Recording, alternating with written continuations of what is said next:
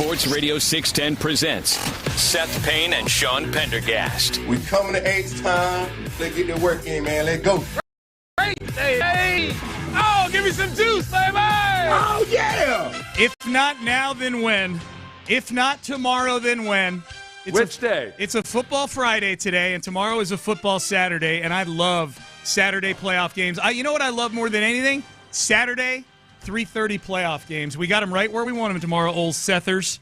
Let's get the Chiefs back to where they belong. Yes. Which is forever the team that would have promising regular seasons and then flame out in the postseason. Okay? Long time. They've had their nice little moment. Yep. They've had, I don't know, they won a championship or two or something. Super Shut up. Bowls. So they've had their time. Yeah. It's time for them to return to their rightful spot. And not to mention Andy Reid as well. Yes. Let's get this franchise and this geriatric coach back to where they belong, which is promising regular season, playoff disappointment. Yes. There we go. And you know who's behind you, Texans? America. America's behind you. The patriotic thing to do would be to march into Kansas City as an underdog. America at one time was an underdog in a war back in the day. That's right. Yeah. Do you even like America? Right. If you're rooting for the Chiefs, Commie bastards. They have a little Freudian slip there. I would submit that you don't. I would submit that if you're pulling for the Chiefs in this game, that you hate America. And frankly, I can't abide that. I can't stand by that if that's your opinion. Is it a coincidence, or is it planned that their team color same as Soviet flag back in the 80s? I don't think it's right. Exactly. Yeah. That's the whole point. Yeah. And China, they basically the Hunt family got together and basically said, "Look, we can see which way the wind is blowing." That's right. It's blowing from the from the East End over across the Siberia into America, and we're just going to go full commie. This just dawned on me. The biggest upset, perhaps, in the history of team sports, red, white, and blue, the Texans colors, sounds good to me. Against red and gold, the Soviet colors back in the day. USA was gold part of the Soviet colors? Yes, their letters were yellow on the Soviet uniforms. I thought they were. I don't know. Okay. I thought they were. If they weren't, then their main color was the same, which is red. Red versus the red, white, and blue. This is You know what's at stake? Democracy right now. Democracy is at stake with this game. You're exactly right. The flag is red and yellow. Thank Good you. job. I was getting nervous. That's a pretty simple one for me to not know, given my vast knowledge of Cold War history. What's Cold War aside? What's your excitement level for this game right now? Because I feel like I think you knew that by the end of the week you were going to be at a fever pitch for this. Yeah, I've watched enough highlights of the Texans defense, Derek Stingley, Kamari Lassiter, Danico Autry, Mario Edwards. I've watched enough defensive highlights that I feel like, all right, after this long layoff, Pat Mahomes will set a record for amount of time, amount of a layoff before he ends up playing in the previous record held by Warren Moon. And the defense will be humming, and that's what I'm excited to watch and see. The Chiefs should be favorites. The Chiefs, especially as they return to health at the end of the year. And I say return to health. I mean, Hollywood Brown hadn't been around the entire season. Yeah. He played 2 games towards the end of the year before everybody rested. But this is going to be a fun one, and I think a much better game than a lot of people would expect or anticipate. Mostly because I think there's a perception of the Texans based on that 3 games in 12 days that turned it way more negative than it should be. Now, don't get me wrong. It was notable and significant that the Ravens and the Chiefs went through that same 12-day stretch and looked really good and very competent. But I think because the Texans had to go through that and also deal with the loss of Tank Dell, like almost smack dab in the middle of those 3 games, it's kind of colored our perception of the Texans, and that game last week righted the ship a little bit. Yeah, I think so too. The biggest swings in reaction to the Texans happen after nationally televised games. I don't think is a coincidence. I think we cover them day to day here. The fact of the matter is, the nation has not had a huge taste of this version of the Texans the last 2 years until they're kind of floundering in some midseason primetime game. They're losing on Halloween.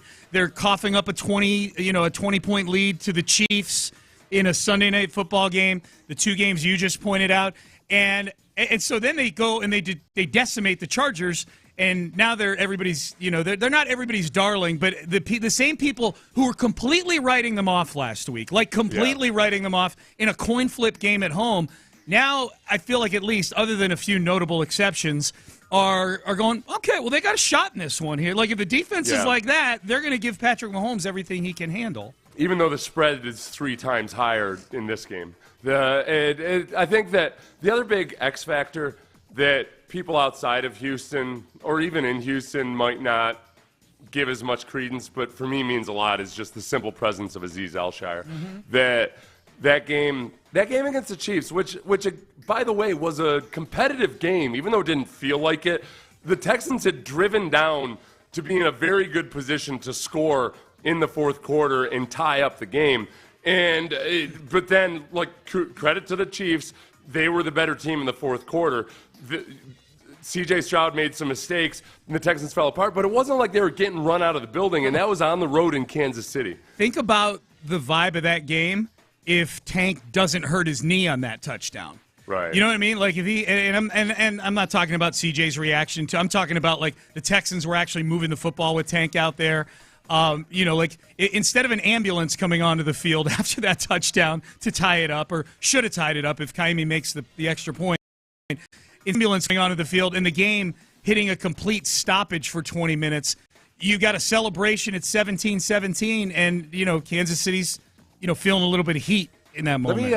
Let me put that in 5 reasons to hate Kansas City. Okay. That little wannabe MASH unit ambulance that they brought onto the field. Okay. That made everything feel that much worse. Yeah. It looked like he was being shipped home from Korea. Yeah. I didn't appreciate that. Okay. Didn't appreciate that at all. I'm writing that down because I've got the 5 reasons already set and loaded for 825.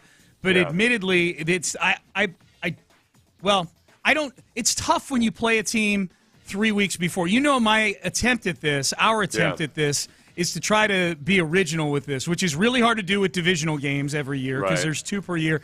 This was a tricky one because I'm like, man, they just played these guys 3 weeks ago, and I had to come up with material then. Well, the other since then, Pat Mahomes has had a kid because apparently. Well, don't give them away. Don't give them away. Let's workshop these a little bit and save them for later. But Mahomes has had a kid. I was just going to throw it out there in my reasoning, but okay. Go ahead. No, go ahead. Oh, no. Go ahead.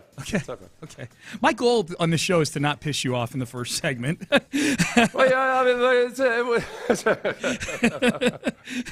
I thought about that this morning. I think I made you angry in the first segment yesterday. I'm like, all right, my goal is to not make. You corrected me on something I was right about in the first segment. Right. Yeah. Well, I misunderstood. Just don't do that. I misunderstood you is what happened. I misunderstood you. Anyways. All right, so the injury report yesterday.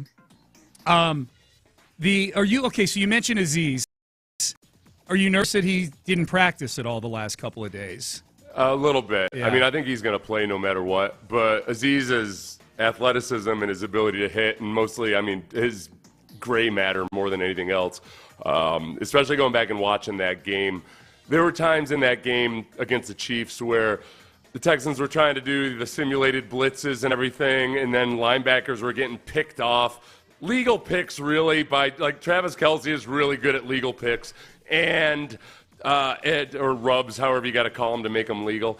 And that kind of stuff, if you're trying to confuse Pat Mahomes, it ends up working out exactly the opposite if you don't have everybody just dialed in. And I think Aziz is a huge part of that, obviously. I think he'll play. I just hope that his injury, or however banged up he is, isn't enough to keep him out a little bit. I think at the very least, we know if Aziz is on the field, Pat Mahomes will not be pulling any of that fake slide nonsense. Yes. Yeah. Well, and if he does, then Aziz is going to be in line for potentially a 9-game suspension or something. He's going to make him pay for it. Mm-hmm. What about Joe Mixon not practicing the last couple days? I think that's hey, he's a running back. He's had an ongoing, lingering ankle issue, and they're just going to take it as easy as possible. Yeah. Now, I almost wonder if maybe the silver lining in that, if his ankle is bothering him more than usual, is that sometimes forced innovation ends up being a really good thing. Mm-hmm. We've talked about, why are they not using Joe Mixon more as a receiver, especially when the running game isn't going well? One way to save a little wear and tear is okay, we're going to spring him out there as a receiver more often.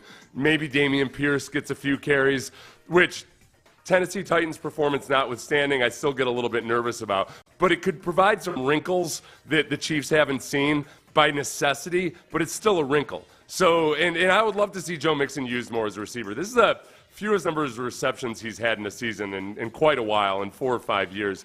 And especially in games where the Texans have struggled running the ball, I don't quite get it. Yeah. But I'm all for it. I think Mixon's going to be fine. Okay, Robert Woods he hasn't practiced all week with a hip injury. So this is actually I do wonder who's returning punts if Robert Woods isn't there, because Derek Stingley.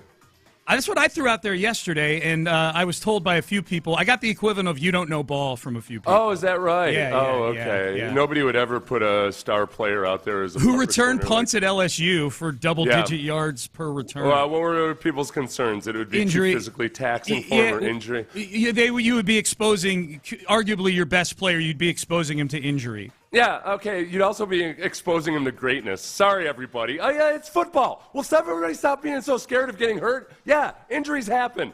Derek Stingley, it's one game versus the Chiefs in which you're a vast underdog, okay? Well, and if you realistically, there's a chance he's going to get injured. Yeah, you know what? There's also a really good chance you're not going to win this football game. Right. Put him out there. Right. Let him play football. Yeah. Let Derek play. There's no game next week if you lose. This is all your starters are in the bullpen game. Right? I mean, everything is available. Everything's on the table. Right. Yeah. We would put Garrett Cole in as a reliever in this game. Or to return punts. Yes. Yes. That would be fun. Oh, God, no. Boy, he'd be awful at that. That would be fun. Oh, the ball's coming right at me. Garrett Cole. Yeah, I need Garrett Cole talking trash to Patrick Mahomes. Just two Kermits yelling at each other. All right, Payne and Pendergast with you. We're off and running on a Football Friday.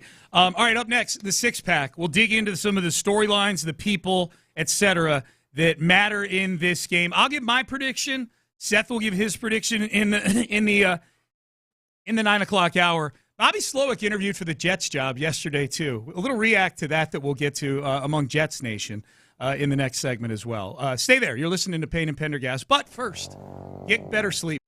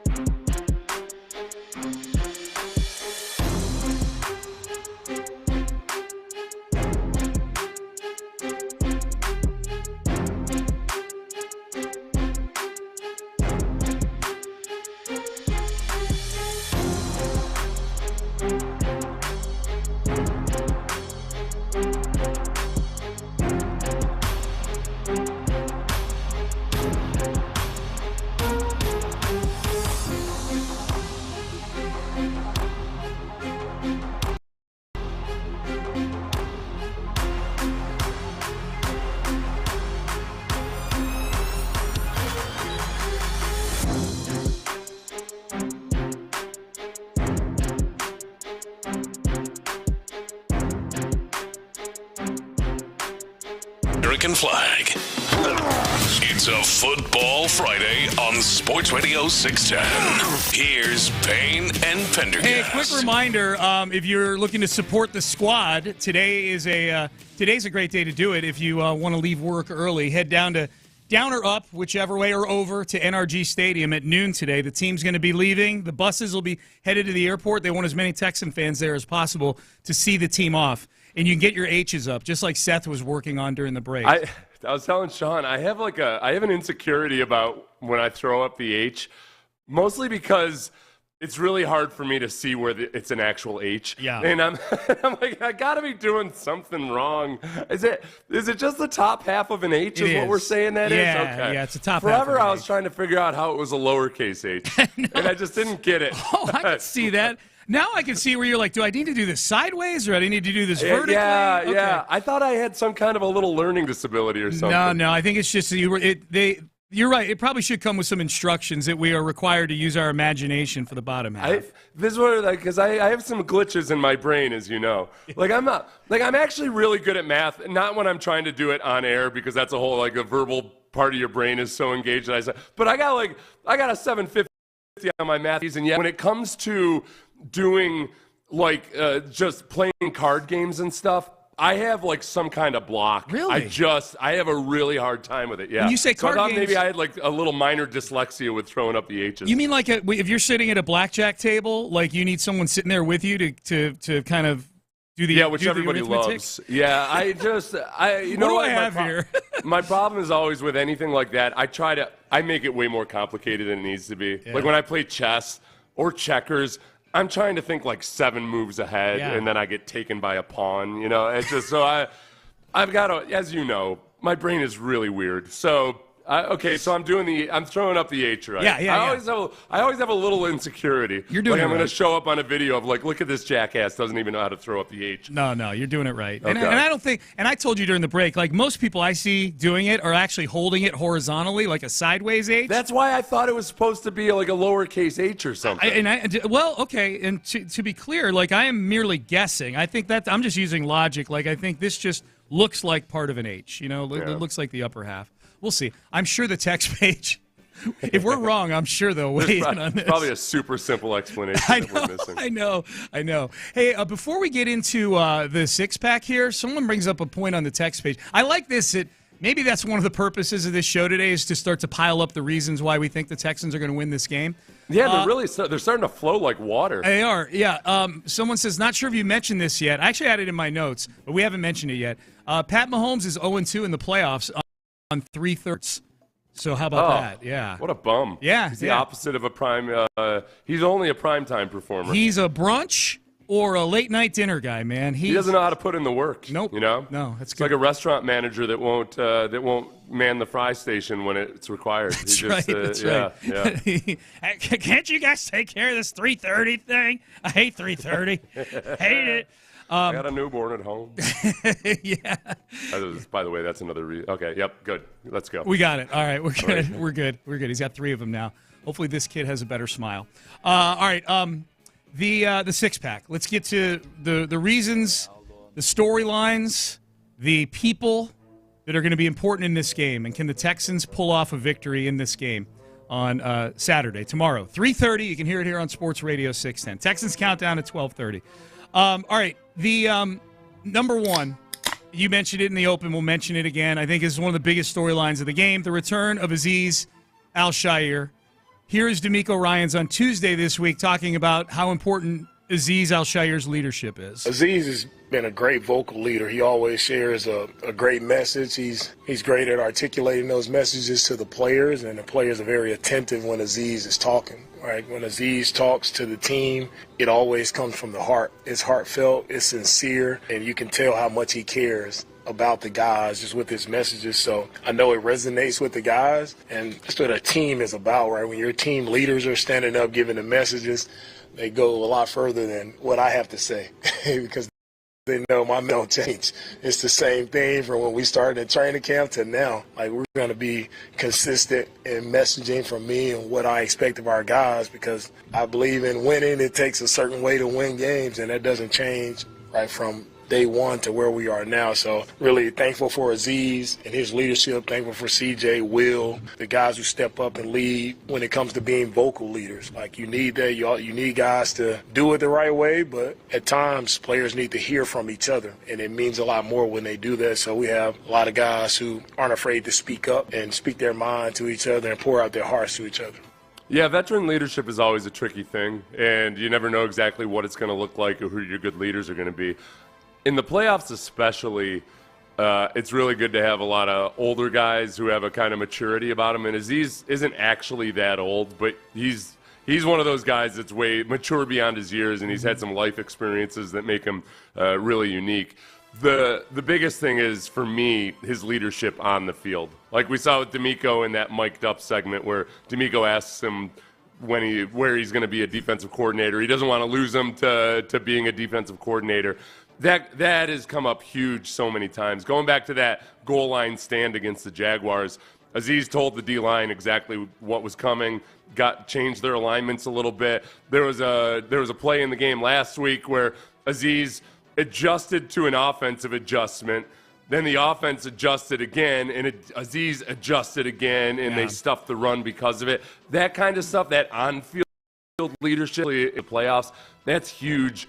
The other guy, the guy who is a different personality than Aziz, but I think just by virtue of his play, who shows up in the playoffs we've seen now is Nico Collins. Yeah. I think the fact that Nico has put in some of his best performances in the playoffs, and last week when on that 99-yard touchdown drive, there was 3 receptions by Nico on that drive, including the touchdown play. Yeah.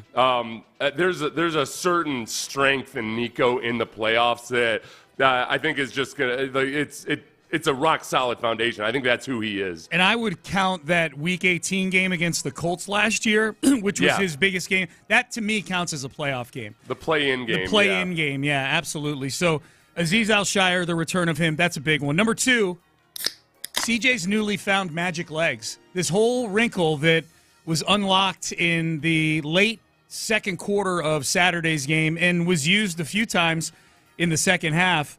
CJ running the football and needing to be accounted for at least in some way. Here was Steve Spagnuolo, the defensive coordinator for the Chiefs, talking about CJ's running ability. I was very impressed with him. I told him that after the game last time we played him. For young guys, so talented. And we all saw what he did last week with his feet. You know, I think when the importance of these games keep amping up, you can expect quarterbacks to say, hey, I might have to run it here. And so we've talked extensively about, trying to bottle this quarterback up, because we saw last week what he can do when he decides to run it. It's like all these quarterbacks play in this league now. It brings a whole nother dimension, and you got to figure out ways to, whether you commit one guy to the quarterback, turn 3 loose, however you do it, you got to have ways to do it. Now, that being said, we got to get him in those situations. I mean, it's first and second down, and they're on schedule. That makes it really tough. When a quarterback takes off on a first and second down, run pass call, and it ends up passing, he's going. That's challenging. CJ's name getting dropped in with all the athletic quarterbacks. I didn't see that. I know, coming. yeah. That's kind of cool. We were wondering if maybe CJ is more athletic than we want to give him credit for, mostly just because he's duck-footed. Yeah. And a lot of times when guys are duck-footed, when you watch them walking around and everything, you're like, I don't know about this guy. Yeah. But he does. When he pulls it down and runs, he only needs to be as athletic as Pat Mahomes, it's as much about his choice of when to run and, in which situations matters more than anything else. Pat Mahomes ran a 4.8 40. Yeah. He's athletic enough. Yeah. And with CJ, that's all it is. He's athletic enough. The one thing that I found really interesting this week when CJ talked about it was that he had said, I want to, I'll paraphrase. He said, I feel like I am a really good pocket passer. I want to be an elite pocket passer. And yes, that's true. But in the modern NFL, man, nobody is going to mark you down for for running like Pat Mahomes. Man, nobody second guesses whether or not Pat Mahomes is a good pocket quarterback. Right. He just takes the easy opportunities. And then because you take those easy opportunities, yes, they help in the moment, but it really does open up the passing game for a couple reasons. That if they have to commit a guy on defense to keep an eye on you and stay in the center of the field, that opens everything up over the outside. It keeps guys in coverage a little further back, so you've got more openings over the middle in the quick game. And then the nature in the way in which you run the ball, Pat Mahomes does it perfectly. He just runs straight ahead. Yeah. And CJ did that a couple times in the game, because that's what really stresses out a defense. If you're rolling to the sideline, you can make some things happen, but in some ways it makes it easier for the coverage. Yeah. When the quarterback escapes up the middle, he's got 50 yards of space with which to work, and in coverage, if he's moving towards the line of scrimmage, the guys in coverage have to make that decision of like, all right, do I come up and meet the quarterback at the line of scrimmage, or do I stay in coverage? So it wasn't just the fact that he ran, it was the nature of his runs where he threatens the defense a lot. Yeah, more. and I think the big thing too on that, Seth, is third down. Like this team, they're lacking weapons right now. They've had trouble on third down in the second half of the season. If CJ's more willing on a 3rd and 7 to tuck it and go, that's one more way they can keep the chains moving in this game. You know, real quick. Yeah. Another reason to hate the Chiefs. I think we're up to 9 or 10 now. Yeah. Spags was obviously tampering there. I feel like if any team other than the Chiefs were to do that, they would have been hit with a tamp. The way I understand it, it seems like anytime a head coach compliments a player from another team, it's tampering. Yeah. So he goes up to CJ, says, "I admire your work." It's just laying the groundwork for if Spags gets a head coach job. Some tampering, cheater. Yeah. Remember, he called that a legal timeout earlier in the year that wasn't flagged. Greasy mitts off our quarterback. All right. Send that over to Ron. Hughley. Yeah, Hughley. Yeah. Evidence of their cheating. Number 3, Chris Jones. Chris Jones, I'm assuming fully healthy. He got hurt in the Texans game. Hasn't played since then. Chris Jones versus the interior of this offensive line, Seth, is kind of a big deal. Okay, here's the thing, though, Sean. It's not just Chris Jones versus the interior offensive line. Chris Jones had his way with Blake Fisher a couple times. Chris Jones bull rushed Laramie Tunsil like Laramie was a prepubescent 7th grader right down there at the end of the game. I believe that was on the 3rd down that pretty much sealed the game for the Chiefs.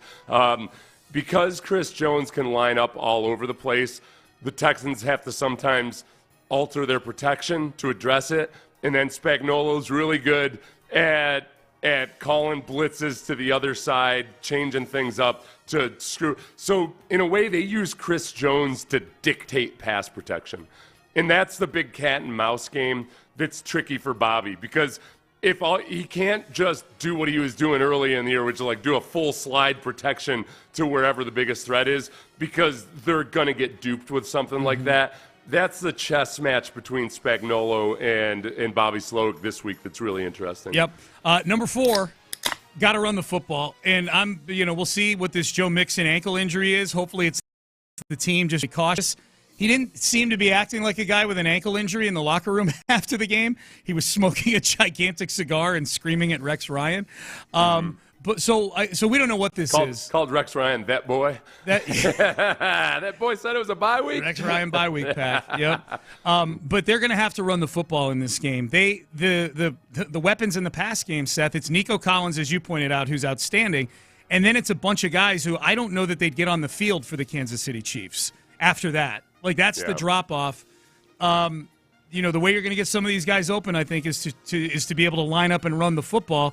They were able to do that at the end of the Chargers game. That's the one thing I feel okay about with the offense, is that we're not asking them to do anything that we haven't at least seen glimpses of recently here, either in Week 18 or in the Charger game. Like, do that again. Like that last drive where they ran it 13 straight times. They don't have to run the ball great, but they have to be credible running the football. And, So and that's where, again, it helps if there's any more respect or thought this week on the Chiefs' behalf of, okay, well, you know what, they're probably going to really they're going to take advantage of opportunities that when CJ runs, we got to be cognizant of that. That if that's part of the run game, then so be it. That's nice. Yeah.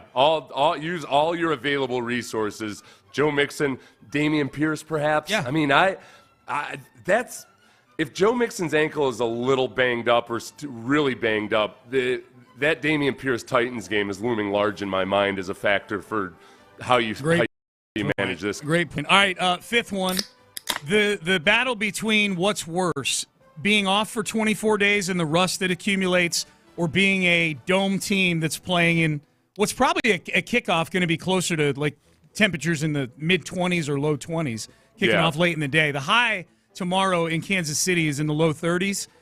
I mean, it's going to be dark outside by the time the second half rolls around in this game. Oh, yeah, it will be a night game, basically. The second half of this game. So which of those sort of non-X's and O's themes shows itself more in this game? Pat Mahomes will have set a record if he starts this game. He starts. For longest layoff by a starting quarterback before the playoffs. He'll break Warren Moon's record. We'll get to a little bit more on that later. Yeah. The Chiefs are very good after bye weeks or with extra rest, but this is a long one. And Chris Jones and pretty much all the rest of the notable starters haven't played in a long, long time. Yeah. So we'll see. Hopefully it does make it. And you got to spring it on them in the first quarter. Yes. If it takes those guys a couple series to kind of get their reaction time back and to get into the rhythm of the game, spring it all in the put stress on their brains and on their nervous system and in the reaction time in that very first couple of series. If you win the toss, do you take the ball or do you defer to the second half? I say yes. Okay. Either one. Oh, you gave me an either or, and I said yes. Yeah. I would say I say take the ball. Take the ball? Take the fight to him immediately. Okay. Yeah. Yeah. Analytics don't do that, but like what you're talking about, the Texans are a good offensive team in the first quarter. The Chiefs are a rusty team. I think there's a case to be made to take the ball in this game. Sean, part of my math learning disability that we talked about earlier is that I selectively choose to pay attention to the analytics. I got you. Okay? Smart. Depending on how my gut feel is, I either agree with it because I'm smart, or I disagree with it because I know football. You didn't play the game. Right. Well, that's good for radio. You're not an engineer. If you were an engineer and you were doing that, I'd be really worried, like building bridges and stuff. Yeah. Let's really lean into you didn't play the game today. We pick the engineer that uses math some of the time. I want to be the engineer that says you didn't play the game. All right, hey. You've never driven over that bridge that goes over the ship channel. Right. You don't know what it's like. Right. Real quick, my prediction, Seth will give his in the 9 o'clock hour. F it. Texans 24, Chiefs 23. Oh, I can't believe the Chiefs blew this game. When am I going to get a chance to do this again anytime soon? Texans 24, Chiefs 23. Come at me.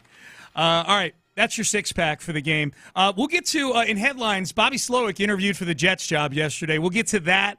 The injury report for the game. Rockets on a back-to-back last night. They lost. We'll get into some of the details of that as well and a whole lot more in headlines coming up next. Houstonians, I have good news.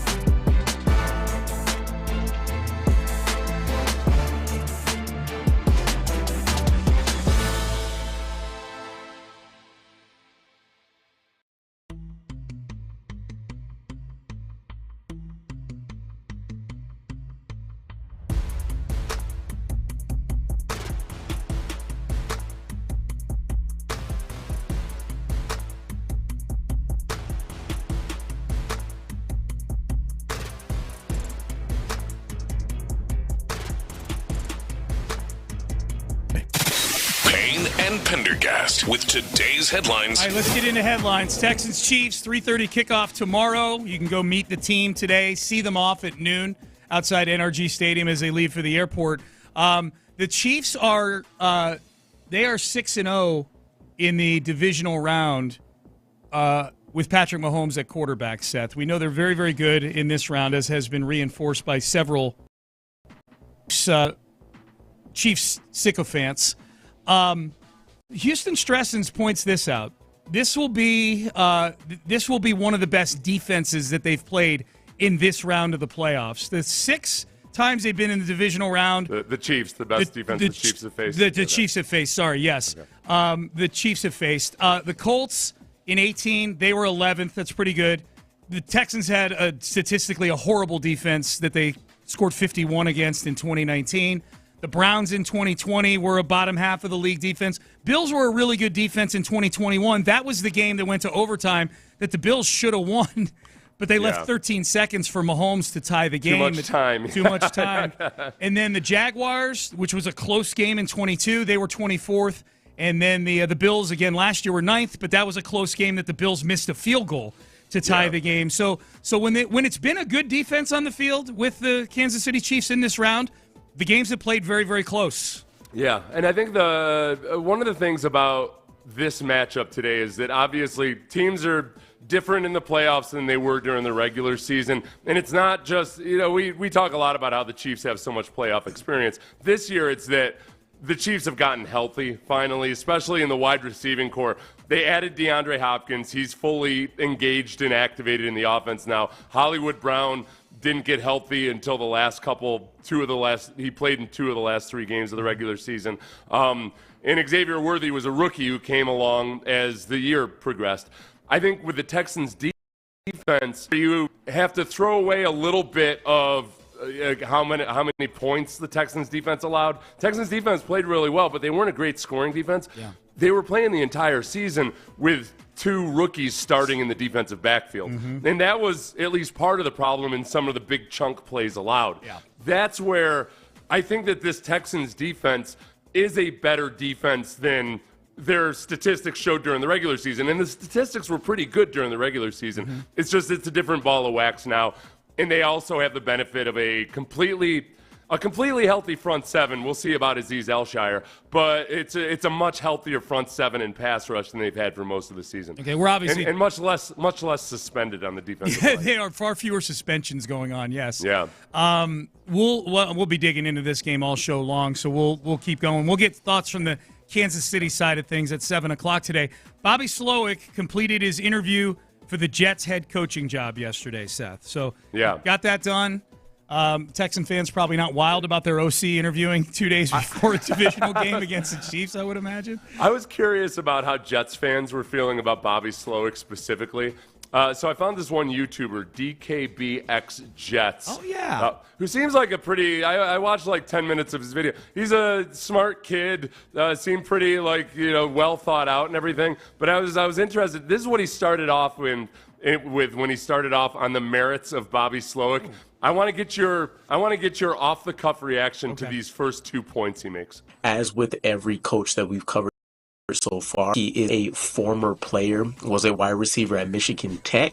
He also happens to be fairly young, where at being 37 years old, he has the luxury of, if he can find a way to have that long-term success, he could stick around for 20 years, really, if he wanted to, right? One of those rare situations of a coach that can go out of their own accord, right? God bless the optimism of fans. God. When he said former player, I didn't even let him finish the sentence. I had to back it up a little to be sure this video is about Bobby Slowick. And he's a former player. He played wide receiver at Michigan. So in DKBX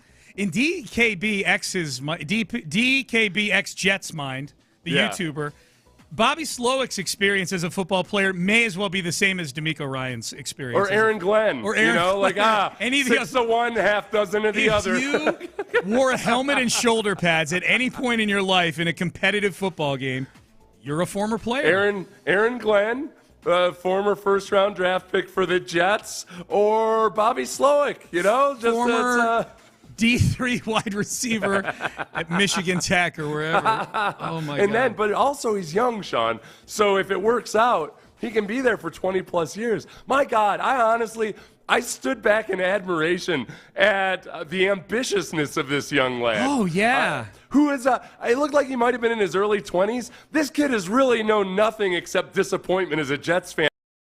And he's plotting up decades of excellence from Bobby Slowick. Dude, I need that kid as my. If I were a college student, I would want that kid to be my professor. He's giving A's to everybody, man. He's got a flowery outlook on life. That guy. That's outstanding. You only got 40% of the questions right, but man, you're really close. I can see where you might end up being a Nobel Prize winning physicist someday. You're young. You're young. All right, so Slowick completes the interview process. Rockets last night, back-to-back in Sacramento. They lose 132-127. I would say the big story in this game, Fred VanVleet missed the game for personal reasons. I don't know what the details of that are. So Ahmed Thompson got the start at point guard. I was excited about this, and I'll admit I only watched the first half of the game. It was a very late game last night.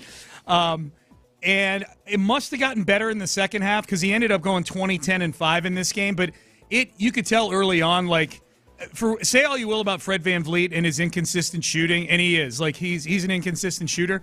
But It was a lot of iso ball early in that game last night. Yeah. A lot of iso ball. All right, Payne and Pendergast with you on a Football Friday. R.I.P. to Bob Uecker as well. Gone at age 90, yeah. R.I.P. to Bob Uecker. All right, let's get back into the Texans here. Thoughts on the game on Saturday, tomorrow at 3:30 from the Kansas City side on C.J. Stroud. What's the respect level right now for C.J. Stroud amongst the guys who are going to try to stop tomorrow? We'll have that and a whole lot more coming up in the 7 o'clock hour. Circle of Swarm, the most difficult one of the year, is coming up at 7:20 today. We'll do that. That's all coming up next. Hey, we're really focused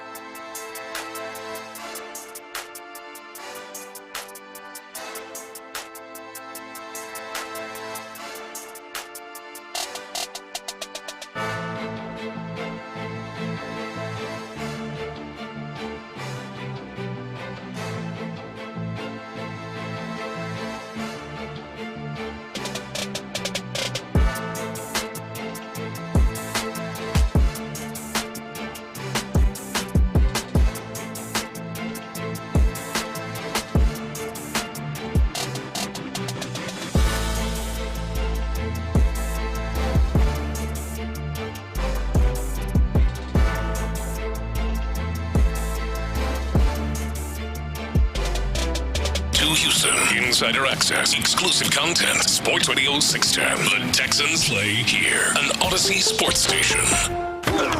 It's a Football Friday on Sports Radio 610. Here's Payne and Pendergast. Text message as we head into the 7 o'clock hour. Payne and Pendergast with you. I know y'all's power is usually reserved for the Astros, but how about we hex someone for this game? Okay, it's and for those who don't know, for those who are new to the program, during the postseason in Major League Baseball, Seth and I, to great success, have hexed opposing players. One player per game, Payne and Pendergast hex, and it works out a lot of the times. The hex has been remarkable. The success rate was of 9%. Didn't work out this year. Yeah. But I don't know the exact number, but yeah, somewhere north of 90%. Totally, it's over 90%. Absolutely. Yeah. There was one time I damned somebody to hell. I can't remember who it was. Did it work? Probably. They're probably sweating it out right now. Right. They're just wondering, like, it's been 5 years. I'm like, well, you've got an eternity to go, my friend. That's it. Sorry. Sorry about it. Better get used to it. So we can do whatever we want. We can hex. I will tell you this: we got a loaded show stacked up here. We got Circle of Swarm coming up in about 18 minutes. Carrington Harrison from our sister station in Kansas City joins us at 8. But we will exercise past playoff demons in the 9 o'clock hour. We're going to do this. Hey, can I ask you a real quick question? Absolutely. Since you're a Catholic, supposedly? Okay, yeah. So with the Catholics, is it that do you go to purgatory and then heaven or hell, or is it that like purgatory is the bad one and you just might have to spend a long time in purgatory? No, I think I think you end up going one way or the other. And I'm basing so you have to go to most people have to go to purgatory regardless, but then you go on to your final destination. Right. Okay. Yeah. I was kind of hoping that maybe like purgatory was the worst that it would be, and that you would have that chance to. But there was no certain hell. I'm certain we'll get corrections on this if I'm wrong. I'm basing my entire purgatory take on Paulie Walnut's explanation of purgatory when he's talking to Chrissy on The Sopranos. And when Chrissy almost died, he crossed over and then he came back and he said it was really hot there. Chrissy said that, or no, he didn't say it was hot. He said I was there and every day I got whacked the same way that I got I got shot or whatever. Okay. And Paulie's like, "Oh, you didn't go to hell. You went to purgatory, my friend. Hell is hot. It would have been hot if you were there." He's like, "No, this is how it works in purgatory. You take all your mortal sins, you multiply them by 30. You take all your venial sins and multiply them by 25, and that's the number of years you spend in purgatory." But I know the years in purgatory are different than Earth years too. I got to do some reading on this before this game. He goes, "I figure I could do 6,000 years in purgatory, which is I could do that standing on my head. That's 10 years in regular times." So yeah, the answer probably is I don't know, but the text line is already full of responses. So okay, let's move on to football. Let's do it. Let's do football here. All right, let's get to some of the thoughts on the Kansas City side. What are they saying over in Kansas City about the Houston Texans, specifically about C.J. Stroud? Chris Jones, as we mentioned in the six-pack today, is a huge key to this game on Saturday, tomorrow. Here's what he had to say in his media availability this week about C.J. Stroud. He's really good. That team is really, really good. They had some injuries, unfortunately, but the quarterback is top tier. He's patient, has a big arm. I respect the heck out of their head coach. And they got a solid room over there. They got a lot of playmakers that they can put up real numbers if you give them time and opportunity to. So probably try to contain C.J. Stroud and eliminate Joe Mixon. He's been running crazy this year. We're very familiar with Joe Mixon, seen him with Cincinnati Bengals, and we played him multiple times, and he actually beat us in a big moment. So we know he's bringing that energy over there, and we are excited to see him. God, I wish Chris Jones played the way he talked. I was just going to say, Seth, it's so funny you say that. I'm like, he's definitely on the list of guys whose play does not match their voice. He sounds like a professor, and but he is. Hey, everybody, this guy right here is the biggest nightmare you're going to face. Just listen to him. Well, I'll tell you what, I feel like these is a difficult challenge we face this week. I recall back in 2021 that Joe Mixon made some plays against us. Yeah. The biggest challenge, the biggest headache with Chris Jones is that they move him all over the defensive line. Remember a few years ago, they experimented with kind of making him just an edge player, and he was doing well at it. But like really, where he's most threatening is he can move all over the defensive line, and he plays well at any one of those positions. That last game, he had really good reps versus both the offensive tackles. He had really good reps on the interior, and it forces the offensive coordinator to sometimes alter the protection. And then the Chiefs' defense is really good at kind of anticipating what that protection is going to be. So, all right, if they slide to help with, if the offensive line slides to help with Chris Jones, then this is the blitz we're going to run. The players on the Chiefs' defense are good at making those adjustments on the fly. The cat and mouse game between Spagnuolo and Bobby Slowick. So keep your eyes on Chris Jones, and hopefully it's one of those things where, I'm kind of disappointed. Chris Jones didn't really show up today. I thought Seth Payne promised me a show. But also remember, Jones has this way of kind of cruising and then showing up in the fourth quarter. Yeah. Like he'll kind of take up space. He'll be having like a nice game, and then all of a sudden in the fourth quarter, he explodes. So you can't sleep on Chris Jones. He makes big plays, no question. Hey, let's skip over to the Texans defense and what they're saying on the Kansas City side about that. Matt Nagy is the offensive coordinator for the Kansas City Chiefs. Andy Reid calls the plays, I believe. But Matt Nagy is the offensive coordinator. He talked about the Texans' defensive front in his media session this week. We have some different things that we like to do. I look back and just see, like with us playing them at the end of the year and the way they were playing, going into that game, we knew what they presented. I think now when you look at that defense in general, their confidence level of how fast they're playing and aggressive, you felt that in the Chargers game. And that's been going on for a while. They're good football players. They lead the league in sacks for a reason. So if we don't respect that, that's shame on us. So we got to have different ways to do different things. And then there's going to be times where there's one-on-one matchups where our guys, I mean, we're all pros here, so we gotta lock down and give them respect. But we believe in our guys too. So I think that's a big part of it. Yeah, the X factor. It's not even an X factor. It's the factor in this game. Yes. The Texans defense has to do what really this year they've only been able to do at home, which is turn really good quarterbacks into the worst version of themselves. You go from Josh Allen to Jared Goff to Tua Tagovailoa to Justin Herbert. Those were some of the worst performances of those guys' careers. And I mean the interceptions alone with those last three guys, they had 5 versus Goff, 3 versus Tua, that's 8, and then 12 interceptions in 3 games from some of the best performing quarterbacks in the league. Tua, wherever you power rank him, he doesn't typically turn the ball over a lot. So can you do that on the road? And immediately I thought, man, this is the game where, as you pointed out yesterday, there was that play where Xavier Worthy knew that the Texans defense was going to play zone because he heard them call it out beforehand. Yeah. That's a kind of advantage you get at home. Yeah. The Chiefs get at home that you don't get at NRG Stadium. It's a lot harder to pick up the defensive calls in a loud environment. So they got to figure out some way to recreate that magic on the road. Yeah, and I know there's a lot of Texan fans, as you bring that up, that are thinking about the previous game against the Chiefs a few weeks ago and think back to the point in the game where the Texans were up 10-7 in that game. And there was that play where it was originally called a fumble, and Henry To'oTo'o scooped it up and took it into the end zone. But there was Derek Barnett caught Patrick Mahomes. His arm grazed his helmet. Yeah. Now they ended up also calling it an incomplete pass, which I thought was a bogus call. I honestly thought the incomplete pass call was even more bogus than the passer call that was there. Because Derek Barnett's trying to reach to go get the ball, and his arm happens to hit Mahomes. And it wasn't a violent play at all. It was one of those things that by the letter of the law it's a penalty, but you see it not get called all the time. Correct.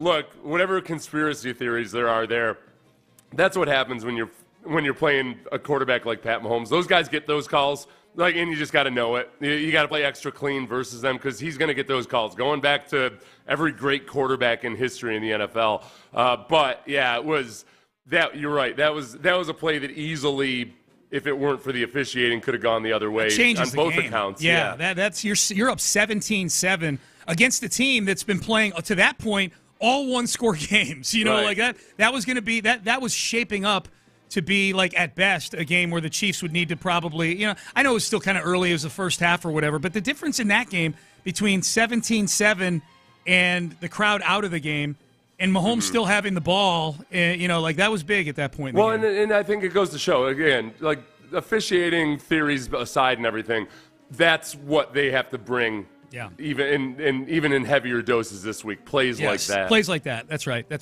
What are they saying about the Texans around the national media? What are the receipts that we need to keep this time around? Because there was certainly a stack of them for that Chargers game.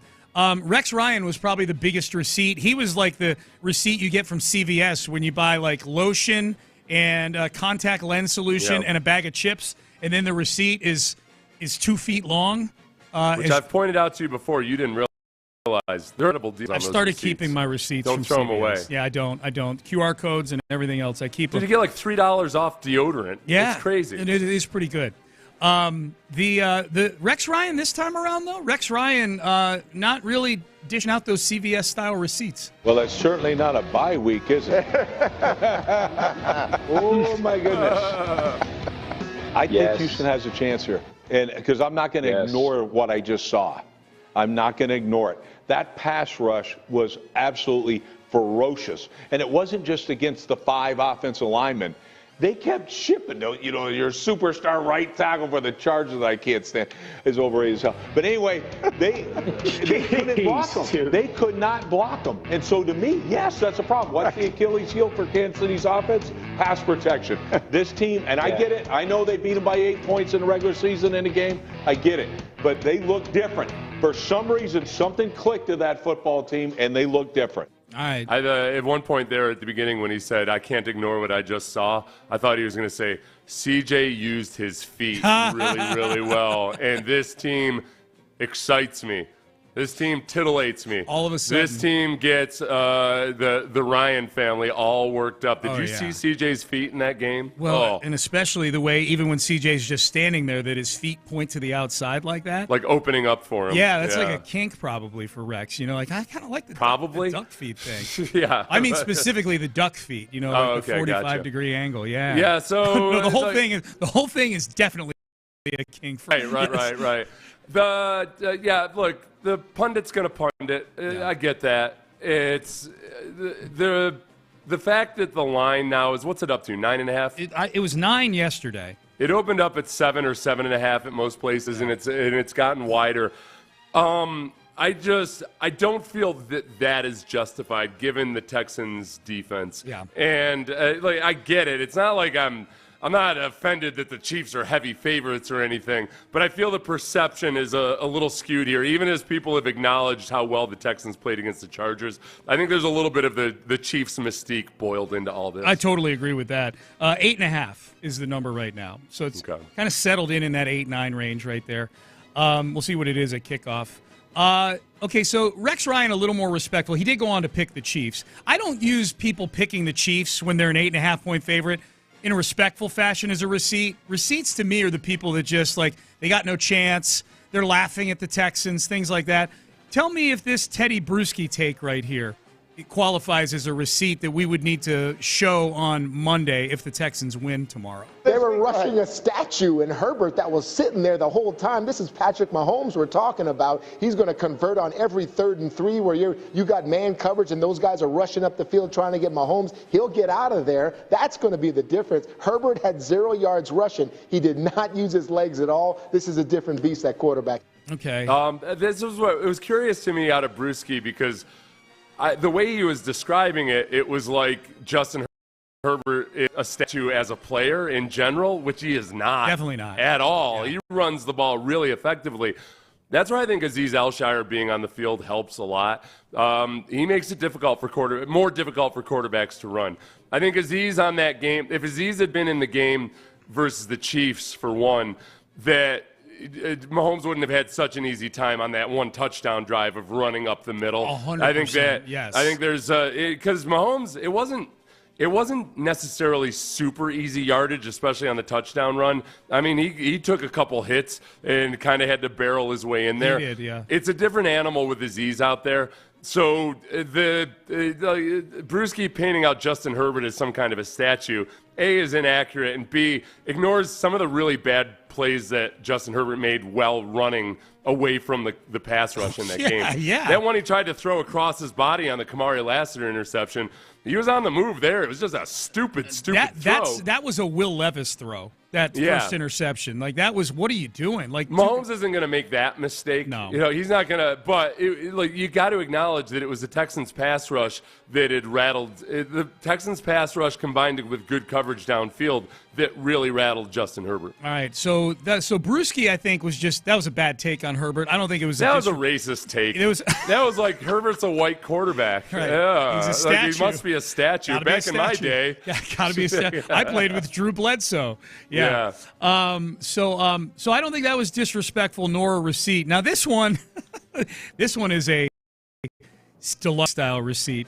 Nick Wright, our good friend, he was on Within the Loop earlier this week. This is actually from his show, I believe, on FS1, where he essentially calls this the Chiefs' final practice before their regular season. Not a bye. Okay. It is, however, the Chiefs' final practice of the year. You got to go hard. And here, I told this to Greg yesterday, and we can show you Mahomes' numbers in this round. It's very simple. LeVar Ball style, never lost. Never turn the ball over. Just crush. That omen right. But here's why it's not, though. Because you don't lose a game you're not playing, and they're not playing a game. They have one final practice before their season starts. And here's how the Chiefs' seasons work. It starts in the AFC Championship game. Mm-hmm. If they go 0-1 that year, they have massive changes. It's happened twice. Once they fired the defensive coordinator after going 0-1 in 2018, and once they traded Tyreek Hill after going 0-1 in 2021. If they go 1-1, win the AFC Championship game, losing the Super Bowl, they look at the team and say which unit needs to be overhauled, and they fix it. That happened in 2020 when they went 1-1 and they changed their offensive line. And if they go 2-0, they hold a parade. And so the Chiefs really, since Mahomes has been there, they're just 7-3. Yeah. Just 7. They're just a 7-3 team. They've had 2 0-1 seasons, 1 1-1 season, and 2-0 seasons. We'll see how this one goes. But the season doesn't start this Saturday. Yeah. It starts next Sunday. That makes sense. So no, I'm not giving Houston a chance. Okay, well that's this is in Nick's mind. This is the Chiefs versus Southeast Texas State. Yes. This is just a warm-up game. It's an FCS this is just team. A little bit. You know what happens, Sean? Some of those warm-up games. Yeah. Sometimes that ends up hurting you. People get hurt in the playoff rankings. Yeah. So all right, Nick. All right, you taking on the team's identity to bolster your own confidence, which is we've seen this out of Patriots fans and media members. We've seen this out of Kansas City media members. They start to act like fans where they take on the identity of the team. They just start. That was one of the most annoying things about the Patriots run. The fans are going to be annoying no matter what when their team is really good. But it's when the media members start acting like they know more about football because the team that they cover is so good at football. They act like, well, let me explain the game of football to you. All right. I see you sitting up there on your stolen valor pedestal where you haven't actually played a damn game, but somehow you're taking on all the confidence of the team itself. Yep. We'll see, Nick. This is the last one, and then we'll get to the Circle of Swarm. Yeah, there's a lot of people that want to shut Nick up. There are a lot of people. Paul Pierce. Okay, now, normally I wouldn't care about Paul Pierce's opinion on really almost anything, but especially football. I'm not a huge Paul Pierce guy. I want Texans to win because I need him to be forced to follow through on this promise that he made on his FS1 show yesterday. If the Chiefs lose to the Texans, it's a miracle. I live 15 miles away from here. I'm walking in. That's what Paul was saying in the media room. I'm walking. Don't do that. I'm walking in on the meet. I'm walking here. I'm walking here if they lose the Texans. I'm walking here 15 miles. They could, though. I'm walking. I would hate to see you have to walk. No, it's going to. Because you know, coming over that 405, it's a hill, and the hill is kind of steep. That's okay. I'm going to get up at 5 in the morning. It might take you longer than that. Don't do that. Don't say that, Paul, because you're saying this, And if it happens, I'm walking. I'm telling the world right now you can I'm done. Pierce said he's walking. We got you, Paul. 15 miles through a hilly part of California. How long would it take you to walk 15 miles, do you think? I don't like if you're walking at 4 miles per hour, just a little less than 4 hours. It depends on how hilly it is. Yeah, it sounds like I ran a 50-mile ultra marathon once. 15 miles is just a warm up for that. You did a what? I did an ultra marathon, a 50-mile ultra marathon. How's that work? No, what's an ultra marathon? I know you didn't walk a lot when you weigh 280 pounds, I'll tell you that much. But I'm asking, is it like a 2-day thing? Do you stop in No, between? it's a 1-day thing with Okay. a 12-hour time limit. So because it's really, the hills matter. The hills really, really matter. Sure. So because you're like, it was around one of the Finger Lakes in upstate New York. It was around Canandaigua Lake. And I finished dead last. 280 pounds, and but I beat like the 25% of the people drop out because they're not gonna meet the time zone or they get blisters or whatever. So it's not bad. The first 15 miles, it's just like, oh, okay, this is a nice run in the park. The 30-mile mark for me was where I started to question all my decisions in life. Oh my God, you ran the first 15 miles. When did you do this? No, I finished them. No. I heard you say you ran 15 miles and then you had to kind of stop. No, the first 15 miles is like a warm-up. It's kind of fun and easy.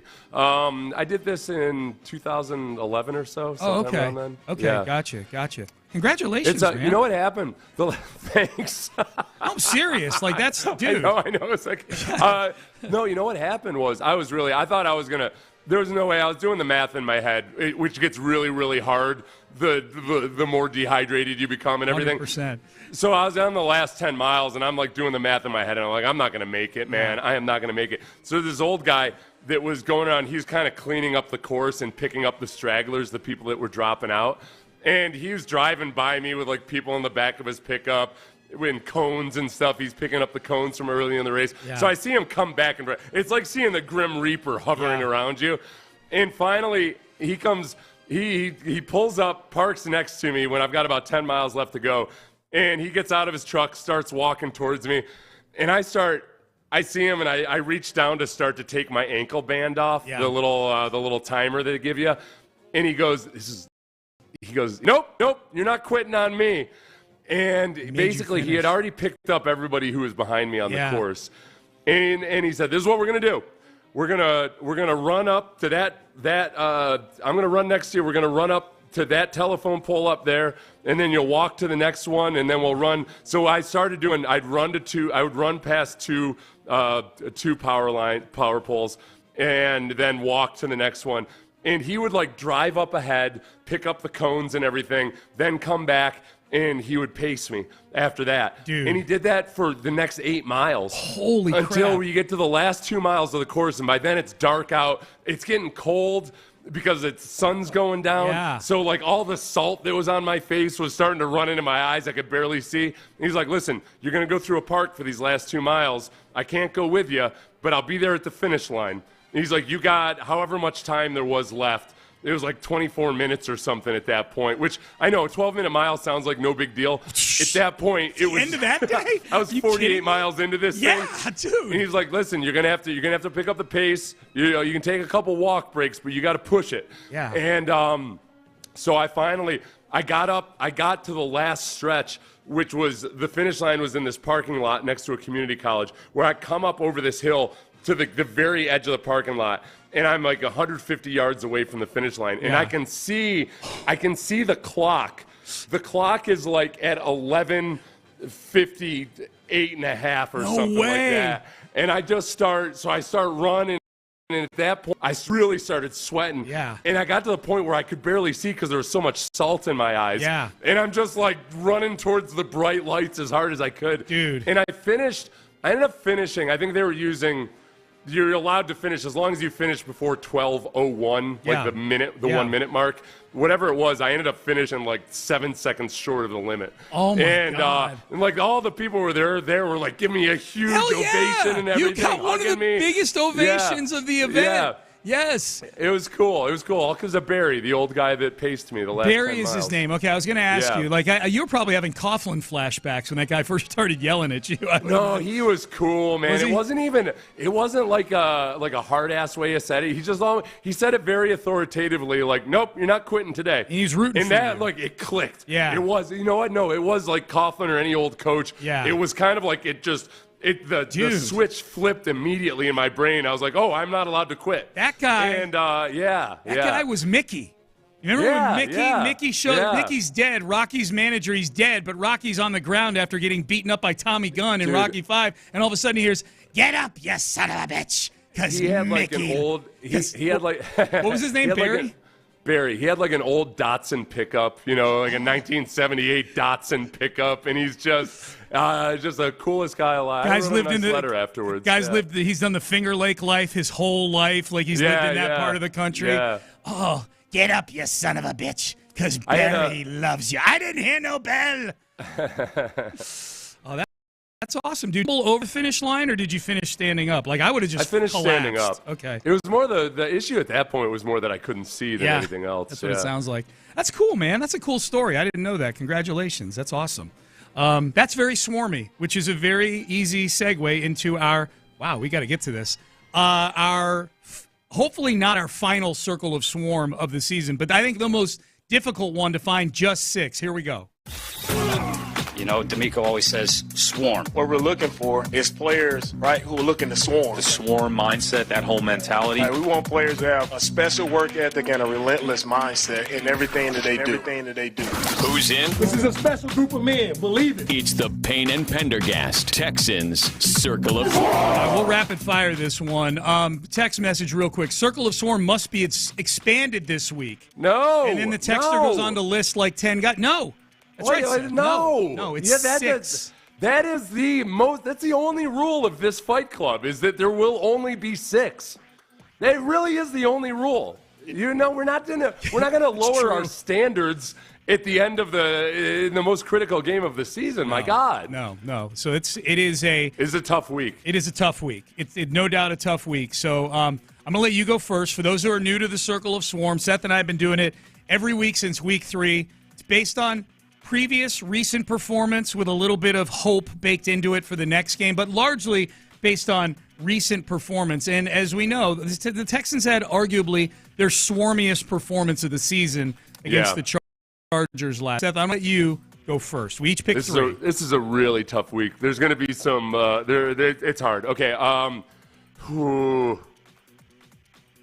Stingley. Derek Stingley first, yeah. Okay. Derek Stingley Jr., 2 picks. That's a good one. I mean, 5 pass breakups, alone is that's how cornerbacks swarm, I'm told, is by knocking the ball away on passes. Yeah, he's an all-pro this year. Yeah. He just did everything you've ever wanted out of him this season, stayed healthy the entire time. He's probably going to have 2 punt returns for touchdowns this week. So Derek Stingley. Do you think he gets used in the punt return game? I know you and I are both hoping for it. Think it happens? I say yes. I think you got to empty the chamber, man. You got to do whatever it takes. How often do guys actually get hurt returning a punt? It's people like it's not the CFL, where there's no fair catch or anything. Derek Stingley's gotten hurt in a bunch of other ways. All right. I trust his hands better than anybody, just for mere ball security. But he can go back and fair catch it every time if he wants to. Right? Yeah. That's a good point. All right, so Derek Stingley Jr. This one's an easy one for me because we've been talking about him all week. He had a good game against the Chargers. He's been cited multiple times on multiple shows as the difference in this game versus the last game. And he would be the guy that if he hadn't gotten suspended and hadn't gotten injured earlier this year would be the leader in the clubhouse for the swarmiest player on this team. Azeez Al-Shaair is in the Circle of Swarm. I think he's got to be this week. Azeez Al-Shaair must have a good game this week, and every time he's been on the field, he's deserved to be in here. He is the X factor. He's questioning injury right now, so it's going to be a gutsy performance out of him.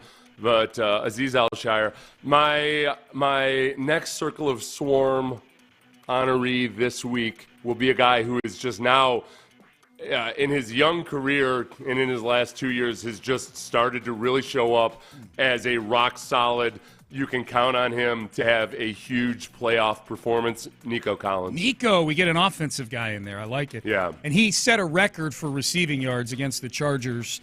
Texans receiving yards in a game for the playoffs record in that game, too, with 122. So that's a good one. And on that 99-yard drive, he had Huge. 3 receptions on that one, including the touchdown. Yeah. Yep, Nico. Nico belongs in there. All right.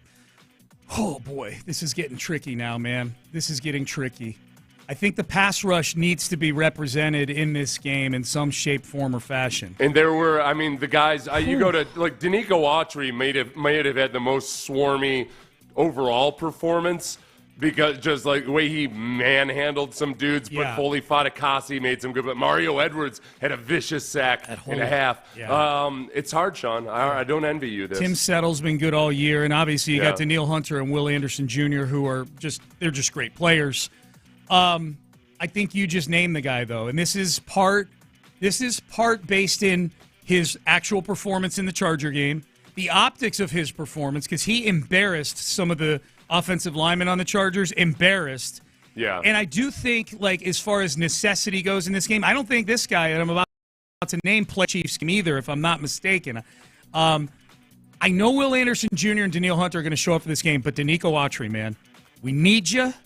We need that performance you had against the Chargers. We need that 2-sack game you had against the Jets. The junkyard dog, bad MFer that Nick Caserio described on this very show, the guy you want in the dark alley with you, that is who needs to show up tomorrow at 3:30 for the Texans. So I am Seth. Yes, I am putting Danico Autry in the circle of swarm this week. Danico Autry did play in that last game. Did he? Still, okay, well, he needs to play better. All the other things that, yeah. All right, who's your last one?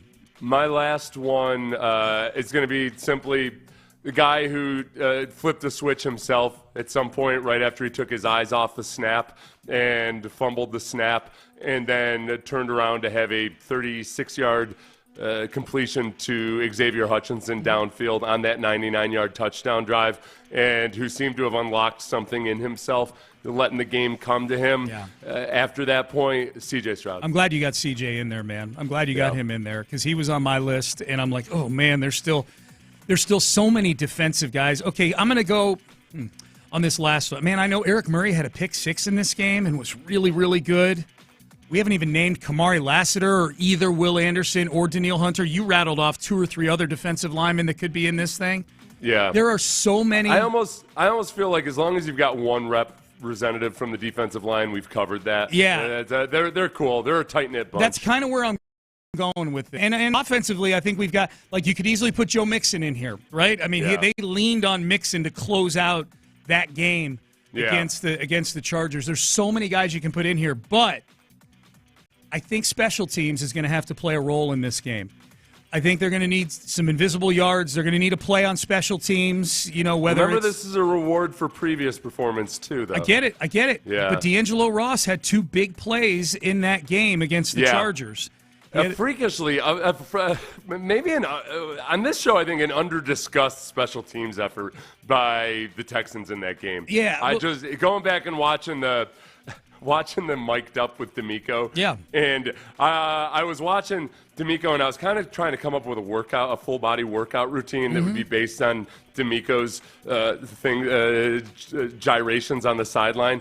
He burns a lot of calories out there. But there was one play on one of the 2 special teams plays where there was a blur that sprinted past him. Running a 4.340, and it was Frank Ross. It's a hilarious bit of video. You couldn't even make out who it was other than you only know that it's got to be Frank Ross. He zooms across this. He looks like the road runner. He just zooms across the screen. It's really funny. There was another instance on that mic'd up, too, after one of D'Angelo Ross's plays, either the block punt or the 2-point return, where D'Amico, a little later on, after one of those plays, I can't remember which, came over to D'Angelo Ross after special teams made a play and said, hey, man, I didn't hug you for that play before. I didn't get you. Which is, that D'Amico, his energy on the sideline, man, I say this every time he's mic'd up, I'm like, love your job as much as D'Amico Ryans loves his job. It's probably a category on his notepad, you know. Belichick always had that little notepad. You figured like one of his categories was probably people to fire or kill after this game. I feel like D'Amico's got a checklist of people he needs to hug. People to hug. So he probably looked at his notebook and was like, oh, I got to go hug D'Angelo Ross. I'm going to put D'Angelo Ross in part because of the dynamic you were talking about with the defensive line, Seth, is I feel like this is an all-hands-on-deck game here for the Texans. And this is not picking some rando off of special teams. D'Angelo Ross made two the return of that the blocked extra point for a 2-point conversion. And I think it was Autry who blocked it also, so we've got him in there as well. Yeah. It was either Autry and it got corrected to Barnett or vice versa. I remember whoever they had blocking it first, it actually ended up being somebody else. Nevertheless, I feel like special teams needs to be represented in here, and there you go.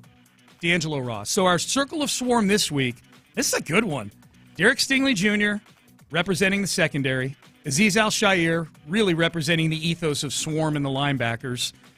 Nico Collins and C.J. Stroud representing the offense. Danico Autry representing the D-line. And D'Angelo Ross representing special teams. This is what the Circle of Swarm is all about. Yeah, and I know you won't save them, but you can save all of your, your corrections. And you're only allowed 6. Okay. Yeah. There were more than 6 worthy. There were more than 6 worthy this week. Is just the way the cookie crumbles sometimes. That's it. All right, Payne and Pendergast with you. There are 3 other playoff games this week, and we'll talk to Carrington Harrison from our sister station in Kansas City at the top of the hour. He'll join us. We'll get the Kansas City side of things. We just talked to Carrington a few weeks ago before the Texans played them in Week 16. We'll talk to him at the top of the hour. Thoughts on the other playoff games? Which is of the other 3 playoff games, which is the one that you are most excited to sink your teeth into this weekend? I think America's got theirs, but I don't know, man. I've got one that might be different from everybody else's. We'll get into that coming up next. But first, West Point Lincoln.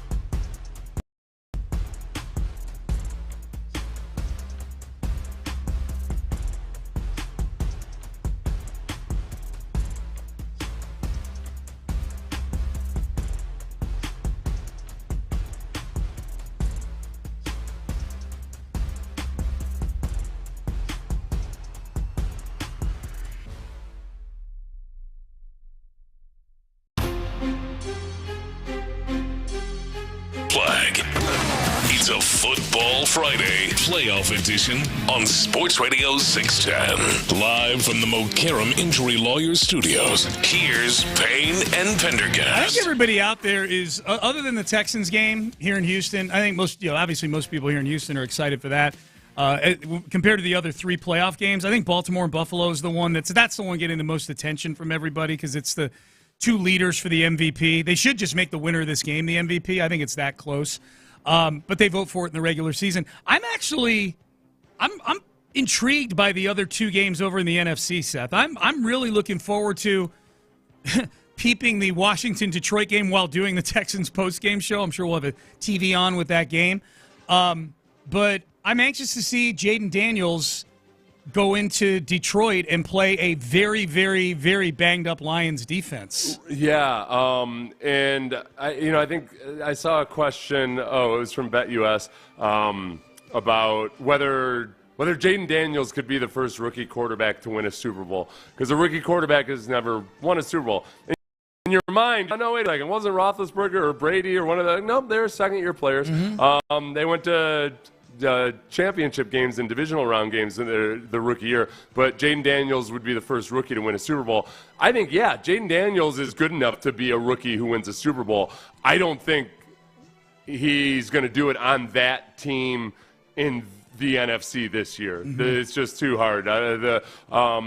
But rookie, he's got the best QBR on 3rd and 4th downs in the NFL this year. Got a perfect 100 QBR on 4th down. He's just very good in clutch situations. It's just that he's going up against the team and the Lions that, as banged up as they are battle-tested and still really, really good. Yeah, and I think the Lions, they're the 1 seed over in the NFC. Kansas City's the 1 seed in the AFC.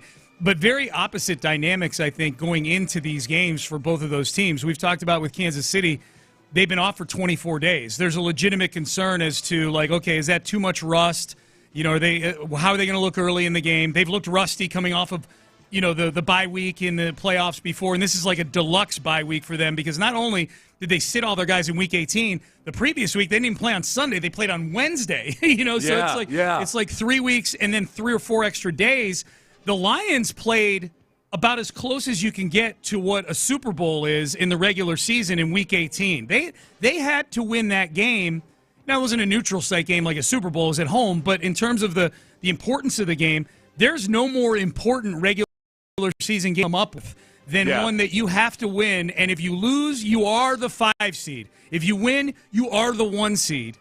Sean, this is the highest over-under in a playoff game since the Bucs-Chiefs Super Bowl. The potential for, which I feel is disrespect to the Lions defense and their beleaguered injury status and all of that. But one thing, the Lions have been blitzing a lot ever since the injuries started them out, and they're playing that dicey proposition of man, we got to make up for some of these injuries, and we will have to blitz to do it. But now you're also facing a really good quarterback, even as a rookie, but still, a rookie quarterback who can run. So if you blitz and Jaden Daniels takes off, Jaden Daniels' legs might end up being a big factor in this game. You're not kidding. 55.5 is the number. Yeah.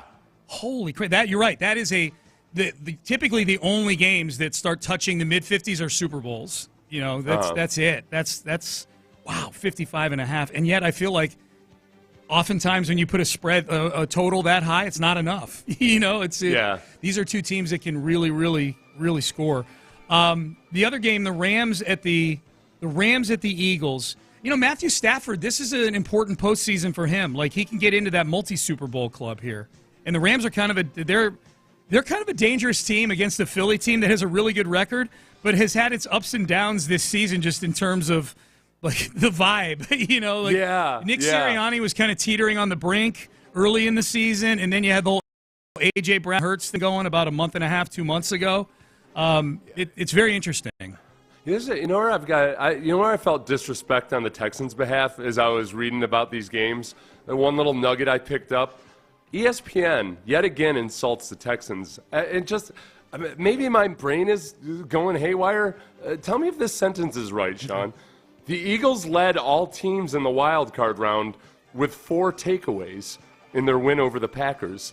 Am I going crazy, or did the Texans not take the ball away 4 times from the? 100% took the ball away. The disrespect that ESPN.com is levying and lofting at in our direction. I will not stand for it. You're looking at it. I'm not. Did they say the NFC playoffs or the playoffs? They said the Eagles led all teams in the wild card round with 4 takeaways. Okay, well that's just. I will not sit here. That was by Tim McManus. So it's Tim McManus disrespecting the Texans. Yeah. We're keeping all the receipts. McManus, you just made the list. All right. Having said that, I think the Eagles mop up the floor with the Rams. The Rams gave up 314 rushing yards in Week 12 to the Eagles. I think Saquon Barkley just has a magnificent game in this one, and I think that's all there is to it. They're playing in Philly. The Rams are not the Rams we once knew. No. That's a big home field advantage for sure. Do you have a prediction or a feeling or a thought on that Baltimore? The Lamar v. Josh Allen game there. Man, I think the Ravens are actually favored in that game, which is crazy. Look, the Bills' defense.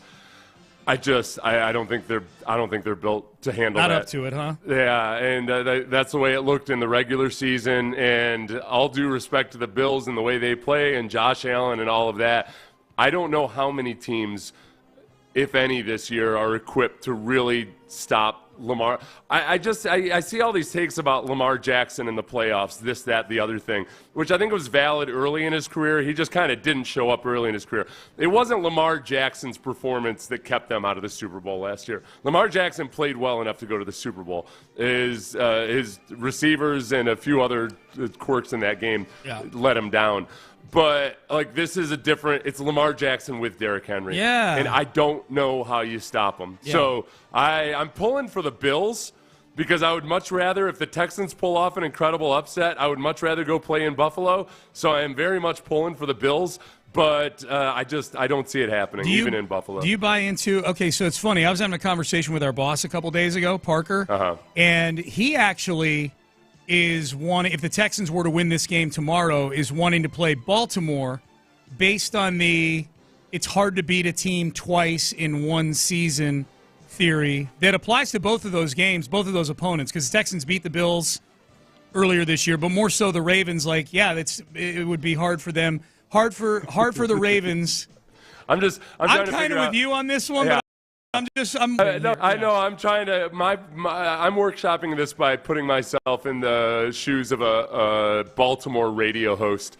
If I were to try to go on air and be like, I got to tell you what, guys, it's hard to beat a team twice in the same year. I'm like, yeah.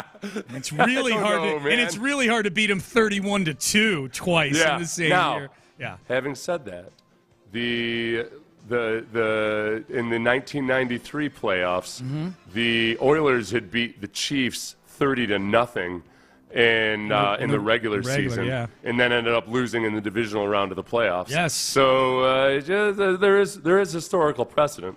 Let me ask you this: if you were a player on the Texans, I mean, Baltimore embarrassed you. They embarrassed you on Christmas Day in front of all your relatives and in front of the globe on Netflix. Yeah. Who would you rather play, Baltimore or Buffalo, in the next round? Okay, so yes, that would be a factor. We need to avenge. Yeah, we need to avenge that loss. I'm not saying it's the smartest approach. I'm saying it from a player's perspective. I think as a player, you say that, and then you're like, you get that old quote from Marcellus Wallace. Like, is that pride creeping in? I think that is. Yeah. I think that's pride. It's pride effing in with you, yeah. Pride goeth before the fall. Yeah. And I am I'm going to throw aside all worldly pursuits and desires. Yeah. And want in favor Buffalo. of the worldly desire of wanting to beat the Bills. Yeah. Yes. Yeah. Man, I wonder what Texans play. I mean, none of them are going to say anything until after the Kansas City game. And I don't think any of them would even say, because the Bills Ravens the next day. It's the next night, and if they win that game, they're going to get asked, you guys have a preference? You played both of these teams.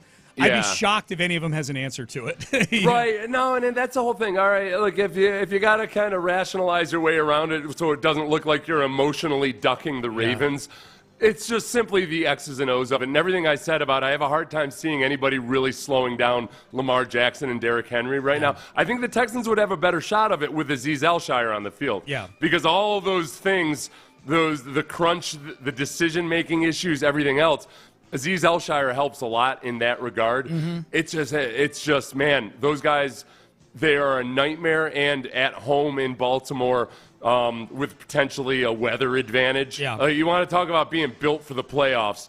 The Ravens, man, they are built for the playoffs. They are. And their defense is way better than I think they're still getting credit for. Over the second half of the season, the Ravens have been one of the best defenses in the league. Absolutely. But I think because on the sum total of it, this time of year, people love to look at the entire season stats, and that does not tell the whole story of the Ravens defense. Good point. Yep. All right, 8 o'clock hour coming up. Carrington Harrison is going to join us. He does afternoons, does a great job on afternoons on our sister station in Kansas City, 96.5. He will join us coming up next and help break down this divisional round game between the Texans and the Chiefs, 3:30 tomorrow. But first, Seth has an injury report. Time for the Mokaram Injury Lawyers injury report. These are the big ones that we're worried about. Joe Mixon did not participate in practice yesterday with an ankle. He's listed as questionable. Robert Woods was in that same boat with a hip. Limited participation out of Azeez Al-Shaair with a knee. I expect Azeez Al-Shaair to play. I'm a little bit nervous about Joe Mixon, but we know he's going to do everything he possibly can to play in that game. That is your Mokaram Injury Lawyers injury report. And hey, it's that time of year. Unpredictable weather in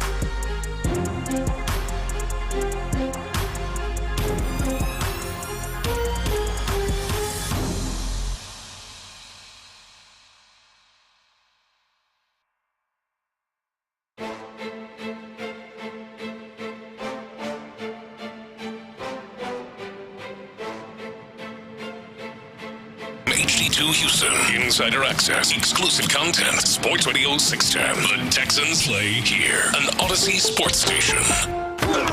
It's a Football Friday on Sports Radio 610. Here's Payne and Pendergast. All right, Payne and Pendergast with you. It is a Football Friday. Tomorrow is a playoff Saturday. Oh. Arrowhead Stadium, Kansas City, divisional round.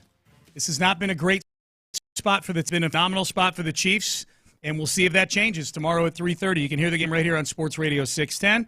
I will be on the Texans Countdown with Seth, as we are each and every week. 12:30 is the start time for that, and then Clint Stoerner and I will have you for post-game. We'll see how that goes tomorrow as well, as we are joined by our next guest. He is he's one of the best, man. He does a great job in Afternoon Drive in Kansas City on our sister station, 96.5. He is Carrington Harrison joining us right now on Sports Radio 610. Carrington, how you feeling, man? Hey, I'm doing pretty good. Hey, I'm excited to come on here and talk to you guys about the next round of the playoffs. I know it's something you guys haven't experienced, the AFC Championship game. It's actually really cool to host a game where if you win, you get to go to the Super Bowl. I know this is where you guys' season traditionally normally stops. You know, you'll win one playoff game, and it's fun, and it's cool, the wild card round. That's not a round I'm pretty familiar with. This round's okay, you know, the final 8 teams in the league, but the next round, that's when it really gets fun. Okay. Yeah. Chose violence right away, I see. We've enjoyed you and Nick Wright and all these other people, you know, Ron Hughley to a certain degree. Your stolen valor confidence in a team that, you know, that you get to watch, and yet I feel like some of his bravado this year, it feels like it's amped up even more so than usual. Are you indeed actually really nervous about this Texans pass rush and their proclivity for turnovers? Because it feels like you might be, Carrington. No, I'm not worried at all. I want to tell you a story, Seth, that I was actually offered 2 sweet tickets to this game, or I could roll the dice for the AFC Championship game. And I said, I'm not worried about this round. I know they're going to play in the AFC Championship game. So I don't want to make it seem like Houston doesn't do some good things. You're right about the pass rush. But the last time these two teams played each other, the Texans only got 1 sack. The Texans lost the turnover differential. The Texans are more banged up this time than the last time they played Kansas City. And the Chiefs are coming off 3.5 weeks of rest. There's just a lot of kind of boxes that I think Houston needs to check in order to pull off this upset. And I'm just not really sure if they can. I guess there is seriously though, I haven't quite known how to handle the rust element part of it, because look, Andy Reid has always been really, really good after bye weeks, or this Chiefs team has been really good after bye weeks or with extra rest.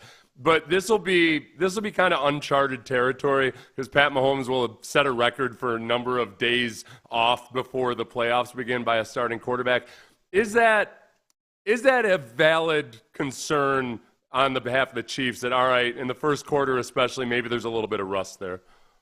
Yeah, I mean, I think there's maybe 3 talking points kind of heading into the game, and I think that's maybe the second one. I would say left tackle is the biggest one. Are they going to go with DJ Humphries? Are they going to go with Joe Tooney? I think we'll find out today what they end up doing. Or I think what will happen is tomorrow morning you'll get the early morning Schefter or Ian Rappaport tweet about what their decision is going. I think the rest versus rust is a legitimate argument or so. I mean, you guys know this well, and we're not, poking fun here, but Kansas City loves to get down 14-3 early in the game, or 21-10 early in the game, and then kind of claw their way back. Can Houston kind of get out? Can Houston get out early against Kansas City and not allow them to kind of get into a rhythm? And that's where I do actually think that, like, Houston's pass rush, and because I have so much respect for Derek Stingley and his ability to take the ball away, that's really the pathway for Houston to try to win this game.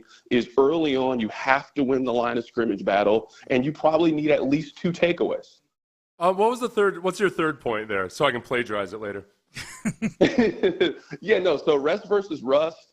The left tackle situation, and I'm a little bit worried about Kansas City's ability to run the ball, where Isaiah Pacheco, he hasn't been super explosive over the last couple of months or so. Kareem Hunt's averaging less than 4 yards a carry. Can Houston make Kansas City one-dimensional and take away the run game and kind of exploit them that way? Like, I really think that Houston's chance of winning this game is just, we have talked so much about this pass rush and how great their defensive line is. They have to be noticeable in this game, and I don't really think they were the first time these two teams played each other. Carrington Harrison, 96.5 in Kansas City, joining us on the program. Carrington, on offensively, let's stick with that side with the Chiefs. The wide core, I think, it feels like the weapons that Patrick Mahomes has, especially with Hollywood Brown back now, that this is probably the best that side of the ball, or the most dangerous, I guess I would say, that side of the ball has looked from a passing perspective in terms of overall weaponry. Is that fair to say? And if so, how big a challenge is that for the Texans? Yeah, absolutely. I think this is the deepest that their wide receiver room has been since the Tyreek Hill trade. I mean, DeAndre Hopkins, you guys obviously know him very well playing in Houston. Hollywood Brown's actually been very good since he's come back. Xavier Worthy's really developed the last 2 months. He's been really good. We haven't even mentioned Travis Kelce yet, who has 13 consecutive games of having at least 70 yards in the postseason. So this team last year, the Chiefs had 3 options I think you can rely on offense in the playoffs with Travis Kelce, Rashee Rice, and Isaiah Pacheco. I think you could make the case they maybe have like 8 right now. You have Travis Kelce, you have Noah Gray. We mentioned the wide receivers. You got 2 capable running backs that you hope to get a little bit more from them with their rested. So there's just way more firepower this year for Kansas City's offense than there's been the last couple of seasons. Yeah, you brought up Joe Thuney, who'd been playing at left tackle because you guys had just been having a hard time filling that role all year long. What would you prefer? Because Thuney went out and played. I was pretty impressed with what he did at left tackle, and we know he's very, very good as a guard. Humphreys hasn't necessarily been all that great when he's played this year. What would you prefer? Do you like having Thuney out at left tackle, or do you prefer having the stability of him on the inside? I'd much rather keep Joe Thuney out there. When this team played their best football in those 3 games in 11 days, they did so with Joe Thuney at left tackle. They beat the Cleveland Browns. They played really well. They beat Houston, and then they went on the road on Christmas Day, and they beat the Pittsburgh Steelers. My biggest argument against Joe Thuney is maybe you think he's healthy, maybe you think he's ready. He played 92 snaps this year and never played a full game with the starting offensive line. I just don't know how now you're going to go into a single elimination game, especially with the pass rush that Houston has, and you're going to play somebody who played in 1.5 games this year, didn't have a training camp, didn't have a OTAs. He's only practiced 9 times this season with the team. He just doesn't have enough reps for me to put him out there in this spot. Carrington Harrison joining us, 96.5 in Kansas City, our sister station up there, joining us here on Payne and Pendergast. Carrington, how do you expect the Chiefs' defense to handle Nico Collins? I know Trent McDuffie does travel with the number 1 wide receiver sometimes, but Nico is like so far above and beyond anything else the Texans have in the passing game in terms of weaponry. How do you expect them to handle him? Is it a McDuffie versus Collins situation, or do you think they double him and then just figure out the rest? I could actually see them kind of letting Nico get his yards just because I think he's a very talented receiver, and I think their goal is just going to be we're not going to let anybody else do anything else. Let's say that Nico Collins has 6 catches for 80 yards and a touchdown. Kansas City, I think, can manage that. It's really going to be, do they let any of the secondary options kind of get going? Because, that wide receiver room is kind of depleted. I know that Mixon's dealing with injuries too. Mm-hmm. He's another guy that could possibly have a decent day. But just Houston, to me, they don't have enough kind of other options in this game. Ron actually came on our show yesterday and gave a stat. Over the last 3 months, they only have 1 game where they've scored more than 2 touchdowns on offense. That's just not enough to beat Kansas City unless you're going to get a defensive touchdown like you guys did last week. You're going to need a pick six, a scoop and score. You're going to need to probably score at least 24 points to beat Kansas City tomorrow. I just don't see a scenario in which Houston wins 21-17, not with the fully healthy Kansas City offense. It's been a weird year just kind of in even either discussing or monitoring the discussion about Pat Mahomes because this wasn't a quintessential Chiefs performance this year. But the entire time, you're realizing and recognizing, all right, this Chiefs team with Pat Mahomes leading it is just, they're a different team. They have it's not just sheer luck that had them winning all those one-score games. As you've gone through the entire season, I guess, in a nutshell, do you look at it as a season in which Mahomes did struggle, or was it just that, no, it was just a different type of year?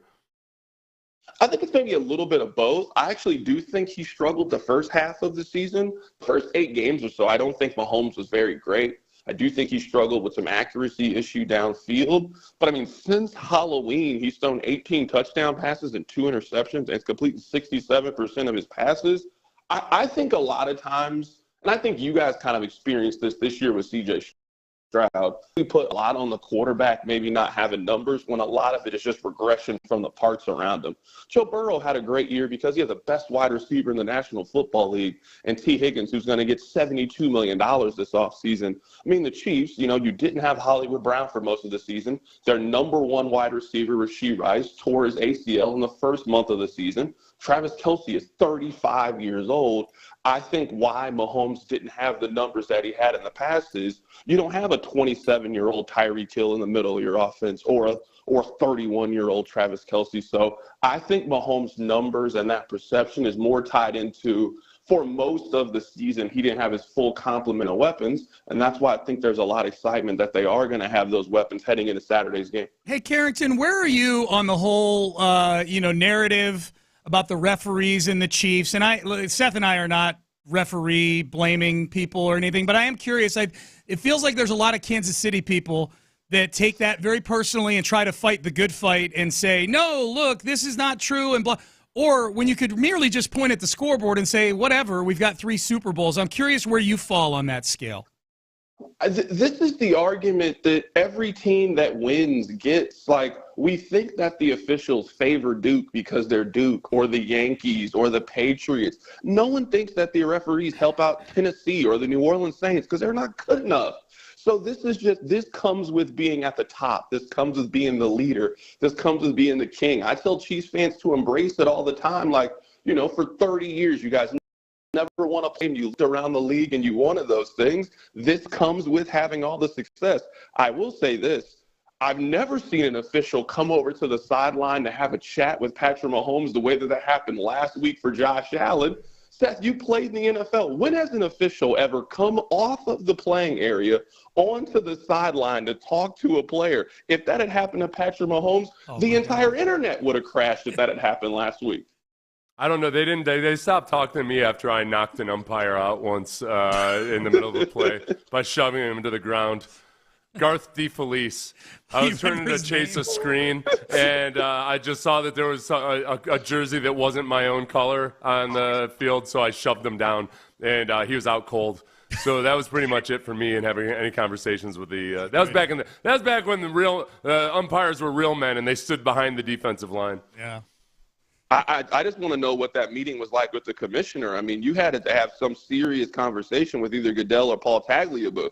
No, it actually, you know what? I joke about not talking to officials afterwards. I actually ended up having a pretty nice on-field relationship with Garth DeFelice the next time I saw him, because he accepted blame for not getting out of my way, and it was actually more cordial than you might expect. Nobody thought it was dirty or anything. But he got what he had coming to him. He had gotten me for defensive holding earlier in my career. Buddy, I love that. I'll come clean with that, man. I have a cordial relationship with anybody who's ever knocked me to the ground. Like, yeah. I feel like the moment our relationship gets to the point where I'm on the ground looking up at you, that is as far as we've come in life. We cannot go any further if that happens. Yeah. He was looking at the back of his eyelids. That's me. Right. Yeah. That's right. Hey, Carrington, before we get you out of here, we're talking to Carrington Harrison of 96.5. Our sister station in Kansas City, does afternoons there. And I'm curious, the other AFC divisional round game is the one that's getting all the attention right now, and especially given the fact that one of the storylines is the 2 quarterbacks are viewed as the 2 front runners for the MVP. The same way that we in Houston were kind of keeping receipts about all the Charger talk last week, is there a sort of this kind of ancillary layer of disrespect going on heading into this game that really has nothing to do with the Texans, but everything to do with how much coverage and the treatment of that game as the quote-unquote de facto AFC title game? That actually has not happened. I think that Chiefs fans, and this comes with just the amount of success that the Chiefs have had. Yeah. There isn't that buzz that you would think for a playoff game because the Chiefs have never lost in this round. Patrick Mahomes, he has been in the divisional round. This is his seventh time. He is 6-0, 19 touchdown passes. He's never thrown an interception, and he has a passer rating of 115.8. So I think a lot of people kind of feel how I feel. Houston is a good team. I know we laugh and joke about it. Houston is a good team, but I told you guys this the last time I was on. There's a difference between a Super Bowl team and a playoff team. And Houston is a proven playoff team. Double-digit games the last 2 years. They won a playoff game. They are a nice story. This is where teams like Houston, teams like the Commanders, where you lose to just a better team. So I think a lot of Chiefs fans kind of feel that. So, like, there is an excitement, I think, for Bills and Ravens because, last year the Chiefs didn't host the AFC Championship game. They had to go on the road. So I think a lot of fans are just excited about, hey, who's coming next week? Is it going to be Josh Allen? Is it going to be Lamar Jackson? Who do we get to see for the Chiefs' chance to go back to another Super Bowl? Yeah, Buster Douglas was just another fighter, too. I get it. Right, well, right. Yeah. Ask Apollo Creed about that, Mm-hmm. I feel like he won. In Rocky 1. This is the second time the third time. Carrington Harrison, 96.5 in Kansas City. Does a phenomenal job on afternoons there. Hey, Carrington, enjoy the game this weekend. And, hey, man, if this works out for the Texans, we might have to – you came in talking a big game. We might have to hit you up. I don't know. We'll see about next week. You don't sound too worried about it. So I'm not worried at all. I'm not worried at all because Kansas City has the better barbecue. We have the better traffic. You guys have Beyonce. We ended up getting Taylor Swift. Like, I'm just going down. You have better traffic. You have better traffic because nobody wants to live there. That's just like, hey, the Chiefs have a lot of success, so yeah, people are going to accuse them of cheating. Yeah, when people want to live in a place, you end up with more traffic. Yeah, it's just the way it goes. You got to wait longer at the good restaurants. That's it. Hey, Carrington, we appreciate the fire, brother. Appreciate you coming on and spending some time with us. Enjoy the game this weekend. Hey, I appreciate you guys a lot, man. Yeah, thanks a lot for having me. Yeah, the page doesn't feel similarly. F this guy. He can go F himself. Get this a-hole off my radio. No, listen to this D-head. F this guy. There's 5 F this guys. The thing that's tough about it is that, like, you could hear in the smack talk for Carrington Harrison Carrington. Did I call him Carrington? You did. No, you're good. I mess up his name half the time. Yeah. Carrington is, you can sense that the Chiefs are looking, the Chiefs fandom at least, and they're the people who cover the team, kind of are just, it's not even an insult to the Texans themselves. It's like, oh, it's just the team that they're playing in the divisional round. That's right. They're almost, the insult is that they're not regarding you at all. Almost like you should be insulted that the insults weren't more specific. Yeah. It's more just like, oh, we're facing an egg profile today. It feels like Carrington had that the first 3 minutes of that interview loaded up like a week ago, but he had to erase Chargers from all those spots and then write Texans in on it, right? Yeah. You know what screwed me up? I was thinking, like, did I call Carrington Harrison the wrong name? The problem is I was trying to find his age. There's a basketball player at University of Colorado whose name is Harrison Carrington. No way. What are the odds of this? Yeah. Carrington Harrison's a pretty unique name. And that there'd be another person in sports named Harrison Carrington. That's crazy. But I feel like I think Carrington might have been a little too young for my Buster Douglas reference. Oh, no. Do I have to retire the Buster Douglas No, reference? I think Carrington is a very knowledgeable old guarantee. He knows who Buster Douglas is, 100%. Gotcha. 5 Reasons I Hate You. This is good. Straight from Carrington Harrison, who I think most of the text page wants us to add him to the list. We will get into 5 Reasons I Hate You, Chiefs edition. All new 5 reasons from last time. We don't recycle anything on this show. 5 Reasons I Hate You, Chiefs edition is next. Also, apologies to Ron Hughley that I lumped him in with Nick Wright and Carrington Harrison. Ron's actually been, he might be the most dissenting of people who grew up in Kansas City. Ron might have the most negative opinion of Pat Mahomes right now. It's interesting to listen to Ron talk about him. So apologies to you, Ron, on that. I mischaracterized you. But Texas sports fans, you should be excited.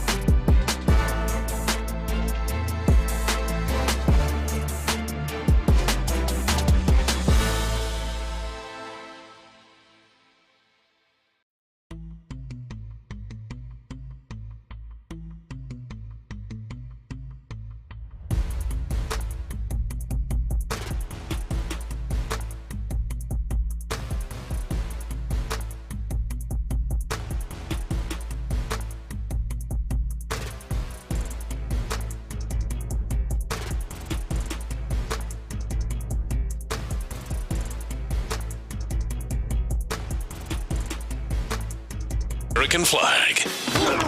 It's a Football Friday on Sports Radio 610. Here's Payne and Pendergast. All right, Payne and Pendergast with you. Do it here. We got to do it. This might be the most important 5 reasons I hate you that we've done all season.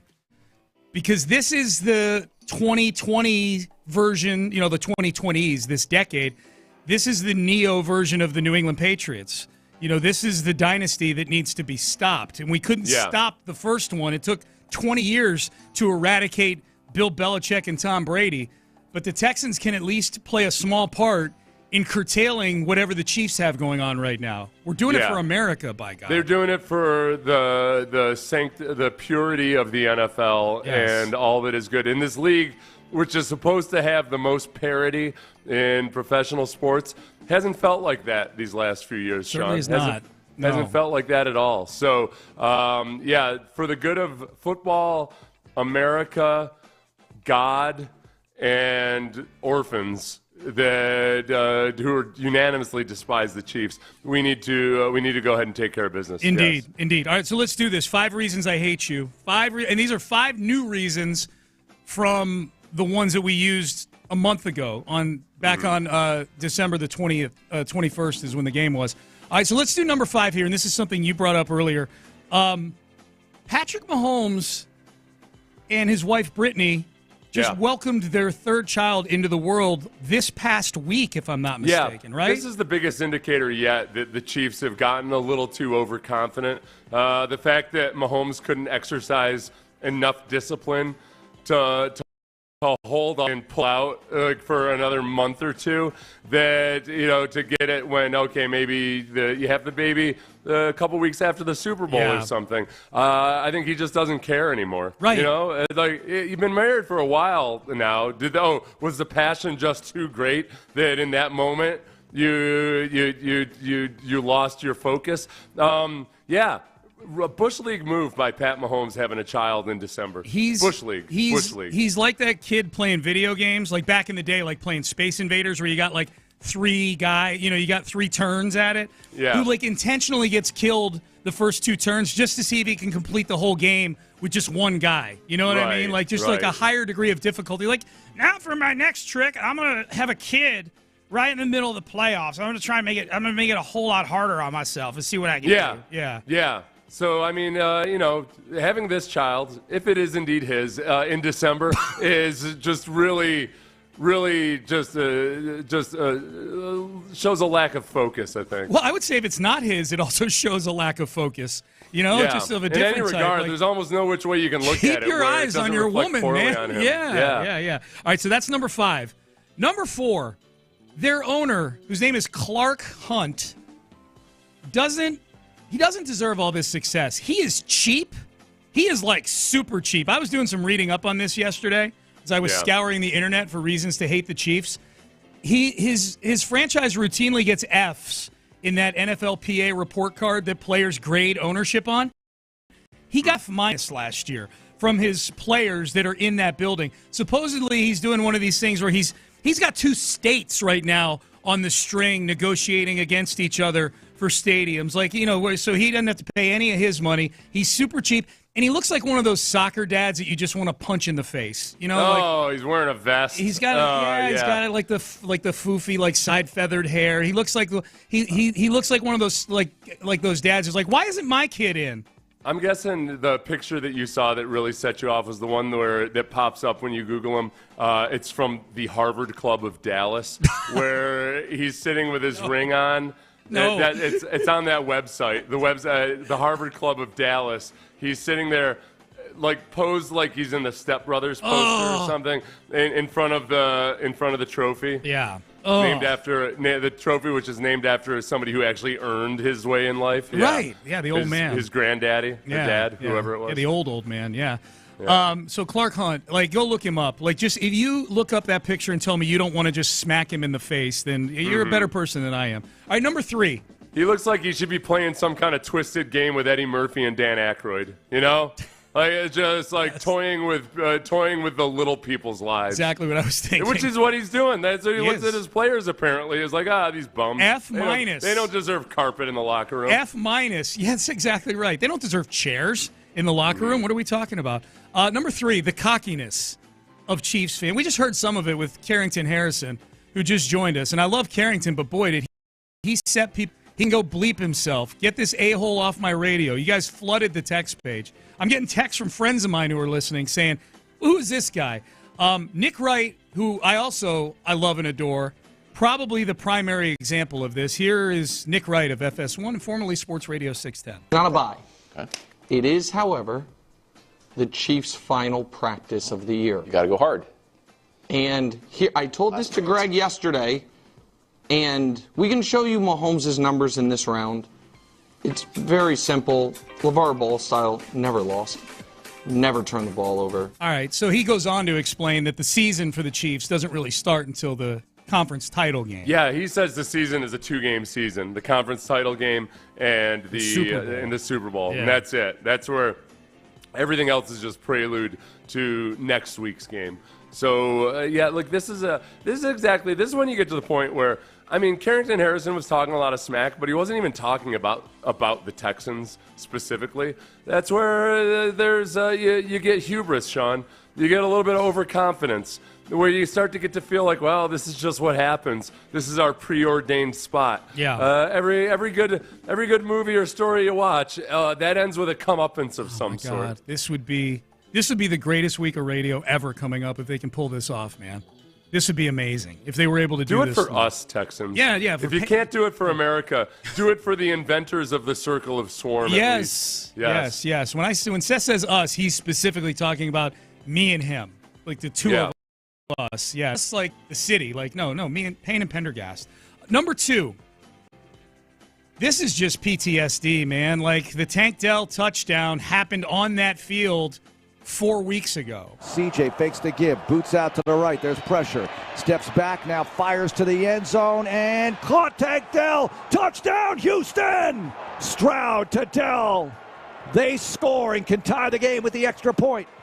And Dell is slow to get up. Yeah, and he hung on to the ball. And he hung on to the ball. Thank you, Mark. That was really good. He hung on to the ball. He was slow to get up was an understatement. He had to be scooped up off the mat and So this is more about just not even hating the Chiefs, but hating the entire geographic region of Missouri and Kansas, I suppose. Okay. The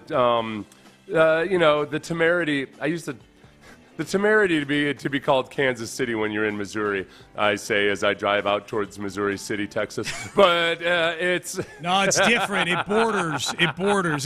I think you could say that Missouri City is a tribute to the state of Missouri down here, whereas it feels like Kansas City is trying to take over the state of Missouri. They're trying to get credibility by calling themselves Kansas City. Yes, yeah, typical. The fact that it happened, this is the one that I do think that there are.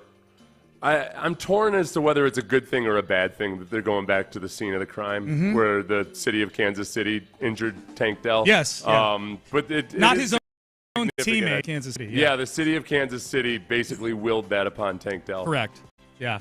You had talked before the show about the contraption they dragged him off the field in. You were not a fan of that. Yeah, I don't like the fact that they used like a MASH unit ambulance to take him off the field. I don't know what the hell that's all about. It was like an ambulance and an armored truck had a baby, and that's what they used to drag Tank Dell off. It was like a Tonka truck ambulance. Yeah. It was Tonka truck. Yeah, Tonka truck ambulance. Yeah. Yeah. You know, back when I was a kid and I had difficulties. I had speech impediments when I was a child. That was the last word I had to conquer was truck. I used to say truck. And you got which there. Which was my brother's nickname for me until I was like 15 years old. the mispronounced version of it. I can't imagine why I had a speech difficulties Oh my with an older brother like that. But that brought back painful memories. I got triggered, frankly. Yeah. They shouldn't be allowed to have that truck out there. Because of that vehicle. I was going to call it a vehicle. That vehicle that they dragged Tank off the field in. Yeah, man. Boy, I hate that. I hate having to even listened to that again, and that's why I hate you, Kansas City Chiefs. Number one reason, Chiefsaholic. How did he not crack the top 5 the last time we talked? I don't think he did. Chiefsaholic, for those of you who don't know, is a Chiefs fan who you've probably seen at several games over the last many, many years, wearing a Wolf's mask, wearing a Chiefs jersey, and his real name in real life is not Chiefsaholic. That would be amazing if it was. It's Javier Bob.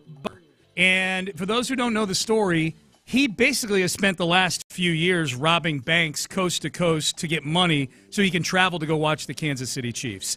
Yeah. And the jig was finally up for him. He was finally caught recently. He's doing 17 years in jail. There's still individual states that are going after him for some of these incidents. Like, the feds are the ones who got him.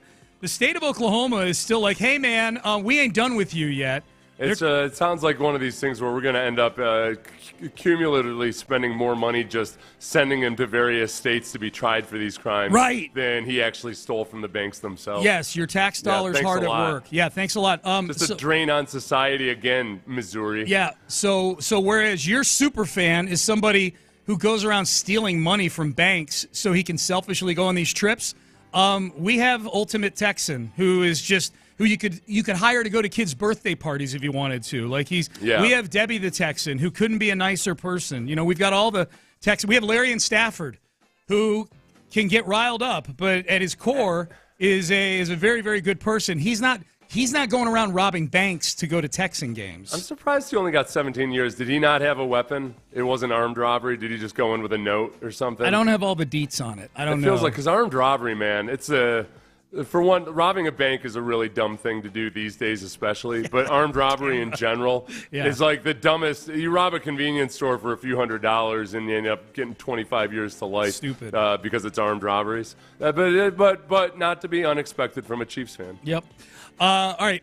Text in. You're the Chiefs. Continue to mix them in. Top of the hour, we are going to exercise all of the Kansas City Demons. That's the only thing we need to get done here is exercise those demons. And then the Texans are off to Kansas City. We'll do that at 9 o'clock. But up next, a surprising reaction by a Jets streaming show about interviewing Bobby Slowick for their head coaching position. And Ime Udoka, pretty funny incident or episode, I would say, with him and Russell Westbrook. We'll get to that as well.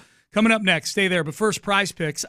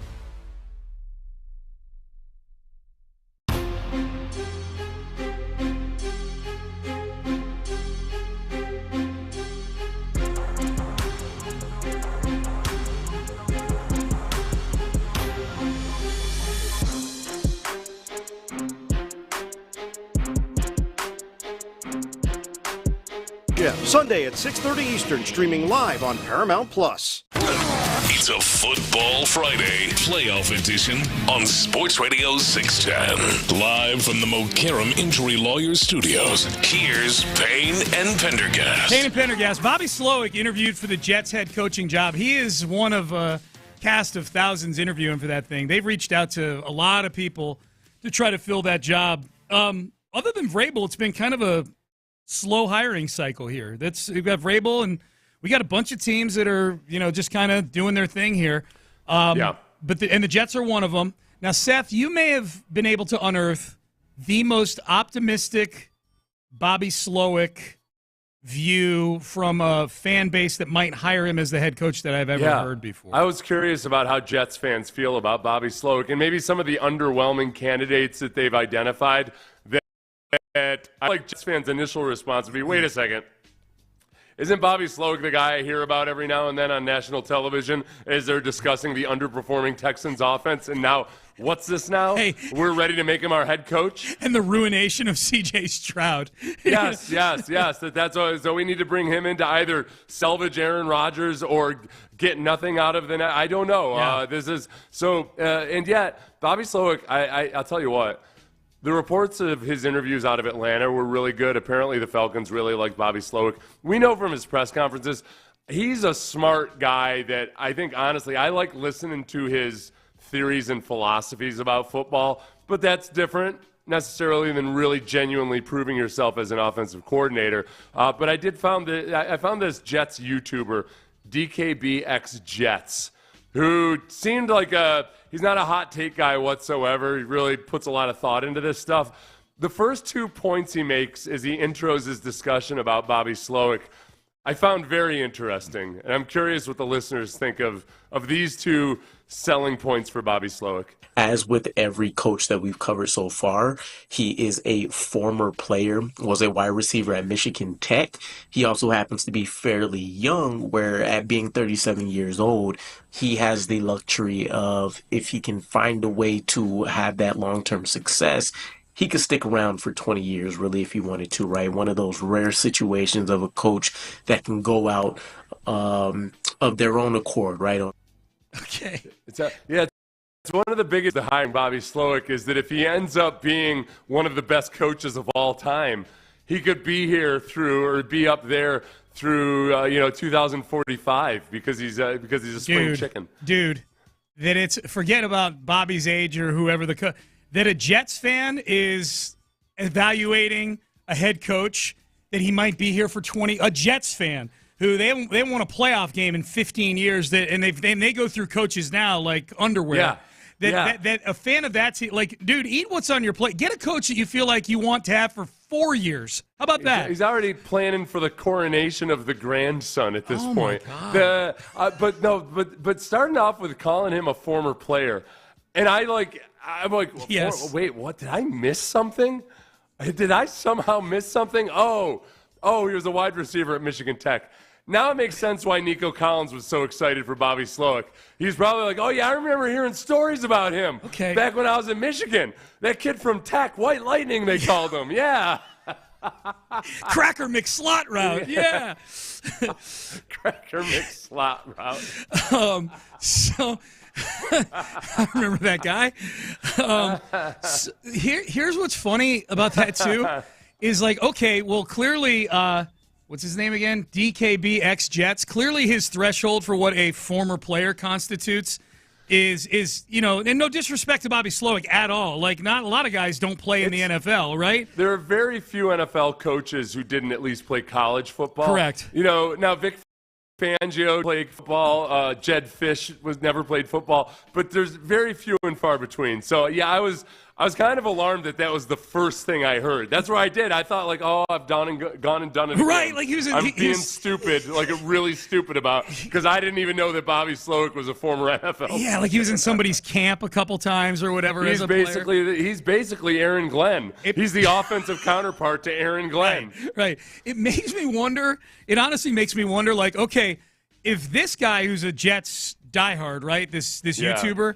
If he's citing Bobby Slowick being a former player as something that is noteworthy, like who have they been interviewing through all these searches through the year, like plumbers, accountants, Jim from IT, the equipment manager. That might be. It might be something like that's how low the Jets fans' expectations are. They're like, I don't. Guy played. The latest rumor is Manesh Mehta reported that they were interviewing various mailroom members, mailroom staffers to be the next head coach. Who's the best interview out of all the custodians? Let's interview that guy. Yeah.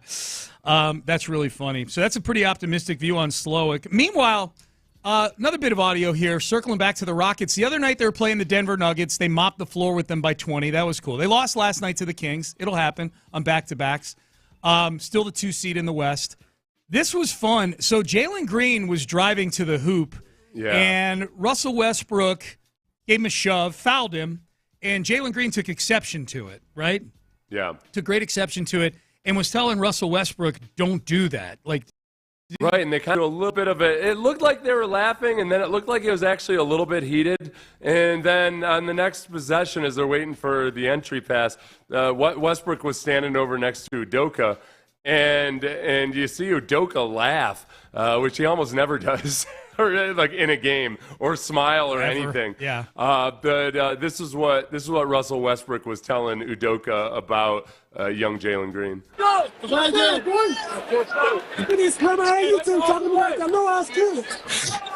like he's got the bent. Looks like he's a stand-up comedian. No coaches.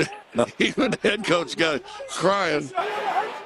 So what he said was, that wasn't as clear as I hoped it would be. He said, he used to be on my AAU team. He's talking to me like I'm a young-ass kid or a new-ass kid. And that is literally true. Jalen Green once played on an AAU team sponsored by Russell Westbrook. By Russ, huh? Yeah, that's cool. That's cool. So Westbrook was in no mood to be lectured by Jalen Green. No. I respect Jalen Green for lecturing his former overseer, his former boss. The guy that tried to probably ruled that AAU team with an iron fist. He was the Clark Hunt of that AAU team. Probably didn't buy good sweatsuits for them, and I heard they had to drive around in an unlicensed, unregistered vehicle to games. I heard they had to ride bikes. They had to ride bikes to the games. Yeah. So the interesting thing about that, because there's 3 people involved in that scene that audio is from. Russell Westbrook, who's chirping, expected. Jalen Green kind of chirping back or just smiling and shrugging his shoulders, expected. As you point out, Udoka is laughing in this thing, and he must just really like Russ. Because the one scene I remember since Udoka took the Rockets job from the bench where he was actually interacting or reacting to a player on the court was when he basically called LeBron the B word. That's stop right. being a B, get back out onto the floor. I don't think he likes LeBron. He likes Russ, though. Well, he didn't in that moment. You know, things get heated. Yeah. That Russ is pretty funny. That was fun. Guy played on my AAU team when he was 14. He's talking to me like I'm a kid. That wasn't nearly. I did the thing where I closed my eyes and listened to that, and I thought you'd be able to hear what Russ said, but I guarantee you nobody listening actually could hear what Russel Westbrook was saying. We laid it out. I apologize. That's all right. I was all proud of myself because I had edited out the crowd noise, which is a simple task that takes me far longer than it should, but it wasn't good enough. I apologize to the city of Houston. That's okay. That's all right. 9 o'clock hour coming up. All right, this Kansas City thing, man, the Texans have 2 very awful memories for games against the Chiefs in the playoffs. We are going to take out specific instances that I've identified as demons, and we're going to try to exorcise the Kansas City demons and give the Texans the best chance to win in Arrowhead Stadium. Pope Zaza is going to go and win you this game, Houston. Yes. Keys to the game, old Pope Zaza. We're going to do that. Stay tuned. Coming up next. In the Loop. This is the team we expected to see.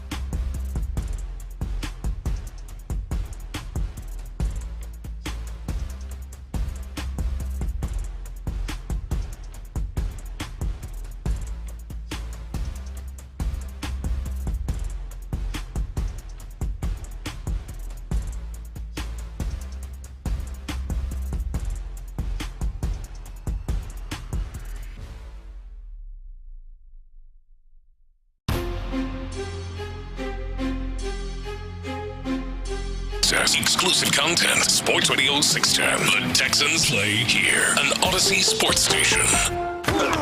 It's a Football Friday on Sports Radio 610. Here's Payne and Pendergast. So Seth's nickname has been Pope Zaza for the better part of a year or so now.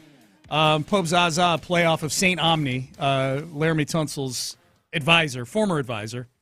A religious title to go along with the name of a hotel chain. That's how we Mad-lib that thing. So Seth as Pope Zaza, but I don't believe we've ever used the powers of Pope Zaza on this show before. No, we've never seen limitless powers. We've never come into a situation that quite demanded it, or frankly was and as that it commanded divine intervention. Yes. Yes. Don't worry, everybody. This isn't going to be sacrilegious. Pope Zaza worships a different god. This is a false idol, so don't worry about it. Anything you're about to hear, and based on what we've got planned, you're going to hear some stuff. Don't worry. It's not. This is not sacrilegious. It's just really sacrilegious. Yeah. Okay. Yeah. Okay. So here we go. So we know the Texans. They've got demons. Demons that go back a long way. Mm-hmm. Back for the Texans in the playoffs that go back to January of 2016 when they faced these very Kansas City Chiefs in the wild card round at home. And they lost that game 30-0. Brian Hoyer had 4 interceptions in that game. He had 5 turnovers overall. It was an abysmal day. J.J. Watt had to be helped off the field in that game. So we had to pick specific instances. We must exorcise the demons from that game, and we'll start with the very first play of the game. Literally the opening kickoff. This is a rough moment. This is tough. This is rough. Here's what it sounded like. Niall Davis. We are ready to rock in the playoffs. Here's the opening kickoff. Davis, 6 yards deep, brings it out left side, 5, 10, through a hole, 15. He's got some room, the 30, the 40 left side, the 50. Davis is all alone, and he's going to score 20, 10, 5. An opening kickoff return for a touchdown for the Kansas City Chiefs. A disaster on the opening play of the game. Didn't get any better after that. All right, Pope. Pope Zaza.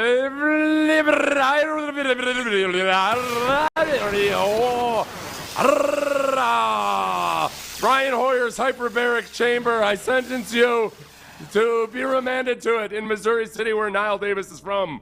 Oh, is he from Missouri City? No kidding. Yeah, ironic, isn't it? Wow, it Missouri. is. Might be listening right now. Sorry, Niall. We weren't shooting force lightning at you. We were shooting it at the play. I didn't realize it until I was in the middle of speaking my tongues, and it came to me that he's from Missouri City. Like the three-eyed raven in Game of Thrones. You started watching him play high school ball. All right, so the Niall Davis kickoff return, exercised. All right, this might have been the dumbest play in the history of the Houston Texans.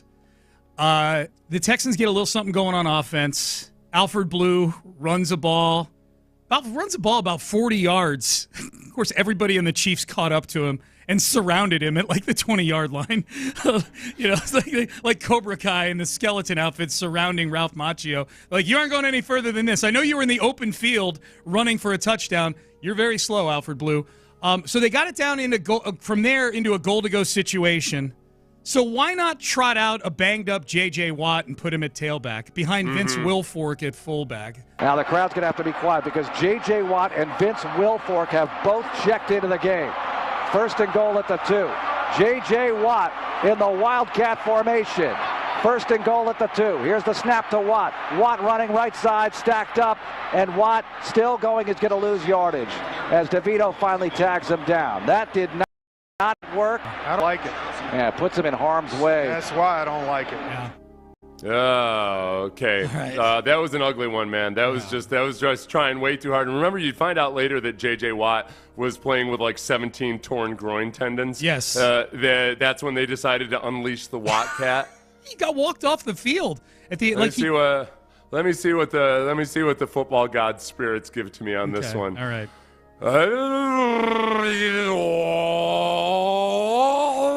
Jackson Mahomes is the love child of Hank Stram. I command you to hell.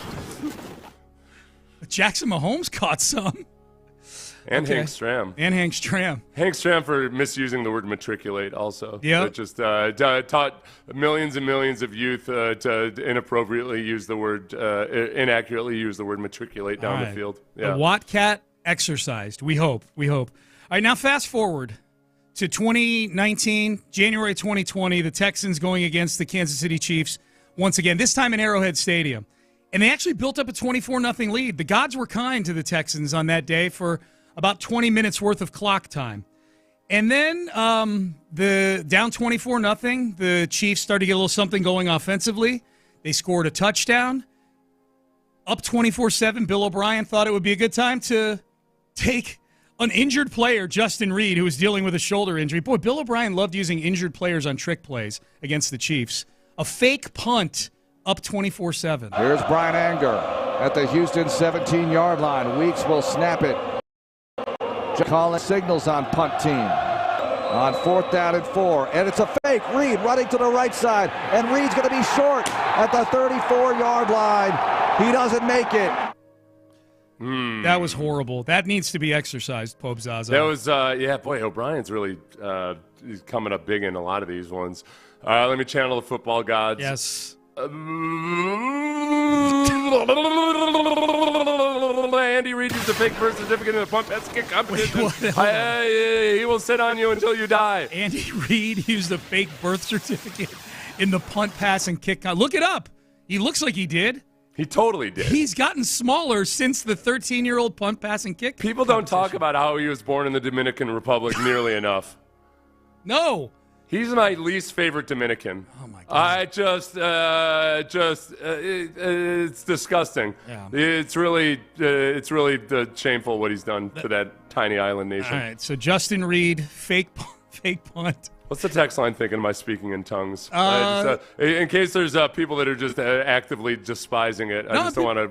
Nobody yet. All right, good, someone's saying they want one more Football Friday, so they're happy that you're doing this right now. Okay, good. Okay, yeah. So that was the Justin Reed. I have one more playoff game, Chiefs Texans demon that needs to be exercised, and the Texans are now up 24-14 when this highlight plays. The Chiefs had just scored again. Travis Kelce scored the first of 3 touchdowns he would score before halftime. DeAndre Carter fields the ensuing kickoff. Here's Carter at the 1-yard line. Straight ahead, 5, 10, 15. Cuts right, 20, and the ball is out. And the Chiefs got it. Thompson running left inside the 10, and he's down to the 8-yard line. Oh, my goodness. Darwin Thompson, a running back, had the ball pop right into his hands, and the Chiefs have a 1st and goal. Yeah, this is where I'm like, they're losing this game. That was bad. That was really bad. Let me close my eyes and is that you, Jacoby? Is it Jacoby Jones speaking? Polar bears poop on the ice. DeAndre Carter fumble. Exercised. Thank you, Jacoby. Yeah. Yes. So you saw Jacoby Jones fumbling. I saw Jacoby. Jacoby helped us in this one. Man. Jacoby's going to be a hero once again, damn it. Request. O'Brien and Easterby exorcism is exactly what we need, Pope Zaza. So there's somebody exercising O'Brien will handle all these. I didn't realize like how much specificity to Bill O'Brien coaching decisions there were to the turning points in some of these games. Yeah. And he was bad at managing the clock, but I thought he was overall like pretty good at feeling the vibe out of a game, you know? He was really, really good at, maintaining leads in the second half. Yeah. Which is why if they could have just held on to a lead into the second half of that Chiefs game in 2019, who knows? Yeah. Who knows what might have happened? We're getting requests. Can you they're asking if Pope Zaza, as long as we're on a Kansas City theme here, exercise the Game 4 meltdown in the ALDS back in 2015 where the Astros were like 6 outs away from going to the ALCS 2 years before it became a regular thing that they go to the ALCS. Yeah. We can do that. We just so happen to have that highlight sitting right here of the meltdown in Game 4 of the 2015 ALDS, a ball skipping off of Carlos Correa. 2-2 to Hosmer. Swung on, lined into right field, a base hit. The line keeps moving still. 5 straight hits have opened the top of the 8th. And it's a not-so-comfortable 2-run Houston lead. Back up the middle. Off Correa on into center field. Kansas City has tied it in the 8th. Gordon bounces it to second. Altuve gets to it to get the out at the bag, but the Royals have scored their 5th run of the inning to take a 7-6 lead. This is a tough one. Can you exercise that demon? Yeah.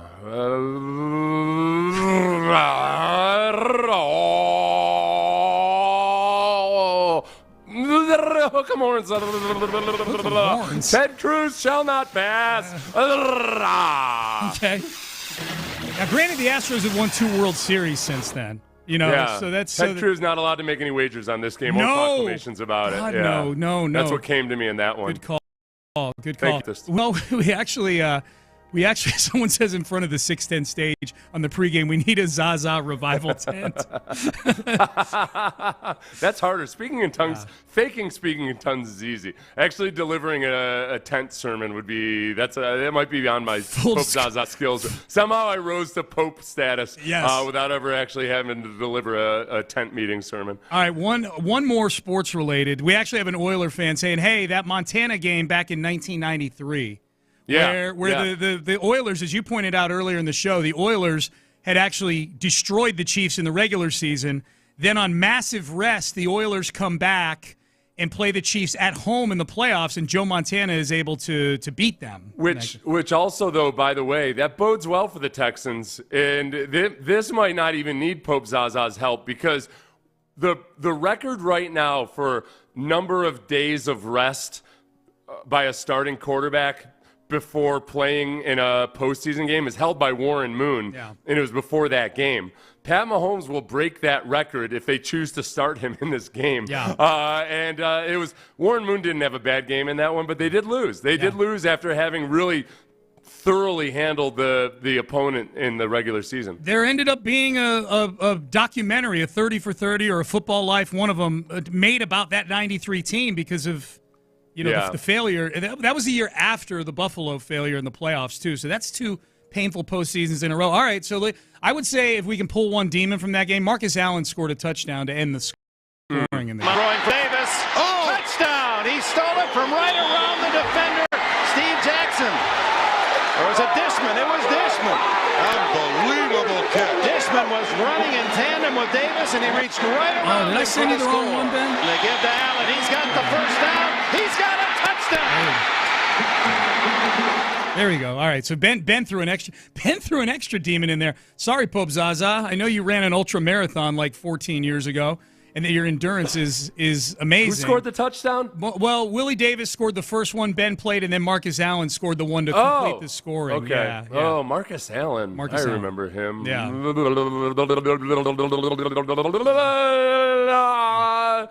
Marcus Allen is the reason Nicole Simpson is dead. That's not true. That's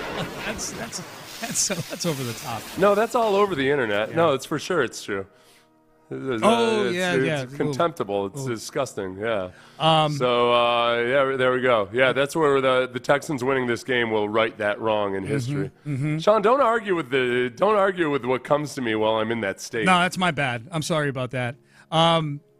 Last one. I think people will like Seth exercising this one because Kansas City barbecue and Texas barbecue, there is, I don't want to say there is beef because then people will go, oh, nice one, Sean, good pun. But there is that argument, that debate. Who better to express the Kansas City side and then be exercised by Pope Zaza than Nick Wright? The only thing sports reporters like more than Bruce Springsteen concerts is talking about local food. And Kansas City has awesome food. There is the best barbecue in the world in Kansas City. Some people would disagree with you on that one. On what? The best barbecue in the world. Okay, well, they're wrong. Kansas City is known for its barbecue. Texas is better. Texas is known for their barbecue. Yeah, and it's in Texas barbecue, and it's dry rubs, and their obsession with brisket. It's just not even close. It's kind of a general consensus that Texas has the best barbecue. And I'm telling you that That is nonsense. Here's the hot take people aren't ready for. It's not that Kansas City barbecue is better than Texas barbecue. It's that Texas barbecue is below average. If we are ranking barbecue, it's Kansas City 1, Memphis 2, the Carolinas 3. Wow. That's the list. Wow. What was his power ranking? Kansas City 1, Memphis 2, Carolina 3. Okay. Does this require... Pigeon chest, Nick Reagan, choke on a burnt tip, chicken breast. Pigeon chest. Hickory wood hoe. Pigeon chest, hickory wood hoe. Yeah. Now, we like Nick. We're friends with Nick. But for purposes of this segment and for what he just said about barbecue here in Texas, sacrilege. Yeah. Never take barbecue advice from a skinny man, from a skinny sports show host. Yeah. That doesn't even insult me. I exercised it nonetheless because that's what the Lord commanded. Someone said your speaking in tongues sounds like a 5-year-old imitating the sound of a dirt bike. That's pretty good. Sorry. I remand that guy to hell. Yeah, I was going to say, Seth saw no humor in that at all. Yeah. I'm going to sit here and just brazenly take the word of Pope Zaza in vain, damn it. All right, man. So if... I feel good. I feel cleansed. A little tired from all that, though. Yeah, that's a lot of exercise. Like EXOR exercise. It is true. Like, at some point, it's a weird dynamic with Kansas City and the Chiefs and the Texans specifically. Yeah. Yes, the history of the Oilers with the Chiefs and everything, but like there have been way too many really bad big moments for teams that aren't divisional opponents, and there's just too much. It needed to be flushed, and we can start anew starting tomorrow at 3:30 p.m. Yes, absolutely. A resurrection, if you will. Indeed. All right, Payne and Pendergast with you on a Football Friday. Historical precedent for the Chiefs. And we're going to touch on that and hear from their play-by-play guy. What are their thoughts up there on the fact that Mahomes hasn't played football in forever? We will discuss that coming up next. Men's Tea Clinic, mensteaclinic.com.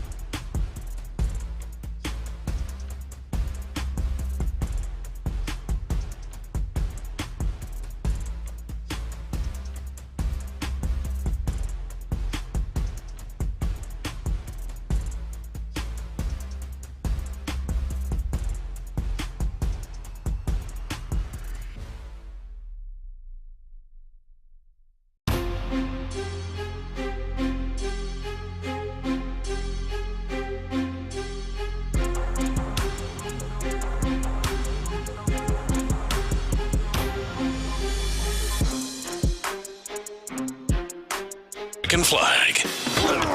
It's a Football Friday on Sports Radio 610. Here's Payne and Pendergast. All right, long layoff for the Chiefs. It's going to be about a 24-day layoff when it's all said and done. When the game kicks off tomorrow at 3:30, game you can hear right here on Sports Radio 610. Texans and Chiefs, a long layoff. Mitch Holthus is the play-by-play announcer for the Kansas City Chiefs. He's there, Mark Vandermeer. And he has a podcast. Am I correct on that, Seth? It's some kind of Chiefs podcast. It's on their website. Yep. It's their it's a corporate entity. He talked about the long layoff for Patrick Mahomes. Now, one thing of note, Patrick Mahomes will have the longest time period from his last snap in the regular season to the first snap of the NFL postseason history. The previous was Warren Moon in 1993. I believe it was 22 days, and this would be 23 days. So, he just glided past that. It was an hour-long podcast that I was not going to listen to in its entirety. Maybe later on they addressed the fact that the team with the long layoff in that situation ended up losing in the playoffs. Yeah. So Warren Moon, ironically enough, for the Oilers, was the guy who currently has the longest layoff before the playoffs. He did not play horribly in the game at all, but they lost. The Oilers lost to the Chiefs in that game. So whatever amount of rust or whatever, that would perhaps that factored into a little bit. The Oilers had beat the Chiefs 30-0 early in the season that year. So that was, way more of a bludgeoning that the Oilers and Warren Moon had put on the Chiefs than the Chiefs put on the Texans this time around. I thought it was interesting when we had Carrington Harrison from Kansas City on earlier. He didn't deny or think that there was nothing to the rust factor. That this is a long layoff for a lot of guys, and who knows if it will or will not be a factor. I think that if there is a chance for it to be a factor, it's probably going to show up in the first quarter more so than later in the game, because even a guy like Chris Jones, the defensive lineman. He's one of the best defensive linemen this decade, but there is a little bit of reaction time that when you come back and you've had a long layoff from action, I know a lot of guys, and it's individual, but a lot of guys feel like, man, it does take at least a couple series to get back into making the right reads and just getting the tempo of everything. Yeah. I personally used to feel that way as a player. Yeah. So as long as there's a few guys that are that way, and they had so many guys take so much rest, and Chris Jones is also coming off of an ankle injury. Yes.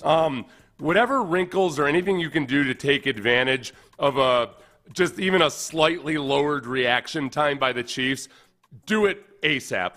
Whatever wrinkles, it doesn't even necessarily have to be in the form of trick plays, but tendency busters, all of that, just unleash it in that first quarter.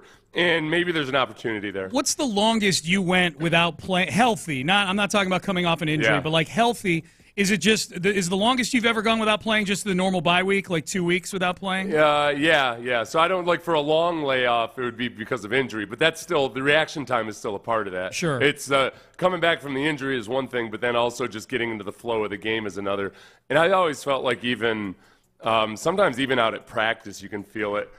If you haven't practiced in a few weeks, it's just everything's not as crisp. You're just all those little the reads that you have to make, your footwork, everything's just a little bit off, and it takes a little while to just get back into going that speed again. So when you got 11 guys on that side of the ball, as long as you got a few guys that maybe are still feeling their way back into it because they've had 22 or 23 days off. Yeah.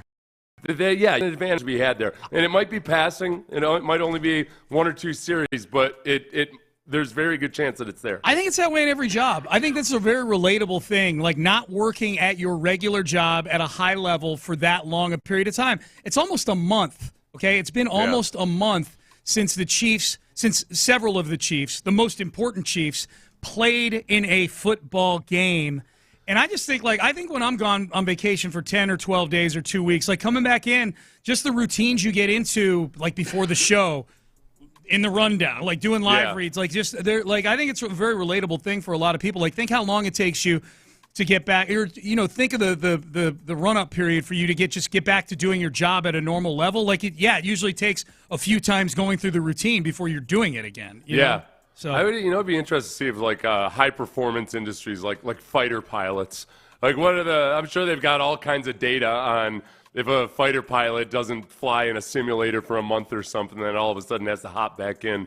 They probably don't have them doing barrel rolls against live fire right away or something. No. Let's see. Text message. I can't wait to see when Mahomes scrambles, and he's going to be looking for Azeez Al-Shire in fear. Aziz's presence on the field impacts the Mahomes scrambling effect, I think, a little bit here. Yeah, I think that because, and we've heard Andy Reid talked about it this week, about just how they call him Zero because of his jersey number, how much Zero stands out because of his speed and his ability to get sideline to sideline. But it was early in the season when he was on the McAfee show saying that, oh, wow, yeah, I remember seeing him on film and thinking, wow, if I were playing against him, I'd want to know where he is all the time.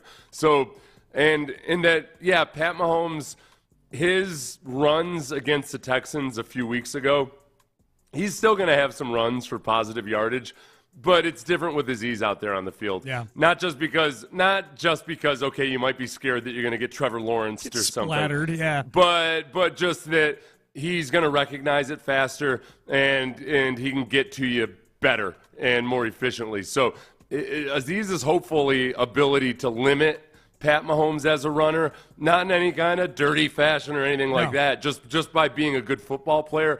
It's one of the big factors in this game. He doesn't scramble for 15 yards and a touchdown like he did in Week 16 if Azeez Al-Shire's on the field. I feel pretty strongly about that. Yeah.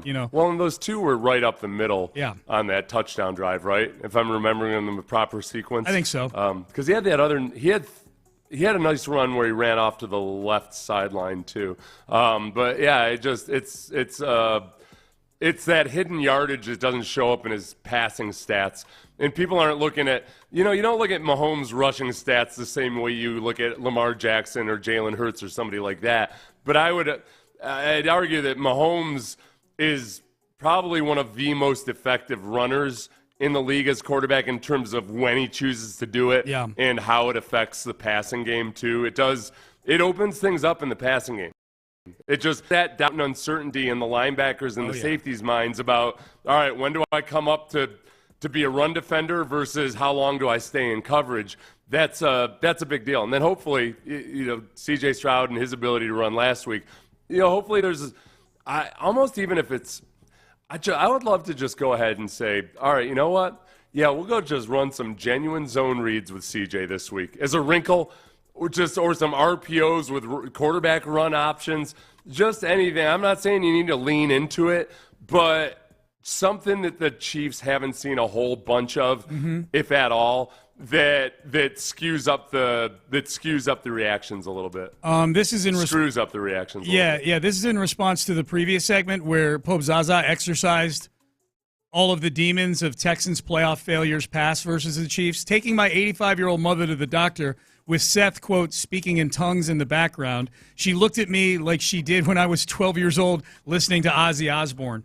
Oh, that's high praise right there, man. You Pope Zaza and Ozzy Osbourne. I hope she's not. But then she might be like lobbying Al Gore, Tipper Gore, to put a warning label on me or something. It sounds like you might as well have been listening to the Jerky Boys. I wore out the Jerky Boys tape back in the day, the cassette. That made so many of us be such obnoxious little bastards. Oh, yeah. Does that use imitating Jerky Boy voices and everything? Yep. Sizzle chest, yes. Hey,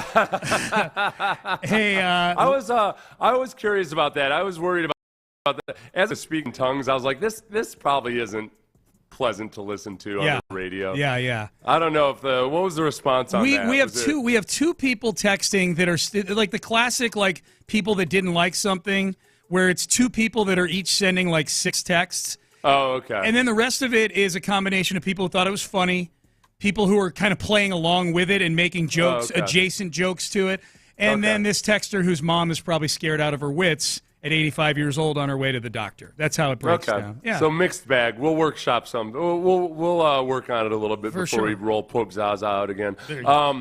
I looked up. I had Gemini help me out with fighter pilots after they've had a long layoff, and it says one thing that can happen with time off from flying is reaction time is a perishable skill honed through consistent practice. Regular flight training in high-speed dynamic environments helps keep a pilot's reactions sharp. Extended breaks can lead to a decrease in this sharpness. Take that, Mahomes. That's the thing about football is that you can't practice at full speed. Right. So that game time, like getting the true reaction time on things, it's a perishable skill. I love honed through consistent practice, like my friend Gemini told me. That is a good framing of it. I like that. So I think, just like a fighter pilot needs to get back in the. Now, a fighter pilot can do full speed stuff in a simulator. Yeah. Football players, it's a lot harder to do. So I think the rust factor is actual and real in this game. I do too. Maybe it only lasts a quarter or so, but I think it's real. Couple series, man. Take advantage of it. Larry's in Stafford. No rust with this guy, Larry. Hey, Sean, it's Friday. Hey, Seth, I want to thank you for exercising those demons, man. Speak in tongues all you want, man. I enjoyed it, and I laughed my butt off, man, because anytime we can get the Pope to come on and try to give us some blessings for football, I'll take it. And, I sit back and I listen, and all these boys talking a whole bunch of noise, man, the Nick Wrights of the world and the Harrison dudes. They all talking all this noise, man, but that's exactly where we want them, because I thought Rex Ryan was bad last week, but this here's a whole nother level. These boys on Get Up and all these other things saying that there's no chance in the world and they're going to walk 15 miles. And look, the Texans are going in there fully loaded with everything that they got that they need to go in there and beat Kansas City. And I know Kansas City is the king of the hill and everything, and Mahomes is playing elite quarterback and all that other stuff. But sometimes you got to go and slay the dragon, man. And I think the Texans defense is going to go in there and play as well as that we expect them to play. And I think the offensive line is going to do exactly what they've been doing, which is not letting our quarterback get hit as often as he has been getting hit. And Seth, you said a mouthful. If Bobby Slowick can go in there and give the Chiefs something like some RPOs, or CJ can recognize that he can go and take off those easy yards and keep the chains moving, this game is going to be a lot better than the last one was when we went up there and we was up 24-0. I believe in my boy, and wait those send them boys off over there on Kirby today at noon, because you know what?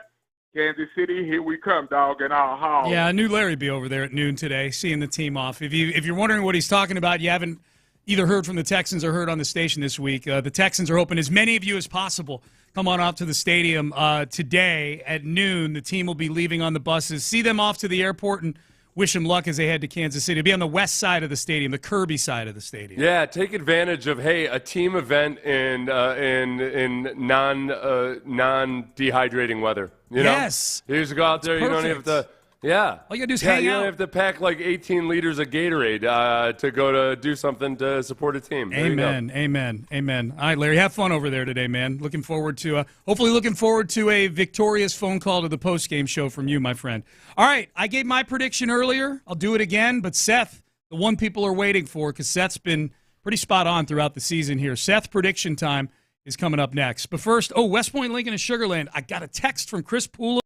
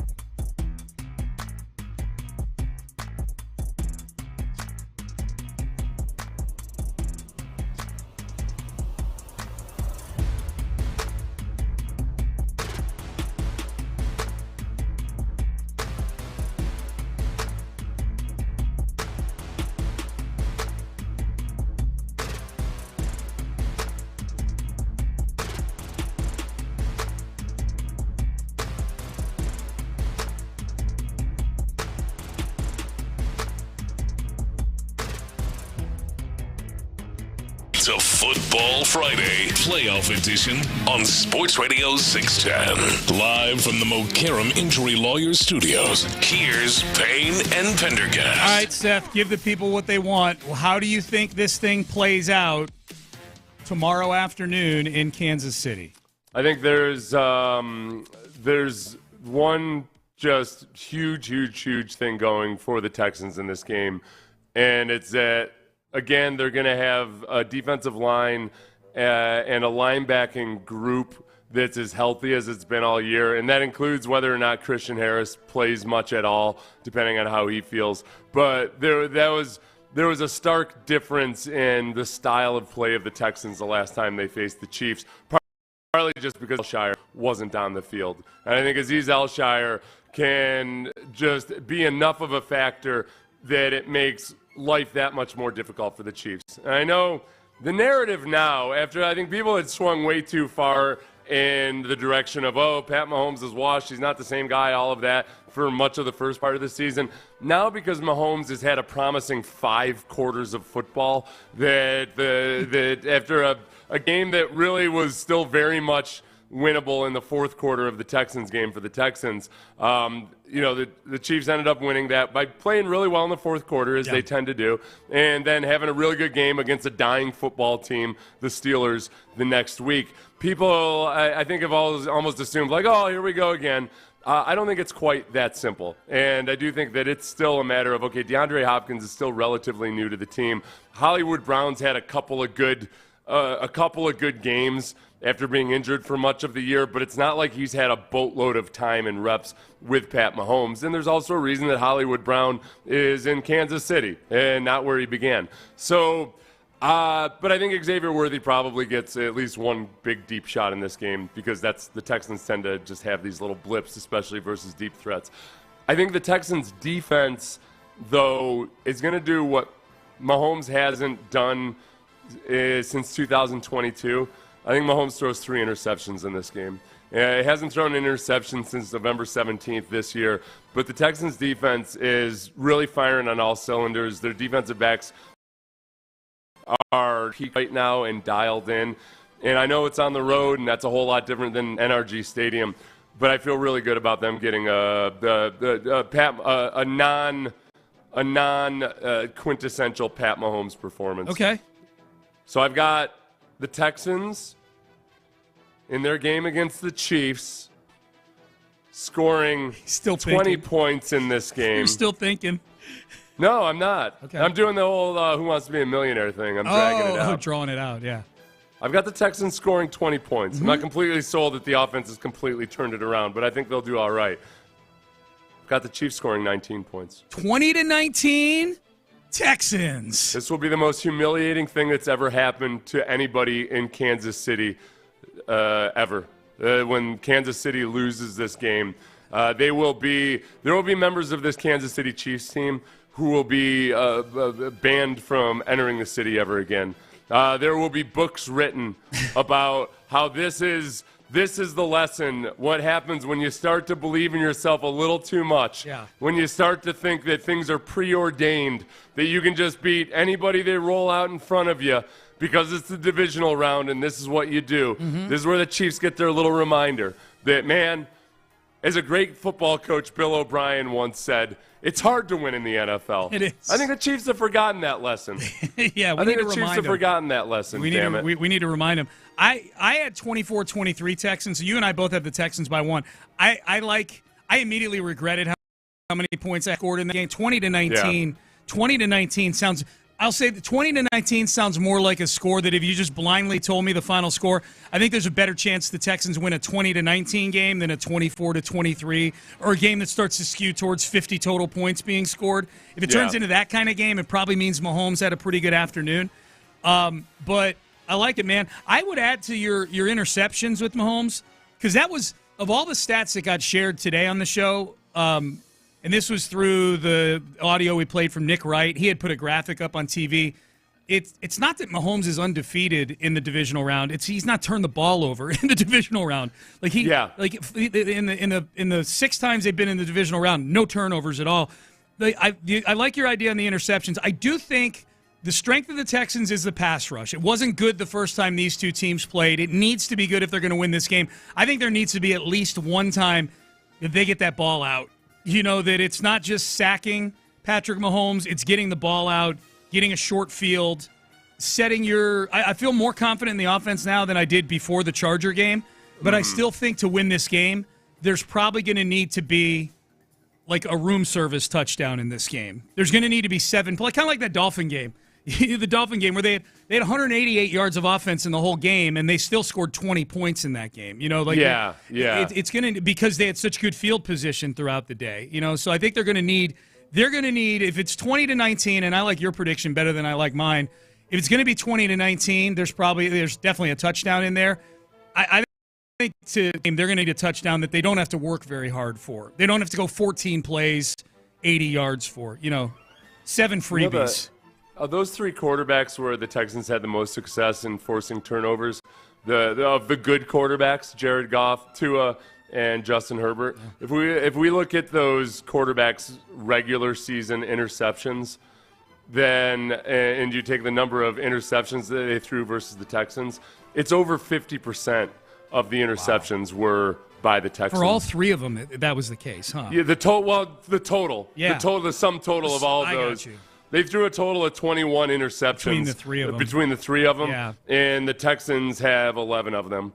That's an incredible stat. I'm gerrymandering there a little bit because it would be, if you include the postseason, then that's 24 interceptions by with Justin Herbert. And it's still 11 out of 24, so damn near 50% of the interceptions came by the Texans. Yeah, does this travel?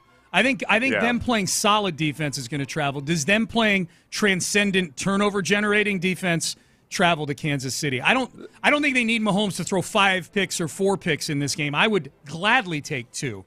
Gladly.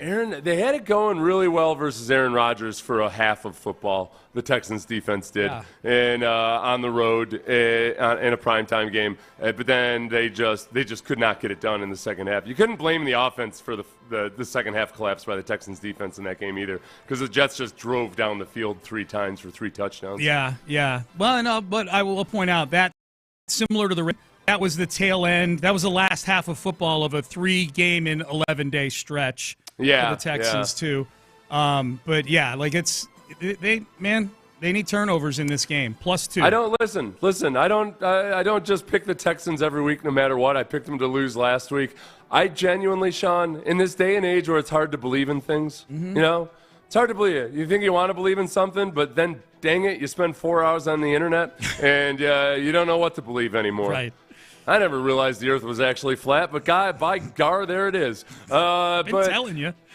But you cannot shake my faith in the Texans defense. Yeah. I feel like they're really doing something special right now. And I trust and believe in them. I do too. And for the audience, for purposes, kind of peeling the curtain back a little bit, this is not something that you've chosen 9:30 on Friday to talk yourself into. You texted me as soon as the spread came out. The opening number was +8 on this game. You were very excited about that on Sunday when that number first came out. Yeah, I thought that was way, especially for the one that was really curious to me about that was that this, regardless of the final score of the game, 4 days before Christmas, the Texans and the Chiefs, that was a game that came down to the fourth quarter. Yeah. And that you didn't have Azeez Al-Shire defensively. You didn't have a completely healthy defensive line.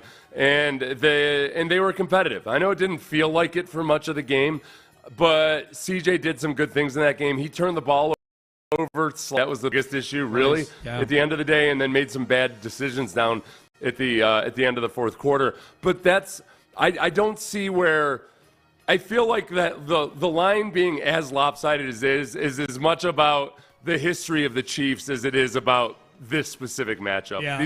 These teams are more evenly matched than people are giving them credit for. Text message: the college teams in this year's college football playoff that had extended time off between games really struggled as well. That is factually true. That's not even subjective. Like the 4 teams that had the first round bye all lost.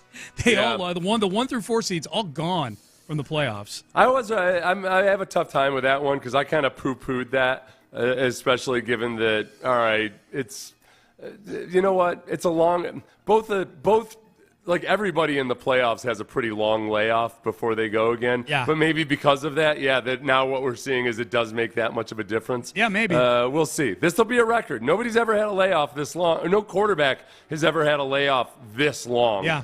I mean, and it is. Usually it's a debate about whether teams should rest their starters in the final week of the season. But this is an extreme one. And especially because guys like Chris Jones, he was injured and hadn't played at all. There's just a lot of guys that have had a lot of rest. Yep, we'll see what happens.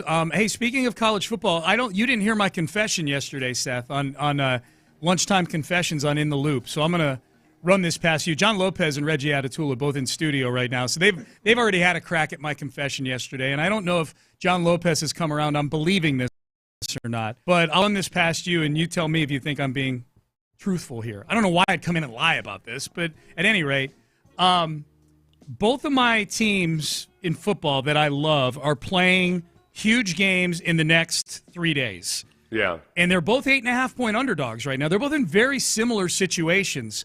The Texans are an 8.5-point underdog to the Kansas City Chiefs. The Fighting Irish of Notre Dame are 8.5-point underdogs in the national title game to Ohio State on Monday.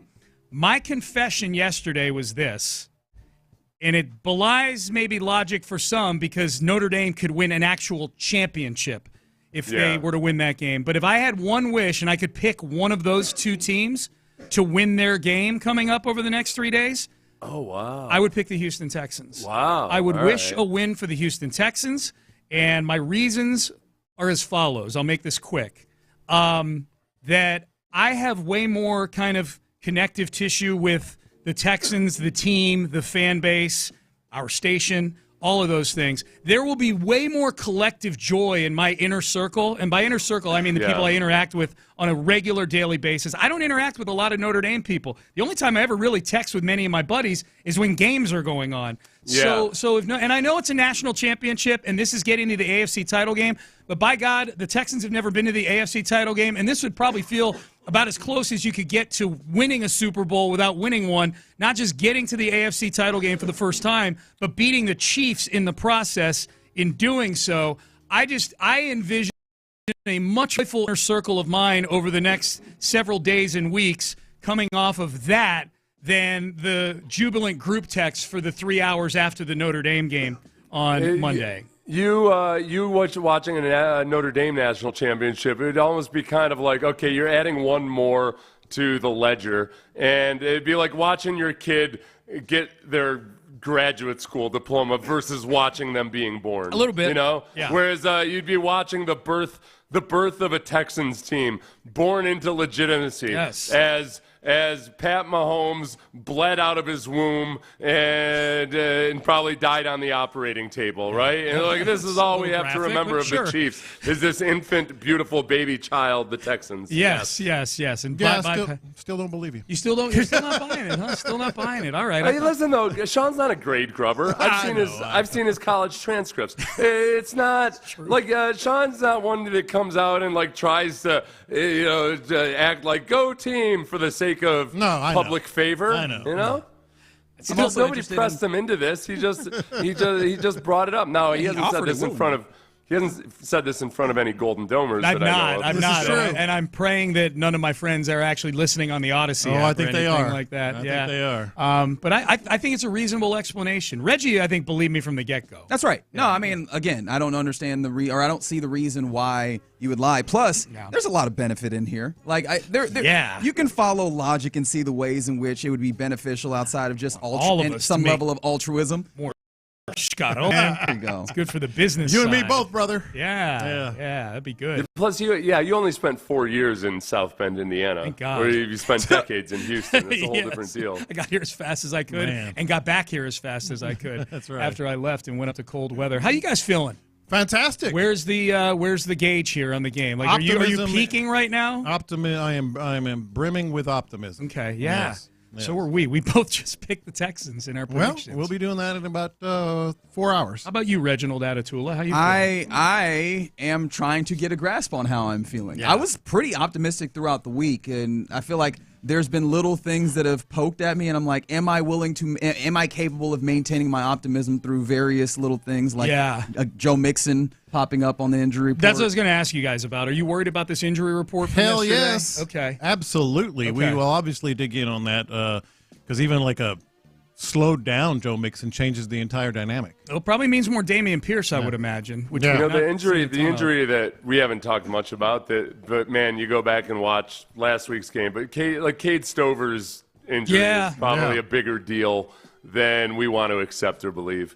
Because he's a little cog that's been a big part of some good plays. He's the swarmiest of the tight ends. That's Yes, for he is. sure. That's for Yes, sure. he is. And Catoriano's questionable also. So you could be down to 2 tight ends in this game, and one of them's Irv Smith Jr. You picked up off the practice That's right. squad. Yeah, you could get you a little Andrew Beck action, though. That is true. Yeah, practice squad elevations will be an interesting thing to watch. That's one of the things I'm looking forward to, especially that last Andrew Beck game was the Kansas City Chiefs game, and I thought he offered some good blocking things. That's right. Yeah. That's right. Yeah, he did do some good things in that game.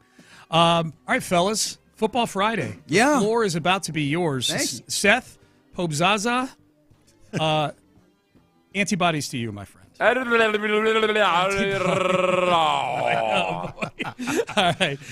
We are done. We are out of time. You're listening to KILT AM, KILT FM HD2 Houston, an Odyssey sports station. Football Friday continues. Reggie Atatula, John Lopez, Figgy Fig. Oh, wait. No, it's not Figgy Fig. Hey, it's Byron. I have news. What's happening? Hey, what's up, Byron? How we doing? All Doing right. good about yourself. I'm doing great. That's Byron, another injury designation that's a little upsetting for me. Byron Matthews brought up off the practice squad. That's right. For the Chiefs. An game. elevation? He's the Andrew Beck of this team. Yes. I've often said that. All right. We're done. In the Loop starts now. That's right. It is In the Loop here on Sports Radio 610. A Football Friday indeed, headed into the divisional round versus the Chiefs, sending off the fellas at noon. If you have any plans to head out to NRG Stadium to see them folks, remember Green Lot is where you park. But yeah, man, we're getting ready for this football game. John Lopez here with me. I'm Reginald Atatula. No Figgy Fig, so we brought in the man Byron Matthews. Appreciate you, Byron, hanging out with us. If you are inclined to ask, where is Figgy Fig on this instance? He did not opt out willingly. He was actually forced to not be here. Made the big mistake of going to see the doctor. Well, that's not the mistake. That is not the mistake in this situation. The mistake would be contracting the flu. Yes. But no. And honestly, I have not about it. And I feel like I'm intentionally not thinking enough about it. Like, is there a possibility that your boy caught the flu in some ways? Because there's obviously a lot of you proximity, start thinking, wait, I was know? talking to him a lot yesterday. That's right. But no, Figgy Fig out with the designation of flu. He could have possibly put up a flu game, but no, that would not be allowed by HR. So we got Byron sitting side saddle. Appreciate you, sir. Man, let's get ready for this football game. If you're not ready, you're about to be ready. Okay, so one thing I want to do, of course, remind you that, yes, Figgy is indeed sick again. We need to, that might be a present that I need to get him is some level of multivitamin Vitamin or something, C. some immune booster. But White kidney bean. That came in on okay, if you say so. That came in on the YouTube chat, which is Sports Radio 610. You can always get involved with the program there or talk amongst other Sports Radio 610 fans, but then also the text line, 713-572-4610 is the number to text. Let us know, what has you excited for this game? Let us know there, because one of the things that might have you excited for this game is something that I'm not super familiar with, but I'm excited to get I'm breaking it back on. out. I'm breaking it out. It is the OG's dramatic reading? We haven't done it since last season. This is the game. This is the time. This road is not just a road well traveled. Oh. It is tattered and battered with frustration, strewn with heavy memories and sinkholes. 5 times the Texans have been here. 5 times they've dragged themselves home, pulling the shackles of that dastardly word, potential. And falling short has left them with deep scars and bitter burdens. Year after year, it was back to their drawing boards and their houses of cards. The legendary hometown son, Gary Kubiak, tried and failed twice. The volatile and polarizing Bill O'Brien tried and failed twice. D'Amico has tried and failed.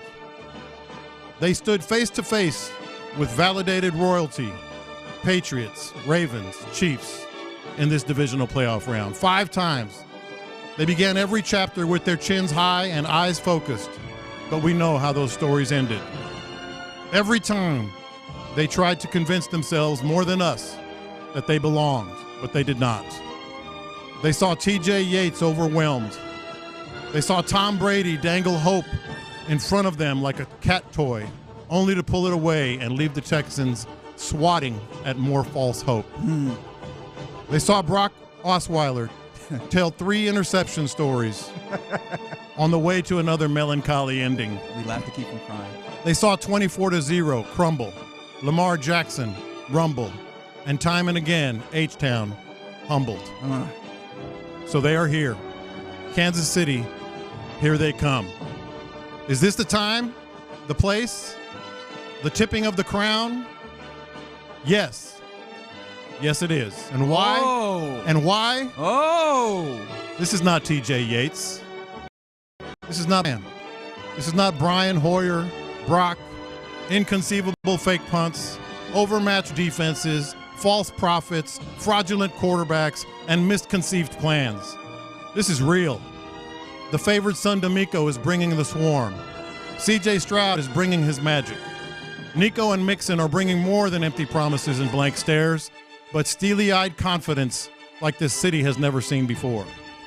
This is a team that already has lived through frustrations and stumbled through sinkholes, yet they rose, brushed away the dirt and grime, and stepped forward, galvanized and irrepressible. Yes, this is the time. Yes, this is the place. This is the day. Okay. This is the time. This is the place. This is the day. Yeah. All right, Texans. Let's go. I was afraid that you were like, there was a few times where I was like, are you setting this up for the okie doke? Where you're going to like knock folks down. But no, man, like I'm excited for this game to happen, excited for the opportunities. And let me know. Again, let us know on the text line, 713-572-4610. What are you indeed excited for in this game? Because I think first and foremost, I didn't realize how excited and how giddy I was about this. But yesterday during lunchtime confessions, Sean sat in with us and he just reiterated what he told us then, which is that he actually is in a place with the 2 football teams that he loves the most playing this weekend or in the next 3 days. He would much rather the Texans get this victory than Notre Dame win the championship. And as we're thinking through, like, okay, what are the implications of this? It's like the opportunity to be the one that stands in the way of, like, the landslide that appears to be the Chiefs' dynasty? Yeah. Question mark? You know what I mean? Like, it's a dynasty. Okay. Like to be the thing that ultimately stops that forward progress. And the conversation all off season for a decent amount of the year is, can that team have a three-peat? And for the Houston Texans, a team who has not to this point been able to get a win in this round, to get that win in this particular circumstance with these odds, that like just the notion of that excites me. Here's where I am in my excitement level, because you've heard me say a million times, I like playing the best and testing yourself or beating them. And you just alluded to it. This is the best. This is the standard. This is the NFL's best team. And it's not close when you look at the body of work. You can talk about who's hot, who you're picking, who Baltimore might do this, and whomever might do that. You can talk Buffalo, whatever. You can talk about all that. Kansas City's the standard. So and the Texans know that more than anything. There's not going to be a problem with focus. There's not going to be a problem with anything in terms of getting ready. I think it's kind of in a weird way an advantage. I think it's kind of an advantage to know this is where they have to go through. And there is no doubt about it. And that's what kind of inspired that speech, which, by the way, never in a million years would I use AI to thing. I've been writing since I was in 5th grade. Somebody said, "Oh, that sounds like AI." No, that was yours truly. And I did it last year without AI. I did it today without AI. But no, I think someone said that I undersold what you read. They said they're ready to run through a wall. There's a few people that are like real excited on the YouTube. I got to captain my captain. I'll hold that. I did not. Although to be fair, in listening, I was doing a lot of ruminating on like the previous falls. I was kind of surprised that the word Sisyphean did not come up in that because just the continuous rolling of the boulder up the hill, only to reach the divisional round of altitude. I should have used roll it back. Maybe AI would have used it. Possibly. But yes, it got me to a place where I kept thinking about all of the times where you weren't able to get to this place. And again, the clearly one of the most exciting parts is like the what if of if you do win, what would that mean? What would the jubilation be on the other side of it? But like within the game itself, what are the points or what are the things that give you some level of excitement? Within the game itself, I mean, you heard it right there when I was talking about. D'Amico is not Bill O'Brien. No. C.J. Stroud is not Deshaun Watson, which Deshaun Watson was an electrifying player. I'm not trying to take that away from him at the time when he was here. Obviously a mere shell of himself now. But it just seems more sincere and it seems a little bit more together. They've never had the combination. This is what really, I think, Texans fans with hope in this game should hang their hat on. This team never, ever, ever in its entire existence has had the combination of head coach, quarterback, and defense. Ever. Right. Back to the Kubiak years, say what you will about Matt Schaub, and I respected him and liked him, but that wasn't C.J. Stroud. No, not by any means. I mean, it's very much, right. Let's run this football and get things to work off of that. Right. 100%. Bill O'Brien years, you had Deshaun Watson. He could do some amazing things at the time. Bill O'Brien wasn't D'Amico Ryans. He didn't have that confidence. Players doubted him in that locker room or butted heads or whatever or didn't fall in line. You go back to the 2011 defense. Incredible defense. Very good defense. It wasn't this defense. And even if you say it was, you didn't have the combination of defense, quarterback, and head coach. And I think that's where you have to have some confidence with this squad. And spoiler alert, we'll be doing it in the last segment of the 1 o'clock hour. I reached the point watching this defense last week and watching the light bulb go off with C.J. Stroud. I'm not going to pick against him. Maybe it's foolhardy. But I'm not going to pick against this team in this kind of a role with some of the things that they've been able to do with the combination of head coach, quarterback, and defense. Yeah, and the pillars are clearly there. The question for me that it keeps popping up, and we need to be in a place of excitement here, at the very least at the start of this show. Yeah. So I'm already violating. I recognize this. I'll take whatever criticism that comes in this. It's like, are the pillars enough? Are the pillars enough to hold up what feels like, hey man, there's things that are chipping away at this Texas team, but like how strongly do those pillars stand? How much support do they give? Because I mean, D'Amico Ryans has been incredible, and we've seen the ways. In fact, we've discussed the ways that he in these moments, and of course, like last year might not be the greatest indication of that because it's the very first foray into these spaces, right? And so, what does another year and another 17 games of football and experience and opportunity lend and add to that, right? What multiplier does that add? C.J. Stroud is finding a way to be closer to the version of himself that we expected compared to in the year. Like, how much of that shows up? Does that continue to trend upward, right? And then, of course, the defense just on the field is the part that I think is the most exciting for me. It's just I doubted them last week, right? I could say it pretty plainly. I that did way. too. Not saying that I did not believe that there was a certain base level, but what was the high watermark? I doubted that they would be able to get to that, and there they were taking a team that had not turned the football over hardly at all, and a quarterback in the same way that had not turned the football over. And they got 4 of them, right? Not just 1, not 2, not 3. Shout out to the Heatles or whatever. Yeah. 4 of them things, right? In a big fashion. And so the challenge is very vast in front of them. We know what that is, and we'll detail it even further during our show. But knowing that, hey, I've already been in a place where they have exceeded my expectations at times. I'm looking forward to having that happen again, because it feels like in this instance, it wouldn't just be nice. It almost feels necessary. And ask yourself this, because those were some great squads. I'm not trying to take away from especially the 2011-12, Texans and all that, but those were squads. You could easily argue there was a shred of doubt or maybe lacking of a bit of confidence going into these places. That was Tom Brady over there, man, in his prime, when they faced him. That was Bill O'Brien showing us that he was a little bit, not ready for the moment, saying, I didn't have a play on 4th and 1. That's doubt. That's skepticism.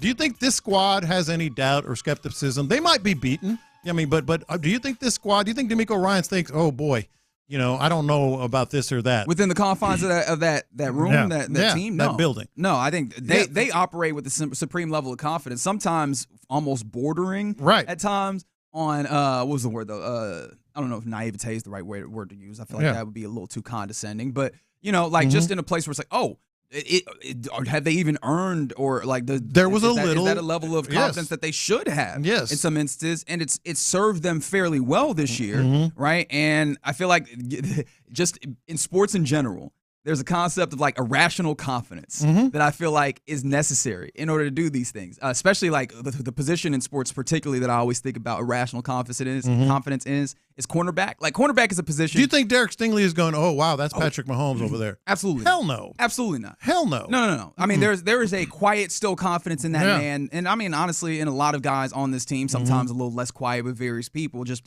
depending on their particular, outgoing natures or whatever. But no, man, like I think about the cornerback position where it is a situation where you are sailed. Yes. The league has geared all these rules towards offense. You are going backwards while the other players going forwards. They have an understanding of what the play is and what the future holds, at least in the plan. Like I am running the post. I know what's happening. As a defender, you're like, I am following this dude and trying to cover him. And yet you have to have just an irrational confidence going into that, saying, no, I'm the better person in the situation. I'm telling you. Stop. And it feels like the Texans operate in that same way. They do. And you can go down the line, go back, at these divisional games in the past. You think Brock Osweiler was like, yeah, man, I'm a killer? Hell no. You think Brian Hoyer? No. You think, C.J. Stroud? Yes. So the confidence level, this is not the same Texans.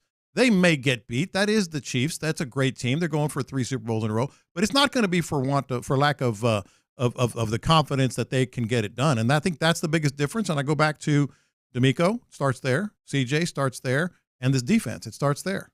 I mean, I think this is a different feel. This is a different look for this Texan squad. Yeah, and now it's just what remains to be seen is, can you get it done, right? Because there's been teams that have come up against great teams, and particularly this great team, or at least this era of this great team, and that they've had good chances. Like that's part of what has built the myth and the mythos of this team, is beating the likes of Josh Allen's Bills and Joe Burrow's Bengals and such. Like to be able to stand up, like you've got to put your best foot forward. I do have a little bit of confidence as well, or at least excitement to see if this team is just going to do the thing where when the time comes, right? Like we are going to put our best foot forward. You know what I mean? Yeah. Like that is something that this year has I've had questions about. It's like, are they going to put their best foot forward? It's one of the reasons why, especially early on in the season, I was not quick to jump in, because I was like, hey, it still feels like they're not putting their best football on the paper or on the field.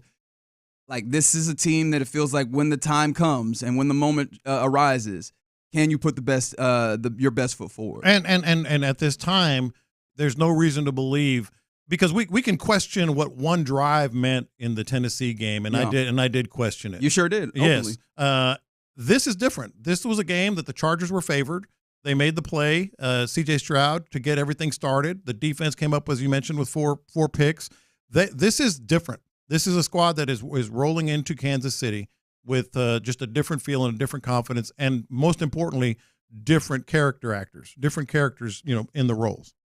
So yeah, excited for this one. This game that's going to be tomorrow, man. We're getting ready for a divisional round matchup versus the Chiefs tomorrow at 3:30. We keep talking about that all the way through here on a Football Friday in the Loop on Sports Radio 610. But coming up next, let's get into more football of it. Let's talk about the remainder of the divisional round games, including the one that feels like it's going to de facto award the MVP. We'll talk about that next. All right, let's talk about D&M Auto Lease.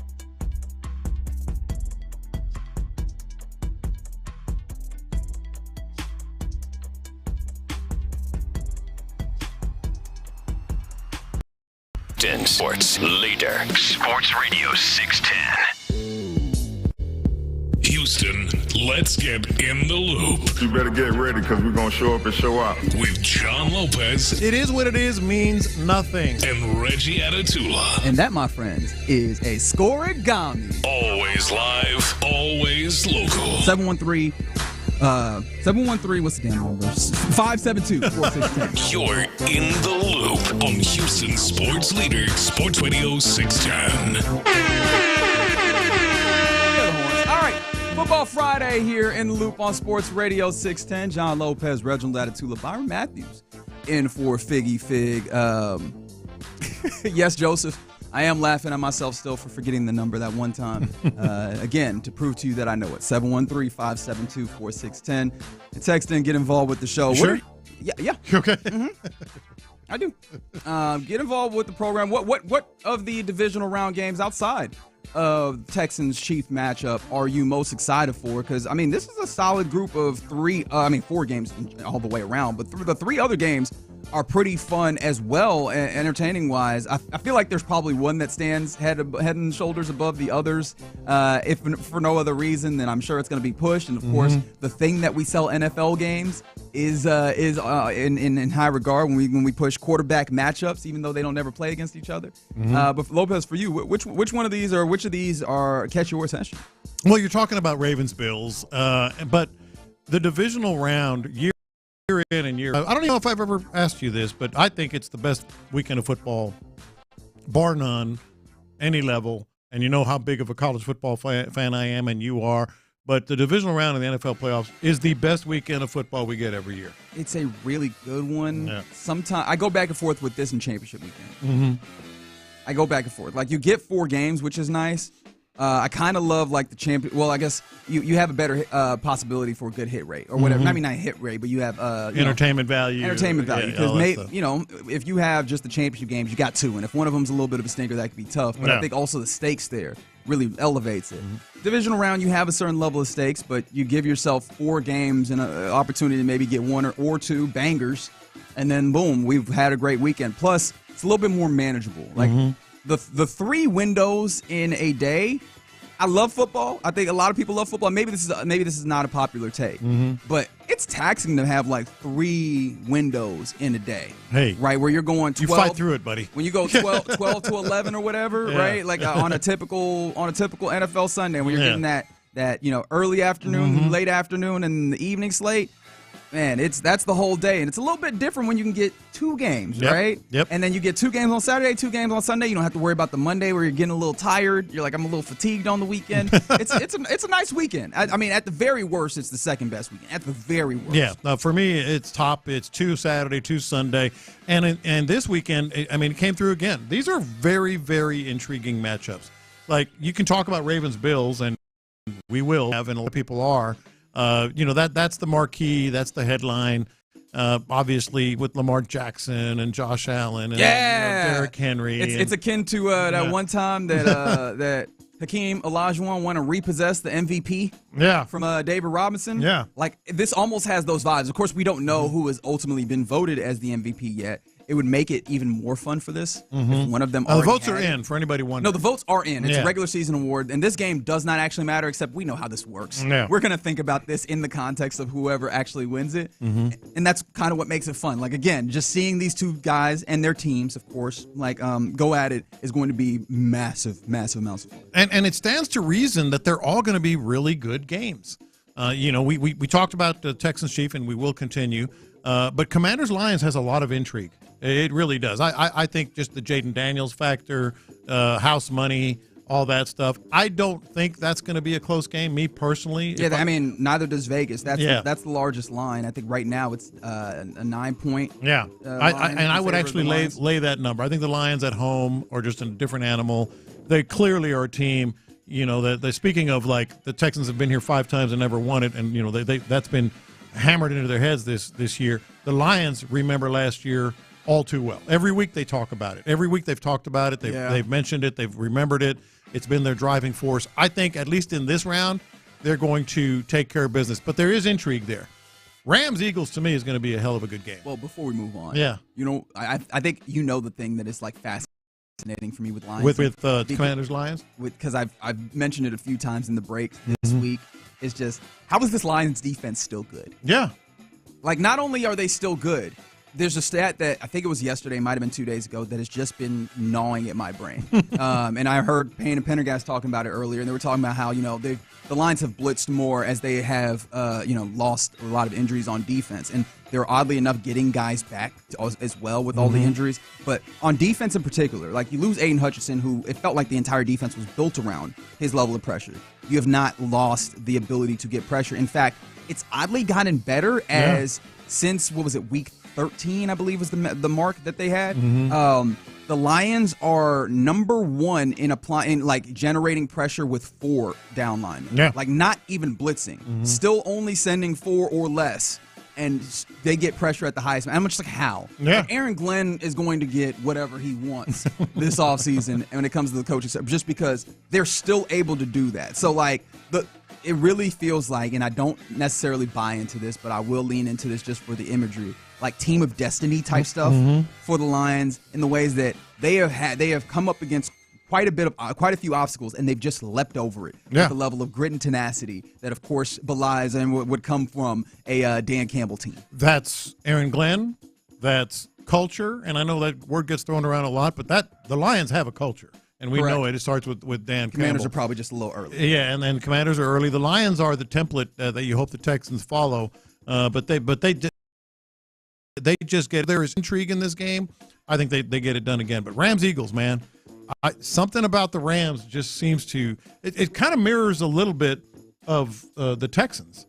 Like, where'd that come from? How did that happen? 9 sacks, receivers making plays all of a sudden again, which they haven't been this season consistently. And the Eagles, as much as they've been winning and winning and winning, there still seems to be some level of, doubt. About them. That was exactly what I was thinking. It's like I feel bad for the Rams because as much as, yes, you're right, there's so many things that they've done well. This feels like the last hurrah, is that the way you would say it? Yeah. For Matt Stafford, like can you get something done while he is still a useful starting quarterback in this league, at least useful in the terms of trying to contend and compete. But this is all just going to be an indictment of the Eagles. Like, are they able to do things well? Because it just feels like they should be in a place where they're head and shoulders above the Rams. Maybe that's unfair. Like, it's quite possible that's unfair, but it just feels like that is the way that the Eagles are going to be perceived because of the massive amount of talent that they have, and because they've had issues taking that massive amount of talent and being maximum efficient with it. Like, you talk about the passing game and the ways in which they're just like, hey, we're running the football. Is that passing game electric, or does it have the possibility to? Sure. Is it always? Not necessarily. Not necessarily. And then the marquee game, the Sunday evening, 5:30 p.m., big time divisional game, Ravens and Bills. A lot of times on these, Reggie, they end up being sort of a letdown. This one isn't. This one will not be a letdown. Derrick Henry going into Buffalo, real chance to control the entire game. He really does. You can talk about the quarterbacks all you want, and they are absolutely the headliners here, but what he can do, shortening the game, obviously weather conditions with the Bills, this is going to be a one possession game at the end. Maybe. I'm feeling a little doubt there. Well, here's the thing, and I've probably built them up too high. In fact, I have a penchant for building up the Ravens rather. Too high in my mind, just because you watch that team play, especially offensively, and you go, what are you supposed to do with Lamar Jackson? Yeah. What the hell are you supposed to do with this dude? Right? That is a dude who, the fascinating thing from Lamar Jackson has always been for me. I try and always keep front of mind when you're talking about professional athletes, and in this instance, NFL players, that this is the creme de la creme. And the dudes that we talk about as, oh man, that dude is slow. No, it's relative. All of those dudes are ungodly fast. Yeah. We're talking about monsters. And then this is a dude who comes out there and makes them dudes, he jukes them out of their jocks, he runs past them, he makes them look like children. And so think about that relatively. We're talking about the aliens of the world playing in the NFL, and that dude is making the aliens look downright mortal. What are you supposed to do with him, right? But I think that's kind of the question here that still pops up for the Bills. What are you supposed to do with him, especially with the added benefit of you have to find some attention to keep on Derrick Henry, because if there's an option, you are screwed. There's not a right answer in there. And then on top of that, it feels like Lamar Jackson is the best passer that he's ever been, and he's always been pretty good, right? Not just capable of doing it, but also confidence-wise and a willingness to just be I can do in a way that is problematic. Yeah, I can't get past that, especially also the Ravens defense has gotten better over the course of this year. My counter to that would be, what are you supposed to do with Josh Allen? Because in a different way, he does the exact same thing. In a different way with size and really, escapability, elusiveness is probably a better word. He gets it done. Like, what are they supposed to do with that guy when he drops back? He's 6'9", or I know that's an exaggeration. He's so tough. 785 pounds. That is right. And runs a 4.5. I don't remember who was saying this, but I thought this point was very apt. Somebody was like, somebody had called Bo Nix a mini Josh Allen. And it's like, Josh Allen being the size that he is the point. Like that is the point. That is part of what makes this Josh Allen. You call him a mini Josh Allen, you're just like, hey, that's a dude that runs around. Yeah, that means he's not Josh Allen. Right? So yeah, I think that's fair. I think the distinction is, hey man, it feels like there's a lot less support there. Right? Mm-hmm. That was the conversation coming into this year. It's like, what can Josh Allen do in a situation where there's less support than there has been for him in the past? And the answer is be really good, MVP caliber, and that is fair. It just feels like once you immediately put him up against MVP caliber with a credible running back and an offensive system that's very well tailored and a defense that's playing better at this time, I think that gets a little bit tougher. Plus, the Bills are not particularly a speed defense. Yeah. And just a lot of speed over there. There is a lot of speed over there. I'm super excited about that game, but it should be a fantastic weekend of football all the way around. And no, Joseph on the YouTube, I don't think that you are petty or what have you, enjoying laughing at MVPs that get caught, because I feel like we are a society that enjoys Schadenfreude, right? Like that's just kind of how we go. Yes, we are. But either way, like if it's Schadenfreude or just seeing incredible people do incredible things, I think this weekend is going to turn out very, very well for those of us that enjoy football, which I imagine is everybody listening right here on Sports Radio 610. All right.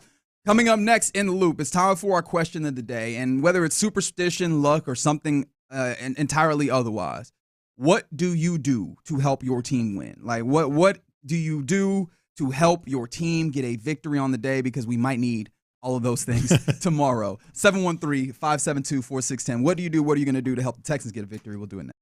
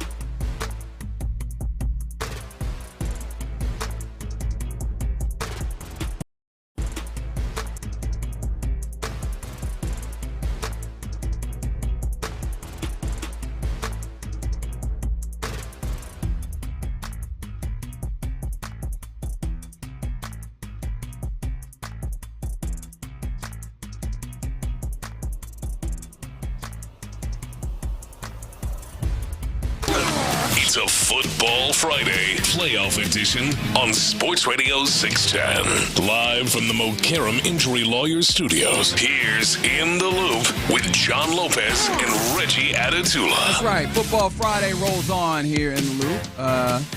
Let's get to the question of the day. Superstitions, luck, otherwise, what you do? What do you do to help your team win on a game day or leading up to a game day or what have you? Because we're in that space. We're in that space. There's one of the things that I know a lot of people are going to do, which is head over to NRG and send the boys off with some good vibes. As they hop on the buses, head to the airport and fly to Kansas City to take on the Chiefs, which you'll be able to hear on Sports Radio 610. Well, not the flying part, the actual game. Yeah. That'd be weird if we had just like a running broadcast of like what happens on the bus, what happens on the. It'd be a lot of cards. We'd be hearing a lot of card games. A lot of gambling. You've been on those trips, like on those. Yeah, back in the day when I started in the business, the beat writers traveled with the team. It was awesome, to be honest, and not just hey, I'm there, but you actually build relationships. Yeah, and trust, and you can get good stories, and you can get the trust from them that you're not going to burn them and all that. Did it for about probably pushing 4 years as a beat writer. A difference. It was fun. Yeah, every beat writer that I know that has like done that has incredible stories about the plane and the various things that'll happen there. The instances of somebody fighting over money not paid up, card games, things set up. It gets hot. Oh yeah, it gets hot. Oh yeah. But yeah, that I imagine it's not going to be that flying out. And hopefully it's a jubilant flight back after the game as well. But yeah, what are you going to do to help ensure that it's a jubilant flight back for these Texans? What do you do to help your team win? And I'm not even talking about like, oh, I'm superstitious when they're losing. I move where I'm sitting. I'm talking about like to get them ready. Some people are superstitious. No, in it could be, and you can share that 713-572-4610. I'm talking about like when it's a big game with a team that I am loyal to and following. Some of the things I do, and I guess it falls into the realm of superstition, but it's also like I just kind of want to erase everything and just focus on the game. I never, ever on big games watch a pregame show. Is that every sport? Like just every sport? Really? Whether it was the Astros in the World Series or the Texans here or the Aggies in a big game or Rockets, whatever. Like if I feel like this is a big game, I just sit down. If it says 7:05 kickoff, I'm there at 7:04. Well, NBA will mess you up there because NBA they fudge it a little 15. bit. That's another one. If we're talking about what's hurting the NBA, Yeah. how about you start when I told you or when you told me you was going to be here? Yeah, exactly. Like, is there anything that makes you madder than when somebody sets an appointment for you and then is late to the appointment that they? Yeah. The NBA does it 3 times a week, right, on national television broadcast. Like, oh yeah, this game tips off at 9:30. Yeah. And then you there waiting until 9:48. Yeah, it's like, what is happening here? I'm here. Yeah. Why you not here? Yeah. And I can't tell you why. I think I'm just trying to like not be contaminated with any false hope. Any of their nonsense thoughts. Like I think part of it also is I've heard enough. I'm at the point where I felt that we've all talked about it. Let's just play the game already. Like I guarantee you tomorrow, I'm gonna turn the TV on probably like at 3:28 because I've heard enough. But your radio will be on from 12:30. Well, you got the pregame show on Sports Radio 610. Correct. Maybe. But boo this man. Boo this man for me, please. Especially in this business. But even when I'm not involved, like it's just a team that I'm following. I've heard it. I've read it. I've seen the injury reports. I've done this and that. Let's just get it on, as they say. You know what I mean? It's like I just sit there right at kickoff or tip off or first pitch or whatever and do it. And I guess that's superstition, but I think part of it is I'm just like, enough. Get to the game. Let's go. Get to the game. Some things that have come in. This is very interesting. From the 248, they said they live in Detroit. To help the Texans win, they always group chat with their family in Alvin. Although they're not allowed to wear Texans gear at work, they wear it under their work clothes. So like that's real. Like, wow, that's cool. Keep the consistency and then make sure there's some Texans gear on. You don't got to see it, but just know and believe. In fact, in the vein of Texans gear, somebody said they make their girlfriend wear her red Seattle jersey. The Texans are 2-0. All right. When she wears it. Is it just notice 2-0 is not a long stretch. So I do wonder, like, is this I'm finding a new thing that works, and then until it stops working, Absolutely. and then we find the next thing that works. Oh, yeah, that's what I did for the Astros, because I put my jerseys on rotation. Like if I have like my Verlander, Javier jerseys, like if they're pitching back-to-back, I'll make sure they wear their jerseys. If they wear orange the next game, I'll either put like my Altuve or Alvarez jersey on. There we go. Yeah. But I don't have a superstition for the Texans. The only thing I can give you is I'm working the Texans game on the Bull tomorrow, and when they hit me up about it, I had plans to go to Pluckers with the boys, but the only reason why I took it is because the only time I ever worked the Bull was the Colts and Texans game last year, when it goes to the playoffs. Yes. Oh, okay. So I was like, you know what? Let's just go to Pluckers for the Ravens and Bills game. I have work. Yeah. So I got to help this team win a football game. Yeah. So that we can get another one. Yeah. And we can watch the next game and eat some wings. No, I love that. Somebody else brought up, they said, I'm glad you asked, Reggie. Oh, goodness. I help by screaming plays and formations at the TV in the hopes that Bobby will hear me and stop running wham out of Tripp's bunch. I got a hunch you're not alone. Which is funny, though, because in this game, apparently the Chiefs have not been great at dealing with like condensed formations and bunches. So maybe you have backed yourself into a place where you can find a little bit of an advantage against the Kansas City Chiefs in this game. That'd be great. Somebody said they have a shrine built for the Texans. They light a red and blue candle, pour a shot to be drank only after victory. Mm-hmm. And they also wear a jersey, something weird like that. Interesting. So you pour the shot at the start of the game, and you just look at the shot and wait. I couldn't do that. So what happens if they don't? Does that shot just get poured out? Is that now like a emotional support shot to help you feel better? I'm interested. Call it back up. I don't know about how do you approach the food items that you're going to eat? Because I do legit, stadium food whenever I'm watching a game. Oh, because you're I need to be in the vibe of a game? I'll do wings and pizza or whatever, something like that. I make popcorn a lot of times. Like I get into the stadium vibe for when I'm watching a game. I might have mixed up. Somebody said they do weird stuff like take off their hat or shirt. Is that just before, or is that like in the course of the game if you're like, ooh, this drive is stalling, now we need to shift? Yeah, a lot of people do that. I need to sit over there now. I love that person because watching a game with them, as long as they're not doing weird stuff that they make you do, if it's just like self-contained, it's hilarious because like now they're sitting on the arm of the couch, and now they're standing over in the kitchen. And they're asking you to give play-by-play because they can't quite see the TV.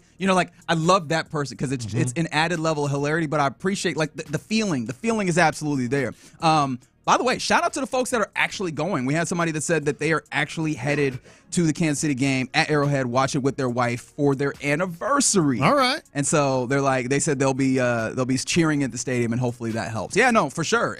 Make some noise. Make your presence felt. My favorite story like that. I can't remember if it was the Astros. It was a baseball game. I know. Oh no, it was this past year, the College World Series. There was we got the story. It kind of made the rounds. There was a dad and his son. The dad went to the bathroom, and the Aggies were down like 3 runs in the 8th inning or whatever in the College World Series, and he had to sit down, so to speak, in the bathroom. Sure. So he was listening to the TV from the bathroom, not watching the game. Aggies went up and tied it or whatever, went to the next inning. His son did not let him get off the toilet. That was his throne. Until the game was over. And sure enough, the Aggies did come back and get to the College World Series final. That's something I would do. But let's say I was the one using the restroom, I would just volunteer to stay in there. Stay on the toilet. I'll come back out when the game's over. Somebody said they sit on the right side of the couch and have 3 Dr. Peppers and ranch dip through the game. Hey, what's up, John McClain? I love this. I love this from the 8-2. They said they'll take a plunge in their cold-ass swimming pool. They failed to do that last year versus the Ravens, and you know what happened. So, yeah, make sure you take that. Does it have to be the day of, or can we just go ahead and get that out of the way right now? Man, good luck and put with the good juju in the air right this moment. Good luck with that. Okay. At least they're not playing Tuesday. 20 degrees here. Yeah. That cold front is coming. I mean, it's good. Even still pretty good that it's Saturday. Sunday is going to start to get cold out. Yeah. I was reading something about the Houston Marathon that's happening on Sunday, and people are gonna have fun out there running. Good thing that they're at least running. There's one way to self-regulate your body temperature. But yeah, man. And then someone said, unless somehow Chris Jones doesn't play, none of these suggestions are gonna work. Well, don't be a hater, Ocho. All right. And maybe that'll make Chris Jones will be sitting there somewhere and feel the passion of the Texans fans and be like, you know what? I don't feel like playing. I am a conscientious objector to this game, and I will not play. You don't know. You don't know everything. Texans win. Don't watch the jerseys and wear the same one next game. Some they say they watch the game by themselves because every time they watch the game with other people, they end up losing. Okay. A lot of people I know have done that. Like, I can't. I got to watch it by myself.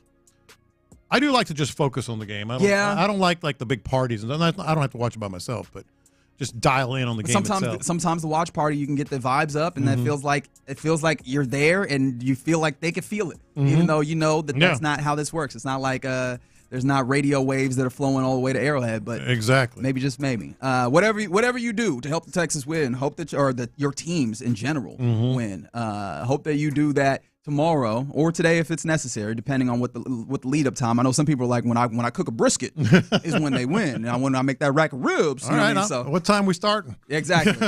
So whatever you do, let's do it. Let's see if we can get the Texans a victory in the divisional round versus the Chiefs and take them to places that Texans have not been before. AFC Championship game. All right, you're in the loop right here on Sports Radio 610. Coming up next, let's go around the NFL, where it seems like the Bills are taking a play out of the NBA's playbook and how to handle the Ravens. We'll talk about that and more next.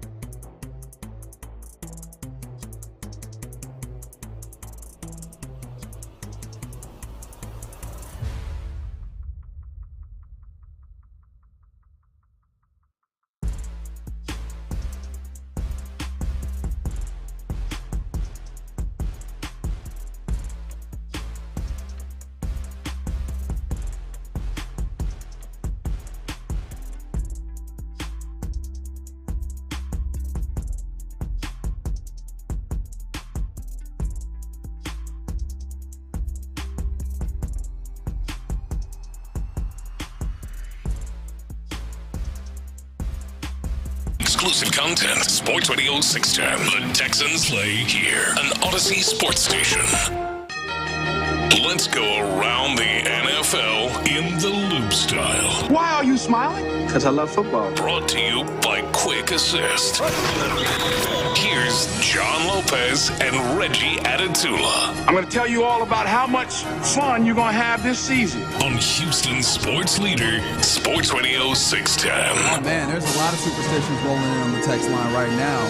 Somebody said they wear a different hat and jersey combo for each game of the season. They'll turn their hat backwards when things need to be turned around in a game or a stretch of the season, and then leave it backwards, switch it back forwards when you need another switch. So it just the hat keeps going round and round. I like that. To that end, somebody said also that their rally ritual is the same for both the Astros and the Texans, is that when they're on offense, cap is forward.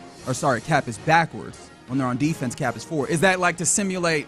We're going forward, make a stop. We're going forward, make a stop. No, I think it's it's the other way. Right? So I'm thinking, is that simulating like being like batting, right? Yeah, maybe. Right, like a batting helmet going backwards. Hey, man, whatever works. You're in the field. I don't know. Yeah, whatever works. Somebody said they sit on the left corner of the couch, and they can't get up at all, even when nature calls. Well, that's a bit much. What about you? You didn't give me any of yours. Yeah, I'm not deeply superstitious, but one thing I might get into, especially if I'm like really passionate about a game, is I'll fall into the category of people that are like, if I'm doing something that is working, just kind of stay in that space. It's silly. It is silly. It is. It's silly, but we do it. I know it's silly. Yeah, well, everybody does. I am deeply like aware. your left side of the couch is the difference. In the game. That's right. There's something. There's like the air pressure and the barometric pressure or something deeply scientific. There's some quantum connection between that football, that oblong-shaped ball, and the positioning in your apartment or house or domicile. Hey, we all do it. Yeah, 100%. All right, let's go around the NFL now, which is brought to you by Quick Assist. If you're tired of the hassle of selling your tickets, say goodbye to the stress and let their experts get you the best price. Download Quick Assist from your app store today, and they'll handle the rest. That's QuickAssist. Quick Assist, your ticket everywhere. All right, let's start here where, one of the big games of this weekend is the matchup that pairs the two leaders in everybody's estimation for MVP this year, which is Josh Allen versus Lamar Jackson. It is Bills. It is Ravens. It should be exciting. And I found this, just the quote of it, interesting. Like everything about this game is interesting. Like Lamar Jackson apparently, because obviously they're playing in the cold. He doesn't like wearing gloves. He thinks it makes him play poorly. He's like, I'll figure it out. Just wearing gloves, I can't play in gloves. I just can't do it. This is another thing that I found to be funny, which is apparently the way that the Bills are handling this. Per Ed Oliver, a man that we're familiar with around these parts, he said, quote, "Our coach said something that really stuck with me. He's like Kobe Bryant. Kobe Bryant's going to get his at some point, and that was a great analogy. Lamar's going to get his at some point, and we know that, and everybody watching knows that. And so basically the idea, I think if you're going there, he's going to get his. Which you can only hope to slow him down. Limit him. Don't let anybody else get theirs. Is basically the way I'm hearing this, right? So does it feel like that's what the Bills' game plan is going to be? Stop Derrick Henry, and then just try to make it so that Lamar Jackson doesn't eat your lunch. Yeah. I'm not going to say that's a defeatist attitude because it's real. You know that Lamar Jackson is going to have a play or two where you just got to shake your head. But no, I feel like that's more asset allocation than it is defeatist attitude. I think that's what it is. You can't spread yourself so thin that you can't do anything. Right. That's what it is real, but you have to still realize that any one of those little plays that he makes that you just have to tip your cap to can be a touchdown sometimes too. Yeah, that's the thing. That was the thing. Is like if we're going with all right, well, let's just make sure that everybody he can get his, but everybody else doesn't go. Yeah, he can beat you by himself. Yeah, that's one of the problems. That is one of the real problems with that team. But that if that's not like the ultimate sign of respect, absolutely. That like the game plan is not just hey, we got to stop this guy. He's the linchpin. It's like, we're gonna try and stop him, but buddies, guys, don't get disheartened because he's gonna get yards. He's gonna get it, and he and Josh Allen are in the same boat. You know, I think the Ravens need to be doing the same thing, and they probably are. Yeah. By the way, shout out to Sally. She's always there in the YouTube. She was asking, what are the jersey combinations? White for this on game? white. It is white on white for your Texans. They're facing off against the Chiefs, who will be wearing their red jerseys, white pants, kind of the normal configuration. I'm not going to lie. In watching back Week 16, I think that's the configuration I like. I think most people like the white jersey with the deep blue pants. Like I like that. Interesting tidbit: if you are superstitious about the jersey combination, if the Texans do get to a Super Bowl, they will never wear anything but white because the Super Bowl AFC and the Super Bowl is the road team. Okay. So they're going to wear white this week. If they win, they wear white, and if they win, they wear white. Okay. Yeah. So yeah, if you I don't know, Byron, if you were planning on doing some level coordinating jersey-wise there. White jerseys there. To be fair, last time I wore a Texan shirt when I was training for the local with Ben, they lost to Minnesota, so I'm kind of skeptical about wearing a Texan. That's the thing. I might bring my Stingley jersey and just hook it onto one in the ballroom or something. Stingley's a good choice too. Very good. Yeah. So how about this? The Dolphins. We're getting more and more of the international series, as they call it in the NFL, as they continue to expand to try and be a global game and get some of their money as well as Americans' money. Right? Let's just make this thing bigger and bigger until there's no more room for anything else. But yes. Can you tell the skepticism? Yes, I can. Okay, very good. The Dolphins will be the export in this instance, exported to Barcelona. Barcelona. Everybody hates the dude who does that, right? They do it there though. It's wild. Yeah, but the Dolphins will be hosting a game in Barcelona in the international series.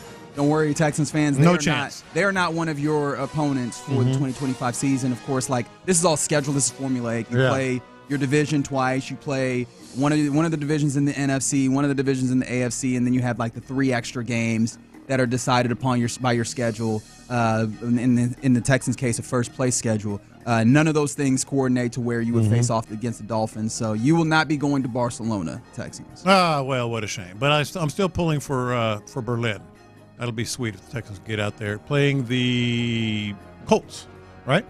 In Berlin, if they go there? That would be, Berlin is the Colts, and then the other opportunity is Jaguars. One of these London games where the Jaguars have their semi-permanent residency there. I believe it's Tottenham Stadium that they end up playing at frequently. I think they might. I think they have a game at Tottenham, and I think they might have a game at Wembley if I remember correctly. But I might not remember correctly times. There you go. Some more of the international series. I don't think I've asked you about this in particular as we continue around the NFL. How have you liked Tom Brady as announcer? Because there's been a lot of talk about that. Just clearly, when you have a dude who is widely regarded as the greatest quarterback to play this game, and then he jumps immediately into broadcasting on an exorbitant contract. Yeah, that carries a lot of attention. And seeing if he can make that jump immediately, especially to the top line, where a lot of people were interested in that. And there's been a lot of conversation about it to the point where people are like, I don't think it's all that good, and people are wondering if he maybe jumps ship from this because that's a guy who likes being great at things, and if he's not great at it, they wonder, is he going to continue on that even through that 10-year deal? Well, according to Sports Business Journal, Brady's agent says that Brady is indeed in for the long haul. You'll be familiar with Don Yee. We've heard his name a lot through Tom Brady's career as a player. And he said that Tom has had a tremendous amount of fun working with Fox this year, and he's really excited about the future with Fox and his growth on their team. And this year was the first year of a long relationship. A follow-up was asked if that would mean that he intends to fulfill the terms of the contract, and explicit yes was the response. Well, cool story. But first off, on Brady, I think we need a little bit more. I know I'm talking about myself too. A little bit more of an open mind on his performance so far in the booth, because I've been saying all along he's good, but it's not worth that contract. It's not maybe frontline stuff. Of course, he's going to be frontline because he's Tom Brady. I thought his last game. What was the last game he did? I thought it was better than he's ever been. The insight of what goes into a quarterback in that particular moment or that particular play was a little better. Yeah. There were a couple times where I went, okay, Tom, I see. I mean, it's working. You're starting to get, you can almost sense he's a little more comfortable. Yeah. So I think he's getting better. I really do. So I think we need an open mind on him, because I was kind of like, he's all right. Yeah, but that's the issue with immediately putting him on the top billing, right? If there's going to be guys that need that kind of seasoning, you typically do that on the C team or whatever, and you get the field. They immediately threw him out there. Yes, to the world. But I think he's coming along. Now, as far as this, if this were yesterday, I would have put it on buy or sell, and I would have sold. I think the whole Raiders thing is going to is going to really complicate. Yeah, and that's what people. That's where this comes up. Is like he is now a part owner of the Raiders, and it seems like I mean, at least in our estimations, he is having more and more of a hand in what they are doing, and maybe that challenge and that appeal, or that will have more appeal to continue to do this thing, this broadcasting thing, especially as you dip your toe in. Like the curiosity is now kind of gone, and now you know what it is. Yeah. And at least you did not immediately excel in the biggest fashion, right? Is that something where you want to continue committing to this? Are you enjoying this enough to continue doing this? Or is that other challenge and being closer to the football, the actual aspect of creating the football, your team and such, is that more interesting? So we'll see what that looks like. I thought it was an interesting jumping off point to talk about him as a broadcaster, because one of the things is it does feel like you don't get as much insight as you would hope from a dude. But did you feel there were a few moments, one or two, where I was like, that's what we need to hear. Being entirely honest, like on those broadcasts, I'm a lot less cognizant of what's happening in that way. Like broadcasters themselves don't land or stay with me that much to where I'm keeping track of it. I have to be going in thinking about it. And the instances where I have, and the complaints that I've heard people bring up about how sometimes it can be kind of generic. And sometimes he's not giving you insight as opposed to just kind of like you feel there's more there. Yeah, it's like, hey man, and that's always been my complaint with a color commentator. Is like, hey, you are here to add and give me insight that maybe I could not bring to this to myself. And so more of that would be great. And if you feel like, hey, that's some of that is coming along, that's excellent. But yeah, man, bring that along quicker, dog. Yeah, you have the best you have the best Fox game. There's a reason why you're supposed to be there. All right, some other things around the NFL. We kind of have news on what the tickets are looking like for these divisional games, and if you use this as an indication, the game that people are most interested in, at least on a ground level, is not the game that you would imagine. In fact, it works in complete opposite of probably the way that you would imagine the way this is sold on TV, because the average ticket price, the highest average ticket price of these 4 divisional games, goes to Commanders-Lions at Ford Field for a whopping $993. That speaks to what I've been saying. Detroit, man. I mean, that place is just unreal right now. Like it is, anybody in that area has to be a part of it. And I feel like it's just obvious. You know, it's obvious that they're all about it. That's two different teams that have had an extended period of, what should we say, a lack of relevance in this league, that are now in that space. I mean, last week's win for the Commanders was their first playoff win in what, like, and that 30 wasn't years? that the highest selling ticket?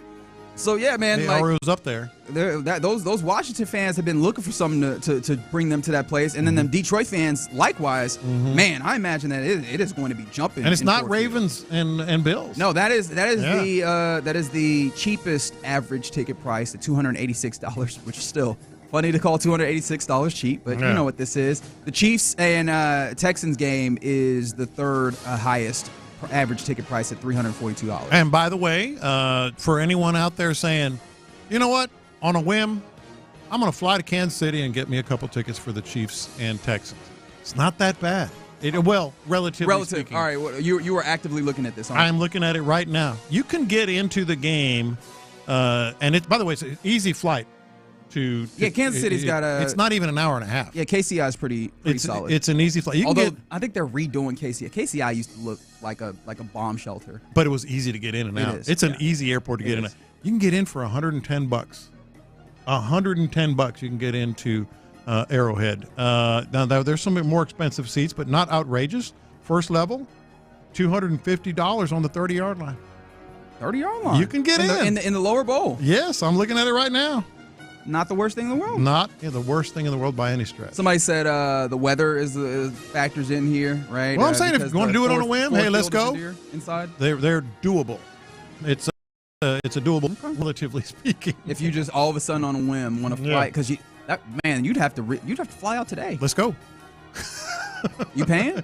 No. Okay. Then I personally be watching this game from the great city of Houston. I'll tell you that. Also, I'm not really excited about the opportunity to be out there in the cold. Houston's cold enough. It's going to be a cold game. We'll talk more about that as well. And, of course, as we wrap up around the NFL, this is something that we all knew, but the continued messaging makes it feel like it is imminent in some ways. Roger Goodell said, quote, that the next logical step for the NFL is 18 regular season games. He said, quote, we would like to keep it within that 20-game framework.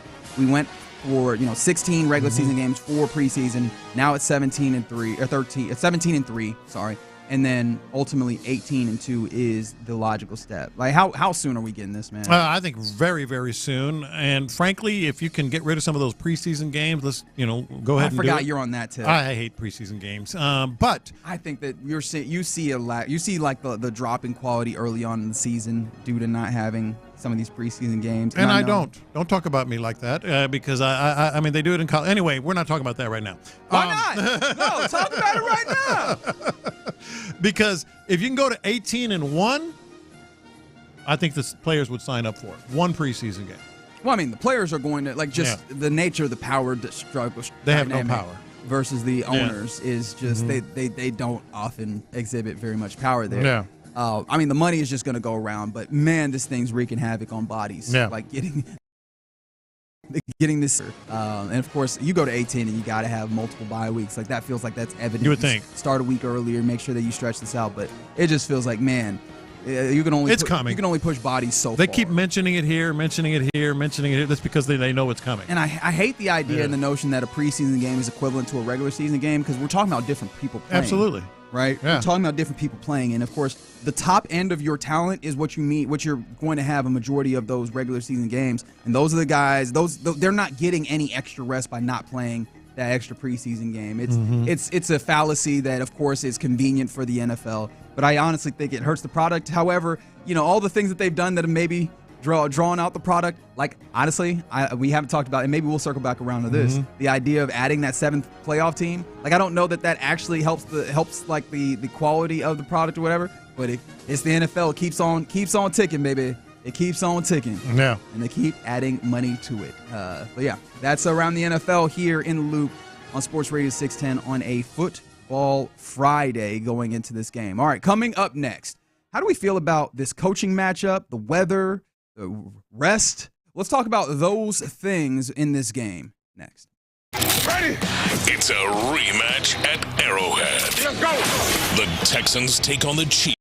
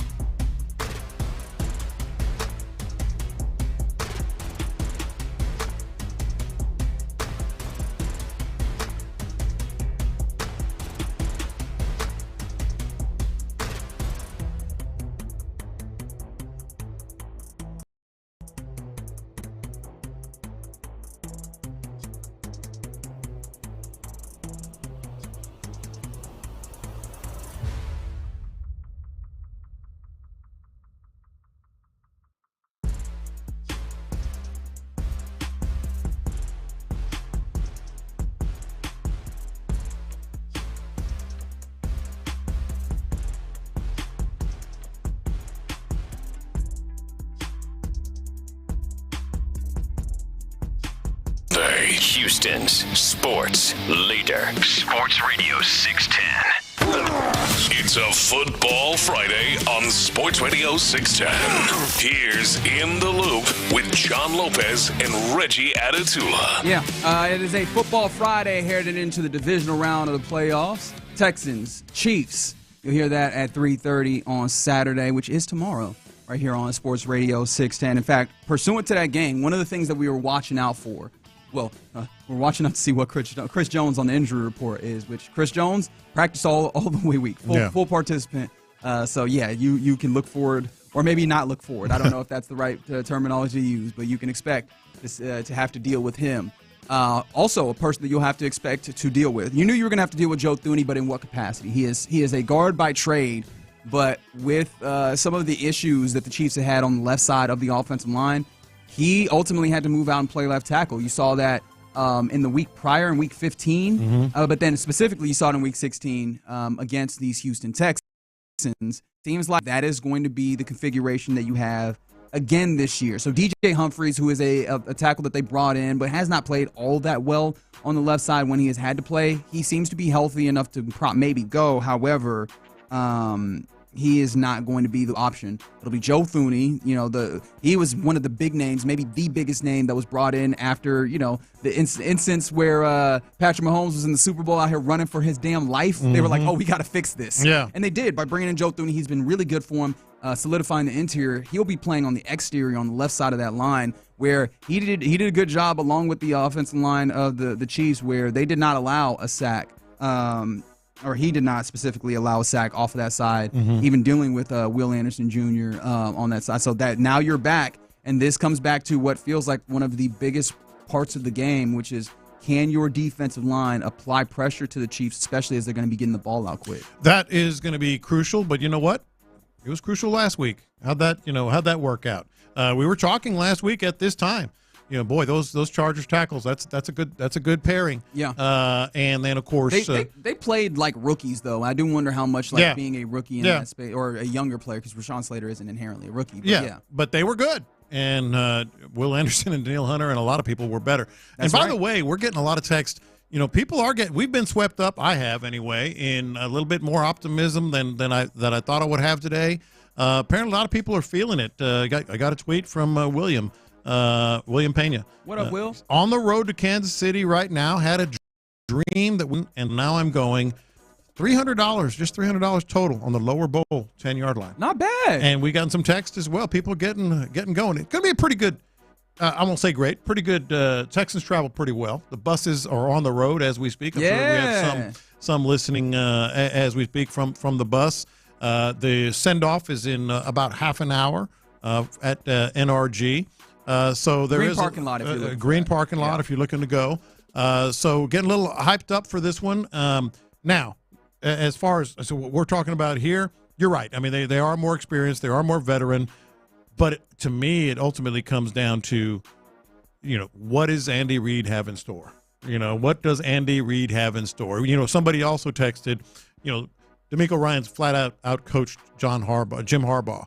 I don't know if I'd go that far. I thought the Texans just balled out, especially on the defensive side. Sorry, that felt like more of an execution thing in that game. So I didn't mean to step on you there. No, but that's not going to be the case with Andy Reid. I mean, how many times has he done this? How many times has he faced defenses specifically trying to limit or contain in the pocket Patrick Mahomes and playoff Kelsey, which Mahomes was talking this week. Like, I fully expect him to raise it a notch, with the stakes where they are. How many times have wide receivers been game planned open when you have a great defensive back on the other side like Derek Stingley? So, to me, we can talk about how these coaches match up or what happened last week. I find it very, very hard to believe. As much confidence as we have in as much, as the Texans have improved on the defensive side. I'm not going to say it's overmatched, but that's the biggest test of the game. What Andy Reid is going to do with DeMeco's defense. Not just Andy Reid, Andy Reid with time. Yeah. Right. Andy Reid has had now, of course, did you know that you were going to play the Texans specifically? No. Do I trust Andy Reid to have some new wrinkles in what they're doing offensively that's different than Week 16? Mm-hmm. Absolutely. In fact, I would like to go to the general manager of this team, Nick Caserio. He talks during the week to John Harris, Mark Vandermeer on Texans All Access. This is what he said this week about facing Chiefs head coach Andy Reid and what makes him so special. Yeah, Andy's just so consistent, has a great grasp of his team, what they have to do each week. And Andy has shown the ability to adjust and adapt his system as he goes. And that's a mark of a great coach, is to be able to look at your team, figure out what you have to do well. The West Coast kind of offensive system that he ran in Philly, what they're doing here in KC is totally different. There's some nuances that probably carry over. But he's just been so consistent, so steady. When you win however many divisions they've won, they've been in the AFC Championship game, I don't know, 6-7 years in a row. I mean, everything starts at the top with the head coach. So a lot of respect for Andy, the way he runs the program. I mean, he'll be in the Hall of Fame one day, and deservedly so. Yeah, this is the game. Because Texans, I feel, are going to have to get at least one turnover, hopefully more. Absolutely. They're going to have to, get something special from the defensive front. Mm-hmm. That's Andy Reid over there, man. Yeah, and that's Andy Reid over there. The first time, and the defensive front, if you didn't catch it, Joe Thuning on the left tackle, and they did a good job holding up. It'd be interesting to see if that continues. I can't imagine it gets worse for him as he gets more another opportunity to play with more reps at that left tackle spot. But also, I think there's the added level of this team has been good at, Patrick Mahomes getting the football out quickly. In fact, in that game against Kansas City, Week 16, Patrick Mahomes was getting the ball out like 2.5 seconds. Big time. The ball was getting out very quickly. Like, is that going to neutralize this defense again? In fact, rewatching the game, one of the things I thought, I kind of chuckled to myself. I think it was the Christian Harris sack where he's just flying through, if I remember correctly, it was the B gap to go up and get a tackle. Before he even gets there, like, his arms aren't pumping at his side as you would when you're running. His arms are in the air. Like, I am afraid of Patrick Mahomes just zinging this thing over the top of my head and replacing the blitz. Right, and just kind of, boom, getting it out to the wide receiver. Now they're in space and going. Yeah. So, man, it's going to be real interesting if you can get to him quickly. And if not, like, if it's just like, hey, contain, not let him come back up, climb the pocket and escape vertically. And if it might just be, hey, force him to throw from the pocket and hope that you can be sticky and maybe get some PBUs, some deflections, and hopefully even some interceptions. And I think that's what we should expect. We all know that, there's always going to be a few twists and turns and adjustments. But this Chiefs offense all year long, don't judge it by, all the big plays it's made over the years. This is death by 1,000 cuts all season long. Yeah, this is not the same Chiefs offense as the remainder of the era. And especially against a team that can bring some pressure, like the Texans. I would fully expect more of them, maybe some twists, but more of the same. They're not going to just be airing it out. The Texans might. The Texans might get make that shot. They might have to. Yeah, but I fully expect just boom, boom, boom, trying to get it out and get it going. Here's a question for you. Okay. At best, I feel the Andy Reid versus D'Amico and Matt Burke is going to be a push, and it's going to come down I'm to. So proud of you, including Matt Burke. I always feel bad for Matt Burke. I know he don't get some shot. I had a friend who called me up and he's like, "Who is the defensive coordinator over there?" I was like, "Damn, y'all ain't giving Matt Burke no love, huh?" He's in a bad spot because D'Amico does call it, but he's so integral. But so at best, that's going to be a push. I think it's going to come down to one or two big plays. I don't think it's close with Bobby Slowick versus Steve Spagnuolo, and that's where this game, might also just turn on a dime. Yeah, and that's where this game is also very tough for the Texans because football's a war of attrition, and it feels like that attrition is hitting the Texans hard right now. We'll talk more about that, but especially on the offensive side. Like, the defense has had their attrition as well. We know you don't have Petrie and you don't have Ward, and like we've seen those types of things that you're dealing with. But with the offense, like we're wondering like what this offensive line is going to look like. Is Shaq Mason going to slide back in because he's been dealing with an injury? Drew Scruggs is also dealing with an injury of sorts this week. We'll talk more about Joe Mixon because whoa, what's happening there, buddy? You just lost Cade Stover for the remainder of the season with that broken clavicle, right? Like, Bobby Slowick already, if you're just talking schematics, which you were, right? Like, you already had some concerns because Steve Spagnuolo is very, very good at scheming it up. And Bobby Slowick has sometimes seemed like, at least situationally, had some issues. But then also the toys or the tools that you are playing with in order to put into those situations and in those schemes are also in a different place where the Chiefs are bringing back their second cornerback. They're bringing back other players that have an opportunity to play in this, where the Texans are having a little bit of they're having some of that mitigator for them. So you're right. Like that is a place where it does feel like they're at a disadvantage. But that's also the place where they really need to come up strong. Like it almost feels like we're going, as we've had some progression offensively with C.J. Stroud on, okay, you don't have to do this all alone, right? You have guys that you can lean on to get the ball to and let them do things. It feels like this is kind of a regression where it's like, actually, you kind of need to take more on your shoulder. Yeah. Right? Yeah. You're kind of good at, like, the interior of this offensive line. They're going up against Chris Jones, and he is quite literally the second best defensive tackle at pass rush win rate. I never say that's right the first time. And so you might have some pressure up from the middle, dog. Can you continue to escape and find things, or get the ball out, or navigate the pocket and get the ball out to the places that you need to, knowing that pressure is going to be coming, right? It feels like we're adding more pressure on CJ in this. Well, that leads to the third aspect. I think the Texans do have an advantage. Special teams? With Frank Ross and the special teams. We saw that advantage come into play on Saturday against the Chargers.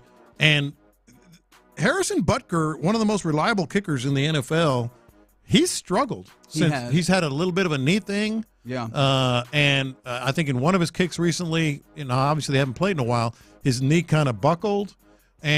And maybe that's the area where you can say, yeah, the Texans do have an advantage with Frank Ross, with the ability to not just be just about perfect sound, maybe is the better word, in every, whether it's covering or kicking or blocking kicks or trying to or whatever. And like a lot of stadiums, but I think more so in Kansas City, Arrowhead is known for that. Hey, the flags are blowing in this direction on one end of the field, and they're blowing in the other direction on the other side of the field. And what do? That swirling wind.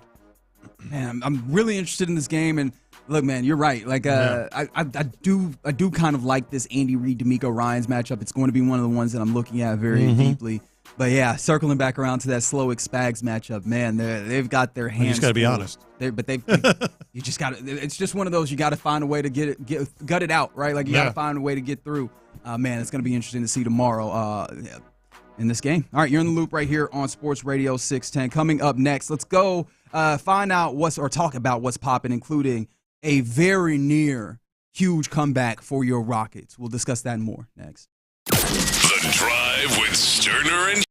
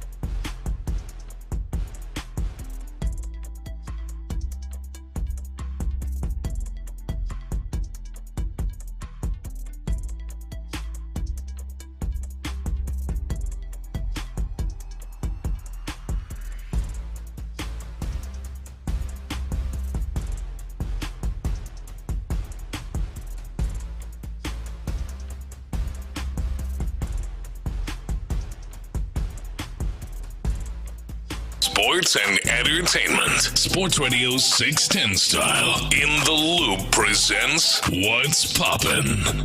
All right, let's get into What's Poppin'.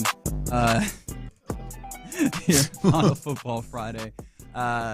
I guess I'll say this if you didn't hear it a little bit earlier. It's not the biggest breaking news, but it is important in this game as Joe Thuney, who is a guard for the Kansas City Chiefs, he'll play left tackle again. He's had to play left tackle. One of the things I wanted to mention that, of course, I got myself sidetracked on is that might present an opportunity for guys on the interior to get some work done against the Kansas City Chiefs and, apply pressure up the middle.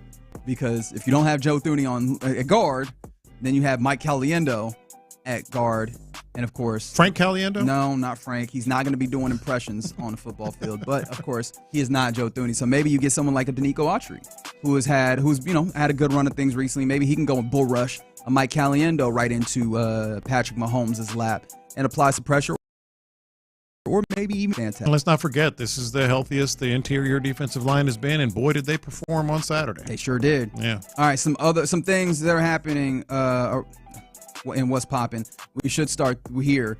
On the second night of a back-to-back, Houston Rockets, without Fred VanVleet, gave the Sacramento Kings a run for their money. There was a little bit of, what felt like shenanigans, if I'm going to be completely honest, down the stretch. But a 132-127 loss is what the Rockets So blame the refs? I wouldn't. That's not the way that I generally kick it. But there was some things that felt like they weren't great calls, especially against Dylan Brooks.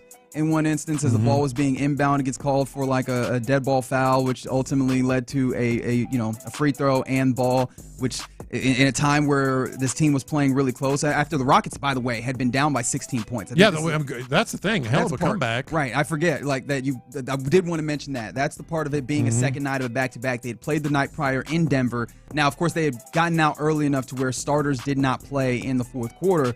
But still, I felt the legs weren't in the same place early on in this game, and it felt like that you could see that defensively specifically for me with this Rockets team. But yeah, they found a way, especially behind Tari Eason. How about that? Who? Tari Eason back to playing after missing quite a bit of time. And okay. Played pretty solid. Yeah. He helped in the third quarter with the run, and then of course Amen Thompson.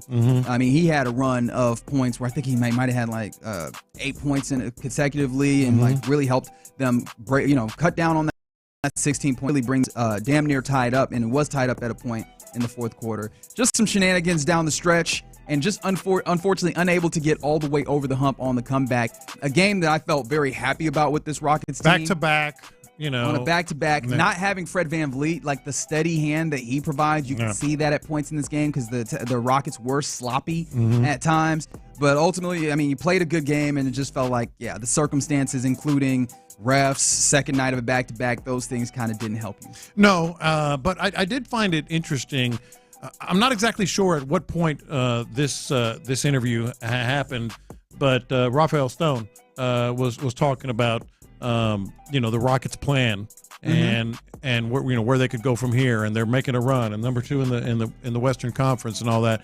And he flat put it out there as of now that I buy it, by the way, that they're not in the market to make any moves. And I kind of like it. It makes sense, like you're saying. It absolutely makes sense. Jalen Green, again, a pretty solid night, 28 points, 10 to 20 shooting. He kind of had to be one of the primary ball handlers, as did Amen Thompson, of course, without Fred VanVleet. And you could see, especially when Jalen wasn't on the floor, again, some of that sloppiness. So he's finding a level of steady there, playing some better defense as well. But yeah, man, it was a tough loss there, but you move, right? You get a night off, and then you'll be back in action on, what is that? I think it's Monday, right? I believe it. I thought it was a Sunday, I was about to say. Okay. It is the 18th. So it's tomorrow, Saturday, okay. Against the Trailblazers in Portland. That should be an easy. They are not on the same level as this Rockets team. Some other things that are happening, I guess I'll hit you this with the Rockets thing. All-star voting results continue to pour out as we get closer and closer to the All-Star break in the NBA. The only Rocket that shows up here, Alperen Şengün, he's currently still sitting 6th in voting in the West. Now, the All-Star starters is determined with 50%. This All-Star voting that comes in from the fans, it weighs as 50%. There's another voting done by players that weighs for 25%, and then the media adds another pool of voting that weighs for another 25%. To determine who the starters are. It feels like when you look at this that Jokic is up top, LeBron James follows in after, Kevin Durant, Wembanyama, Anthony Davis, and then Şengün. Şengün is probably not going to be a starter here. Probably not. It's not a good vote tally in general for the guards. Şengün is the only one on the list from the Rockets. The guards, good Lord. I mean, the star value, the marquee value here is off the charts with SGA and Stephen Curry and Kyrie Irving, Anthony Edwards, James Harden, John Morant. So we'll see. We'll see how it plays out, but not looking good right now for the Rockets. No, but I mean, but coaches have a say. Yeah, coaches have a say, but I think when it comes to starters, it's not going to be that. I think it'll be the coaches making the decisions on the reserves, and I think it still feels like Alperen is going to be your lone all-star chance, and hopefully your representative. And I mean, Jalen Green has been playing better. It just feels like he looks like an all-star, just might not be an all-star. Yeah. Another thing into what's popping, I should have moved this up around the NFL, is Zane Gonzalez. He had to knock down the last-second kick for the Washington Commanders to send them into the divisional round when they faced off against the Tampa Bay Buccaneers. One of the things that people noticed, seemed to be running his hands through his hair. He seemed to be kind of fidgeting and such.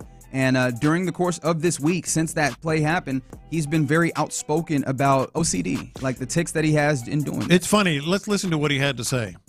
I would say it's gotten easier to deal with in the aspect of I'm just more mature, I'm grown up. I used to be a little bit more self-conscious, not as confident as a person. So as a kid, you just kind of didn't more adamant about trying to hide it and try not to show people because you're like, oh, I don't want people to think whatever, this or that. And like, I mean, you saw the reaction. People always like, oh, he's nervous. It's like, okay, it's not nervous. It's just kind of a tick type deal. So as a younger person, you try to hide that a little bit. But as older, being a professional athlete, it's like, hey, I'm here. I'm in the big moment, big stage. Do what you do. Make the cake. Do that kind of stuff. So for me, in that aspect, it's got a lot easier with the confidence and stuff. And then also just little tricks of the trade here. I mean, I've reached out to a couple therapists and stuff like that, and there's different methods you can go about it. And for me, my big one is just sometimes whenever I can have time, try to fight it a little bit. But anybody that has OCD understands, like, that mental battle is not easy. Like, you truly think it's at the end of the road or whatever that situation is that you're going through, that you think the worst possible situation can come of it, and even if it's just the most unrealistic thing ever. But that's just kind of the way you think about it sometimes. It's a good message, for a lot of people who have OCD, and there's a lot. But as I'm listening to this, I'm like, okay, so he's fighting it. It's more of a nervous tick. And then at the end, he kind of says, yeah, it does seem like the end of the world. I'm like, yeah, when he was like, oh man, these guys. I don't know if I feel that makes me feel better or not. Yeah, people are like, oh man, he's he's nervous. No, it's just a tick. I'm like, no, that's kind of where the nerves are there. He's nervous. But I think really the big thing that, hey man, that's not going to limit you through the nerves. You're still going to go up there and do your best and ultimately get the job done as he did. Salute to that man for like owning the life that he lives and being the best version of himself through that. We've been kind of continually watching from afar the Alex Bregman situation, and one of the things we talked about earlier in the week is it feels like he's settled in on two places that he can land. Well, it seems like there's reports that there might be another place that's still interested outside of, like, I know Tampa, or sorry, not Tampa, Toronto, the Blue Jays is one of the spots in addition to the spots that I feel have the best shot between Detroit and Boston. Well, apparently there's another NL team in here, or a NL team, because all three of those teams are AL teams, an NL team that has a possibility of getting involved here. And according to Bruce Levine of 670 The Score in Chicago, of course, close to that team, the Chicago Cubs could be looking into Alex Bregman possibly. The funny thing on this one is I don't think they have a legitimate chance if what he's reporting is true. Like, they're putting together an offer for 3 years. He ain't gonna sign a 3-year deal. Now I think basically they're saying, hey, yeah, we're interested if you want to go 3 years. Well, Alex Bregman, I don't know if he's interested in that, but it does give Scott Boras a little bit of just another avenue to maybe kick the tires and try to get that deal bigger, but doesn't hurt. Kyle's there. Yeah, Kyle Tucker is there, and Kyle Tucker, I imagine, will be happy. There was a $2.5 million gap, I think, between what it was 15 and 17.5. Yeah, were in the arbitration situation between him and the Cubs that they were going to get into. They avoided that by somewhat splitting the difference, more towards the Kyle Tucker side, and they avoid arbitration by having him sign a 1-year, $16.5 million deal. So it's funny because it's not how arbitration works, but it feels like how it should, where both teams come in or both sides come in with, hey, I think that he deserves 15, and they go, Kyle's side comes in and says, no, I deserve 17.5, and then the arbitrator's like, all right, let's call it 16.5. That's not how it works. It's all they or pick nothing one or the proposition. other. Yeah. But in this instance, they do essentially that themselves between Tucker's side and the Cubs, and so he will be there, and I imagine happy. Yeah, no, he's definitely happy enough. No, he's definitely happy because I think it's not just the $1.5 million more, but the $16.5 million signing the contract. I think that's a message that Kyle Tucker is receiving, that he's valued there. This never happened here. That is true. It never happened with the Astros. He went to arbitration every year. So I think it's more of like, okay, so now we can start talking about longer-term deals as we move forward. Yeah. So, again, we continue to sit and watch with the Alex Bregman side of these things. And one more thing before we go in what's popping, and I probably should have given you a heads up yesterday, but rodeo tickets went on sale yesterday. And our very own rodeo ticket correspondent, Byron Matthews, was getting. So, did you get your tickets? How did it go for you? What did it look like? The one show I wanted to go to was Journey, so I got those. That line went by fast. I was able to get Brooks and Dunn, but the only reason why I was able to get Brooks and Dunn is because I used my dad's iPad for Post Malone, and since that meter wasn't moving, he wanted to see a different show, and so by the time we refreshed it around 2:15, it said they were sold out of Post Malone. How long did you wait? For Journey, I want to say I probably got in about 2:10, so 10 minutes. Brooks and Dunn was later because I got in late, but Post Malone, I want to say by 2:13 probably, it was sold out. We're sold out. And, that irked my dad a lot, but I was like, Dad, I knew everyone was going to be in the show. That's why I was like, the first show I was going for was Journey no matter what. Because me and my dad, we've been going to see the older artists. We saw Steve together. They're going to be great. Yeah, Carlos Santana we saw in 23, so I'm trying to see everyone before they retire. Because I think for Journey, it's only 2 original members left, I think, now. So there's going to be another band I can check off the list. There we go. Yeah, so, man, those tickets are already out there. Hopefully you got yours of what you were looking to see as the rodeo coming back around here soon. All right, you're in the loop right here on Sports Radio 610. I know that there's some people out there at NRG. In fact, we got a listener who's out there at NRG ready to see the boys off. And I'm not going to lie. They said, no, it's the middle of the day Friday. There's not a lot of people out there. You would hope that there'd be more folks. But you know what? I imagine Texans get it done on they might get a welcome back. Yeah, the welcome back might be just an incredible capacity of folks out there. So let's hope that is the way that it goes. All right, coming up next, Joe Mixon popped up on the injury report and sparked the thought, what happens if Joe can't go? But even if he does, what happens isn't 100% Joe. Let's talk about that next. In the loop. This is the team we expected to see. Incredible pass rush, an all-pro.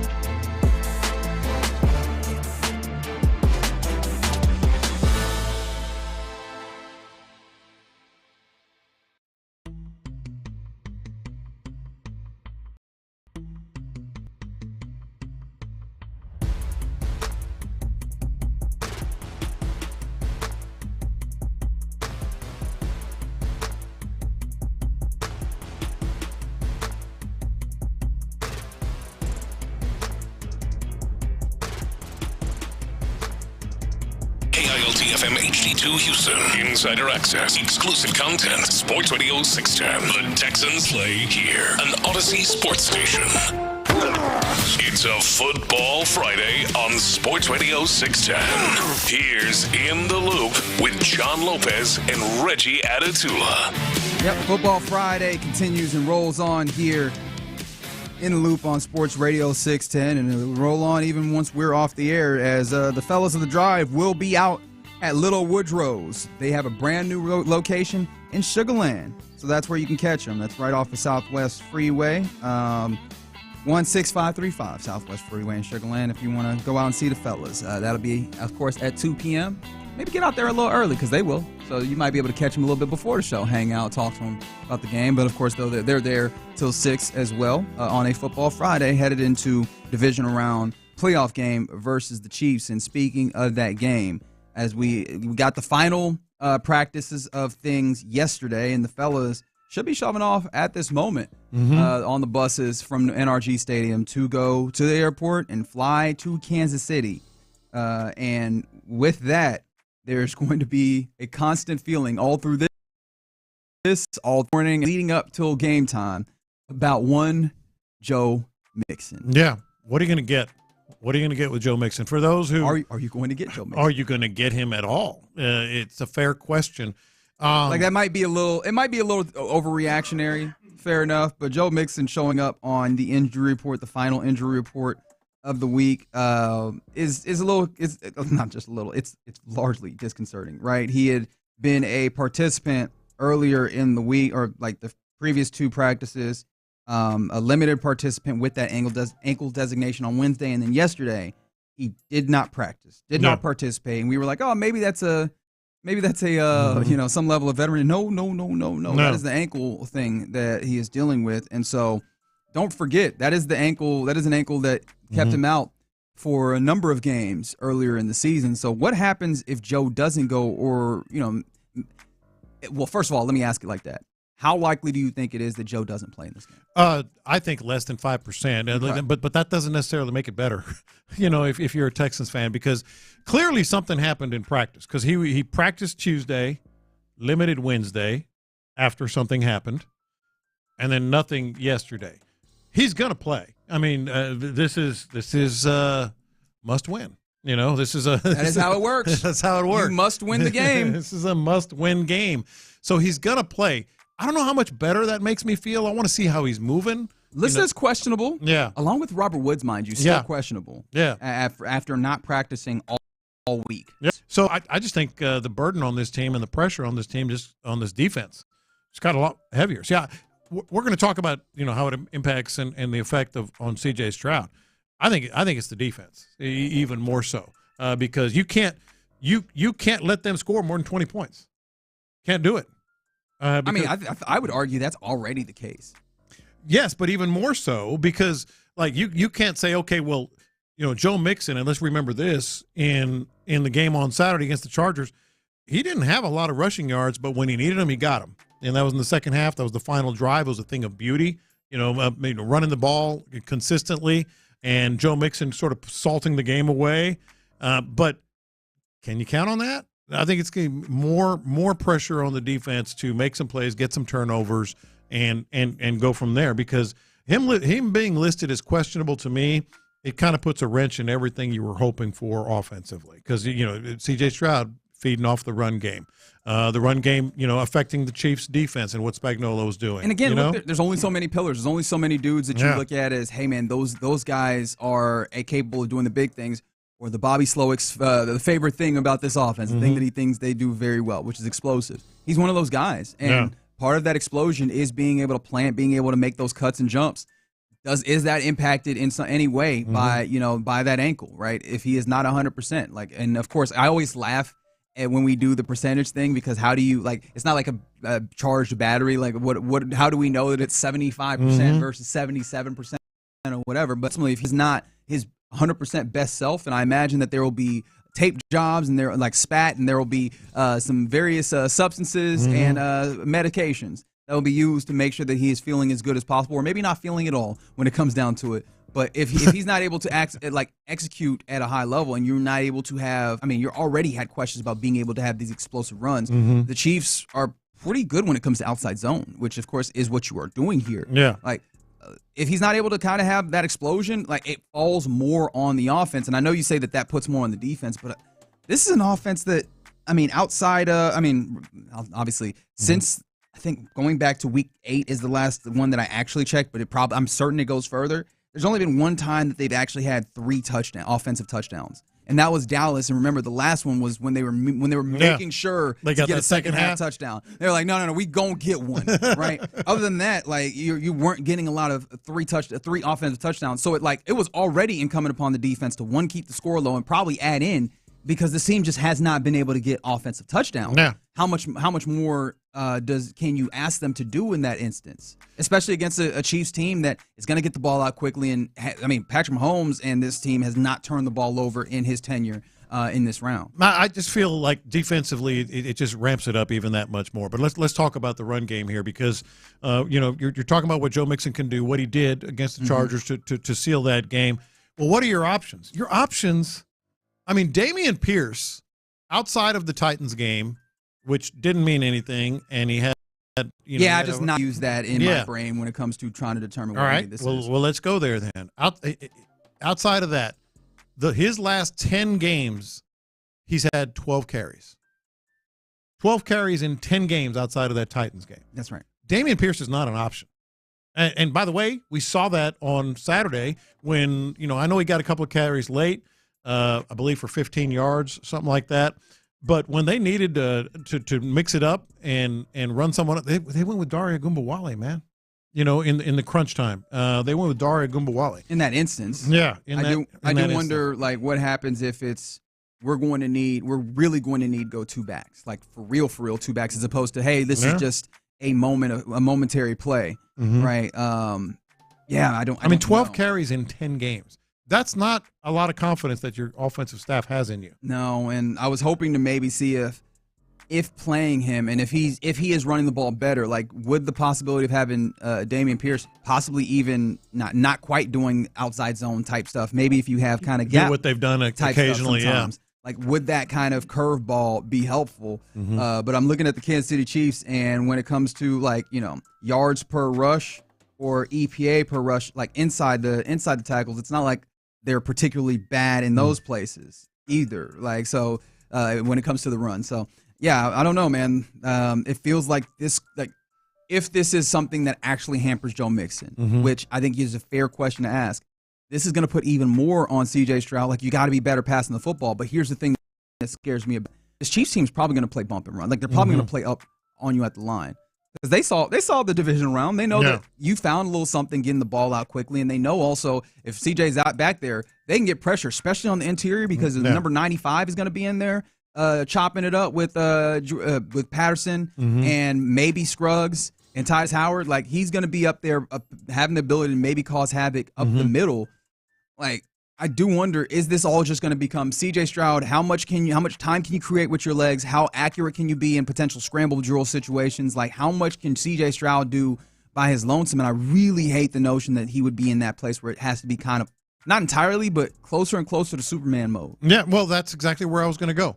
If you're not going to have 100% Joe Mixon, and I'm not going to say all indications, but indications are that he won't be. If you're not going to be able to have success with Dameon Pierce and Dare Ogunbowale in the interior line, C.J. Stroud has to be magical. And we saw, the start of it, so to speak, on that big play that got them going in the Chargers game. But it's almost like no option. The options are play your ass off on defense, create some turnovers, and C.J. do something magical. Those are the options. Well, and another option is, hey, man, it's going to become even more incumbent on Bobby Slowick to counter that schematic advantage that Spagnuolo comes with schematic advantages of your own. On the text line from the 281, they got to run the oop-de-oop, 4 wide receivers on one side and Nico on the other. Yeah, things like that. Obviously, I imagine that probably happens more with a bunch, right? Trips bunch on one side and then Nico Collins on the other, and see if you can make the Chiefs in one way or the other, commit themselves to making sure that they double up or have multiple, defenders on Nico Collins, and they leave something on the other side. At which point, hey Mechie, hey Hutchinson, and if Woods even plays, or Jared Wayne or whatever, now it's incumbent upon you guys to win your situation there, catch the football and get some yardage. Or they do the thing where they actually guard and they're like, hey, we believe in Trent McDuffie or whoever one-on-one with Nico Collins, which at that point, Nico Collins, go and win, right? There's going to be more. I mean, it just falls on the more that you carve away at the other things that are there, it just falls more on the dudes who have been the pillars of this team to ball out, which is, again, I kind of hate how unfair it is for those guys, for the likes of CJ, for the likes of Nico, who I know is going to get a ton of attention. And I mean, even if Mixon is going, like on Mixon as well, but it's just like, so much more falls on their shoulders individually, which I understand it's going to happen in the playoffs, but you'd really hope not to this degree. How long would you go with Mixon if he's on the field and it's just not happening? I think you kind of just got to write it out. Oh, I mean, once you go with the game plan, that's the game plan. And I mean, well, I'm talking about Mixon personnel. Oh, like him as you mean if he looks hampered as a player? I mean, you're going to have to. You have to. You're going to have to use him. Yeah. That's what they've committed themselves to. Or at the very least, at that point, it might be a point in the game, and hopefully it's not a point in the game where the game is running away from you, where it might be more Dare and pass protection type situations, or even empty sets. Yeah. Oh. I mean, maybe Dare ends up being like sort of the, surprise hero in this game. It would be lovely. It would be something. I mean, on the YouTube, they're talking about how, Dare is a good solid pass catcher, which we've seen. We've seen games where you get the ball to him in space and allow him to do things. But also, clearly he's versatile in picking up pass protection, and teams know that about him and know that, hey, if he's in the game, it's probably a pass, which is why that run was kind of interesting on a first down where they hand him the football. Maybe you have an opportunity to get some of those curveballs in this game. But no, I'm not. I'd be lying if I told you that there wasn't a level of concern that came over me realizing that, oh wow, Joe Mixon is going to be dealing with a thing. Now, he has been a tough son of a gun. He has been a workhorse through the entirety of his career. He's going to go out there and he's going to battle.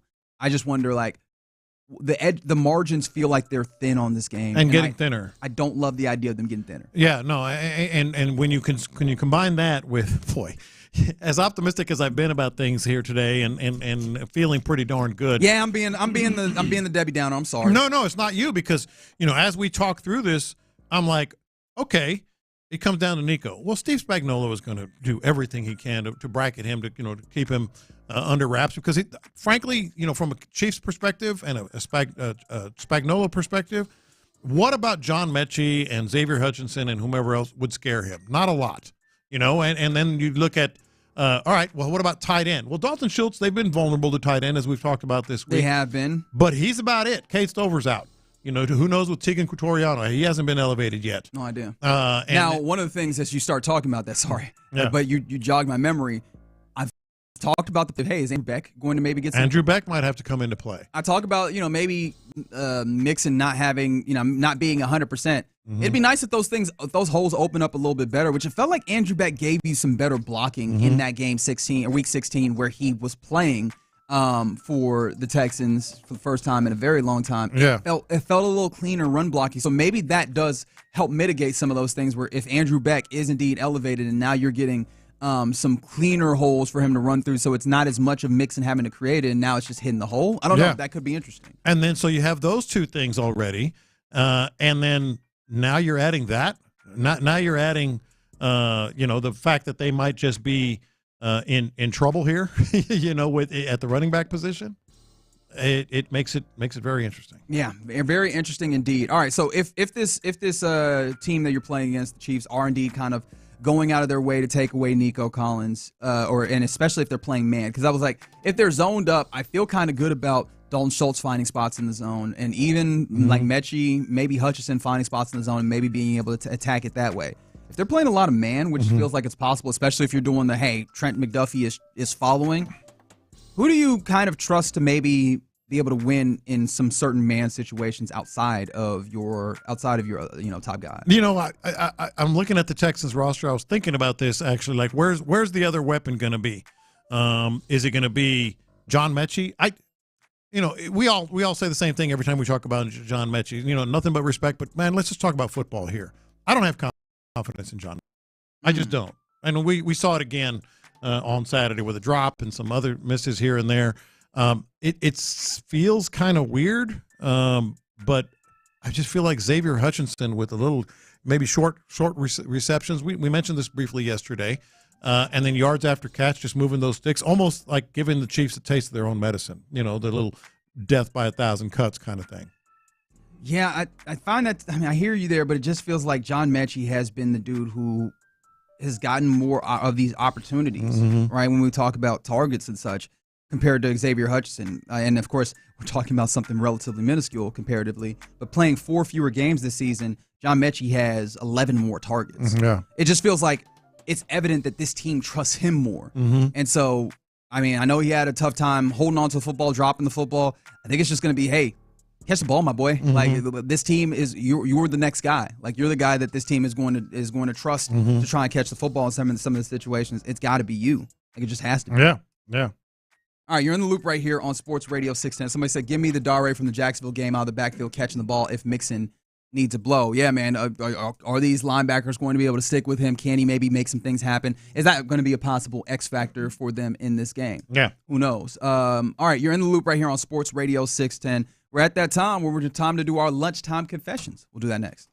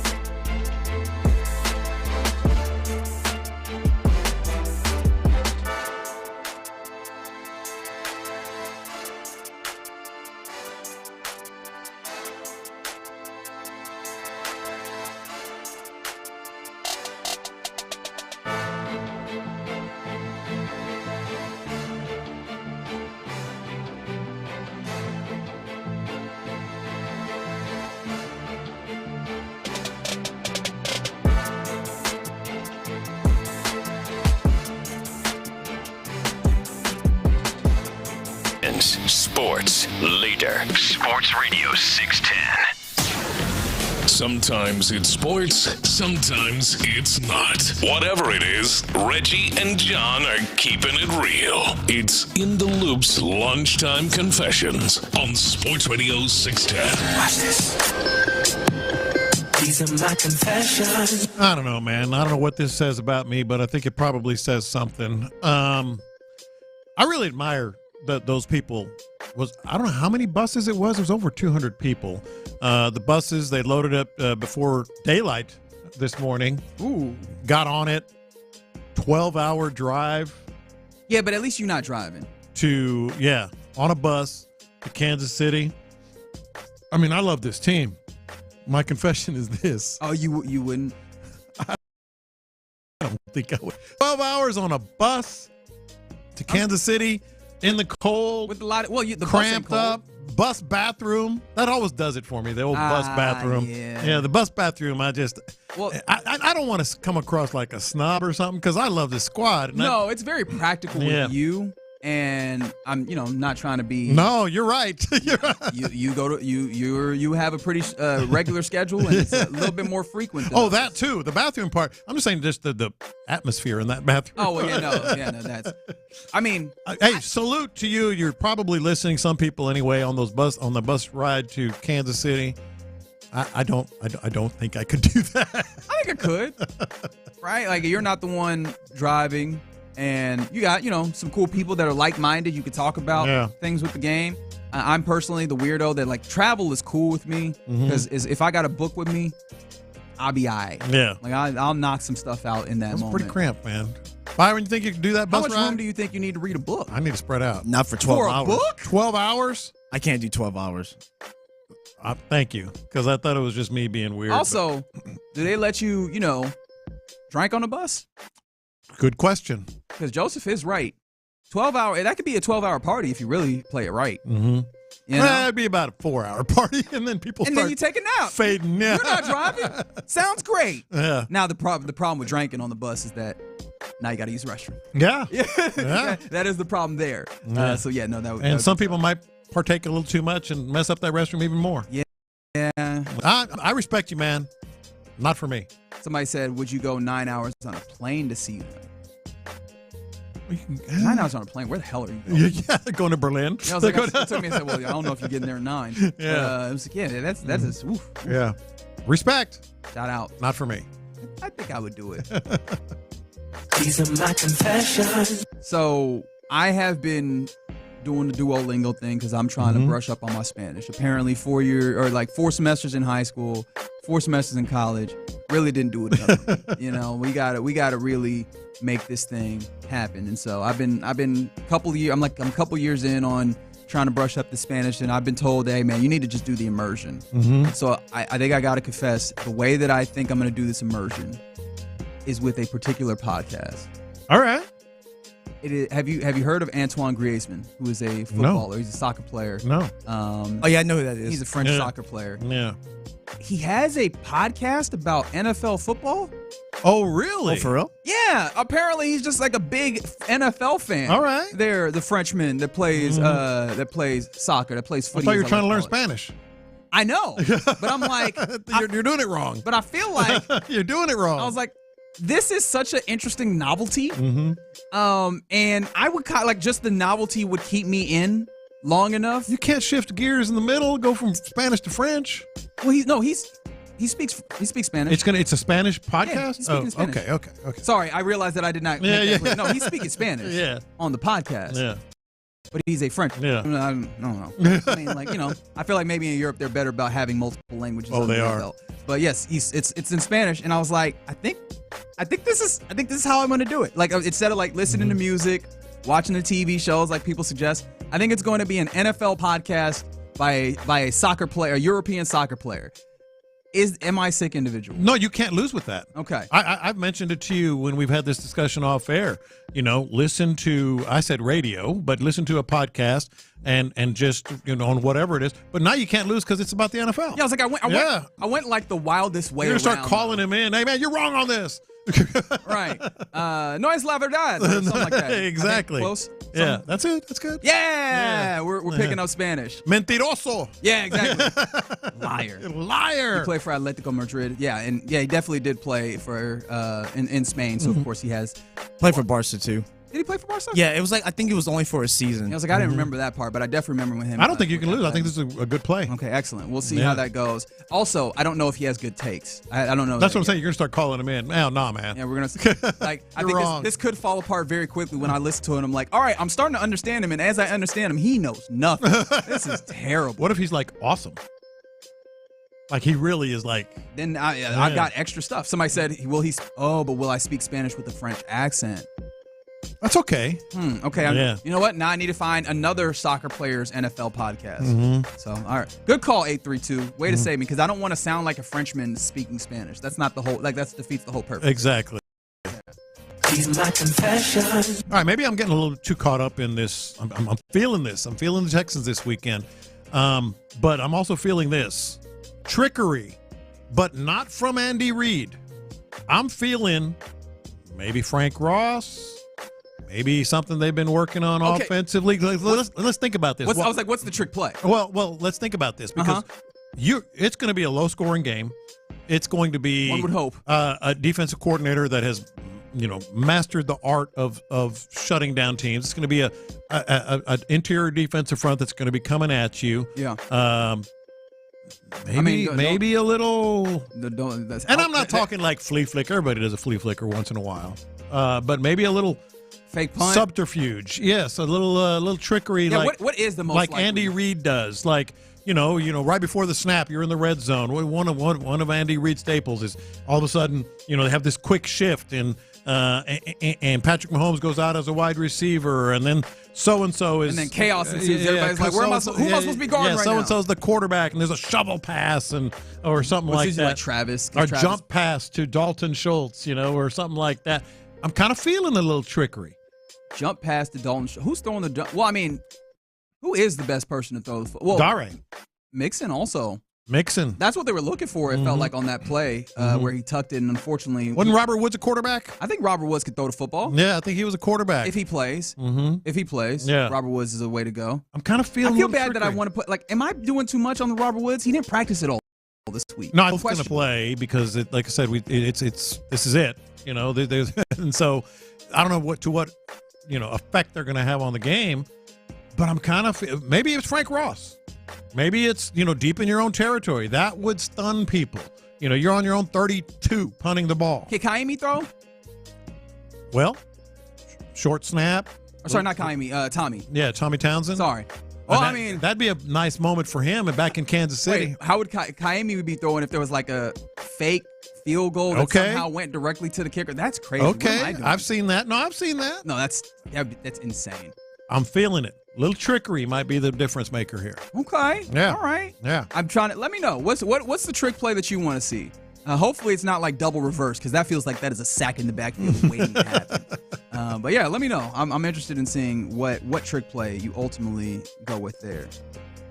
These are my confessions. I had one. I got one. And I lost it. I got one. Sorry. This is what happens when you don't write things down. Oh, no, here it is. Right. I remember what it was, because it has to do with our dearest Figgy Fig. Mm-hmm.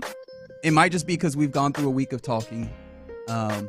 Starting to feel it in the. Oh no! Starting to feel. I don't know. Am I being a hypochondriac? Figgy Fig is not in today. We got Byron Matthews in. Appreciate you, Byron. However, he's not in because he has the flu. We learned this yesterday, and funny enough, he had a doctor's appointment to check on that. I had a doctor's appointment for my physical, and I got a flu shot. However, when I found out he had the flu, I was like, oh, I hope that nothing happened. And so I think I might be like being a hypochondriac and like creating this in my mind, but I feel like I kind of feel something in the back of it might be the flu shot.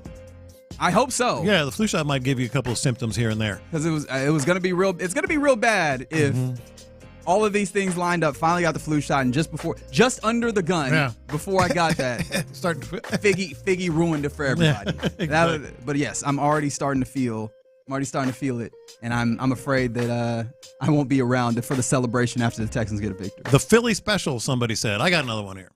These are my confessions. One of the things I hate anytime Kansas City faces Houston, whether it's baseball, football, whatever, is the Kansas City barbecue versus the Texas barbecue argument. Okay. It drives me nuts. Mm-hmm. It drives me nuts. And you guys know I'm a big barbecue guy, with the OG sauce and the Bite Meat podcast. And I've spoken and interviewed, pit masters, like world-renowned pit masters, Aaron Franklin and Leonard Botello from Truth and all that for years. Man, I want barbecue now. I'm telling you, Kansas City barbecue, it's okay to say that it's great. It's great. That's John Lopez saying that. Don't bring any of that to me. And Texas barbecue is great. Why does it's just like, well, Kansas City does this and they It's called civic pride, John. I get that's cool. This is the best place in the world and your place stinks compared to my place. Why does it have to be that? My dad would kick your dad's ass. Yeah. I need you to understand that. That's what it is. And I love both barbecues. Arthur Bryant's, wherever you want to go in Kansas City. Which one do you love more? Personally, I'm glad you said that because I think most of us are biased toward Texas because we are big beef and brisket eaters. Kansas City. You're damn skippy we are. Kansas City they do brisket, of course, but they kind of started with a pork and barbecue sauce kind of, incentive or started it with that. And so it's just like different tastes. We're more beefy. We're beefier people. But I just hate the argument. From the 713, Andrew Beck jumped past to an eligible Laramie Tunsil. Oh, my gosh. How wild would Laramie? If Laramie catches that ball, is he wearing gloves that match is he wearing the red gloves? Break out the red gloves. Break out the red gloves. Yeah, yes. There we go. We already know he has them. Yeah. A flea flicker to Jared Wayne. Okay. Fumblerooski. I just run that one back. I'm feeling it. I this is the type of game, where it could happen. Wait, is this true? Did Nick Wright legit think he could run a 4.7 40-yard dash? No. That was, I think that was Paul Gallant. Oh, okay. And Paul Gallant was super fast, but I think it was like 4.9 or something like that. It's not bad. Yeah, no, had he done a lot of training? He's just a fast kid. Okay. Well, I say kid, but I can say that. But, yeah, I probably shouldn't go wrong with that. Yeah. Somebody said the only thing that they need to know is dos cervezas, por favor. Fair enough. And yeah, Sally, KC barbecue is too sweet, so it can't be better than Texas barbecue. Case closed. Lopez, you're wrong. Okay, they're case in point. Case in point. They're both great. I've had them both multiple times. Use Stingley in the red zone. Would you be interested in seeing Stingley maybe return punts? Maybe defense. That's been brought up. Because, again, Robert Woods did not practice at all this week. Questionable in this game. He probably plays, but I don't want to say that with the level of certainty. Mm-hmm. Would you be okay with that, considering that he's already doing all that work defense? Absolutely. Best player, best games, big moments. How about like an offensive play with like a Stingley? A Stingley package? Yeah, You're just turning him into Travis Hunter? Yeah. Or Deion Sanders? Or Devin Hester? Although, it's like the full Devin Hester thing. Anyways, those are our confessions. I don't want to slander Devin Hester by any means. But yes, those are your lunchtime confessions here in the Loop on Sports Radio 610. Coming up next, let's stay in the I should let you know, by the way, we're going to give away 4 tickets to the Houston Automotive Show. We'll do that in the next segment. But coming up next, the weather and the Chiefs' long layoff. How much will those things impact this game tomorrow? We'll do it next. Ready? It's a rematch at Arrowhead. Let's go. The Texans take on the Chiefs in the divisional round.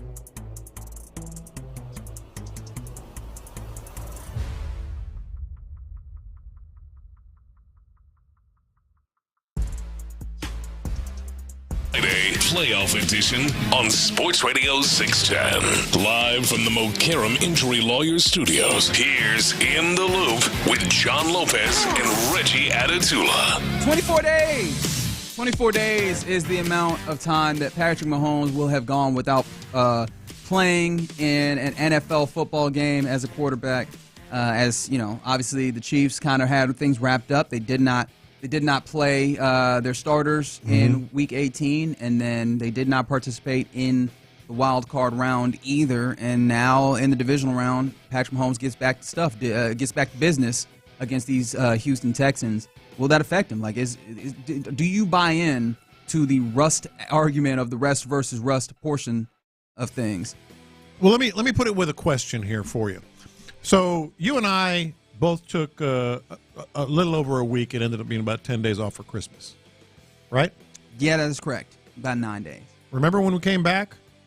Sure. Didn't it feel like you had to get back in the swing of things? Just felt a little different. And I think a lot of our listeners can relate if you've taken a couple of weeks off or whatever. Yeah, if I go ahead and take 2 weeks off of work, I don't know what I'm doing. You come back and you're just like trying to get a feel for things again. Sure. That doesn't mean you've forgotten how to do these things. I have. Maybe we have. No, I'm not speaking for anyone else. I'm sure other people are perfectly fine. Me personally, I have. Yes. But it just, I think that's a little bit of a factor in terms of even the Chiefs. You know, even the two-time, working on three-time Super Bowl champions Chiefs. It's just going to be a little different. That's not even to mention rust and not having played these. It might be a little bit overstated, but I think it is something where, you know, the Texans, you know, have been playing and feeling like they got ever since the bye week. I mean, they even played a little bit against Tennessee in the season finale. They have their rhythm down. Now, how does that affect the game? I don't know if it affects, like, by the end of the game that the Chiefs are still going to be rusty, because they're not going to be. But it sure would lead to maybe a good start. And you know, a quick start could go a long way. I feel like that's going to be not just long. I feel like it's absolutely necessary in this game for the Texans, Mm-hmm. especially when you look at the fact that you don't have as many weapons. If you can jump out early, if you can have a turnover early, maybe 24-0. Get out. You had to do that, right? I personally made the conscious. Hey, Bill O'Brien's not the coach. I made the conscious decision this week to not reference 24-0. Like, just felt like, what are we doing here? Like, what is the benefit of this? Where is the win? It made me laugh. In pointing out that one of the times that the Texans lost, one of the 5 times that the Texans lost in the divisional round, was a time that they got out to what seemingly is an insurmountable lead. In fact, it's the type of lead that makes me, when I'm watching a game, say, thanks for stopping by the booth. Yeah. Pass the sticks. Like, I realize this. This might be a generational thing. Do you know what the concept of pass the sticks is? Yes. Go explain it.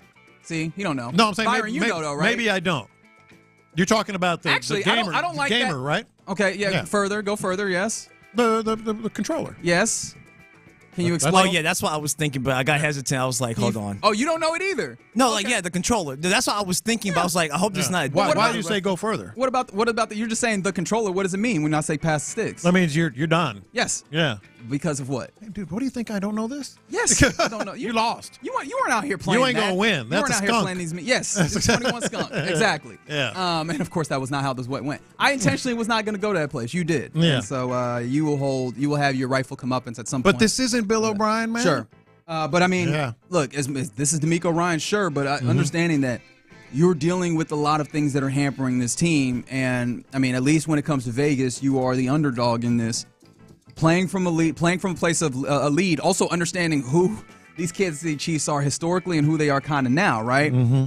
Is that this is a team that they could be a little bit sluggish just generally, even without some level of rust or whatever we want to call it, which is why this will be kind of interesting, is if that does show up, to rust or what have you, or the Chiefs kind of playing with their food. It feels like they innately do that, and then at some point they do the flip the switch on a smaller scale as opposed to the season-long scale, where they're like, all right, and now we take off and we run away from the game. We run and hide. Mm-hmm. Don't allow them to have that moment where they run and hide. If you get out to maybe like a 10-point lead early, now you're putting them in a place you can maybe make them one-dimensional as you try and stop the run, and then force them to throw the football, which that is what the Texans defense is situated for. Yeah. If you are in pin your ear back, passing obvious situations where now Daniil and Will and Danico and Settle and you know what I mean, and Mario Edwards, like all these guys are now going downhill looking towards I am applying maximum pressure to this quarterback. Maybe you can create situations where Patrick Mahomes throws the ball away, and now this can snowball, right? Yeah.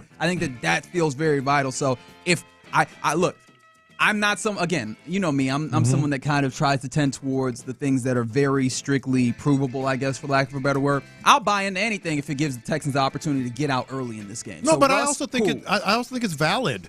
Not only is there going to be an adjustment just kind of across the board, but you could maybe get that quick start, and then things could, no pun intended, maybe start to snowball in your way. Yeah. But well, we're not seeing snow. I'll get to the weather in a second because I just looked it up, the latest forecast, and I think it is interesting. But think about 24 days. 24 days since Patrick Mahomes has played in a game that mattered. That's a long time. That's a long time. It is Patrick Mahomes. He's, God's gift, all that stuff. Still a pretty long stretch. It's still a pretty long stretch. Yeah, but it feels like also one of the things that combats that is just they've done this so much. They have a level of rapport, and they kind of the things that help you just jump right back into this in a way that is felt relatively comfortable. But yeah, man, if that's anything that will help this defense maybe jump on them earlier, stifle some of the things, and hopefully let points be put on the board in favor of the Texans early, I'm all for it. Now, the weather is something that Let's talk about the weather. I got it right in front of me. And as we've gone through this game, leading up to this game, this has kind of shifted a little bit further towards the idea of being cold. But I'm seeing that, at least what I saw, and you clear me up on this if I'm wrong, it does not seem like we're going to get precipitation. It's kind of just going to be an overcast day. No precipitation, but I think it's more important. It's going to be very windy early. And the high now is 25 at about 3 o'clock, right in the middle of the game. Right before the game. Right before the game. And then, toward the end of the game, it's going to be in the 18, 19 range with wind. And sure, Kansas City, we're used to it. Are you? What was that Michael Irvin line back in the day? When we played in that cold weather, we was cold. That might be one of my favorite athlete quotes of all time. When we played in that cold weather, how was it? It was cold. That's like, it was Mookie Wilson that said they don't think it be like it is, but it do. Yeah. You know what I mean? Those are the athlete quotes that I cherish. You can talk, they're used to it this, they're used to it that. Cold is cold. Wind might be a bigger factor. No. When you talk about Harrison Butker, their kicker. Amy Fairbairn. Fairbairn, is healthier. Butker has had a knee thing that's been kind of hampering him. Well, you was the one out here talking about the Kaimi Fairbairn knuckle kick that he had earlier, right? Like, what happens if you're knuckling the football and now there's wind attached to it? No, it's going to be cold and windy for Fairbairn and the Texans as well. You want to know where the cold pops up for me? When we're talking about these other weapons, these others, of course, Mechie and his hands are very front of mind because of the Chargers game where he had drops, he had, the fumble. And when it gets cold, them hands get a little bit harder to maneuver some of these catches. Like, I'm really interested to see who will be able to add in on the passing game, especially with a level of dialed-in defense on Nico Collins that is reasonable and probably the right way to expect. And then there's there's a special teams factor. That knuckling punt coming at you, and it's windy, and it's 20 degrees, and all that. It could affect both teams. All I'm saying is, even if Robert Woods, I was about to say if someone doesn't return it for Robert Woods, but even Robert Woods, he's had some issues fumbling this season. Yeah, it can absolutely affect both teams, but I think it could affect both teams. Like, it's not like, Kansas City is feeling 80 degrees and balmy. No, it's cold. It's cold and windy for them too. Somebody earlier when we were talking about the possibility of like trick plays, like what it would be, somebody was like put in one of these big boys when he's off him in maybe running back, fullback, hand it to him like he's gonna hit the hole, and then a pop pass. Yeah, man, over the top. We were talking about the idea of like sting. You want a sting package here, right? I'm open to it. There is no. Live your truth, Lopez. I'm open to it because I'm open to anything offensively in terms of maybe mixing things up. Will Anderson Jr. at tight end? Okay, not the Wilcat, like the Wilcat, like the Watt Cat back in the day. That one, maybe that's where I draw the line. But I do feel like I'm feeling it, and it's not just a gut feeling. I think the game kind of lends itself to that. It's going to be low scoring. One play could make a difference. This is two really good defenses. How are you going to combat that? Maybe with something that they didn't expect and haven't seen. Okay. Yeah. Now, Andy Reid the odds are he is going to do something. I think the Texans could do something.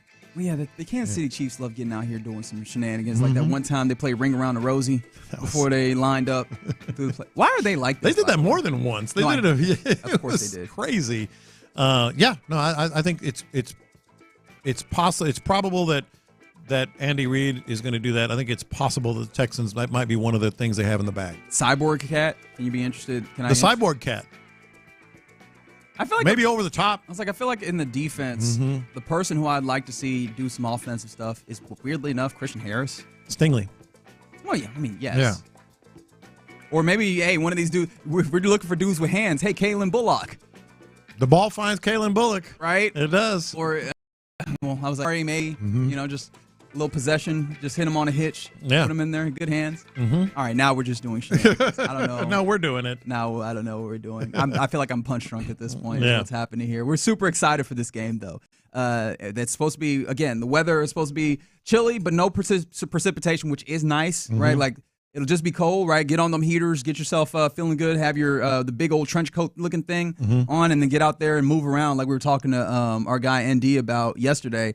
Hey, man, as long as you're out there playing football, that internal temperature should be all right, and hopefully that does not affect what's happening here at all. All right, coming up next here in the Loop. Actually, before we get there, I do. Oh, hey, yeah. I should probably give these things away. There's 4 tickets to the Houston Automotive Show, and the caller number 10 right now at 713-572-4610 will win those 4 tickets to the Houston Automotive Show that is happening January 29th through February 2nd at NRG Center. So go ahead and call in, caller number 10 now. But coming up next, also text in at that number, 713-572-4610. It is now the time. Texans win because, Texans lose because.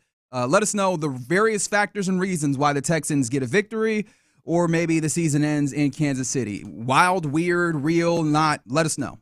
713-572-4610. We'll discuss it next. The Drive with Stoerner and Hughley. This may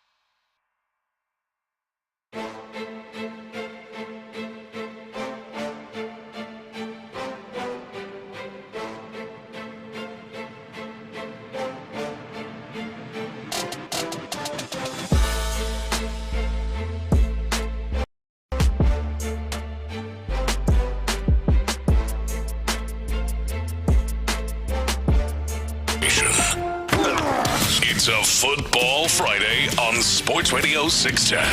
Here's In the Loop with John Lopez and Reggie Adatula. All right, you're in the loop right here on Sports Radio 610, our final hour of the weekend and our final hour of programming before we headed, well, us in the loop.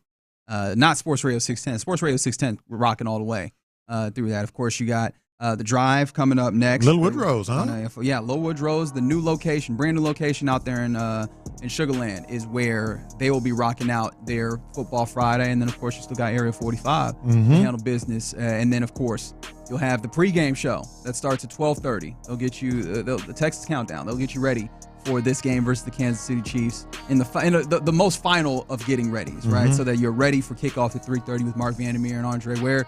And then Clinton Sean will clean you up on the backside. They will make jubilant sure post game.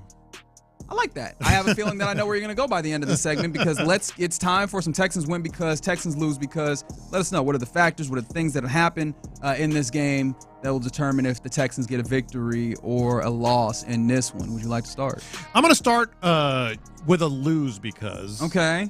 Because I have a feeling that there's going to be a decent amount of those. There's going to be a few of folks. those, but all hope is not lost, people. Trust me on that, and I'll end it with a bang, so to speak. Penalties rear their head again.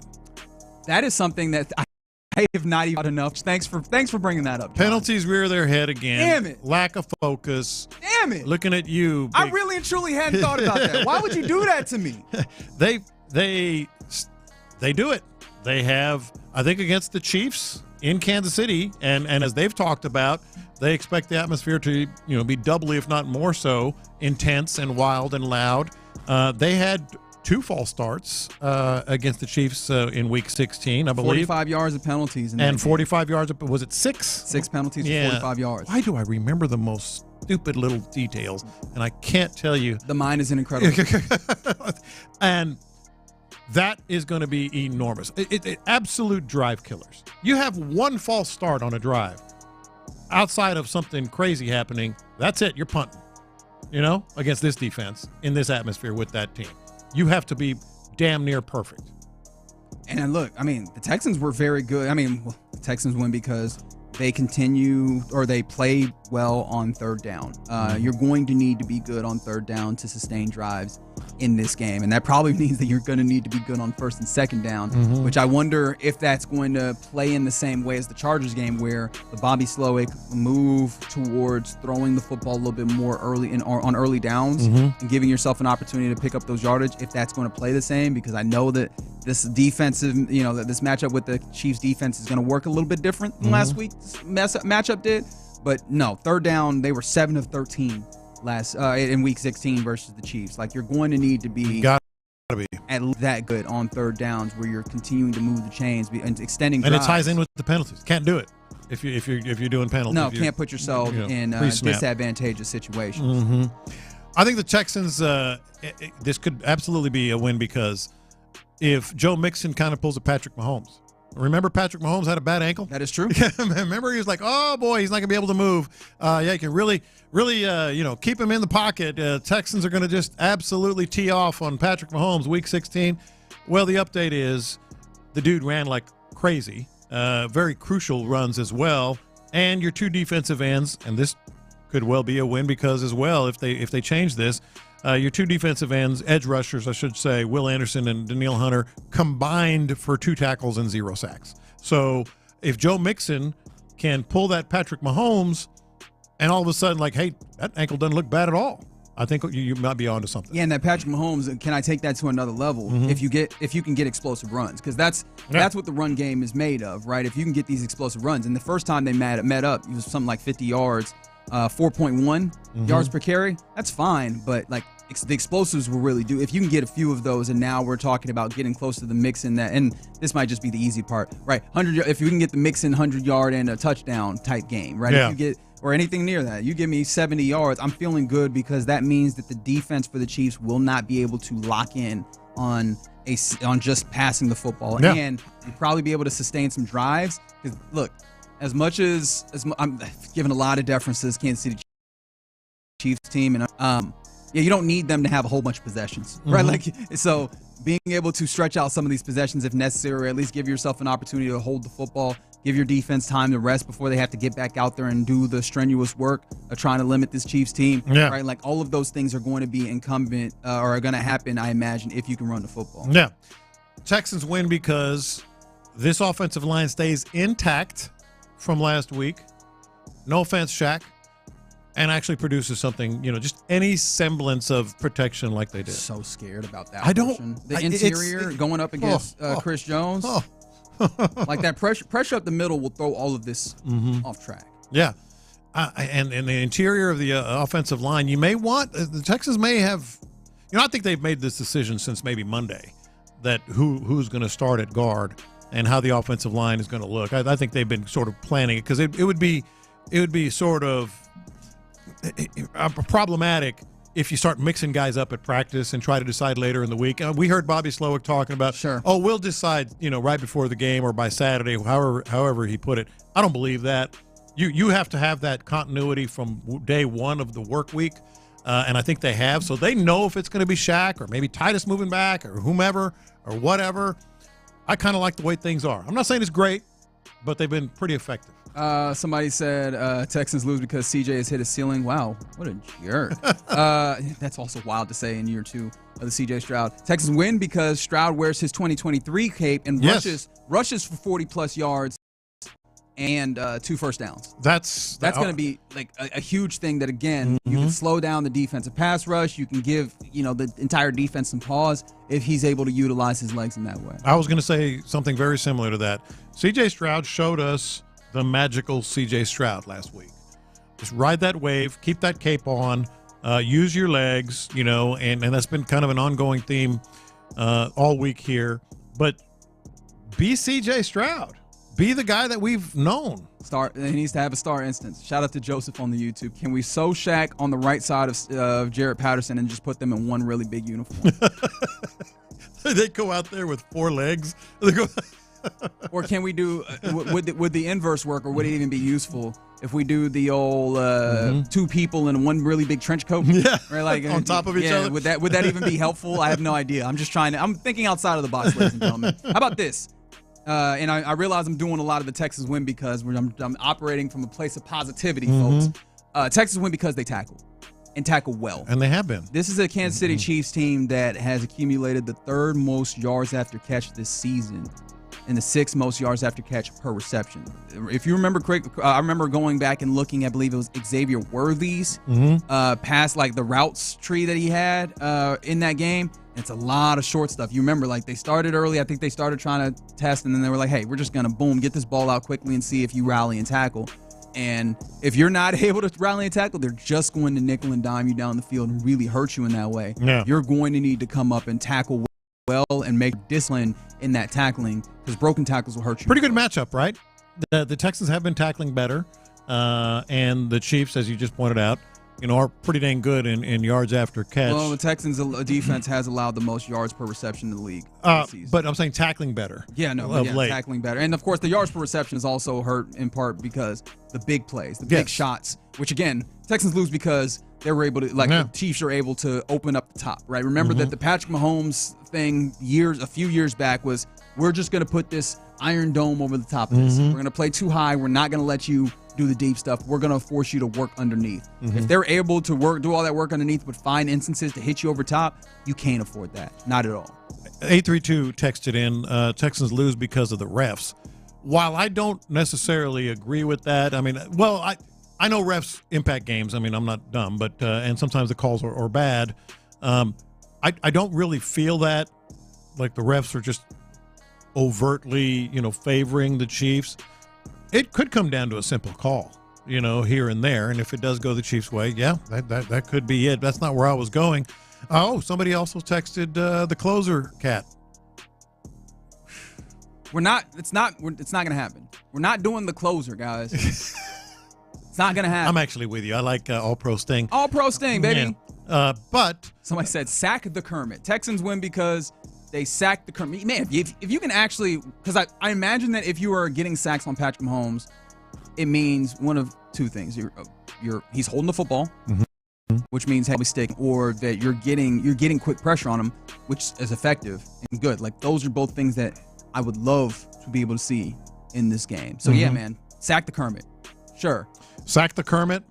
And then one more for me that I think is incredibly important, and it's the most obvious one. At least 2 picks. Turn them over. At Turn least Casey over. 2 picks. You need 2? At least. Like, this is going to be a low-scoring game. I would love to. Just give me 1. Patrick Mahomes hasn't thrown an interception since week 11. Okay. At least 2 picks. I mean, you've got to. You will not win without this defense turning the ball over. It feels like it, yeah. It's going back to the possessions thing. Is like having more possessions for this offense, understanding that you're going to be somewhat limited is going to be hugely, hugely important. Hey, Texans win because Nico Collins just decides to be better than everybody else.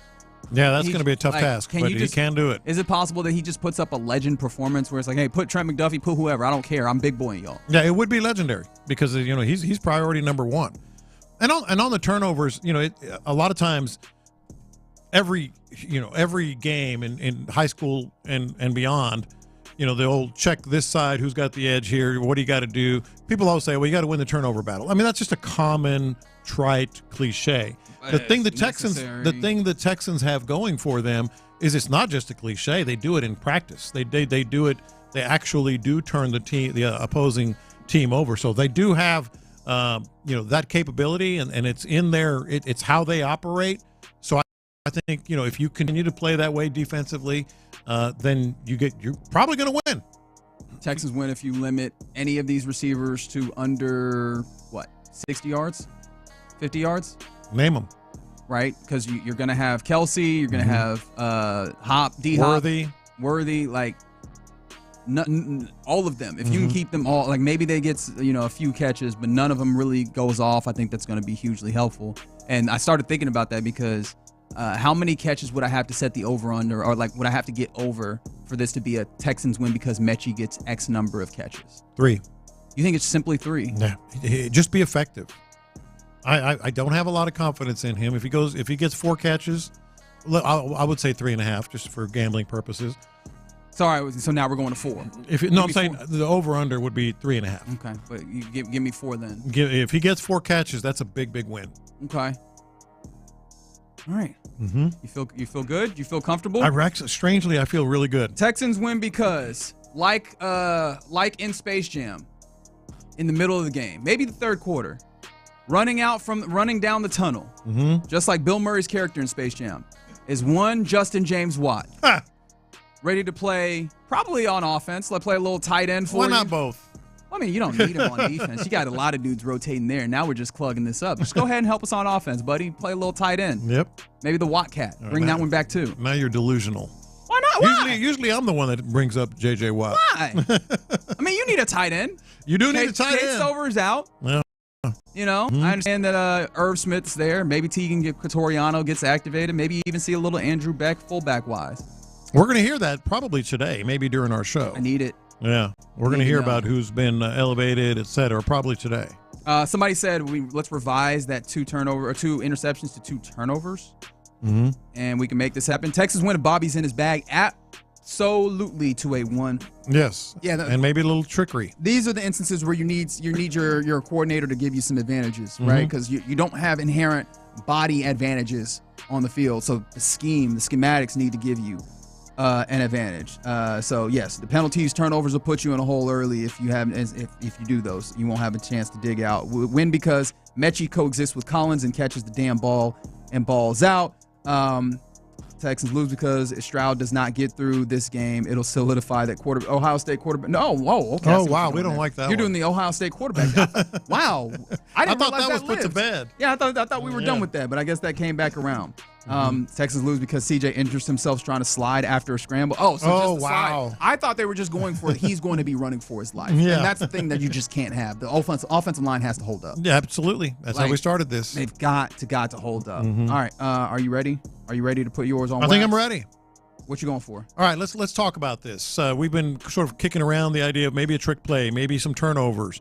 I think the turnovers are a very real possibility. I think if that happens, and I'm feeling it, I think the weather is going to affect both teams. I know Kansas City, you're used to it, air quotes.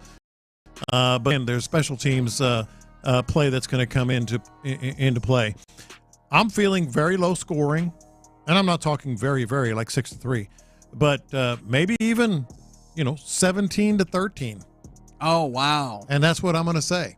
17-13 Texans. Oh, you got the defense going crazy. Both defenses. I could absolutely see both defenses just strangling the opposition with one play, maybe that pick, maybe that fumble recovery, or a missed kick by Butker, something along those lines. Houston Texans 17. Buckle up because it's going to be hard hitting. Kansas City Chiefs 13. Woo. This has been tough. Because I've talked about the idea that this offense, it feels like. Keep in mind, don't feel bad if you're going the other way because they're favored by 8.5 points. Well, you know what? They are favored by 8.5 points. And earlier in the show, I did ask, what are your superstitions? Mm-hmm. What are your luck? What are the things that you do to help the team win? And I will say, just looking at records, because sometimes you look at records to help you figure out what's going to happen in the future. When I have predicted the Texans' opponents to win in the playoffs, they are 1-0. Oh, here we go. And thus, after all of this, it's such a cop-out. This is such a cop-out. The Kansas City Chiefs. You're not fooling me. Winning. You're not fooling me the least 24. I'm doing it because 17. It's luck. Yeah, 24-17. Okay. Chiefs. That's the most cop-outish thing you've ever done. We'll see if we can. Give me the score. 4-17. Chiefs. But you're doing it because it's good luck. Yeah, of course. Of course. It's the only reason why I would Absolutely. Like, no, legitimately. Okay. Really, trust me. Please, some people might believe that. Please believe me. Some people might believe that. Please believe me. All right. You're in the loop right here on Sports Radio 610. Appreciate you hanging out with us. Oh, I forgot that I have to do this myself because it's about that time where we typically hand it over to Figgy for Figgy's mixtape, except Figgy is not here because he has the flu, so I have to do this. Coming up next, what we're going to do is, in the mixtape, we're going to play a little bit of the new updated version of Slim Thug, Lil Keke, Propane's track about Houston. It's the song that you frequently will hear in those parking lots and tailgating. They have an update, and that's at the perfect time. And also, let's see, what was the other thing? Oh, we got plenty. Yeah, we got plenty. Yeah. Just know you're gonna get the new Houston track, and we'll have more in the mixtape next. In the Loop. This is the team we expected to see. Incredible pass rush, an all-pro cornerback making all-pro plays, C.J. Stroud working magic. That's what's so exciting. It's like no matter where you were last week. Yeah, starting the weekend. Yeah, this is the team you expected to see, and it's all on the table now. It's Reggie Atatula and John Lopez. Localizing your lunch break. 10 to 2 every day on Sports Radio 610. Hurry up. The stadium bathroom line. It's like the TSA and DMV merged in the waters of rush hour traffic in the rain, and you're in it. No closer to the bathroom than you were 5 minutes ago. Just closer to going to the bathroom. You know what actually takes a minute? Reserving an Uber ride, so no one drives impaired after the game. Go to takeaminutenow.com, Houston. From Diageo, Mad, Uber, and the NFL. Please drink responsibly. Diageo, New York, New York. If you're looking to get into a 2024 Lincoln Navigator, get down to West Point Lincoln and Sugar Land and see my friend Ruben Mendoza, the general manager, and his staff. They want you to pick your APR. 0% for 60 months, 1.9% for 72 months, 2.9% for 84 months. They've even got 0% for 60 months on 2024 Lincoln Aviators. Get online at westpointsales.com and check out their inventory, or head down south and go see them. Southwest Freeway at the Kirkwood intersection. It's West Point Lincoln of Sugarland. A great day starts with a great night's sleep, y'all. The quickest way to make that happen is to make sure you're sleeping on the right mattress. Comfort to comfort, dollar to dollar, Verlo mattress wins every time. Check them out at Verlo.com. Here's what you'll find. A custom fit. Verlo will literally build you the mattress of your dreams right there in the store. Lifetime comfort guarantee. As you age and your comfort needs change, Verlo will make adjustments for you, good for as long as you own your mattress. Truly, a better mattress at a better price. You will love your Verlo. That's Verlo.com. Measure equal parts of hydrophosphorus with an alkaline balancer. Gardening doesn't have to be dull or difficult. This is a call in and chat with us. We believe gardening should be fun. Or just listen to us chat. Welcome to Home Show Garden Pros, making gardening fun again. Saturday mornings 7 till 9. I want to get my butterfly garden going again. Aww. We answer Other things that you could look advice for and tips that put easy and fun into your lawn. on in landscape. A little crazy in here. Saturday mornings on Sports Radio 610. John Lopez here with Louis Flory from Ability Trees. All right, let's talk about some of our great neighborhoods in the greater Houston area. Rice Village, Bel Air.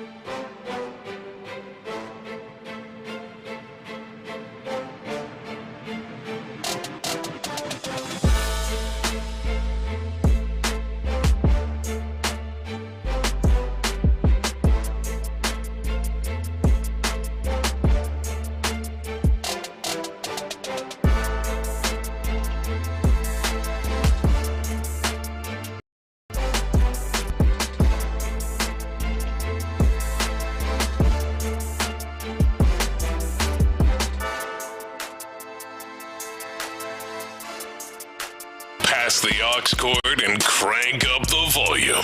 Figgy Fig's in the driver's seat. Sit back, relax, and enjoy the ride. It's time for Figgy's Mixtape on Sports Radio 610. Yes, indeed, it is Figgy's Mixtape here on Sports Radio 610. I am not Figgy Fig. I'm Reginald Atatula, along with my guy, John Lopez, and then Byron Matthews holding it down on the ones and twos. Figgy Fig is out right now. Please leave a message. He'll respond back to you as soon as possible. No, Fig is out with the flu. Man, there's been a lot of people picking up the flu. Let me know on the text line, 713-572-4610. Do you know, are some of your people dealing with the flu? Because I personally know at least 3 people that not just got the flu, but were down bad with the flu. Salute to our guy. Of course, thoughts and prayers, as always. Well wishes to him. And, of course, you can hit him up at the Figgy Fig on social media. Let him know yourself that you're thinking about the man. But, you know, Figgy Fig, he don't stop working. He wanted to make sure that we were taken care of on the mixtape. And so, I don't know. He didn't bring this to my attention. I was going to say that he brought it to my attention, but he made sure that we brought it up that, you know that song, the Houston, Texas rap song that Slim Thug had with Lil Keke and Propane. Well, was Propane on the first version of it? I can't recall. But, no, he wasn't. But yeah, man, the Houston Texans song that you've heard a lot. Actually, you probably should know, but if you don't, this is what it sounds like. Houston, Texas, home of the Texans. Houston, Texas, home of the Texans. I'm from Houston, Texas, home of the Texans. Texas had it on my arm, Houston on my back. Yeah, I mean, everybody, if you've tailgated at all. Yeah.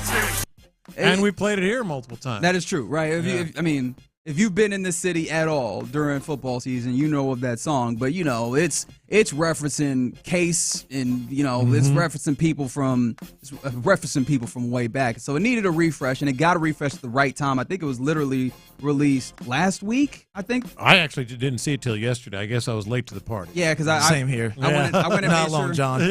I went and made sure I added it on my streaming platform of choice because I was like, no, I need to make sure here. I think it was the 9th that it was released. But it got an update with all the appropriate people. This is a little bit of the new Houston, Texas anthem that I imagine a lot of people are going to be banging at their watch parties ahead of this game.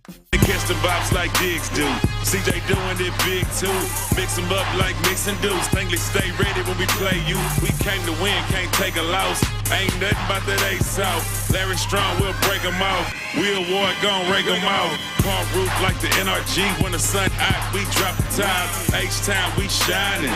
Red, white, blue in that line. Got Collins and Hunter in the playoffs. Coach D'Amico, we on top. And if you're from the H like me, you already know what I'm talking about. There you go. And of course, there's the other verses. Lil Kiki, Propane. Actually, I quite like Propane's verse. I was like, Propane was spitting on me. Which one was that? It'll be the third one. Right. Okay. Right now it's Lil Kiki. Propane's I can't identify No, I understand, and that's why Slim Thug, Slim Thug was the first verse there. I appreciate you reminding me to make that note. But yeah, that's clearly you heard some of the names. Diggs, the first one out the gate there. Interestingly enough. How do you feel about Stephon Diggs being put on the verse? It released it in January. Season, I mean, it's not going to last that much longer. I mean, even if you go to the Super Bowl, that's and that might be weeks, right? But I think they just wrote it early. I think they probably were messing with this song when Diggs was still playing. You know what I mean? Yeah, true. Yeah, so you want to change it? Nah, man, I like it. Let's just leave it like it is. Yeah, man, the anthem has been updated. That's out there for you if you want to go ahead and bump that. I think it's they are. Yeah. So that's the song Houston Part 2. And those are some of the verses of the song you heard. You mentioned the tailgates. When you've been out there a lot, whenever you go through the tailgates, you hear that. You hear our bump, tops drop. And then you hear, my people, man, they get it going too. It's like variations of those three things, and that's it. Like some sort of, cumbia or polka, and then those two.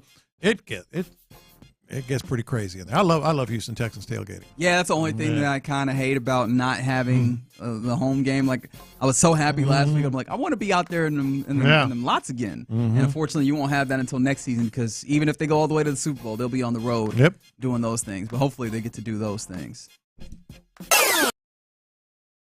How about this? It seems like TikTok is on its way out. Are you a TikTok guy? I have a TikTok account, but I'm not a TikTok guy. You got to pick your spots, and I've never picked TikTok. Are you? Somebody said they went backwards on this, talking about the Houston song. They said the sample and the bass are boring. Yeah, that's what it was. But that's why it's still what it is. But Byron, are you a TikTok guy? Since I know it's about to go away, yes. But usually the only time I would really tune in on it is when I'll be doing like games up here where I just fill out like the time sheets when ads play. That's when I would really be on TikTok. At home, it's not my Twitter's my go-to.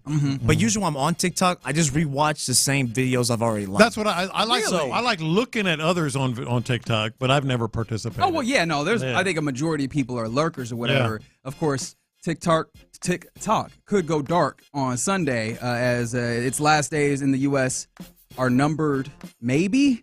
Because President-elect Donald Trump apparently has the possibility of issuing like an executive order that would suspend the ban that is scheduled to go into effect this Sunday. Of course, his inauguration isn't until what is that, Monday? Monday. But, maybe that would stop it because the move would prevent U.S. officials from enforcing the law for 60 to 90 days, which could maybe make this happen. So, yeah, man, I don't know. You guys clearly aren't impacted by it, but a lot of people seem to really care about this thing. This matters to a lot of folks. Yeah, and if you are heavy into TikTok, I would not fret very much. You don't think it's actually going to go? Nah. I look like now the reason we were talking about this off air. Like, what's the reason for for the ban.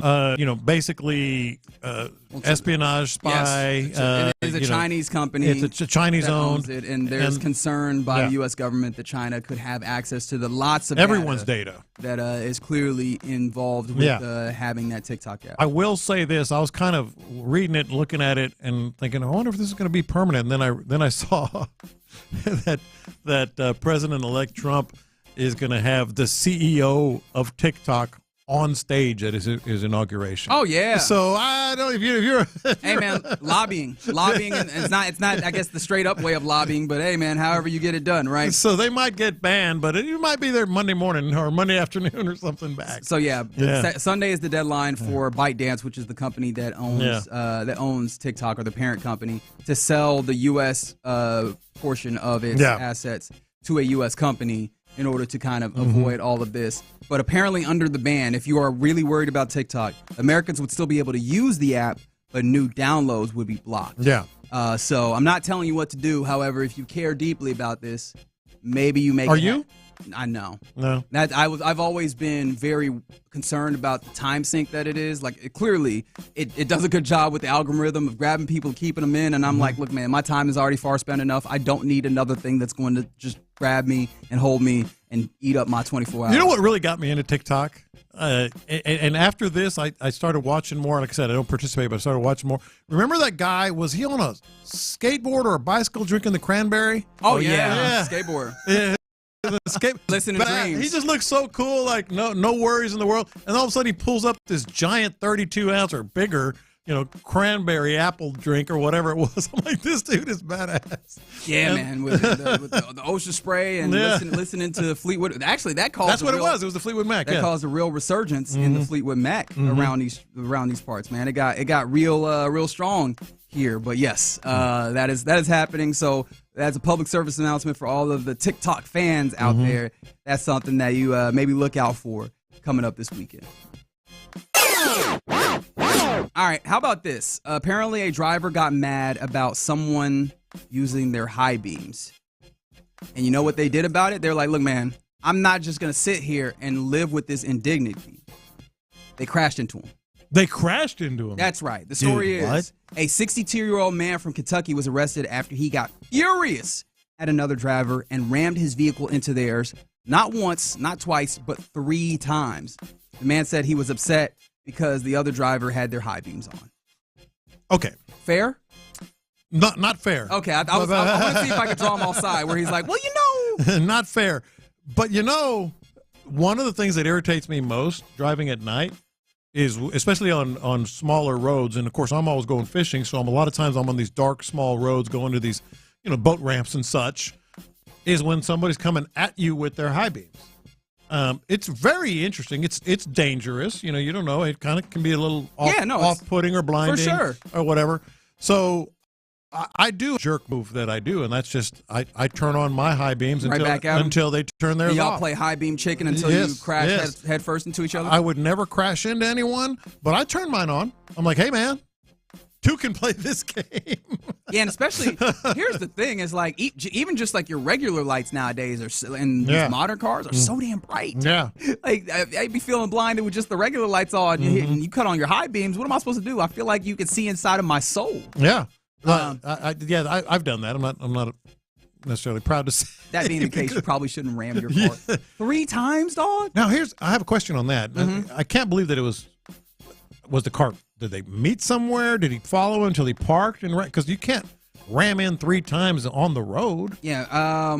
Well, apparently he told police he was driving northbound on Pacific Boulevard there in Kentucky. I think it's San Mateo is where it is. If you know, I don't either, so I wouldn't say that. But and he said that he was doing that, and then the brights upset him because of the brightness and potential radiation. Radiation, okay. Well, that's a. Does that tell you anything about? That's a twist that I didn't expect. once the vehicle stopped, Falcone said that he decided to ram. He rammed it first, and then he decided to ram it again. And the victim told police that he believed that he was rammed 3 times. Believed? Oh, I believe it now. I believe that was rammed? I believe it. Wait, how is that? He was probably freaking out. 3 isn't that big of a number to be like, I think 3. Yeah. Like, I feel like you would know if it was 2 versus 3, right? A lot of noise, though. I'm not trying to victim blame. Yeah. I'm just wondering, how are we mistaken? Because that was actually what surprised me about another story that isn't fully related, but kind of tangentially related, which is, you're familiar with the rapper Method Man? Apparently, he was at a gym, and he saw his daughter's boyfriend, and he hit him. He beat him up. And apparently, there were people who saw this who said that the young man was hit 7 times. And I was like, oh, so you were counting. Because you don't just, he hit him a few times. Like, no, it was 7. It was 7. And I was like, definitely 1, 2, 3. Yep, 7. So you go from one person elsewhere being like, no, that was 7 hits specifically, to this person being hit by a car that's like, I don't know, 3, I think? Yes. I found that to be weird. But yes, allegedly, Falcone fled the scene after hitting the car 3 or so times, at which point Belmont's police attempted to stop him, and then he later told police that he decided to evade. Probably shouldn't have said the radiation thing. Based on the fact that people impersonate cops. There's substances involved here, right? Oh, yeah. And maybe a little bit, let's say not altogether there. That's also possible. Altogether there. To let you know that he probably, we're not going to see him on the road. Or maybe we shouldn't see him on the road is the way I'll say it. 'Cause sometimes people evade these things. He was arrested on suspicion of assault with a deadly weapon. That's what it is. And so he might be looking at additional charges. Turn off your bright lights. Turn off your brights. Yeah. Although I will say it is good. It sounds like the other driver is okay. But yeah, at the very least, you don't know who you're on the roads with. Just as a courtesy, you shouldn't have your brights on, especially when you're on a situation where you're coming up against car. That's you turn that down. However, you also never know when somebody's like, really careful about radiation, and then they decide that they got to hit your car a few times. It's the radiation, man. That's what got me. 100%. Yeah. 100%. But yeah, somebody said TikTok 34, Texans 9. I don't even know what that means. I don't know what that means. But somebody said they didn't know the flu still existed. And then, more importantly, because I was asking the reason why I am doing the Figgy Figs mixtape today is because Figgy is out with the flu. They said they missed all last week with the flu. 10 other people at their job had the flu. Man. And they're predicting that we also have it too. Don't you dare put that evil on me. Don't put that on me. Don't do that. I'm good. Yeah. I have a flu shot. All right. You're in the loop right here on Sports Radio 610. That is Figgy's mixtape. You hear it at 1:20 p.m. every weekday right here on Sports Radio 610. And we're about done here. All that's left for us to do, you want to draft the weekend? Let's draft the weekend. All right, we'll draft the weekend, and then we'll hand it over to the fellas of The Drive who are continuing Football Friday live from Sugarland, right? Right. Why did you wait so long to say that? All right, they're at Little Woodrow's at Sugarland. We'll talk to them next. We're celebrating another week of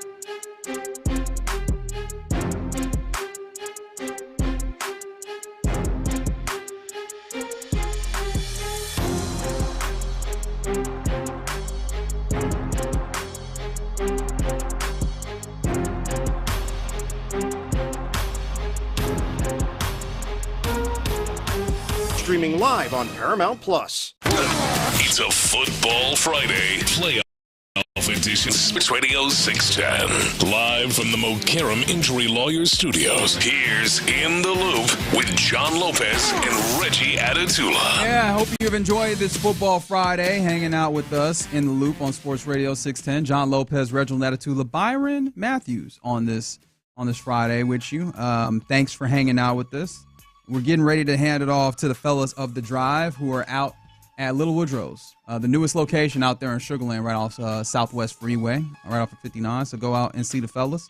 In fact, we'll talk to them here in a moment. But we're going to draft the weekend. However, important news came up just moments ago. So let's start here. Clearly, big injury missing Cade Stover. He was kind of helpful in that game against the Chargers. You saw him getting more involved in the passing game. I mean, he had the same amount of targets as Dalton Schultz and double the amount of catches underneath. So, unfortunately, he has a broken clavicle. He's on the IR, and you were wondering, hey, the man who was designated for return, Tegan Cotoriano, are they going to activate him? Well, according to the Texans are not activating tight end Tegan Cotoriano from the injured reserve for this game. Cotoriano has made a full recovery from a strained calf, but hasn't been getting snaps with the offense in practice. And so Tegan Cotoriano will not be activated. You're going with the two tight ends that you have in Dalton Schultz and Irv Smith. Can't have just two. It really points to perhaps Andrew Beck finding some semblance of participation here. Fullback combination of those two things, tight end, however it is. You like truly. I don't think you can go into this game with just two tight ends. I mean, you got to have something. I mean, it's just that's 6 pass catchers total. Well, I mean, we'll see what the activation. And is Irv Smith a pass catcher? Hasn't been. Yeah, has not been. But the Texans do have Andrew Beck, and I feel like Andrew Beck can kind of be in this place. I feel like he has to be elevated. But now that hasn't happened yet. It should happen here pretty soon. It should happen. Another piece of news that we had per Jordan Schultz. Apparently, Pro Bowl running back Joe Mixon and standout linebacker Azeez Al-Shaair, listed as questionable, are both expected to play. So, I mean, we were probably all in that place. I don't know that anybody was really concerned about Azeez, but Joe Mixon not practicing on Thursday, kind of raised concern. He's expected to play, and so that's at least that portion of this is good, right? You're not going with the full Dameon Pierce is the running back situation. However, I think you still have some level of questions as to how well is Joe Mixon moving? How confident is he in that ankle? How well can he cut? And really just how explosive does he look? Because that's going to be very vital. He did a little cut on Chancellor Johnson's video. Watch this. So the Chancellor got a video of him. He had a little getting step on the back, buses. Little step back cut right there. Where getting he turned on the buses. around? Yeah, he went, ooh. Because he went to the, he was going to the, oh, look at that cut. He was going to the front bus, and he decided, maybe I'm supposed to be on this bus behind. Yeah, watch it again. There's not a cut. Look at that hard cut. Right there. All right, Lopez. I appreciate you trying to raise. Now, Byron is looking at it. Byron's like, now we got to go to the film. He's right. We got to go to the film. That's a nice little cut right there to go from bus 1 to bus 2. But no, he's walking around pretty well. He will play as we expected, as you talked about. And talk about important with the tight end situation and everything else that's not Tegan Cotoriano not being active, et cetera. So you got those two guys, Dalton Schultz and Irv Smith. You're going to need that running back. Yep, absolutely. So those are the things that we know about the Texans as they got on the buses and are headed towards Kansas City. Mm-hmm. Not that they're taking buses all the way to Kansas. That'd be real sad if they. That'd be really sad. They'd be behind the fans. Fans will get there first. Yeah. The fellas headed that way. If you're just checking in, Tegan Cotoriano will not be activated from IR. However, Joe Mixon, and Azeez Al-Shaair expected to play. All right, you want to draft the weekend? Let's draft the weekend. I will go first because you went first last time, and I'm not. Actually, no, you didn't go first. I haven't been first in like 3 months. What? Lopez, happy birthday. Somehow it's not my birthday. You get to go first. Somehow I'm never drafting first. Go ahead and count this as your birthday present. I'm just letting you know right now. We'll go with the layup. Ravens and Bills. I think that's the layup right here. Baltimore 1.5-point favorites. Who do you like there? I like the Bills. I know you. I think you like the Ravens. I think you like the Ravens. You're banking on Lamar Jackson. It's kind of hard to say. You're crazy for doing that. That's right. But I think he's going to win this game and be the MVP. I think it's kind of crazy to just not expect Josh Allen to do much the same. Oh no, I mean it's going to be a good game in a different way. So I'm going to watch that one. That one is the Sunday late afternoon. Yeah, 5:30. 5:30, and of course, as I mentioned, 1.5-point spread in that one. All right, I will select the game that will follow the Texans Chiefs. Of course, Texans game is out of this because we all know that we're interested in that. Yeah, give me Washington at Detroit. I know that this is the biggest spread of the games that we have, 9.5 points. But I just really am intrigued to see like the Detroit Lions and what they do against a guy in Jane Daniels that's just kind of been consistent, which is kind of amazing to expect from a rookie. Like one of the things I firmly believe is that you get to the playoffs in a rookie year, and a rookie, even if for a little period of time, is going to show up like a rookie, and he just has not felt like that. He has been so solid. He's had an incredible. Sounds familiar, doesn't it? It does. Yeah, it does indeed. It sounds familiar. Look, I think the Lions are going to put on a show. I think they're going to put on an absolute show. I sure hope so. With that atmosphere, with that crowd, and with that team. I think they absolutely are. All right, so we're not counting Monday. What do you mean? We're not talking about Monday when we're drafting the weekend? Oh, you're talking about national championship game. Because it's going to be a dominant performance by me. I appreciate if we are. that. I appreciate that look. That's not a bad look that we are not counting Monday. All right, we're not counting Monday. Well, then I'll go with the other. Well, will I? Let's see. Commanders, Lions, Texas, Chiefs. Yeah, it's kind of hard not to say Rams Eagles. So I'll say Rams Eagles. I almost went with a basketball game. I'm going to go with some basketball games. 100%. I'm going to go with some basketball games. But Rams Eagles, we were talking about this. Where are you landing there? I think this is going to be a great game. Something about the Rams just seems to have clicked, which is kind of what we're thinking and hoping with the Texans, especially defensively. But don't discount what they're doing offensively. In Matt Stafford's last hurrah, maybe a big run here, a somewhat, even though the record doesn't show it, a somewhat susceptible, it seems, Eagles team. I kind of like the Rams. I think this is going to be a great game. Okay. Yeah. The basketball game that I'm going to pick here, it's not even an NBA game. Give me the number 10 Houston Cougars versus UCF. That's a 12-win UCF team. I do think the Cougars are much better. Haven't lost at home, man. They have not lost at home. They haven't lost since they kind of got handed those early ones. And now that they've stabilized, they found a little bit more health as well. That's Saturday at 11 a.m. Tomorrow at 11 a.m. that they're facing off against UCF. But, yeah, man, I just a little bit better team, or a team that's okay in the Big 12. I want to see how they handle it. Of course, again, undefeated in the Big 12 to this point, and I need to tap in with U of H anyways. They got to win in the middle of the week against West Virginia. So I just want to tap in with them, and then, of course, see them against a good team. But there you go. We drafted the weekend. Excited for this one. Excited for the Texans and Chiefs. And for show it all. And, of course, I use that as my segue to head out to Sugarland at Lil Woodrow's right off of 59, where Clint and Ron, the show Hughley, are hanging out. Fellas, what's it looking like? That's right. Show is in the building. This is our first time at this Little Woodrow's, and it's this on my side of the city here. So we slid over here easy, a good little spot. Come on out right next to the mall and the Cheesecake Factory right across the street. They got TVs everywhere. They even got a nice little outdoor spot where you can to watch the games and come hang out with us. We got prizes. We got things to hook you up. We got not one, not two, not three. Come on, LeBron, not four. But we got four $50 gift cards to hook people up with from Academy Sports and Outdoors. So a lot to get here, and we never come empty-handed. And we're getting you ready. Big game, baby. It should be, and I think it's going to be round, baby. It's going to be a good atmosphere where you are. Good atmosphere all through the weekend. That's what I'm talking about. Yeah, Little Woodrow's brings it too. They've been around, man. They do, man. I came out here. I came out to this particular location for the Texas-Arizona State game, and it was live. It was a good spot out here. What I do love, Clint and Reggie, is my man John Lopez, baby.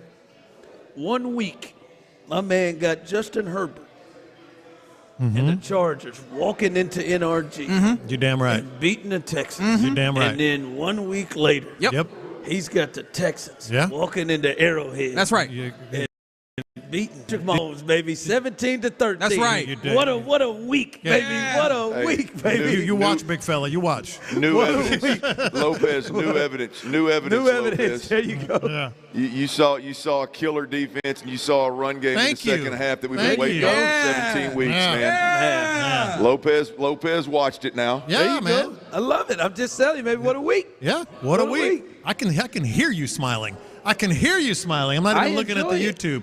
But I enjoy hey, things change. Life comes at you fast, as the kids like to say. I know. I think a lot of people here. No, but hey, but you should have confidence after that, especially defensive performance. Yeah. Right? I mean, I'm being completely honest. When we've seen the Chiefs have trouble, it's running game and defenses that are able to get after Patrick Mahomes.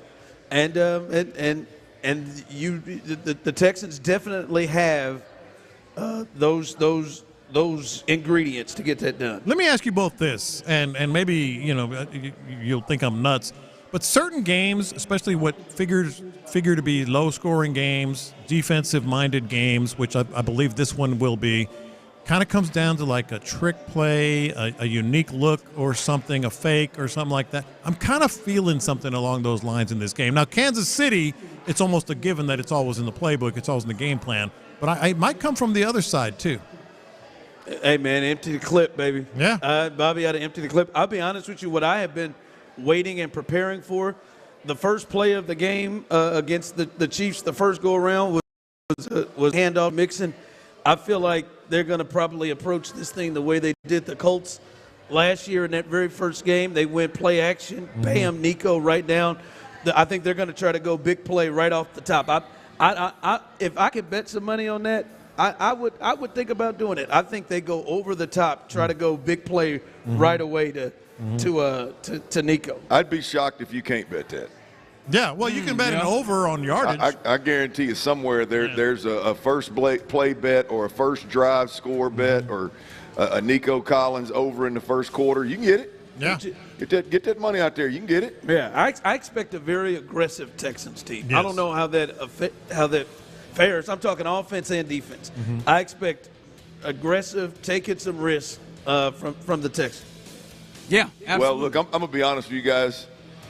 The last trick play that we saw from the Texans was it was a Joe Mixon fumble last week. That was some kind of fake. It was either a throwback to C.J. Stroud or a fake throwback to C.J. Stroud keeper. Bobby. I'd really like for Bobby Slowick to really bear down on these guys, and when we throw screens, let's block the right shoulder. Let's not throw screens. No, Lopez, you ain't never seen a good offense that doesn't throw screens. Damn it, you got to throw screens, man. You got to execute. You just got to have. If you're gonna be Xavier Hutchinson, John Mechie, and what's the other young fella's name? Jared Wayne. John Wayne. John Wayne, that guy. I mean, if you're gonna be one of them guys, the least you can do is block the right shoulder. They got to get that right now. They got to get that right. So. I mean, I'd be okay if a trick play, especially if it works. But boy, let's dial in on these simple things, man. No, you're right, Clint. If your nickname's going to be the Duke, your ass got to block. All right. Yeah, I mean that's one of the things at the receiver position. If your existence depends on Deontay Johnson being a buffoon after the damn game and getting kicked off the team, then you got to be able to block a screen, especially if you want a big-bodied wide receiver. Oh, yeah. So, yeah, man, I'm ready for this one. I'm gonna be honest with you, boys. We're gonna talk about it for 4 hours, but I feel a lot more confident than I'm comfortable with. Okay, I like that. Let's see if we can keep building that confidence through the entire. As we said, baby, a week. All it takes. That's all it takes. I hear that smile, and I'm not gonna comment on it. In fact, I might come see that smile in person. What we eating on? Anything I need to eat? I got a nice little burger coming out here. All right. I got one. I didn't order. I hadn't done little Woodrow's in a minute, and most of the locations that we went to didn't have the kitchen. So this remake or makeover that they've done with these little Woodrow's, making them bigger with the outdoor area. Obviously, this one here has a kitchen, and if the food in any way, shape, or form lines up with the atmosphere, the get down, the I mean, the decor, everything, that I'd imagine the food is tremendous. So I'm probably gonna grab 2 little bites to eat today. Yeah. All right. Yeah, I'm definitely gonna head out that way. You gonna come through? Yeah, I'm gonna come on out, Red. This looks like a worthy trip for you. Excellent. Reg. All right. I'll see you guys soon. Of course, you listen and you don't got to wait. Right now, you're listening to KILT AM, KILT FM HD2 Houston, and Odyssey Sports Station. And right now, the Drive is live. That's right. The Drive is live, and we are live here in Sugar Land, live here at Little Woodrow's new location, a great spot here. Come on out. Make your way on out here. We'll be here till 6 o'clock as we get you ready for a huge, huge game tomorrow. We are, this time tomorrow will be pregame show. You'll be listening to Sean Pendergast and Seth Payne. And by the way, Tyler, we got some audio from Sean and Seth coming up in a little bit, but no, you'll be listening to those guys pregame show. As you said, one sleep ahead of the big game. By the way, some news and notes here, guys. This is kind of key right here. The Texans have elevated a couple of guys from the practice squad. Andrew Beck, who we've seen play that H-back, that fullback, tight end kind of role, and then J.J. Taylor, the running back. We've seen him this year be elevated. And Clint, right off the bat, you kind of try to read through things, right? We didn't see Erickson get elevated up, which means maybe they feel good about the likelihood of Robert Woods, who has not practiced all week long, playing. I think if we saw Erickson's name get pulled up, I think that's a clearer thought that he would be out for this game. So, kind of reading through it, they bring Andrew Beck and J.J. Taylor. Your thoughts on what that may mean in terms of the puzzle? Well, look, I think you mentioned what they didn't do, the move they didn't make, and what that means at the wide receiver position. I'll say the move that they did make with J.J. Taylor, unfortunately, doesn't make me feel real good about Joe Mixon's availability. You bring up another back, I would imagine Dameon Pierce is going to get a lot of run. They're not real comfortable with Joe Mixon's ankle situation. Maybe it's just precautionary, but at the end of the day, J.J. Taylor getting bumped up there is not a good look for Joe Mixon and what this ankle situation has turned into since Tuesday's practice, Monday's practice, whatever that was. Yeah. Look, I like the J.J. Taylor move. I wish they would have made that move against the Titans and got him some run against the Titans. I do think he's a guy that can provide a little bit of a spark at that running back position. Brings a little something different to the table. Definitely has more pop and more twitch and more explosion than really, if we're being honest, damn sure Dare Ogunbowale, and he definitely has a different skill set than Dameon Pierce and even Joe Mixon for that matter. This is something that's made you more concerned about the Joe Mixon. I won't believe Joe's not playing until I see him. Well, it doesn't make me feel any different about him playing or not, but it makes me feel a little different about their confidence that he's going to be okay and be able to play Joe Mixon's brand of football and be able to tote the ball 25 times if need be.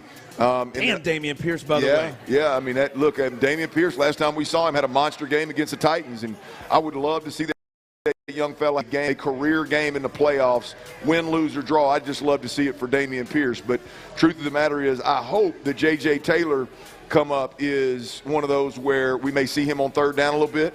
We may see a J.J. Taylor package throughout the game. Not the trick plays that John Lopez on In the Loop was just talking about, but I do think there could be some wrinkles thrown in there. He is that caliber player. I can't think of one guy on this team, again, with the exception of Tank Dell. Tank Dell obviously has it, but, with that twitch and that change of direction and that acceleration, deceleration combination, J.J. Taylor brings a little something different to the table. Yeah, real quick, also as we go there, Clint, this coming from Aaron Wilson a couple of minutes ago. He said both Texans running back Joe Mixon with the ankle and linebacker Azeez Al-Shire with the knee are set to play Saturday against the Chiefs per league sources. Both are listed as questionable on the injury report, but there was never a high level of concern about either player's availability. So that's reporting from Aaron Wilson there that both are set. Joe Mixon and Al-Shire are both set to play in the game on Sunday. I heard a report this morning, ESPN, they reported that Joe was going to be a game-time decision. So I think this here a couple of minutes ago, and Aaron Wilson has great connections within the Texans. This is a good sign here, and what I expected. Now, for me, I never thought he wouldn't be there. To me, it's just his effectiveness. Is he going to be the Joe Mixon watch all year, or is it clearly going to be a thing that he's hampered by an injury? So no surprise. And look, these moves, that the Texans have made, like especially with J.J. Taylor, that could very easily be a precautionary move because if Joe does struggle, Damian's got to play more. So do you want your running back that's getting the bulk of the carries to be returning kicks? Can J.J. Taylor do that? Is he a depth player at kick return? So there's a ripple effect here that the running back room could impact special teams, obviously. So it could be a move there. Needless to say, I could get good and excited about J.J. Taylor in any role. Him touching the ball for me as a one-off, I think could be a really exciting, one or two touches in this game. If that is indeed something that we're looking at. Hell, he may not touch the field, but I'm not opposed to him being worked into this offense to some degree, especially with the lack of weapons, with Diggs hurt, Tank hurt, obviously with Robert Woods' hip. I mean, you got some real issues. John Mechie's shoulder. So finding athletes that you can get touches to, I'm not opposed to it. All right. That's the latest there, and we'll continue to keep you updated. Anything we hear about Robert Woods. I noticed that in that report there was nothing about Robert Woods being set to go. That's one we'll watch out for. And all of a sudden, with the injuries and the wide receiver situation and the punt return situation, that becomes important. All right, again, we're at Little Woodrow's here in Sugar Land. Make your way on out here. Have a good time. We'll be here till 6 o'clock. TVs everywhere, drinks, food. This is a great spot to hang out and get ready for the divisional round playoff game. All right, let's dive into this now. And you know how you can get involved here, 713-572-4610. Again, 713-572-4610. Those of you on YouTube and Twitch, you can jump in on this. All right, I know that I heard Clint say he feels more confident than he's comfortable with. and I know Tyler's confident as hell. I cannot wait to hear these predictions. Just wait for best bets. It's going to be glorious. Because I know if Tyler Milner does not pick against the Texans in this game, there's never going to be a game in which Tyler ever picks against the Texans. Tyler Miller says he's still real optimistic. So I can't wait to hear that. I am predicting again, as I did last week, a double-digit win for the Texans from Tyler Milner, just like I think the last all four of the predictions from Tyler have been double digits. I think it was that way against Baltimore last year as well. Consistency. So, consistent, baby. We'll get there, and we'll do that at the end of the show. But this is where I want to start things with everybody here, the family, everybody here. If your confidence is where it is, how many points do you think it is going to take for the Texans to win this game? How many points is it going to take to win this game? And I throw out this stat, and I said it a little bit, I believe, this week. In their last 12 games, the Dallas Cowboy game is the only game in which the offense has scored a touchdown. All of the other 11 games, the 11 of their last 12 games, they have scored 2 touchdowns or less offensively. Defense has scored 5 times in that time frame, but they have struggled to put up big points. So I'm throwing it out to everybody, and Clint, obviously you could start here. How many points do you think it is going to take for the Texans to win this game? I think it's going to take 27. But in response to your question, I'm not going to sit here and say the offense is going to score 27 points. I think the defense. I'm just throwing that out there. The defense is going to be, obviously have to play a big role in manufacturing points, whether that's turnovers in field goal range and the offense doesn't get in, but we get 3 off of it. If it's special teams, I think it's going to have to be a collective effort. But they got to get to 27. I think. To be completely honest with you, I think right now where we sit, I think both of these defenses, in my opinion, are overrated. I mean, in terms of they're really good. Don't get me wrong, but hell, you had a guy come up and talk to you yesterday wanting to compare the Texans defense to the 2000 the Ray Lewis Ravens. I'm like, man, they're good, but let's. That's when you put your headsets on. I knew that was when I didn't need to get in that conversation. So that's like I think we all across the board, Chiefs and Texans. I think we probably need to pump the brakes a bit on the expectations with these defenses. I feel like there's going to be some points scored. Now, look, these defenses are really good. They're going to get the best of the offense for a quarter or for a half. But I think both of these offenses are going to look really good in spurts and score some points. So, I think overall I'll go 27 for the Texans to win this game. You think it takes 27 to win? Tyler, how many points do you think it takes for the Texans to win this game? Toby agreed with you. He said 27. Sean G on YouTube and Twitch said 24. Joseph said 17. How many points do you think it's going to take, Tyler, to win this game? Well, honest to God, I think the Texans could win this game at Arrowhead scoring 20. And I'll add to that, reason being, I think if you want to win this game and you're the Houston Texans going into Arrowhead tomorrow, your defense that has been shining, the Texan defense is going to have to hold the Chiefs under that point total. Yeah, I'm a little higher. I'm probably in the middle of you guys. I think 24. Like if things go right for the Texans, 24. Now the last game it was 27-19. That was the final. And the Texans didn't get any turnovers. They turned the ball over twice. They won the Texans lost the turnover battle. But I feel like 24 realistically can get it done. Karen says 28 points. Now it's just the thought of can the Texans – is that something the Texans can get to? 27, 20, 24 points. That's why I kind of brought out that stat of, over the last 12 weeks, offensively they haven't been able to do that on their own. They've needed to get turnovers to get there. They got to 32 last week, or they got 4 turnovers, and obviously the defense scored itself on one of them. That's why I say, how many points are going to take, and then realistically, what is the path that the Texans can get to that point total? As you said, 27, what's the path? Well, look, I think the path to get there is, as I mentioned, I think this defense is going to have to – they're going to not necessarily – look, nobody's going to go out here and wish and hope for pick sixes. Like, I want one, but that's not – I mean, is that realistic? Probably not. But can you get a turnover where, again, you're in field goal range or you're 10, 15 yards out of field goal range, so ultimately the defense generates those 3? Can you get a turnover down inside the 10 to where ultimately you got a chance to score a touchdown and you can thank the Chiefs for turning it over? I think you get to 27 by your defense generating points first and foremost. But look, if we're being honest, I think, again, I talked about this yesterday.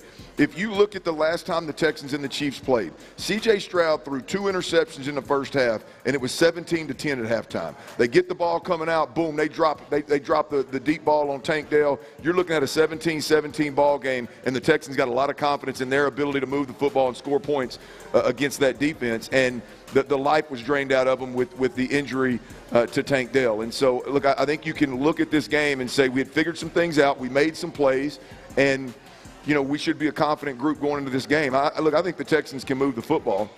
I think the defense can, generate some opportunities to score points, and it's going to take a collective effort. Absolutely, it's going to take a collective effort, no doubt about it. I don't think anybody in their right mind is going to sit here and say, well, the Texans can just go out there and Bobby Slowick, the way he's been calling them, and C.J. Stroud, the way he's been inconsistent, the way the injuries are, the protection, and go, yeah, we're going to go out there and score 4 touchdowns. I don't think it looks, but I do think they're able to move the football. The defense help. That's how they've scored here lately. Their big point totals is the defense help. Well, I think, Ron, I think again, these defenses are good. Don't get me wrong, but I do believe that both of these offenses are going to move the football between the 20s. It's going to come down to who can punch it in, what field goal kickers can be clutch and make the big field goals near the halves. And look, I think the Texans got as good a chance as anybody against the squad. I think it's a really good matchup. I don't like the Texans against Baltimore. I really don't like the Texans against what Buffalo brings to the table. I know it's hard to stomach because of the last time we saw them on the field together and the Texans beat them. But this game right here, I do feel good about the way this Kansas City team's built and the way the Texans match up with them. All right, let me ask you this, because I don't know if it's a good matchup. I can see your thoughts of it may be better than the alternative of Baltimore. I don't think it's a good matchup. You're going into Arrowhead against Patrick Mahomes and Andy Reid and Chris Jones and that crew that has won more than anybody else. So I don't know that it's a good matchup. But let me ask you this, and the people, you can jump in on this as well. Your honest gut thought. All of that doesn't have anything to do with the matchup. No, I mean, you got to go on the road against anybody. Yeah, it's not special to Kansas City. I mean, you got to. I mean, yeah, anybody they play. I most definitely think that their experience and what they've done. Let me be clear. When I say matchup, I mean the teams. Obviously, they have the home field advantage. Obviously, their resume is better than anybody, so they're going to have that advantage over anybody that they play. But I'm just talking about the matchup, strength versus strength. I think that this is a better matchup. That this is the best matchup in the AFC that I think remains for the Texans. I can agree with that. Yeah. I'm just saying I think it's I wouldn't classify it as a good matchup for it. I think I can understand saying it's better than the Baltimore and other ones. But your gut feeling here, because let's tear it down and put it down what it is. Like, are the Texans ready to win this game? But do you feel like this Texans team, when I say like going in on the playoffs, on the road against that team, we know what that all the stuff that you feel about the Chiefs. You know they have been the Astros version of the NFL. Yeah. Is this group? Because I'm going to say this right now. I think the Houston Texans with C.J. Stroud are going to play in an AFC Championship game. I think they're going to play in a Super Bowl at some point. I believe in D'Amico and him at some point they're going to do that. Do you think that they are realistically ready right now to win this game? Yes. Okay. You think they are ready? Yeah. Look, I don't think the moment is too big for the Texans. I think D'Amico has his crew built to where the moment is not too big for these guys. Now, there's a possibility that they don't play well. I mean, they've been inconsistent all year long. They've not played well against some pretty good opponents. I mean, they went to Minnesota and didn't show up and got the doors blown off of them. I don't think that's because they weren't ready for the moment. They just got the doors blown off, and they're inconsistent, and it happens. So I don't. If your question is about, the belief that is this moment too big for D'Amico or CJ or the group, I don't think it is. I think this group is wired in a way the moment's going to be too big. Now, they're not above playing poorly. They're not above being overwhelmed by a superior team. They've shown to not always have the right adjustments and answers. So I just doubt that after this game we're going to look at this and go, boy, they just weren't ready. They just weren't ready for the moment. So for me, I think they're ready. I just say that because last year I don't think you thought they were ready to beat the Ravens in that game, like in the division. You know what I mean? Yeah. That is. Do you think they're ready? I don't know if this version, especially with all the guys they have out, I don't know if this version is ready to be the one to walk in and win this game. All right, coming up as we continue live here from Little Woodrow's in Sugar Land. Make your way on out here. We'll get into some news here. And Clint has I think a real question about one of the guys that we would have thought was a major part of the plan or the game plan for this team, and the one person that was able to do something to Patrick Mahomes that nobody else on the team did. Clint's got a question. We'll answer that and discuss that coming up next. All right, y'all check this out, man. Power outages around these parks.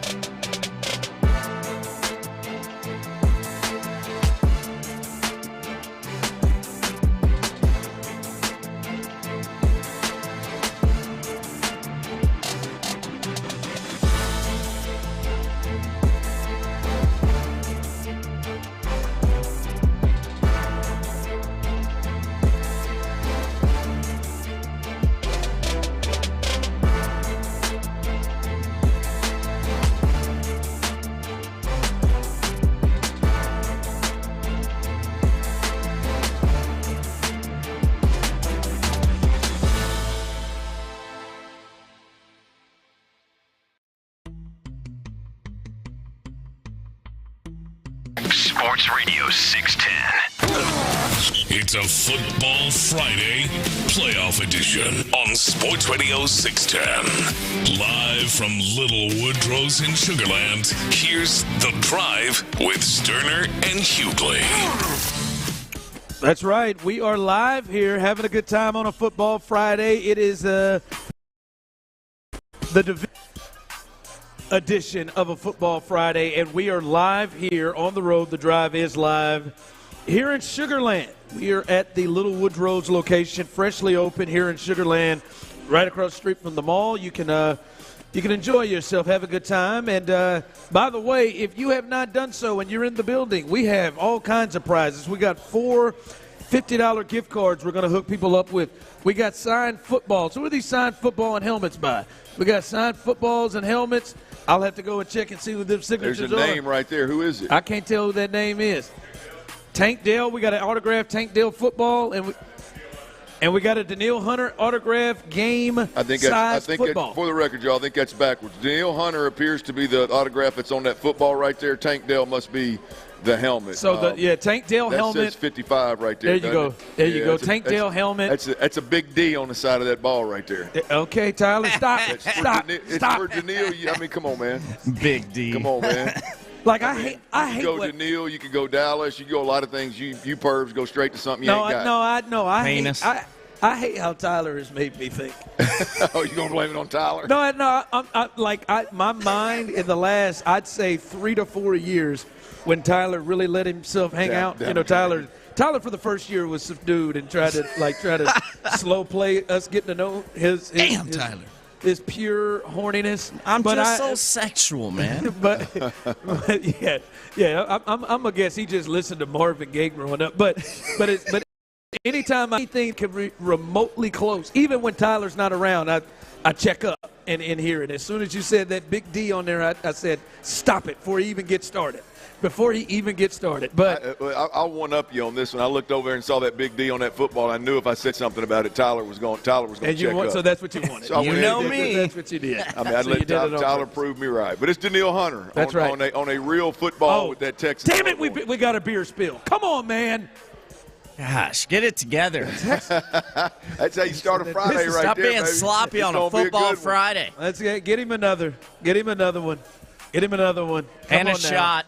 All right, man. We're not spilling beers around here. Not at Little Woodrow. That's Tyler's rules. You spill your beer, you got to get a new beer, and you got to take a shot. Yep. And you got to take a shot. Buttery nipple. Friday. Tyler invents these rules. That's true. That's right. But put your name in our raffle box, and you'll have a chance to win. Anybody in the building, or you're on your way, you put your name in the raffle box, you got a chance to win one of our $50 gift cards to Academy Sports and Outdoors. Hell, I ain't gonna lie to you, I just picked up this hoodie on the way in from Academy Sports and Outdoors. They got a sale. They got 65% off on hoodies. Prices that you'll love. You might want to slide in there right now to get that done, and you can win a $50 gift card to go in right now, or autographed helmet from Tank Dell, autographed football from Daniil Hunter. All right, Clint, I know you have a question about this game, and the only person, Clint, that registered a sack the first time these two teams played is who your question is about. Christian Harris. What's going on? What's the deal with that? 7 snaps, Clint, in the last game in the playoffs against the Chargers.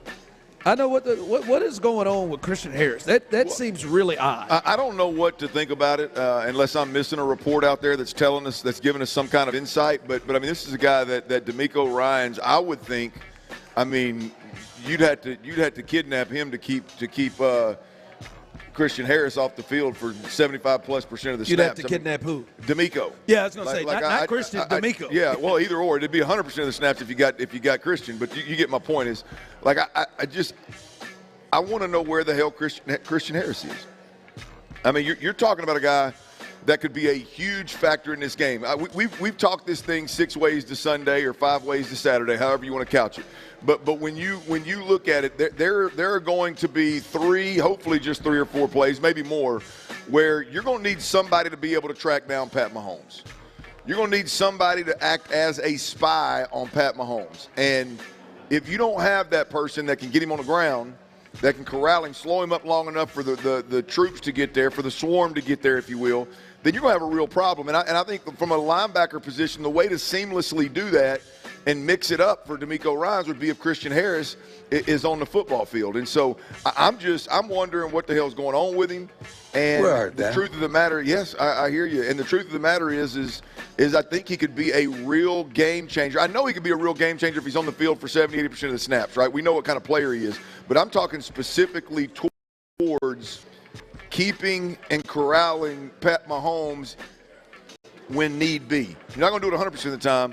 But if this is a guy we were talking about for the last year, being able to track down Lamar Jackson in the open field, he can damn sure track down Pat Mahomes. And so the more I think about like what went on last week, the snap count, the injuries, how the year's gone, if you look at him right now, I'm just wondering, like, man, are we going to have Christian Harris, the weapon, on the field at all against Pat Mahomes? Because, again, if I had to put my money on one guy that's not a defensive back or a safety to track him and get him on the ground in open field, Christian Harris would be that guy. Yeah, I don't know what the hell it's about. He's not on the injury list. He has not been on the injury list one day this week. Right. So for Christian Harris, who D'Amico has said is our most talented linebacker. Like a run, cover, tackle, our most talented linebacker. And for him to get 7 snaps against the Chargers, it's not like we've never seen Herbert run. He didn't run in this game, but that's a possibility. It's not that is odd that he would only get 7 snaps in a game. And now, listen, the defense was excellent in the game, so you can't say anything about it. And you talked about it. Henry To'oTo'o has come on big time this year. Azeez obviously ain't going nowhere. But, damn, 7 snaps? Christian Harris? Like, I don't know. That's weird. That's weird. Like, when you talk about he's the best player at his position group, Derek Stingley's the best player at his position group. Hunter and Will Anderson right there, it'd be like just one of those guys getting 7 snaps in the game. Well, when you just talk, especially when you look at how much the Texans want to pressure, I mean, you need that guy on the back end to be able to clean up any mess. If anybody, whether it's a screen or it's the quarterback, even Justin Herbert, I know they didn't use his legs, but even him getting outside the pocket, like you would think the best cleanup man on that defense would be Christian Harris. And again, for him to get 7 snaps, it just doesn't add up. There's got to be an injury there. There's got to be something going on. I just hope that it's been solved and he's going to be on the field this week because I think he could be a big key to not allowing Pat Mahomes to impact the game with his legs as significantly as he might. Yeah, from YouTube and Twitch, Cornbread, D'Amico can't show all his cards and go use Christian Harris. I'm going to guarantee you right now that D'Amico was not thinking about, let me hold Christian Harris back for the Charger game. No, he better not have been. He's thinking about trying to beat the Los Angeles Chargers the best he could. And clearly he was correct that Christian Harris playing 7 snaps was the best for his defense that day. It is just a weird situation. All right, coming up as we continue to discuss the big game between the Chiefs and the Texans, we'll get to the other games, right? Let's look at the others, all right? There are 3 other big-time matchups. Who wins and one kind of note. We'll discuss that coming up next. All right, before we do that, I got to tell you about low.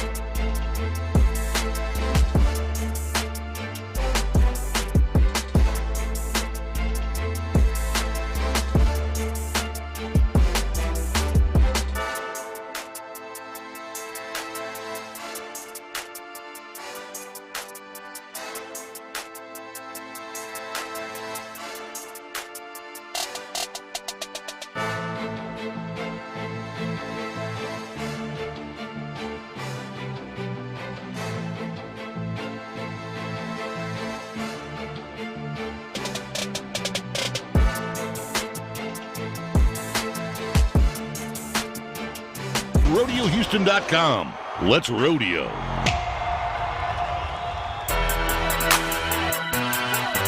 It's a Football Friday playoff edition on Sports Radio 610. Live from Little Woodrow's in Sugarland. Here's The Drive with Stoerner and Hughley.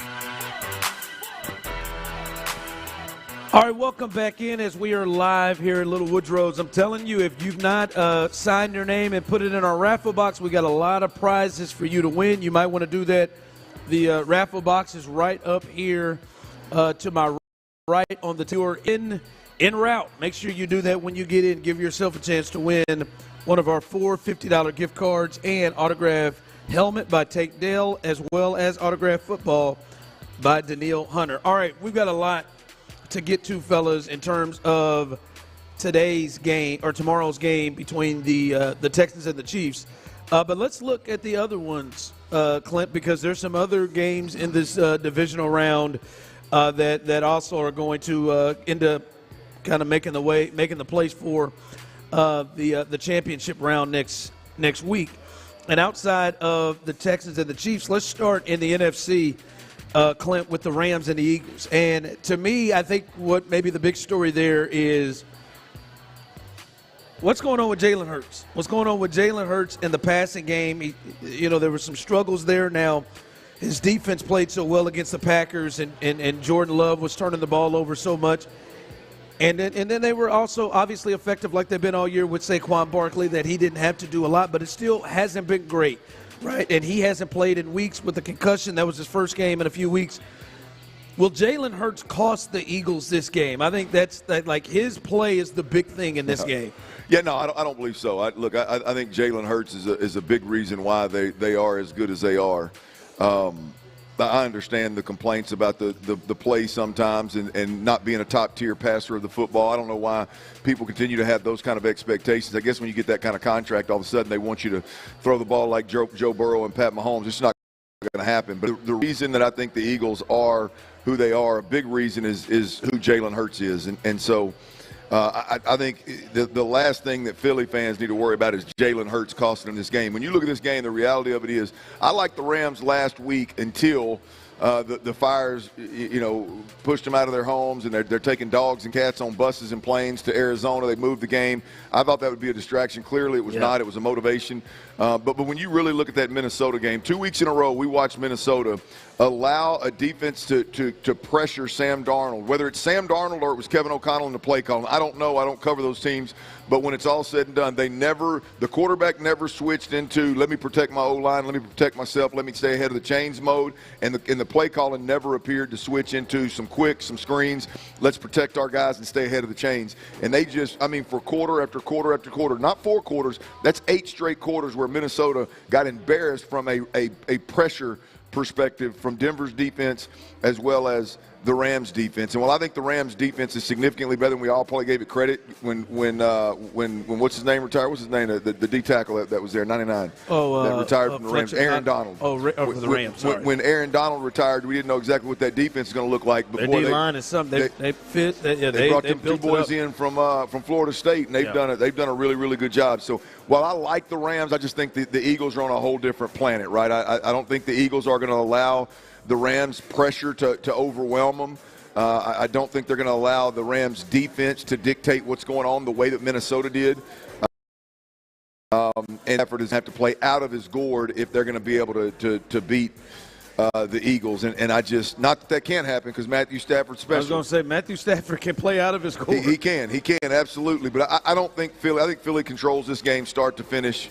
Yeah. I think it's a boring game. I think it's one of those where the Eagles just slowly creep away and don't give the Rams much hope. The reason why I think some of this is on Jalen or I think it's going to be placed on Jalen, the first time they played, Saquon Barkley rushed for 255 yards and 2 touchdowns, 2 long touchdown runs, but that may have been his best game of the season.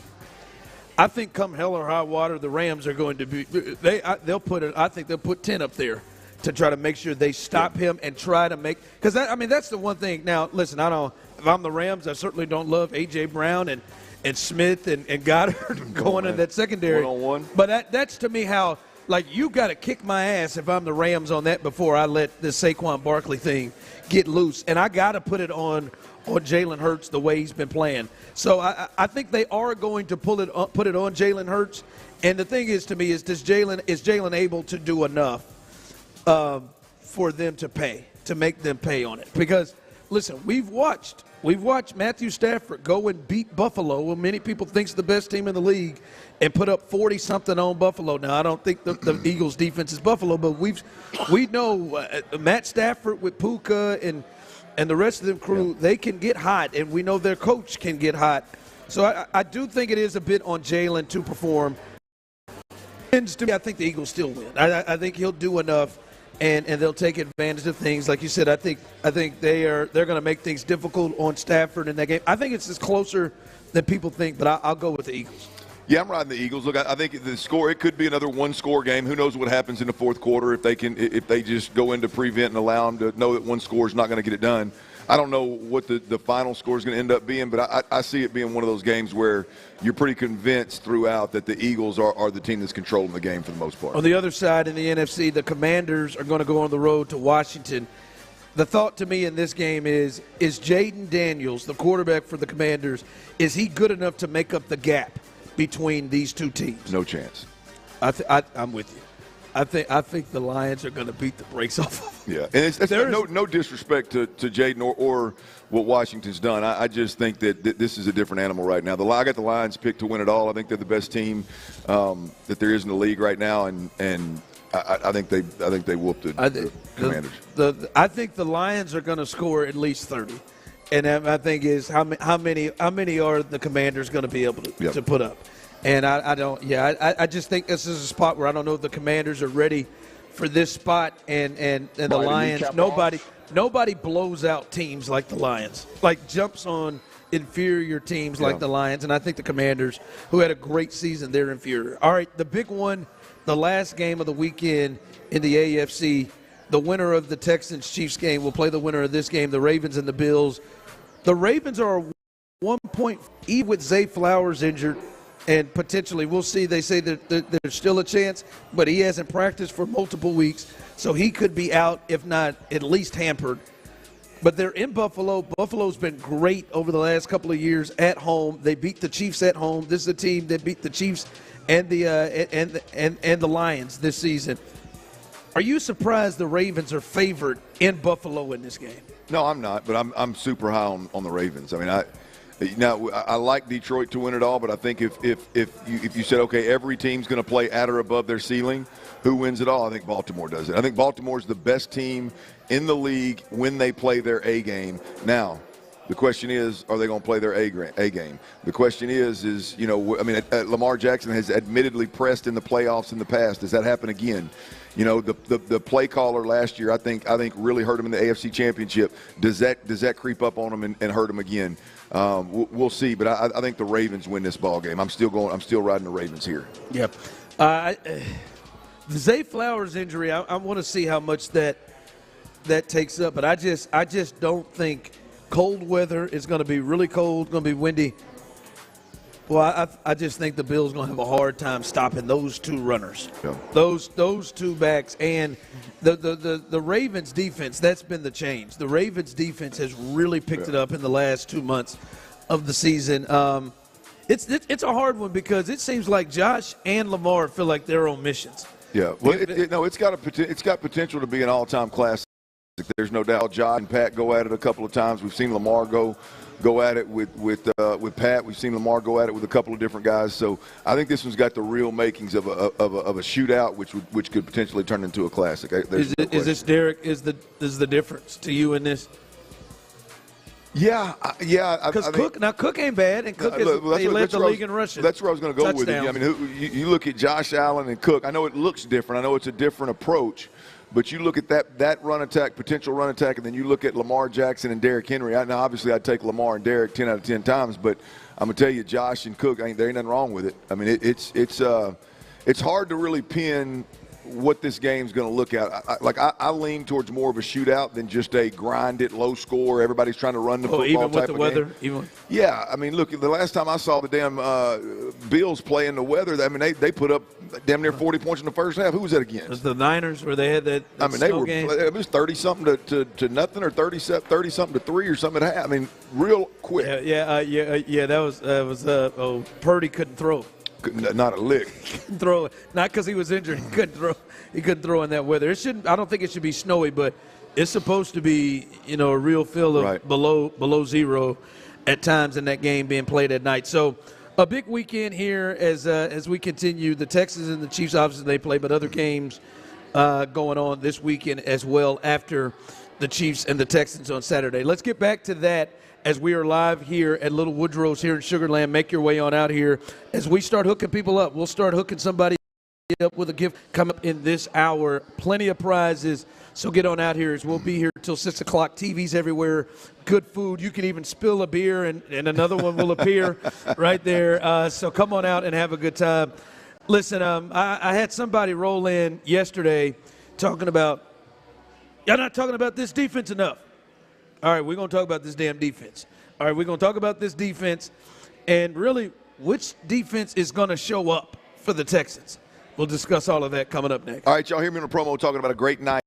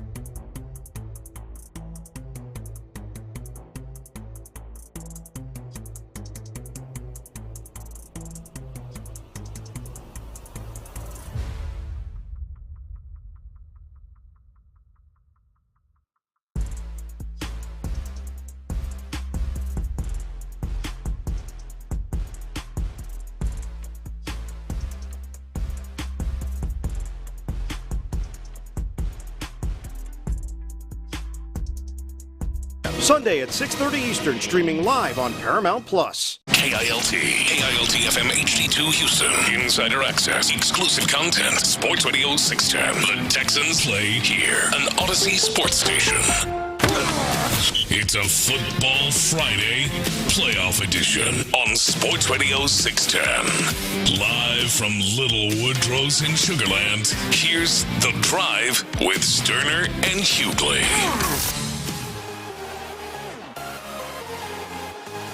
All right, welcome back as we are live here. We've slid over here to Sugarland, Clint, and live here at Little Woodrow's, and we're starting to see some people fall in on a football Friday.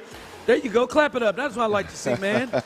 I like them kicks, too, to be honest with you. Yeah, man, it's a good time to be had out here. We'll be here till 6 o'clock, and you can make your way as soon as you get off work. Coming out here, you can see Reggie from In the Loop. Reggie's in the building right here, and he'll hang out. About to got him a nice little drink on. I see that little action. Reggie's about to get right in here. You come out here and join him and join us. And, of course, we didn't come empty-handed. I'm letting you know.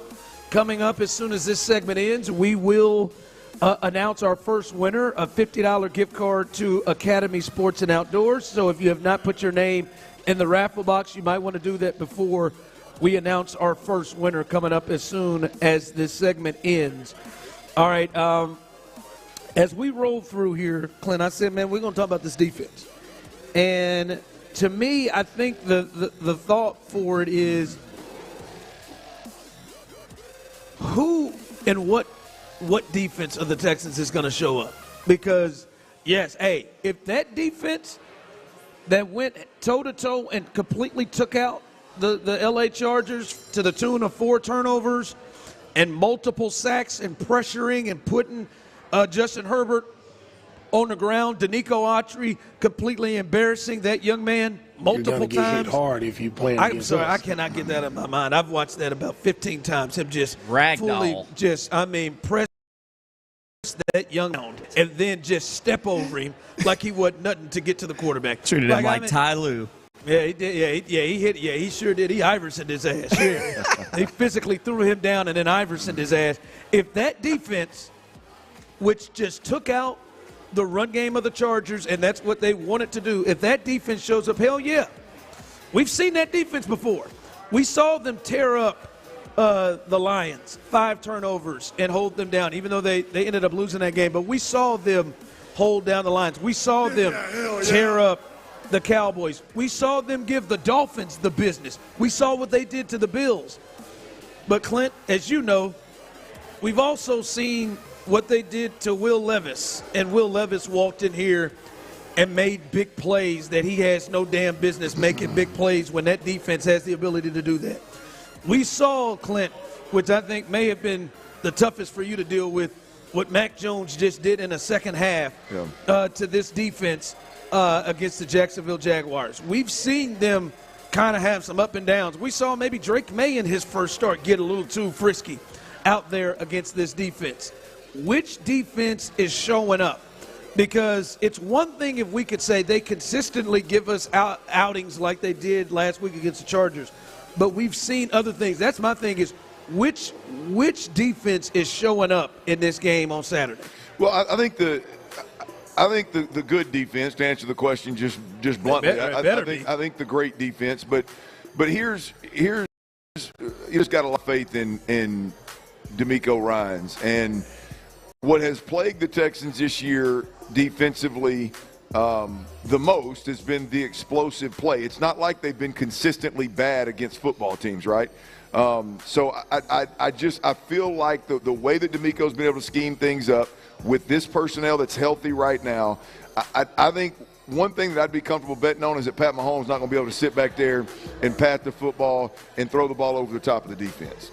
Now, he is surgical underneath, and I fully expect Pat Mahomes to get the ball out of his hand. I expect the screen game to be really good. I expect him to have great chemistry with multiple receivers, but damn sure Travis Kelce and keep drives alive. Oh, thank you. But no problem, Pat. I would be really surprised if we go out there and all of a sudden with this defense, the explosives are a problem the way that they've been a problem in a handful of games this year. Because of this particular team they're playing, or you think they've – Well, I just think DeMeco will have them ready. I think they figured some of that stuff out. I think both of your corners are playing significantly better ball than they were. I think your defense from a pressure perspective is at least according to last week, they're hitting on all cylinders and playing better than they have in a long time. I think you get – I don't know about the team, but I do think you get a better DeMeco, the defensive coordinator, in the playoffs. And so I again, I don't know how comfortable I am with this confidence, but I give up an explosive or a couple of explosives or a touchdown over the top, sure, maybe.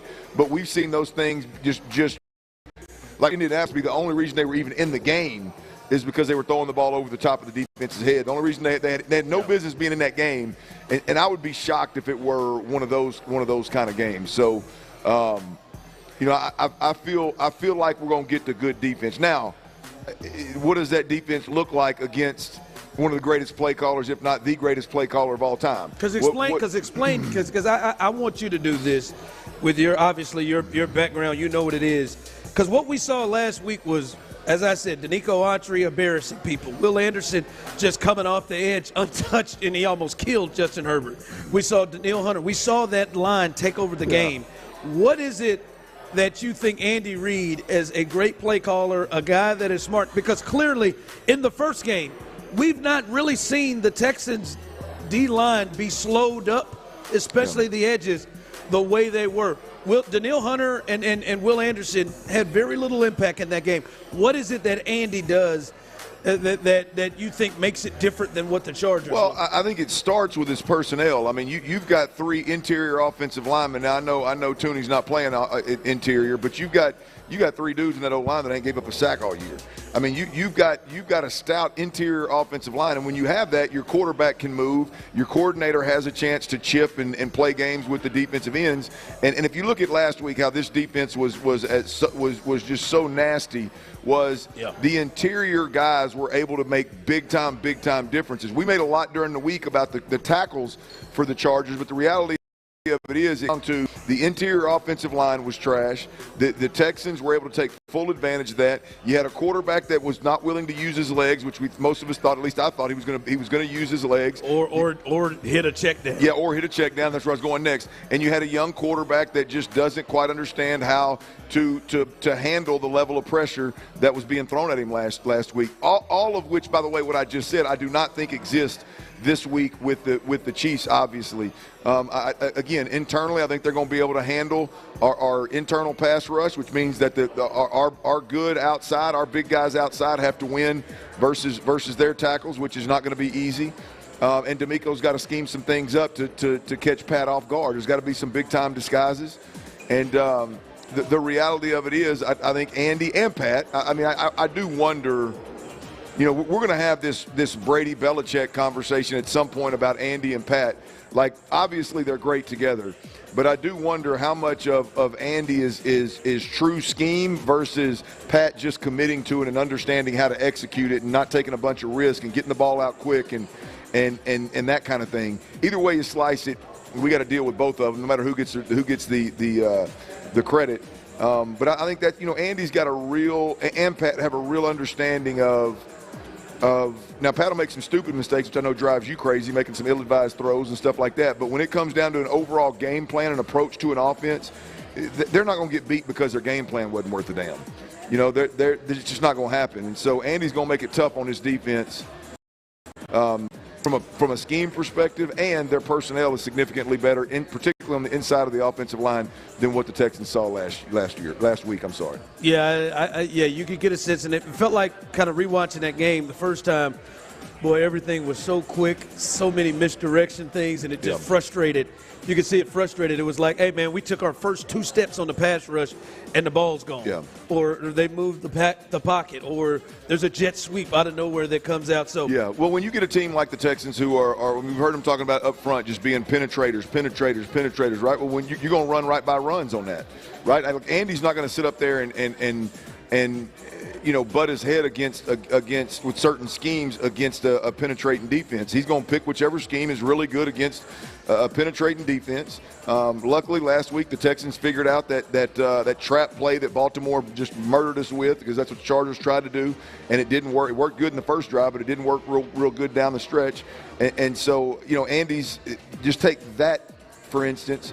Like, Andy's really good at figuring out ways to counter a penetrating defense.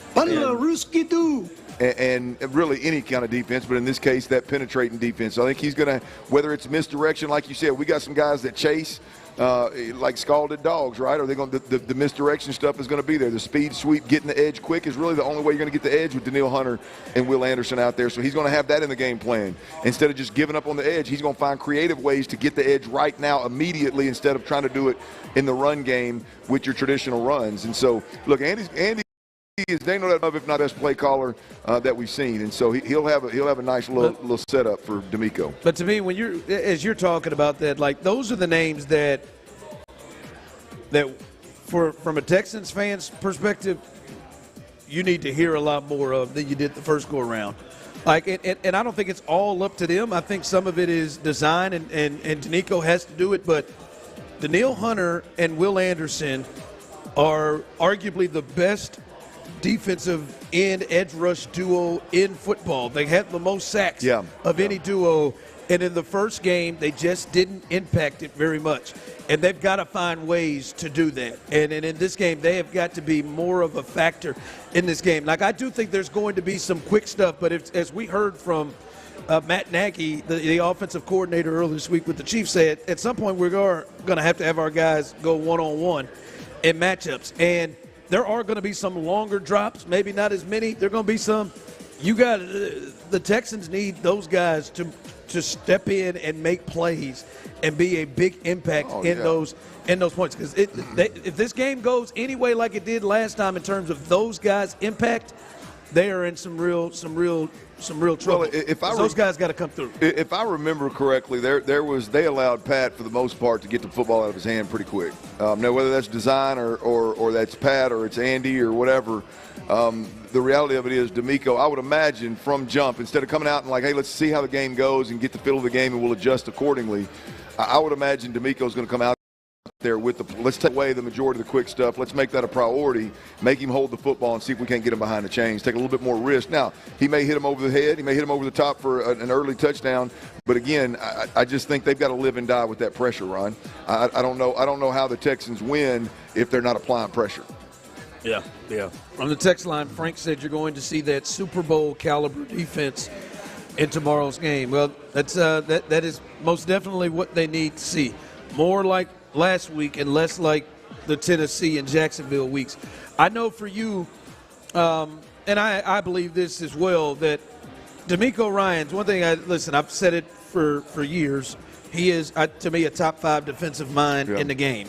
And he has got some advantages of seeing this team before and have tape on this team. Now obviously Andy Reid has the same and can completely have a different game plan, but he's understood what they tried to do to him before, and I think with his mind, D'Amico will make adjustments in this game, and that's the thing that I'm curious to see in this game is what kind of adjustments that D'Amico makes. Yeah, look, I agree. D'Amico's been great with the adjustments. I think, there's a couple of things with D'Amico's defense that you just can't ignore, right? I mean, the +10 turnover ratio in a time when CJ – it's not like CJ's out there throwing 4 interceptions, right, like Justin Herbert had 3 coming into the game.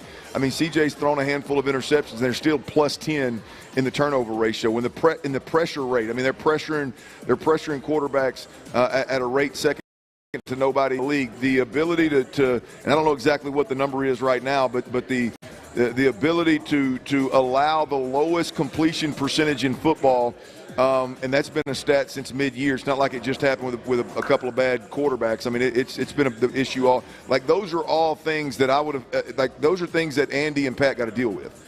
Those are things that the Chiefs aren't immune to. So I think those are real. And along with your point, you look at D'Amico, his ability to adjust. Hey, this ain't working. What are we going to do? I think he's really, really good there as well. So we'll see how it goes. But I think there's some real positives to sink your teeth into on this Texans defense. I think he's going to be super aggressive. I think D'Amico.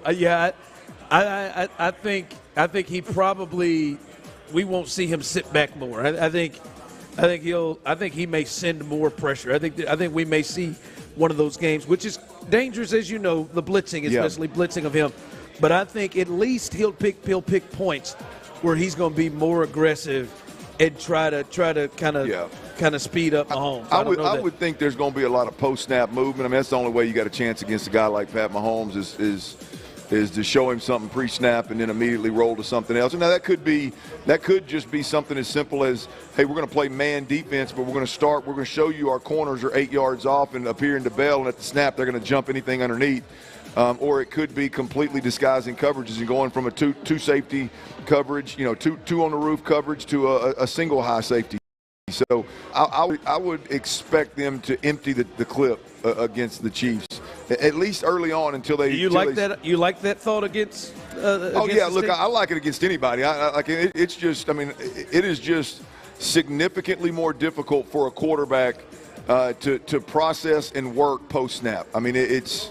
I said it the other day, I think CJ struggles with it right now. And look, Pat's obviously better than most at it, but the reality of it is you got to make him process, you got to make him see rotation, you got to make him confirm, right? Pre-snap, I've got a certain kind of look.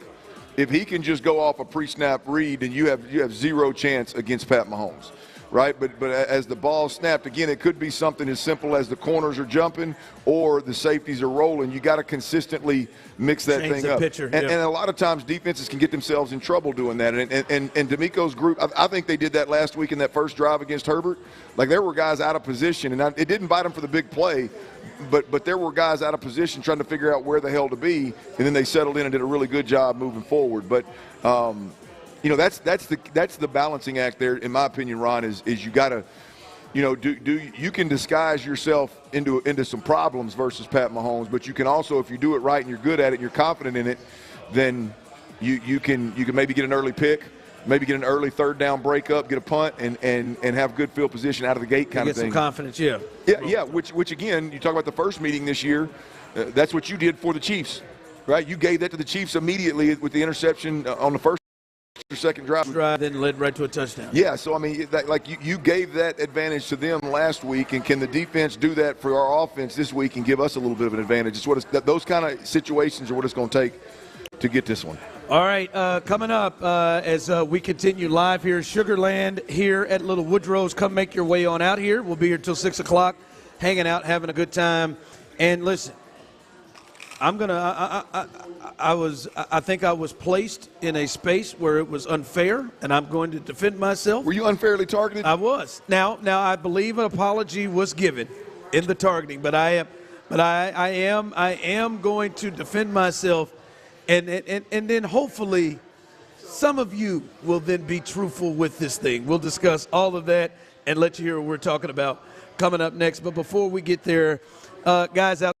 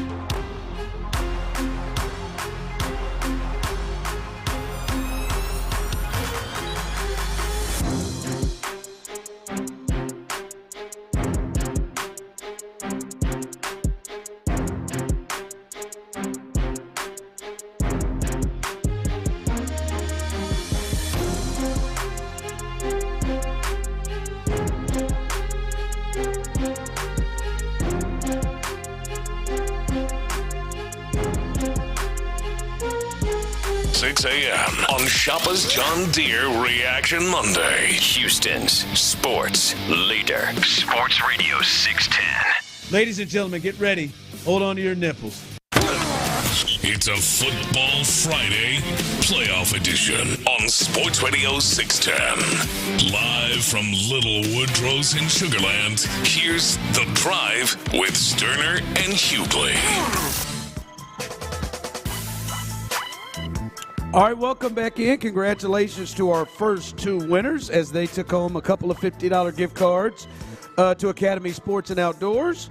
And you can be one of our next winners as well. We have a couple of more $50 gift cards as well as an autographed helmet from Tank Dell and an autographed football from Daniil Hunter. We are live here on a Football Friday at Little Woodrow's here in Sugarland.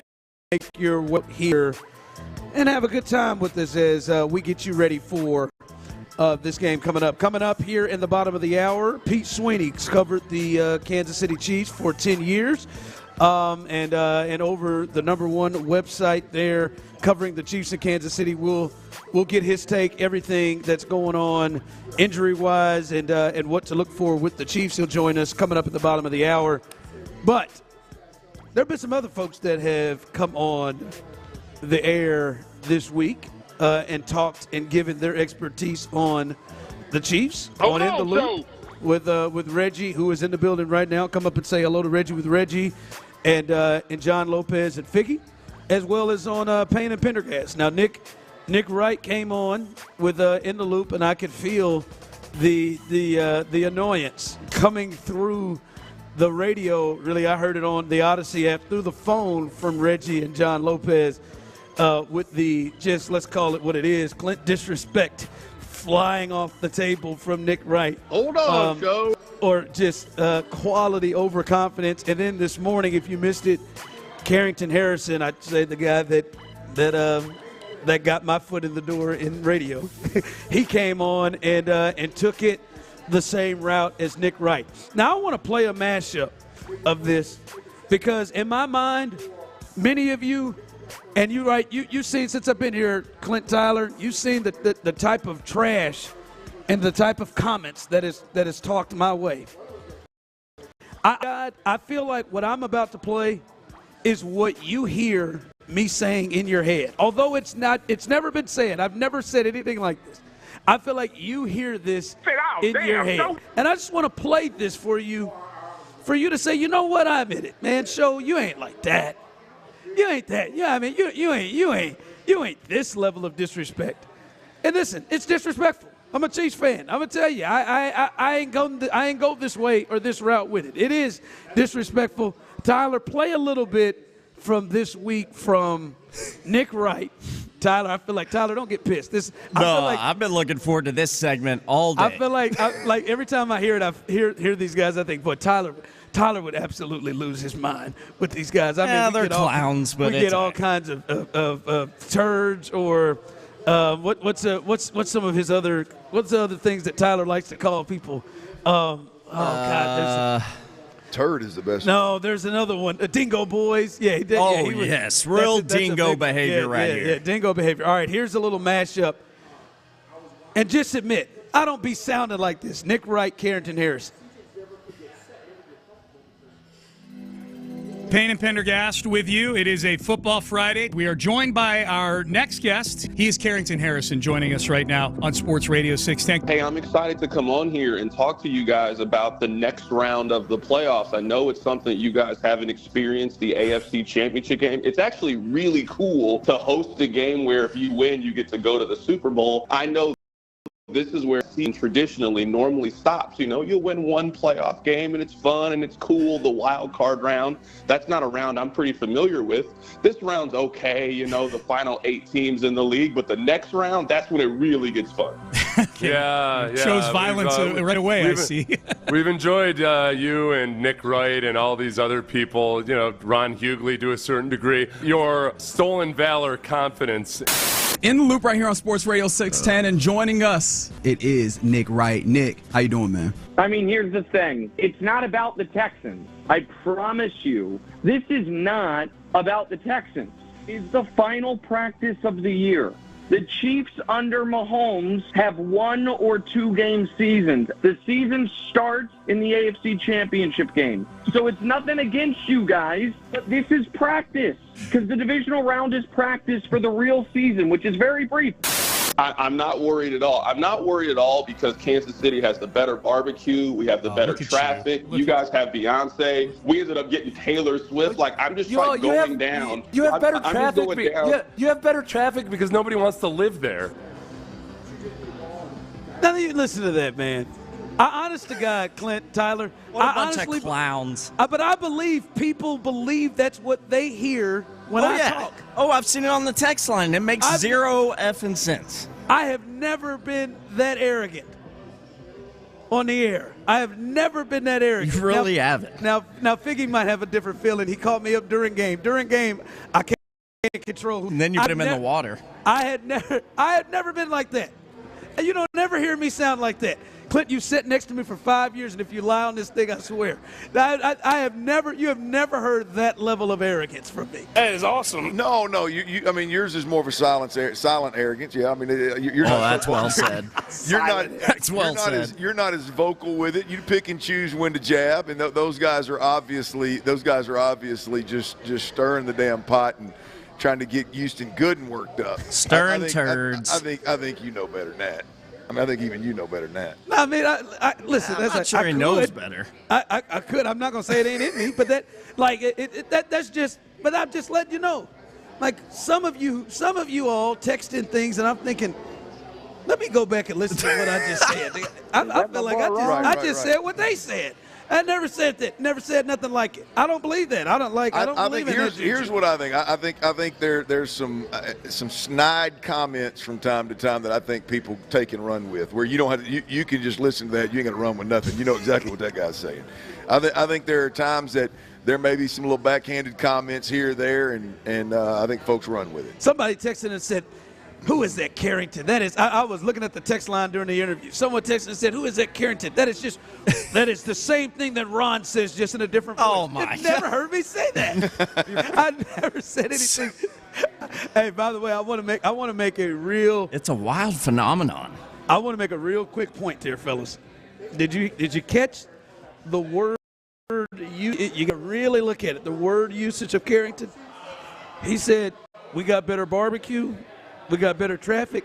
He said, "Y'all got Beyonce, and somehow we got Taylor Swift." Now, he did not say better. We got the better in Taylor Swift. Yeah. He was very clear to stop saying the better when it came when it came to that point. I mean, he just said we got Taylor Swift. He just said we got. We somehow slid into Taylor Swift. She ain't better. I'm just saying, man. Like, just think about that. Think about those guys when you just invent stuff in your head. Yeah, and I don't really appreciate a teammate, old Seth Payne, kind of coming at you along with Carrington and now, Nick Wright right there. He apologized. He did apologize. Oh, he did? No, he took it. He walked it back. Yeah, he walked it back at the end of the tease. Good. He walked it back. He said he got a little excited. He said he didn't mean to place me in there. I just think that he just got triggered, and the next Chiefs fan he could reach for was yours truly, as he said it there. All right, we'll have another guest. Hopefully this nut won't come on here and try to be an asshat or overly disrespectful the way that those two were. Pete Sweeney, he knows the Chiefs like the back of his hand. He'll be able to give us some real insight on what they've been this year and what we're looking at. Pete Sweeney coming up next. All right, y'all, check it out, man. I got to tell you about these cold Coors Light now, and it's that time. We got a big game tomorrow. There's several big games this weekend, and bottom line,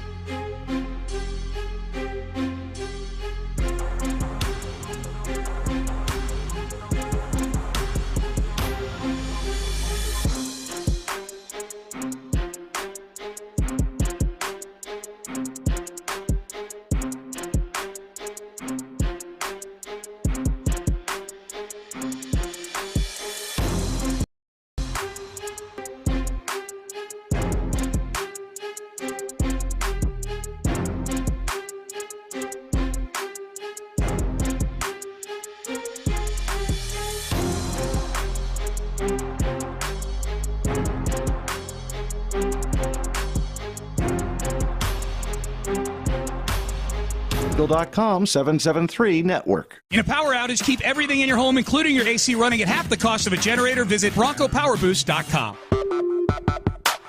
It's a Football Friday playoff edition on Sports Radio 610.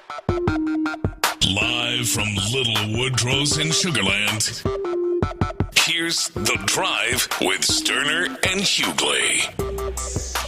All right, welcome back in as we're live here. Little Woodrow's, Sugarland. Make your way on out here as we'll be here till 6 o'clock. Got prizes to hook you up with in the 4 o'clock hour.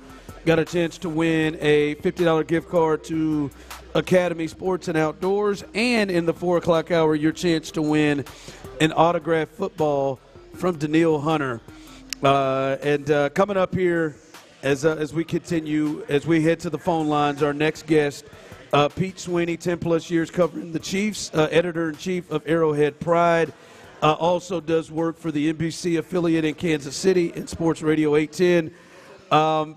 Pete, somebody just texted in, Guy Jean. He said, I just looked up this Pete Sweeney dude, and he looks like John Lennon's son. Have you ever got Pete that you look like John Lennon's son? And I wonder if he caught you, Pete, when you're down 3 buttons and that taco meat and that chest hair is showing, Pete. Like, I think you really could pass for John Lennon. Well, it just depends. And if you catch me on karaoke night, I think that is usually when people will say that, but not really just straight from the looks. You know what I mean? I don't think catch you on karaoke night. I don't want to catch you on karaoke. Last time, Clint, I ran into him. I met him out, and he's a fireball shot guy. This gets right in for the fireball. Fireball's shot. a good one, boy. My guy. No, it's not. I hard one to quit. No, I don't understand why he felt like that was something I wanted.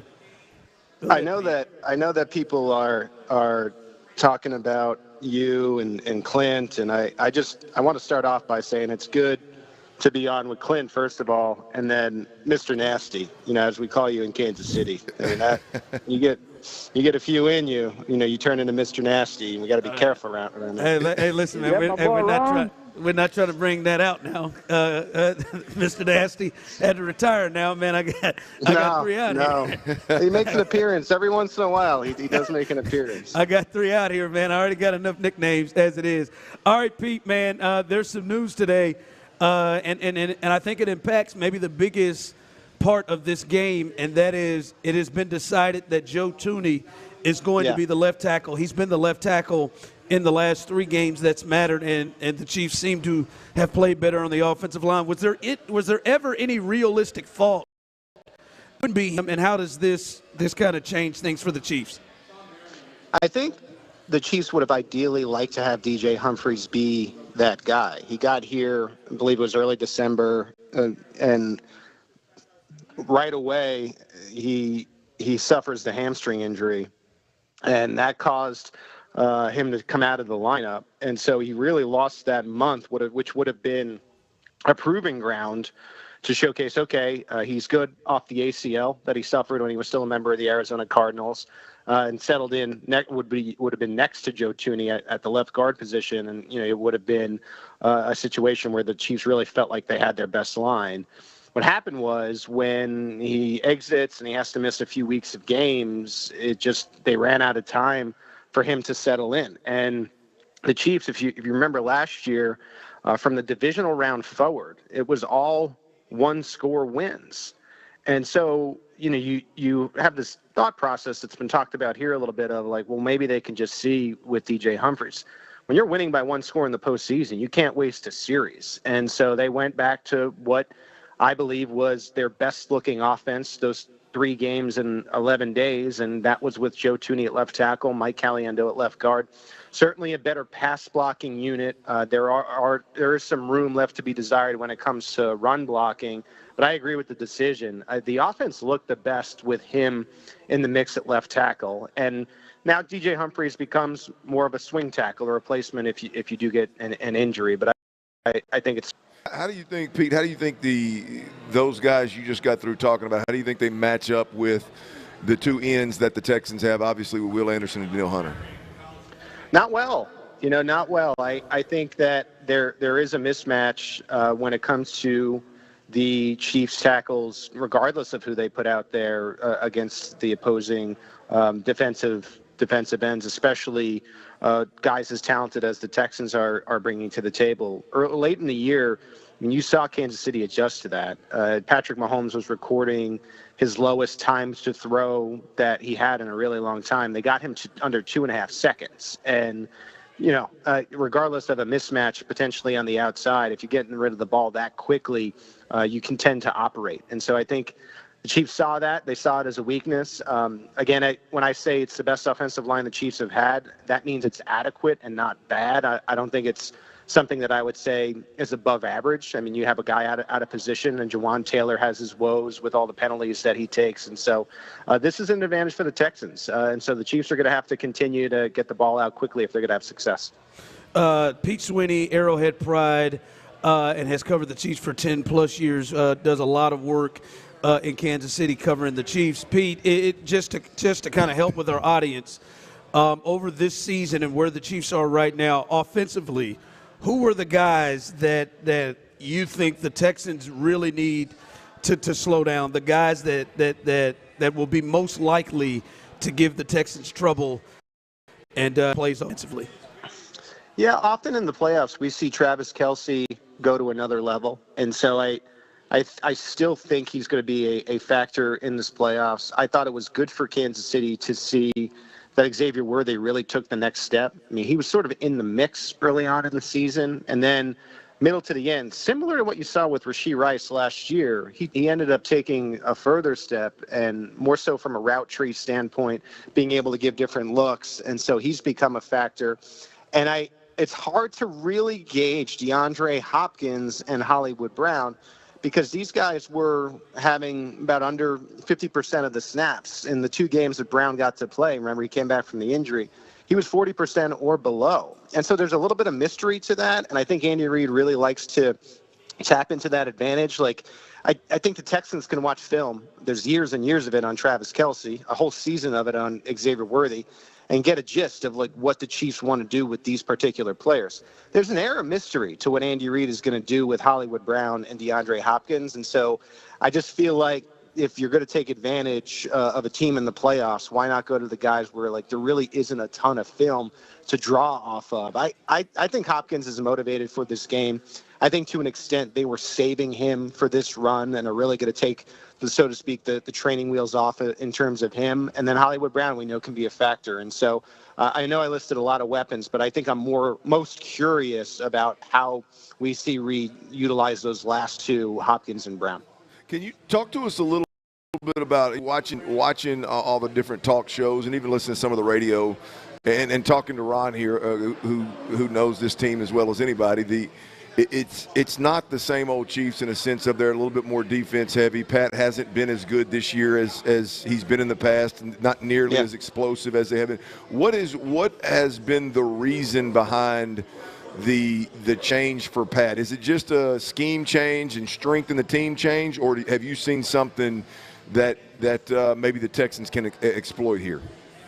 Well, I think early on in the year, the Chiefs were just rotating linemen, and it was impossible for him to settle in. Early on in the year, there was a game where Wanya Morris essentially allowed a free rusher, and you could see the frustration on Pat. And Pat is usually pretty good about not showing his teammates up on the field, but you could sense that frustration. And that's why I keep bringing up those 3 games in 11 days and just the fact that they decided to put Tooney out there. That's when he was most comfortable. Again, they were getting rid of the ball quickly, but in that stretch, I just feel like with a high ankle sprain, he was looking the best. And so I think some of those woes, and like when you look at the season statistics, it was more drawing from those growing pains that were happening early on in the year as you were getting used to the new protection. I mean, they started a rookie, Kingsley Suamataia, at left tackle early on in the year, and then straight up at some point just determined this is going to be a redshirt year. I mean, that's how bad it was in terms of the protection.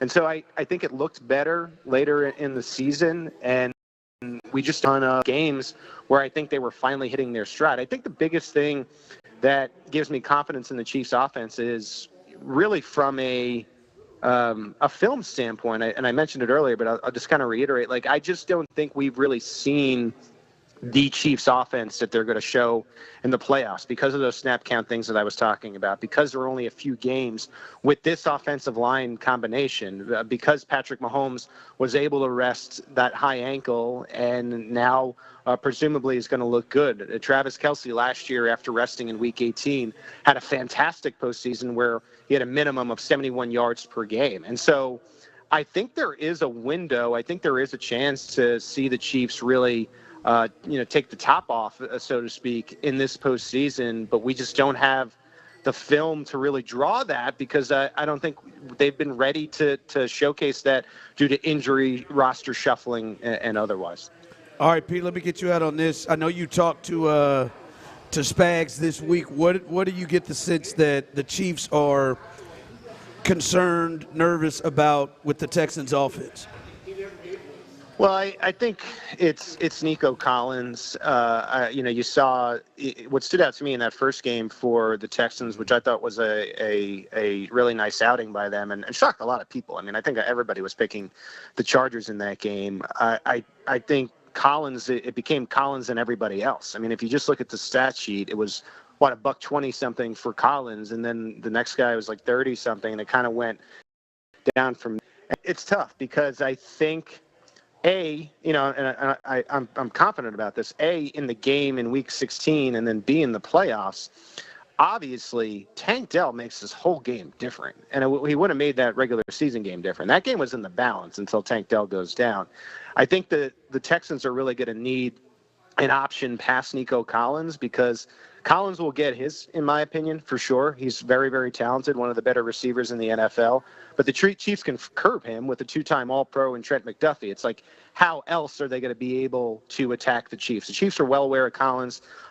Steve Spagnuolo, this was one of my questions to him. He essentially said, we got to know exactly where he is on the field at all times and not allow him to wreck the game. And I think that's the right attitude because I think, similar to what you'll do to some other teams, if you're going to let the Texans upset you on your field, they got to deal with somebody other than Nico Collins. So who's that person going to be for Houston?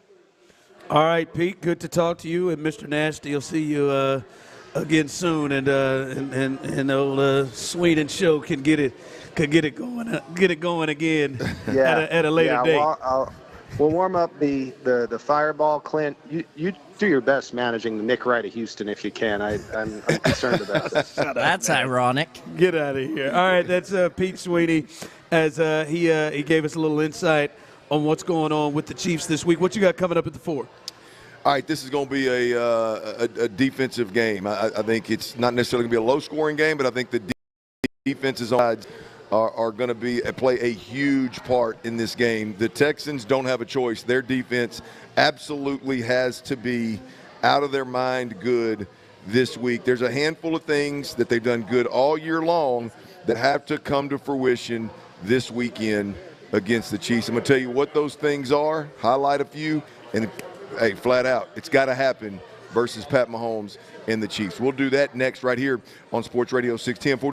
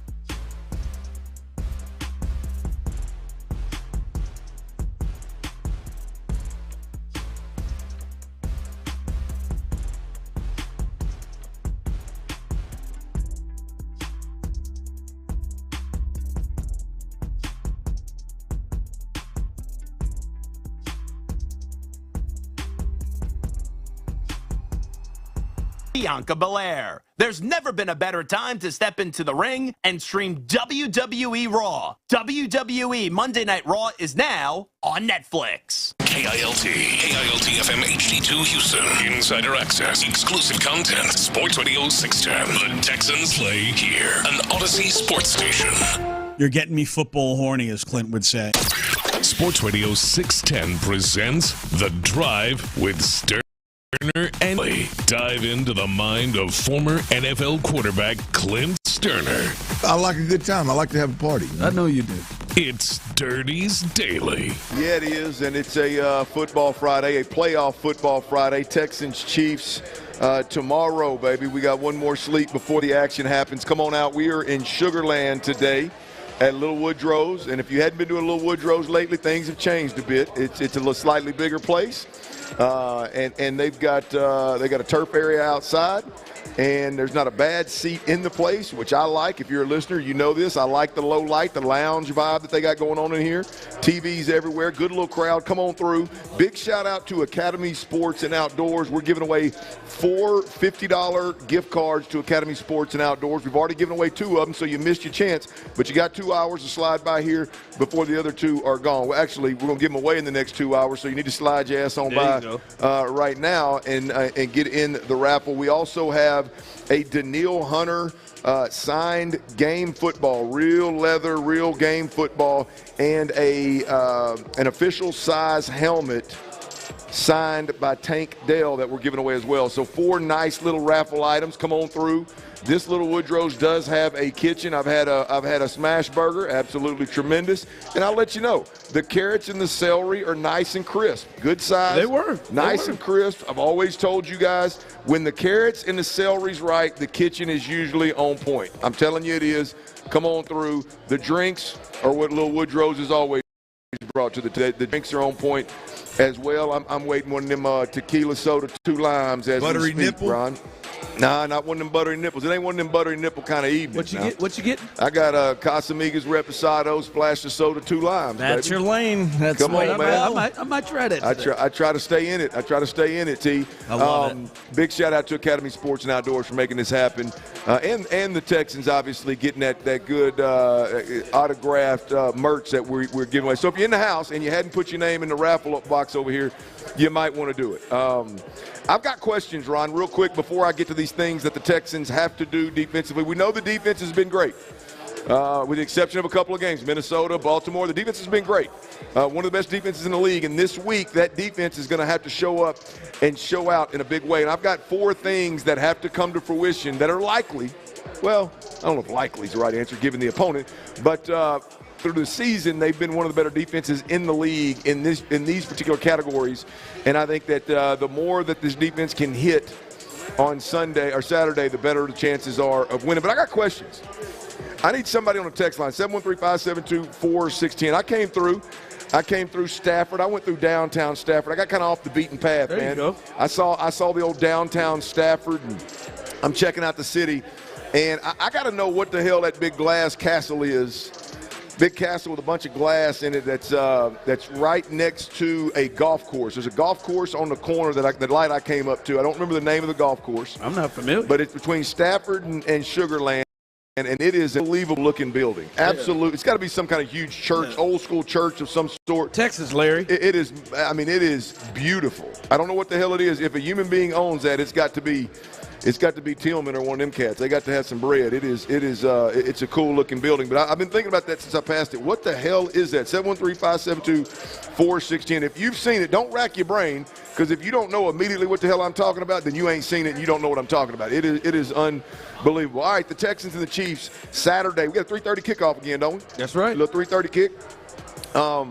The Texans defense has been really good. As Ron said, maybe we haven't given it the attention that we needed to throughout the week, but damn it, we're giving it to them today. There's a handful of stats that the Texans have compiled that's allowed them to be one of the top defenses in the league this year.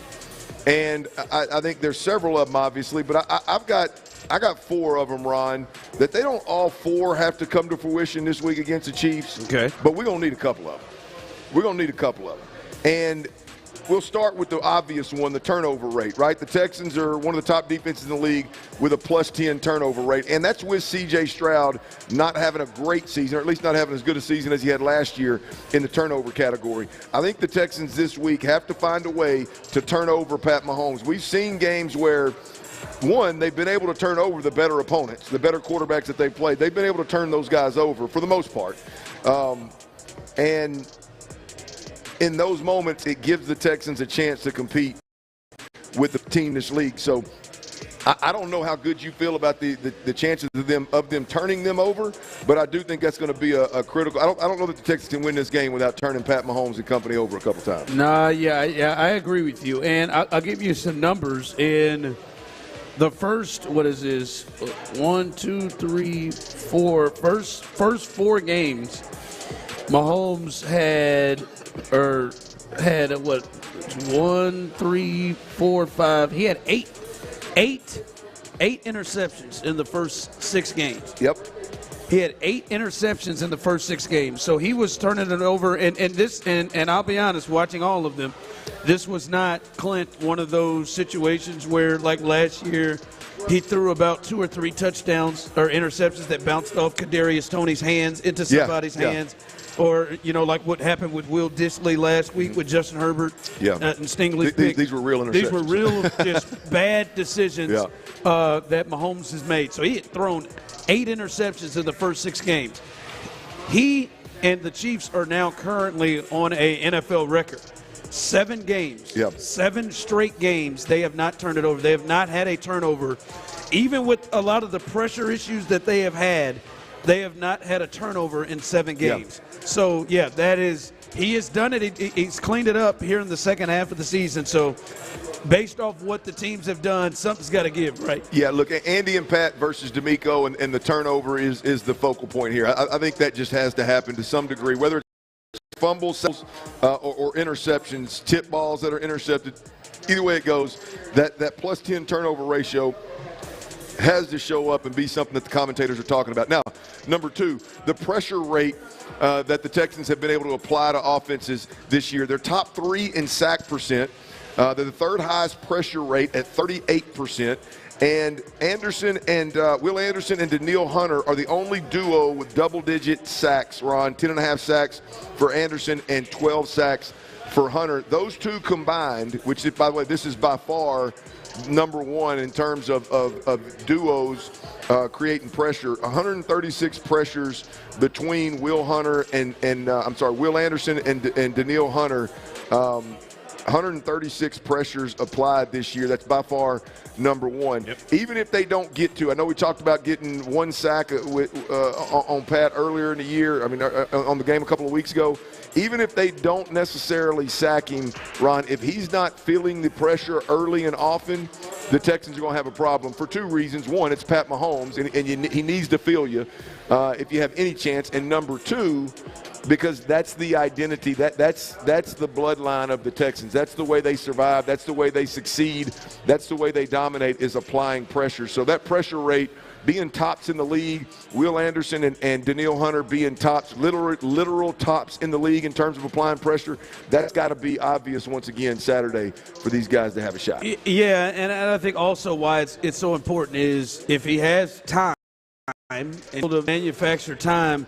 Like, I think you feel pretty good. Obviously, you feel great about Stingley in a matchup there. I think you feel you have some confidence with Kamari Lassiter, who he's matched up with, Brown, Hollywood Brown, or, Hopkins or Xavier Worthy. But then the other guys, I don't know if you have as much confidence. The other guys that could be in coverage, whoever that is that may be on Kelsey, whoever that is that may be on one of those other receivers that's not covered. Whoever, Miles Bryant, who it seems like that's who they're running as the 3rd guy out there.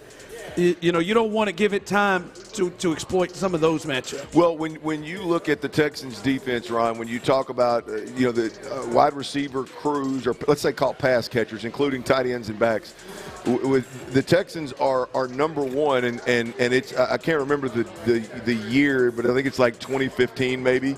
The rate at which teams are wide receivers are getting separation from and catches, obviously. is as good as any defense since 2015. So not only are they able to pressure, not only are they able to turn the football over, but that sticky stuff, that sticky coverage that D'Amico's constantly talking about is a real thing, right? And so we move from the turnover rate, which obviously I think is the result of all of what I'm talking about now, to the pressure rate with Will Anderson and Daniil Hunter, to immediately to the completion percentage allowed. Ron, I think this is, at one point it was sub 50% on the season for the Texans. Now right now it's at 58% completion. They're allowing under 60% completion, and when they're pressuring, they're only allowing 39% completion. So again, how important is it that the Texans pressure? Well, when they pressure, when they dial up a pressure, right? All pressures, 39% is the number that the quarterbacks are completing balls at. So again, they got to continue. Again, it's their lifeline. It's how they win games. They've got to dial that up. So the completion percentage, I think the completion percentage, Ron, between me, being honest with you, I think the Texans allowing the lowest completion percentage all week long is probably my favorite stat of the greats that this defense has been able to do. It's wild. At one point it was sub 50. Especially at NRG, it's really been crazy. Yeah. When you see it's up over 60% on the road. Yeah, when you see what they have done to, like the Josh Allen game, we remember 9 for 30. They did a number on Jared Goff. They did a number on they did a number on Justin Herbert last week. Somebody else. I don't want to count Anthony Richardson, because I think Anthony may be able to do that in a room by himself. but they have just have just handcuffed guys, and that would be a big deal for them to try to do something like that again to Mahomes. Yeah, that's the overall completion percentage allowed is best in the league, and then when they're pressuring, it just skyrockets. We'll see if they can do that to the best team, the best offense, the best quarterback and play caller that the league has to offer. All right, third down defense is number 4 for me, Ron. 35% third down conversion allowed. With this, that's a really, really good number. They haven't been as good in the red zone. I specifically picked the third down defense because I think that's where they can make their hay. I tried to highlight things here that not only have the Texans done well, but it's where they're going to have to win, and we've seen them win in the past in these categories. And so third down defense allowing 35% third down conversion, that's pretty solid right there. So when you look at, put a bow in this thing, turnover rate plus 10 turnover rate, that's got to show up at some point in time in this game. The pressure rate, again, with Will Anderson and Daniil Hunter, not only sacks but applying 136 pressures this season, is by far number 1 in the league for a duo. The completion percentage being sub 60, generally speaking, and sub 40% when they pressure. And then that third down defense, 2 or 3 of those, Ron, have to come to fruition for this Texans defense to really be a factor against the Kansas City Chiefs. And I think they got a shot. I think there's a really good chance. I would bet that some of this is going to come to fruition. And I think that's got to happen for this defense to lead the way, in which I think that's the only path to winning here, is if that defense leads the way. And, Clint, this is another one of those things very much like the turnover situation where both teams are really, really good in this category. The Chiefs going into the last game of the season against Denver, the game that they put in their backups and third strings, they were completing nearly 50% of their third down conversions, and at 49+%, nearly 50%. So that's like a big difference between this team and some other offenses that have had struggles. Is they do the work, and that's why I think first and second down obviously is very important. They're not in 3rd and 8 and 10 a lot. Yeah, they're not in 3rd and long. Right. I think that's probably the biggest difference between the Texans offense and the Chiefs offense is the Chiefs are in 3rd and 3 to 6. Yeah. 3rd and 2 to 5. Well, that's why. Look, I think the matchup in this game is the number 1 matchup. We can talk about players, but I think the number 1 matchup in this game is Andy Reid, D'Amico Ryans. Look, we can talk about Bobby, we can talk about Spags, we can talk about all this and all that, but at the end of the day, this thing's about D'Amico Ryans and Andy Reid, and you got one defense that is just lights out in a handful of categories, and you got an offense that in Kansas City that's really good at avoiding those scenarios, those situations, and combating all the pressures. Who gives who gives, right? It's going to be a give and take. Who gives the most and who ends up giving their team the best chance to win. I'm Clint Stoerner alongside Ron Hughley. We are in Sugar Land at Little Woodrow's. T. Mills back in the studio behind the glass. Ron, I want to give a quick shout-out, man. Go ahead. I want to give a quick shout-out. Yesterday, we were out in Katy, Park Row, Buffalo Wild Wings, and we had a couple listeners out there. A few listeners, had a nice little party going. And I met one of our guys, man, Johnny Howard. Oh, our guy from St. Louis, St. Louis. Big listener. Johnny, if you're listening, man, appreciate you listening. But I know his daughter. His daughter had a rough afternoon yesterday, had a surgery, and one of the altering type deals. She's going to be okay. But rough on him as well. Yeah, rough on him as well. And I want Johnny to know we're thinking about you, man. Appreciate you listening, and I hope everything's going all right with your family and with your daughter and her surgery. Yeah. I talked to him too. Was telling the wife about that yesterday. That hey, man, it was great, kind words. Glad that we could help. Maybe make some things feel better, as you told us yesterday. But yeah, still keeping you in our prayers, man. And anybody going through things, still keeping you in our prayers. So hopefully today's a better day.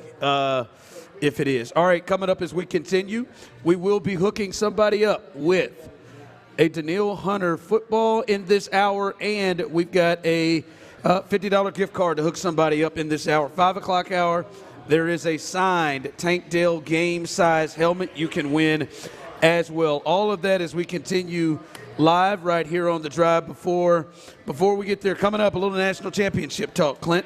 We haven't I would imagine coming in on Monday one way or another.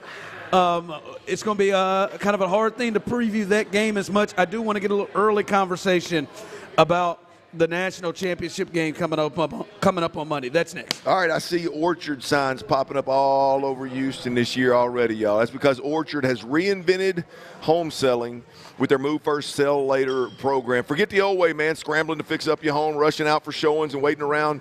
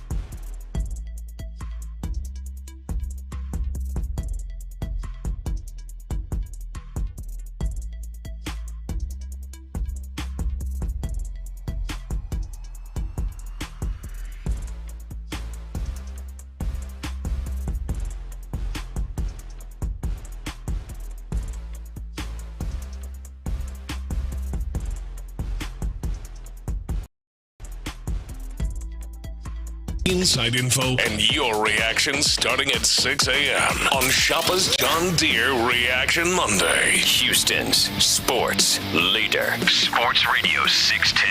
Notre Dame. Supposed to be a reputable university, right? It's a Football Friday playoff edition on Sports Radio 610. Live from Little Woodrow's in Sugarland, here's The Drive with Stoerner and Hughley.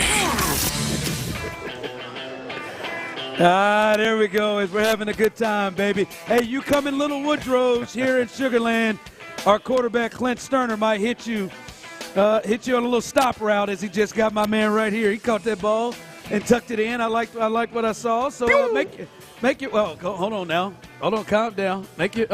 He went deep. Oh, and he went out. That one came off at hand right too. That was it right there, baby. That was it. That was it. You missed me high. That's a big TV. You gonna get now. Yeah, that's big TV. You might want to walk that one up. I'm in my chair. I can't get up. Let's walk that one up. Yeah, let's walk that one up. Let's not get the TV. But no, man, we're having a good time. We're having a good time out here, enjoying ourselves. Hey, nice throw. He ain't scared. He said, I go for it on fourth down, but we're having a good time here. Little Woodrow's here in Sugarland. Make your way out as we still have prizes to hook someone up with. We still have an autographed helmet, game-size helmet from Tank Dell, and we still have gift cards, $50 to Academy Sports to give away here today here Little Woodrow's here in Sugarland. All right, Clint, we got with the national championship game coming up on Monday. And obviously, whatever happens on Saturday, we'll be discussing a lot of that on Monday. So I did want to get a quick little preview coming up between Notre Dame and Ohio State. And I feel like I at least share now, and Tyler does too, and many others now that Texas is out of the fold. I think I share with most, can we get a good game? Can we get a good competitive game? Because, Clint, I am a bit nervous that this is a game that may not be compelling. That this is a game in which Ohio State can run Notre Dame out of the building. And I'm sorry, Sean. Listen. I hope it doesn't happen. I just hope that Monday night we can watch a really, really good game, like we've seen at least the last two games, right? Texas, Ohio State. That was entertaining. It was a lot closer than the final score. And then, obviously, that Notre Dame-Penn State was a really fun game to watch. You think we get a good game, a good competitive game on Monday night? I do. I think we get a good competitive game. Look, I've been wrong about Notre Dame, throughout. I knew they had a good defense that could keep up, but I went from being a huge Riley Leonard fan at Duke to watching him play at Notre Dame and just being underwhelmed, man. He just leaves a lot to be desired. But there's something to, that clutch gene of, hey, you need three, he goes and gets four. It's not the prettiest thing, but there's something about that. And so there's no denying that brings that table. Now, unfortunately, for the Fighting Sean Pendergast, I don't think Notre Dame and that Riley Leonard, Johnny Hustle approach is going to be enough. Come on, Sean. Again, I don't think they have the weapons to keep up with Ohio State. And I think it pains me to say it because I'm not an Ohio State fan at all, but this Ohio State team here appears to be the real deal. I don't see Notre Dame executing a game plan that's going to take four out of the game the way that Texas was able to do. You think Notre Dame, which their defense has been really, really good all year, you think they're good enough to at least hold down Ohio State to keep the game close? Yeah, well, I think it'll be a close game. I think Riley Leonard, once again, will exceed my expectations. They got to muck it up. They'll definitely muck it up for a while. And I do think Riley Leonard will have the ability to make some plays. There's something about, they are clearly, when it comes to offensive line play, when it comes to scheming up runs and adjusting their run game, they are absolutely elite. And I think they'll continue to do those things and do them well. I just think ultimately Ohio State's going to be able to separate that. Will Howard is playing lights out. I think he's the better quarterback once again. When you look at just sheer weapons, I don't know that Notre Dame puts a wide receiver on the field that would crack the top three at Ohio State, if we're being honest. And so I don't know that Notre Dame has the weapons to keep up with Ohio State in four quarters. But look, they're going to muck it up. They're going to make it ugly. Riley Leonard's going to go out there and Johnny hustle his way to a high, third down conversion and probably some points. But I think Ohio State separates in this game late. You know what it reminds me of a bit, in a poor man's version, because I think both of the teams are not as good as these two teams. But it kind of reminds me at a lower scale. Many of you out there maybe remember this. Some of you may be too young. It was one of the worst injuries I've ever seen in my life. But Ohio State versus Miami in 2003. Miami was, they were clearly the team you looked at was like, they got more potential pros. They're the better team. Andre Johnson's on that team. Clinton, I don't know if that's Clinton Portis, but Willis McGahee damn sure is on that team because he tore his whole knee up. And then Ohio State. And they just somehow kept that game, stayed in that game, made it nasty, made it ugly with defense. I think I can't remember the corner. They had Gamble was a corner on that team. They had a really good linebacker. Can Notre Dame kind of play the Ohio State role to Miami? Because you look at this, you can see. We've watched Ohio State 21-0 in the first quarter on Tennessee. Ohio State absolutely was destroying Oregon to start that game. To me, that's what it looks like. Can they slow down? Can they slow down Ohio State enough in this game? That's the one that's interesting to me. Can it be like that type game?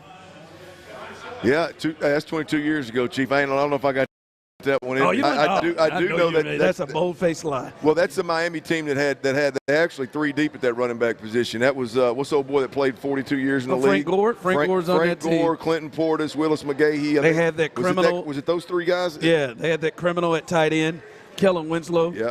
I was like, man, I don't remember them having Aaron Hernandez. Vince Wilfork was on that D-line, I believe, wasn't he? Who? Vince Wilfork. Vince Wilfork, yeah, I think so.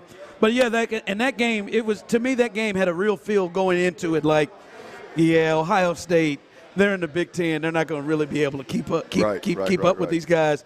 And they found a way to make the game ugly in this thing. Champ Slice comes in. Who do you think is the better coach team, Freeman or Day? I don't know who's the better coach team. I'll let Clint answer that. I do think that Ryan Day, Tyler, has been thinking about the press conference when they come together and how good he can look up against Marcus Freeman in that press conference. I think he has thought about the suit he's going to wear. He's got to really get that beard dye going. He's got to get that filler. I think he has thought about, God, dog, I got to stand up here next to this Adonis right here. How am I going to come together and put this thing together? I bet back in the day he was a go-getter, wasn't he? Look, I think I'll answer that question. I think Notre Dame's a better coach football team. I don't think they got the dudes, and I think Will Howard is better at the quarterback position. But yeah, I think Notre Dame's a better coach football team. Yeah. All right. Somebody texted in and said the national championship versus Texas, Notre Dame will lose by 20 or 30. Someone also texted in, Notre Dame is stronger than last year's Michigan team. I think they will win the game. All right, coming up, we got a couple of conversations. I want to get a conversation with Clint, Tyler, and the people about what's the number one thing that gives you confidence in this game for the Texans. What's the number one thing that concerns you about the game? And I want to get your thoughts about one of the other top things being talked about, and that is the rest and rust factor for the Chiefs being off for 24 days. We'll discuss that coming up next. All right, like I said, y'all, you can take that.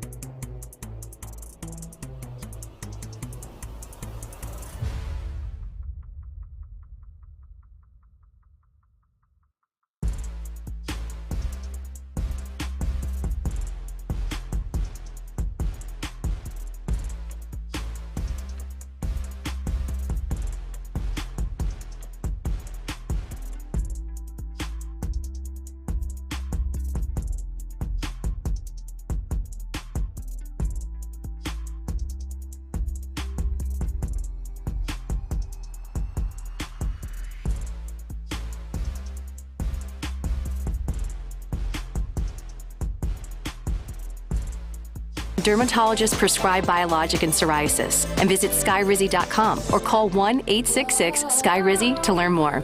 Orange Theory Fit. Book your workout class for free at orangetheory.com. It's a Football Friday playoff edition on Sports Radio 610. Live from Little Woodrow's in Sugarland. Here's The Drive with Stoerner and Hughley. All right, welcome back as we are live here at Little Woodrow's in Sugarland. We'll be rolling out here for a while, and then hey, just because we get off the air at 6 don't mean you ain't got to hang around. It's a good spot. They've got outdoors, they've got indoors, a great spot, food, drinks, huge bar. They'll take care of you here, and come on out to hang out with us here on this Football Friday. Also, still have a chance to win an autographed helmet, game-size helmet, autographed by Tank Dell, as well as $50 gift cards to Academy Sports and Outdoors. So make your way on out here, Sugarland, Little Woodrow's, right near the mall, across the street from the Cheesecake Factory. Can't miss it. Come on out and hang out. I do want to get a conversation here in a bit, fellas, and you can send your thoughts in on the text line, 713-572-4610, or those of you on YouTube and Twitch. You can get your thoughts of what's the number one thing that gives you confidence in this game for the Texans, the number one thing that gives you concerns in this game for the Texans. But before we get there, I've been wanting to get with you about this week, Clint. I think obviously as much as anybody, damn sure on the show, but maybe at the station, to understand this rust and rest factor that people are talking about. Like, if we hear the things with the Chiefs, going against the Chiefs is, hey, this pass rush they've got to worry about, and then they haven't played since Christmas. It'll be 24 days between games for some of their top guys like Mahomes, and hell, Jones, it's been longer. He missed that game too, so he hasn't played. Chris Jones hasn't played since they played the Texans. So it'll be 24 games for Travis and a lot of their top guys. What's your thought in terms of impact? Because you've done this. You set long stretches for a bowl game, right? Where your season ended and then you had to go and play the Cotton Bowl, and that was probably 3 weeks to a month, if that long. What is your opinion on the factor of how much rust can factor in for the Chiefs? Well, I think whether it's real or not, I think it applies to one person, and that's Pat Mahomes. To the quarterback? Yeah, because it's just about executing and thinking and processing in a chaotic, very loud, collisions all around you, and trying to process what the hell's going on beyond there, and then throwing an accurate ball with the right arm slot, the right release point, yada, yada, yada. So that it applies to one person, and I think it's very, very real. Now I think it's something that Pat and Andy have obviously handled really well in the past, and so I don't necessarily overthink this, but I do think that there is a chance that early on, if I'm DeMeco Ryans, I'm expecting, not that you wouldn't anyway, but I'm expecting some screens, expecting some quick, something drive starter to get rhythm. Yeah, to get Pat Mahomes comfortable with that noise around him, with those collisions going on in front of him, because I do believe it's very real. I don't care how good you are. There's no way to duplicate and replicate that, especially in 2025. You damn sure could. It was tough to do back in the day. You damn sure can't do it now. And so I do think there's a first series rust and rest issue that could potentially be there with Pat Mahomes. Now, do I think it lasts more than 2 or 3 plays? No. The first time he gets hit, the first couple of pass attempts that he has, whether they're good or bad, I think he'll move on from that. But you don't think it's like something, because we've heard like through the offense, like you start slow and other spots. You just think it's really the quarterback and not the – Yeah, I think it like the other positions, you can really duplicate press coverage in practice without taking them to the ground. You can duplicate or replicate a lot of what goes on in a game to a certain extent. You just cannot. You can't recreate what goes on around a quarterback and having to make those game time decisions in that cold weather. Like it's going to be a little bit of a shock to the system, even to a guy as great as Pat Mahomes. So I do think there'll be a 4 or 5 plays out of the gate there where he's feeling a little bit of rust. Now, do we see it? Doubt it, highly doubt it. I think Andy Reid is sharp enough, obviously, to know that, take it into consideration, and make sure he gets good, comfortable early on. All right, just numbers with this thing, Clint. When you say they've been really good at dealing with this in the past, with this team in particular, they've not had 24 days off. They've had like 20 is the most they've had off.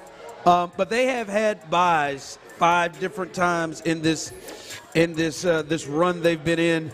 2018, they had a bye. They opened up the game against the Colts with a touchdown. They started off 14-0.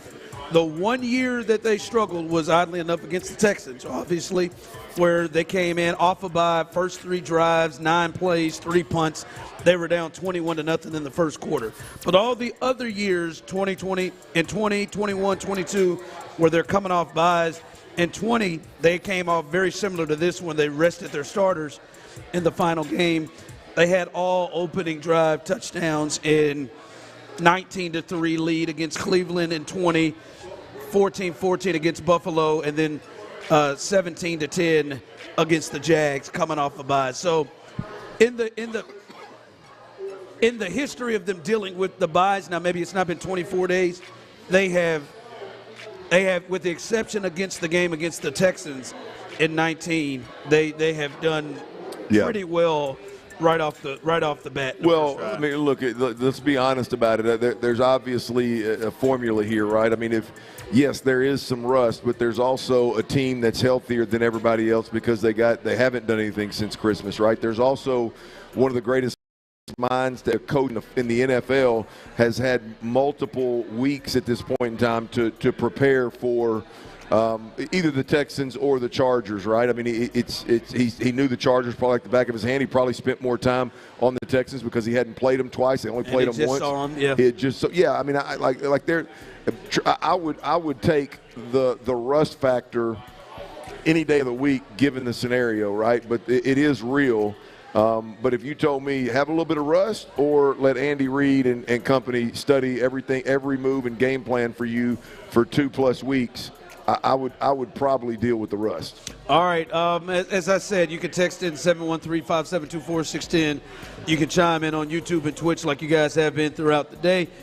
What's the number one thing that concerns you? What's the number one thing that gives you confidence in this game for the Texans? Clint, what's the number one thing that gives you confidence in the game for the Texans? Well, we talked about it a little earlier in the 4 o'clock hour. I just think the stats for the Texans defense, they're too damn good to ignore.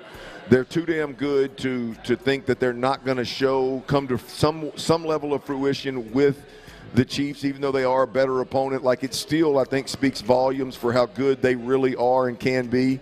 And so I think that's real. That defense gives me confidence. Not only in just some of the different stats that they've been really good, but also the ability to turn the football over. Look, nobody's watched last week for the Texans.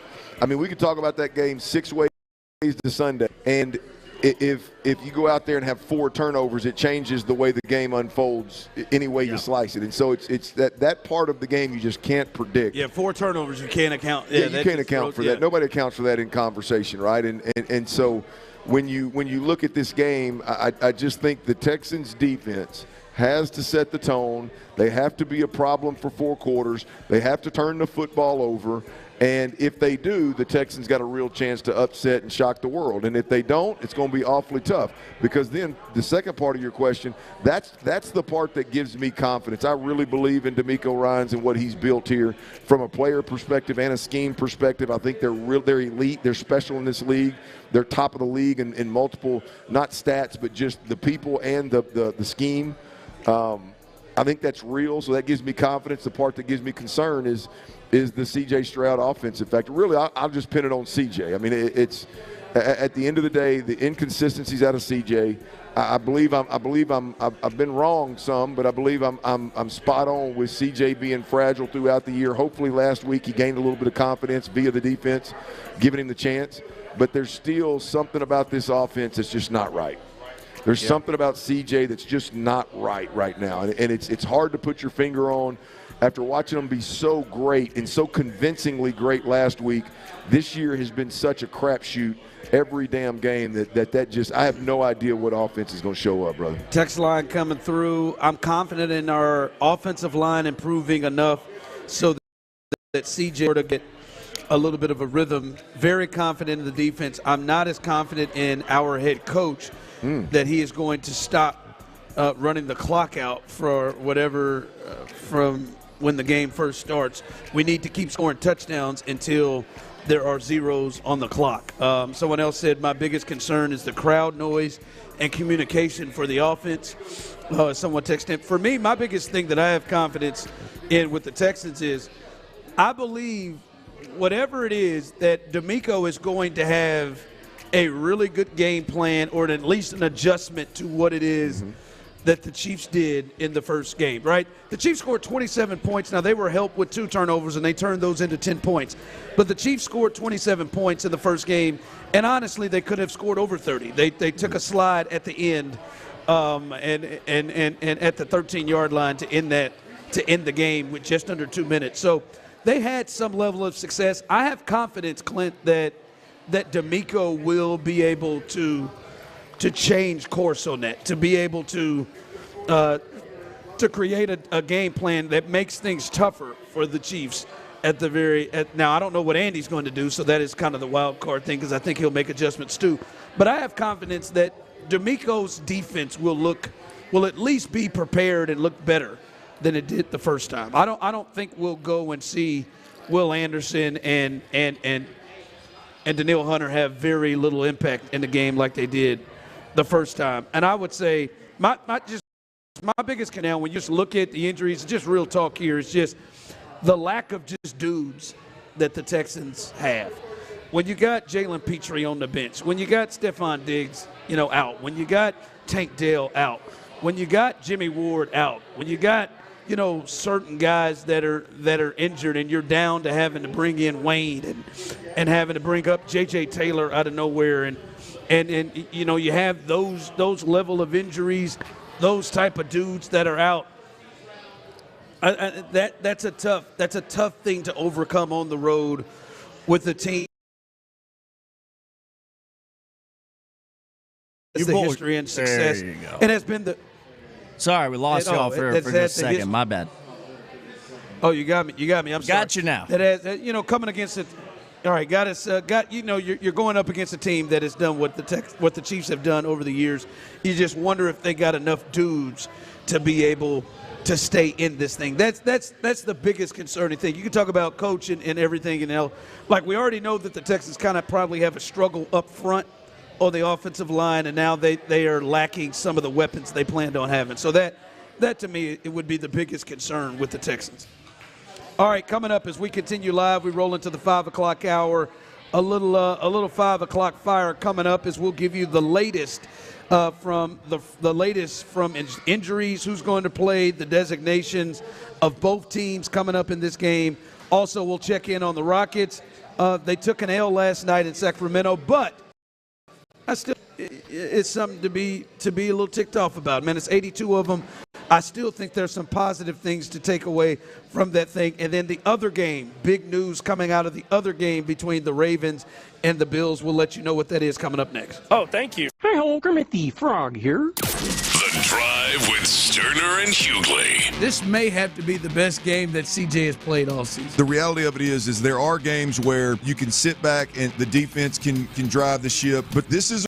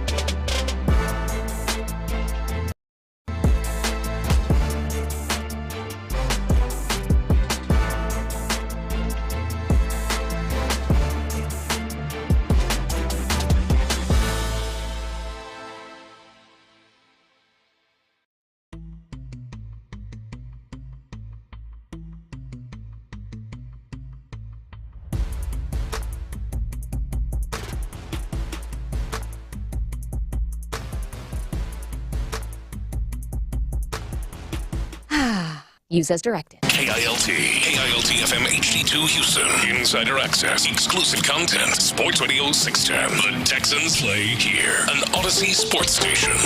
No way, because I know one of you two ass would have done the same thing that I just did. I don't think you can just say that, Clint. As long as you just dump it, T. We have a liftoff. Sports Radio 610 presents The Drive with Stoerner and Hughley. It's the 5 o'clock fire. It is 5 o'clock. Congratulations. Hopefully you're off work. Luckily for you, old Dirty and Blonde, the blonde tip bomber, as well as T Mill, a.k.a. Psycho T, as we are live out here, live on a Football Friday here at Little Woodrow's here in Sugar Land, and the Who's Who is in the building as we are having a good time, and you can still make your way out here as well. Larry and Stafford's Aston just walked up in here. Sidewind-ass tennis shoes. If you all don't know who Fernando Rodney is, please look him up. He's got his hat cocked just to wait for Rodney to come in the ninth inning with that hat cocked like this thing is. But it's a good time out here. You still got a chance to win. a Tank Dell autographed helmet, as well as we got a couple of $50 gift cards that we're going to hook you up with coming up here in the 5 o'clock hour as we continue rolling through here. Remember, 5 o'clock fire is brought to you by Kirk Holmes, and let's get the latest here. And the latest, fellas, let's kind of cover where we are here, the most recent news in this game for the Texans and the Chiefs. And let's start with the Texans, obviously. Running back Joe Mixon, earlier today, ESPN said that he was listed as questionable, but is looking like to be a game-time decision, saying that he injured his ankle in practice on Wednesday. Our guy Aaron Wilson then later reported, Clint, the Texans running back Joe Mixon with the ankle and linebacker Azeez Al-Shire with the knee are set to play Saturday against the Chiefs per league sources. Both are listed as questionable. He also stated, Clint, there was never a high level of concern that either player wouldn't be available. So that is good news to see. I didn't think either one of them wouldn't play. I'd been shocked off my ass if they didn't, but we are now seeing, according to Aaron Wilson, Joe Mixon will at least play. I think now, Clint, is what Joe Mixon are they getting? What Joe Mixon are they getting? And we know you need the top shelf Joe Mixon. Clearly, when you go look at the Texans in their good offensive games, a guy that is a big catalyst, and you can look over in that yards category, Clint, it's usually north of 100. So that's the big question. What Joe Mixon are they going to be getting? Well, and you need the best Joe Mixon. I think there's games like last week where anything can happen, and you can muck it up and you make the best that you can of whatever situation. I do believe that this is a game where, for the Texans to have a legitimate shot in the fourth quarter, you're going to need that defense to show up, and I think you're going to need that run game to show up, whether it's sporadic or consistent throughout, one way or another. You're going to need it in situational football or overall. And Joe Mixon being full go would be a huge plus. Look, I think the one thing we can draw from this right here is that Joe Mixon clearly nicked something. They said, they reported ESPN that something happened Wednesday. And look, and I don't, if it's something that's like, and it just kind of scared him into, hey, look, let's just shelf him until game time, or it's something that it's actually scared him from a standpoint of him not being able to put weight on it, him not being able to go. Either way it goes, look, they can shoot it up, they can wrap it up, and you're going to get some version of Joe Mixon. I don't, to your point, it would take a broken leg to keep either one of these guys, Azeez Al-Shire or Joe Mixon, out of this game, no doubt about it. But I don't know. I think you're going to get Joe. It's just what Joe are you going to get and how long can he go? Yeah. The additional news off of the Joe Mixon, Clint, the Houston Texans did elevate two players from the practice squad to the big squad, and obviously I don't think I saw any word of Quentin Quaterano being reinstated from IR, but the two players they did is Andrew Beck, fullback, H-back, tight end.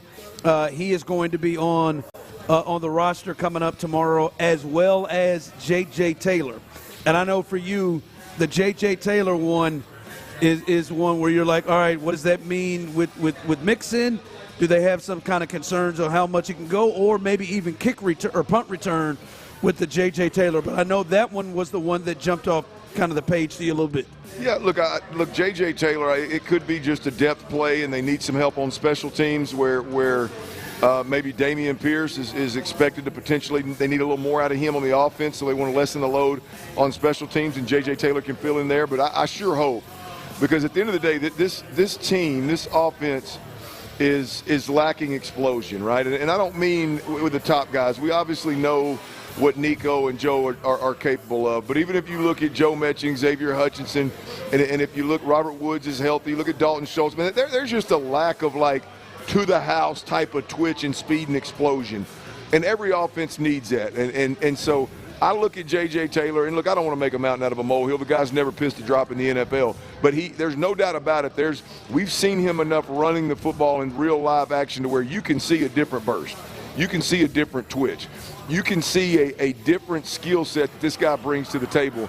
And I hope like hell this is more than just a depth play and a insurance policy of Joe Mixon can't go. You want to see some run? Look, I would like to see, yes. You want to talk about wrinkles in this offense that are needed. To hell with all the trick plays and stuff, right? I mean, put J.J. Taylor in the game, put him in the slot, and throw him a bubble screen, and let's see what he can do in open space, right? Give him the ball, let him do some third down, and check the football down to him, and let's see what he can do. Obviously you don't want to expose the guy to some pressures where he don't know the pass protections, and I'll be honest with you, at this point in time, a playoff game in the divisional round, you can't bring this guy up and even give him the chance to play if he can't handle the playbook. I got to believe that this guy can handle the playbook, and if that's the case, I would love for them to have a J.J. Taylor package. And we're talking a couple of touches here, but you don't have everybody, man. Yeah. You know what I mean? You can only feed it to Nico and Joe so much. There's going to be another. Let's call it another 15 plays where Nico's not getting it, Joe's not getting it, and you got to design that thing to go somewhere otherwise. And you got to prepare yourself. What if C.J. Stroud is they're having a hard time protecting him? What are you going to do? It can't just be the Nico rocket screen, right? I like that call a lot more than anybody else does. But you got to have some wrinkles out there where you're handing it to somebody, Nico or J.J. Taylor type guy, on the speed sweep, and like those things are important, man. It can't be. You can't let this defense dial in on Joe. It's one of the best run defenses in the game. Yep. And you can't let them dial in on take two guys out of the game, and then you are just completely inept otherwise. Bobby Slowick's got to find a way to get other guys touches creatively in this offense. From the Chiefs side of things, it was announced today, a decision that was being talked about around there. The Chiefs, according to Jeremy Fowler, ESPN, the Chiefs plan to start Joe Thuney at left tackle Saturday versus the Texans. DJ Humphries is healthy, but Thuney, a Pro Bowl guard, flourished in the tackle relief while Humphries and others were injured, so the Chiefs prepared to go with the hot hand. I thought it was wild that it was even a conversation. In the 3 games that Joe Thuney played, he played one against Myles Garrett and the Browns, obviously the game, and we know the pass rushers the Texans have, and then they played against the Steelers, which is Highsmith and T.J. Watt. And they allowed 1 sack in those 3 games against those pass rushers. The previous 3 games before him, the Chiefs had given up 13 sacks. So this made sense for them to stay in this spot. But if you heard Pete Sweeney earlier today, he was on with us at 340, covers the Chiefs. He said, still, the Texans guys on the outside are better than those guys and should give them problems, and the Texans should have the advantage. And in the first matchup,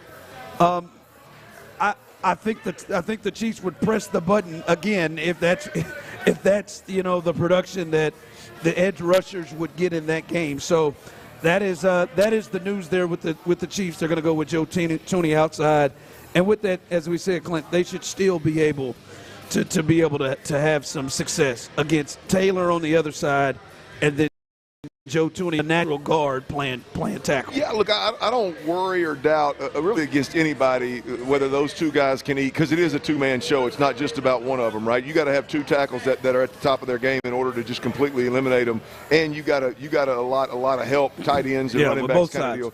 And no doubt that Andy can do that, but you got to force them into that situation. Look, I think the biggest factor between this year, this week, and last week, it's simple, man. It's can the Texans get the push inside that they were able to get last week? The game changes at that inside, moment. Yeah, absolutely. I've said it a million times, and it's a hill that I'll die on. As an old quarterback, you give me 1 or 2 really good defensive ends, and look, they can cause problems, no doubt about it.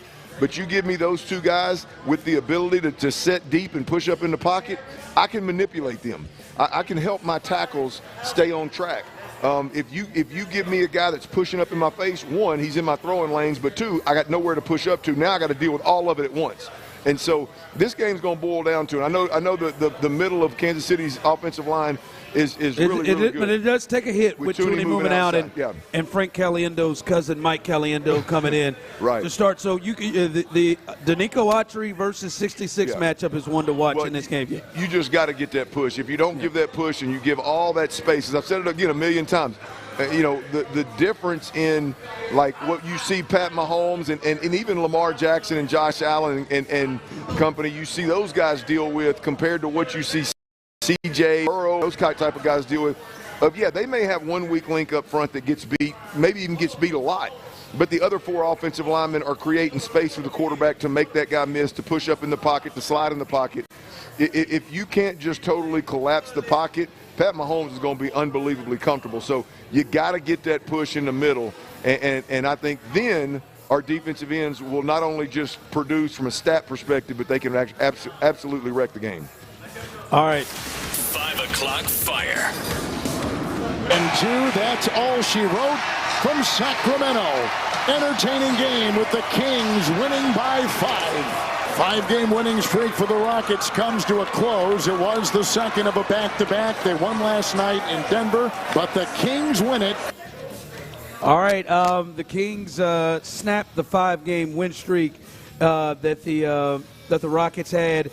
And look, this is one that I'm sure Udoka will be annoyed with, giving up 132 points. You know, him as a defensive coach. But Clint, for me, it's 82 of them, right? You ain't gonna win all of them, right?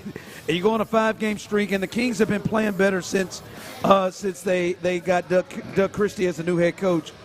But still, to me, this is a game in which Jalen Green, who the stat there hasn't been below 20 points in a game since the year has started.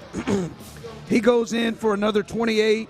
You look at Sengun, he goes a double-double, 21 and 10. They just played against another team that's got some talent that got them at home. You're like, oh, God, here we go. They win some, they lose some. They still played pretty well, just didn't get some stops that I know that Udoka wanted to go. I'm good with this. They compete and playing every night. And Jalen Green and Sengun, the 2 guys you need to lead the way, even in this game, led the way. Yeah, look, I think I watched that game last night, and to me, had Fred VanVleet been available, they win that game. Yep. You know, the reality, I didn't even realize this was by design, but Amen Thompson running point a little bit last night. Jalen Green running point, which he's going to be. He's going to be one of the primary ball handlers, and he's been tremendous with it. But those guys had critical turnovers late in that game in the fourth quarter. They had critical turnovers. And now they bounce right back and would go down and take the lead.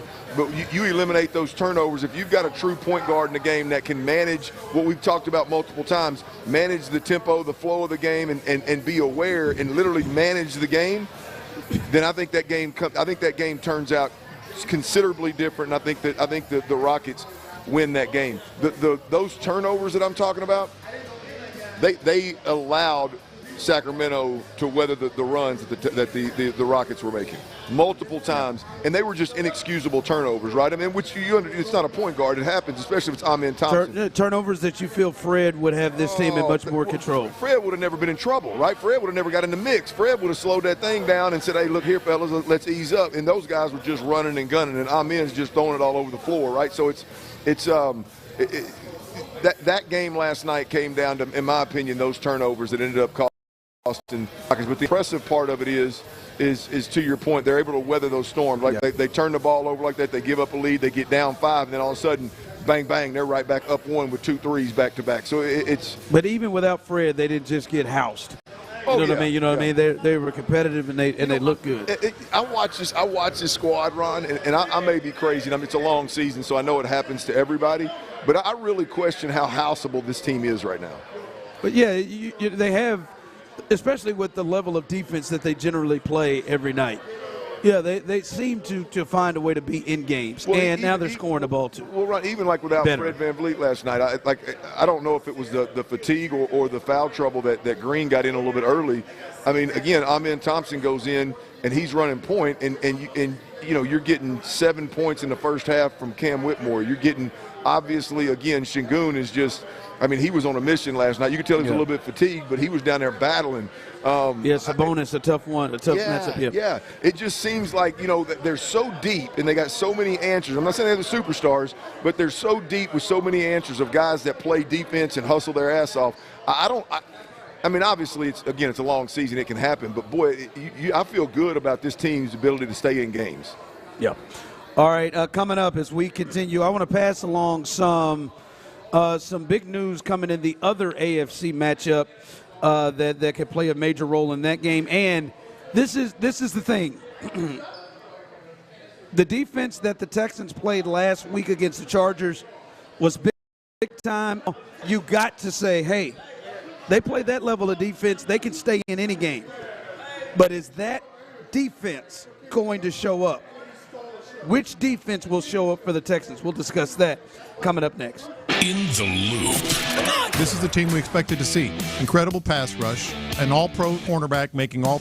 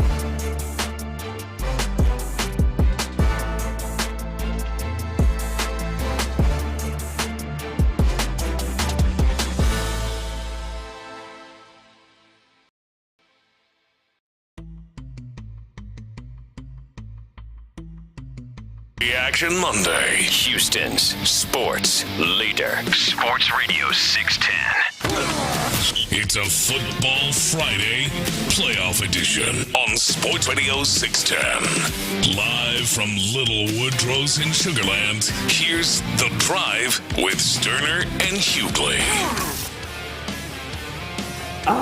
Shout out to everybody who's got them 9 nails in the building as well.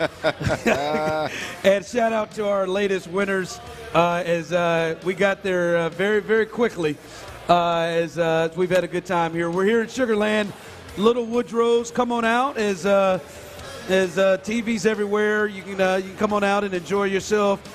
Great food, great drinks as well. Place out there a little bit here with the kids as well. We got outside and inside. It's been a good time here in Sugarland and Little Woodrow's. We got to come back here. Clint, I do want to pass this along. Ravens, they list Zay Flowers in this big matchup against the Buffalo Bills. They list Zay Flowers as doubtful in this game.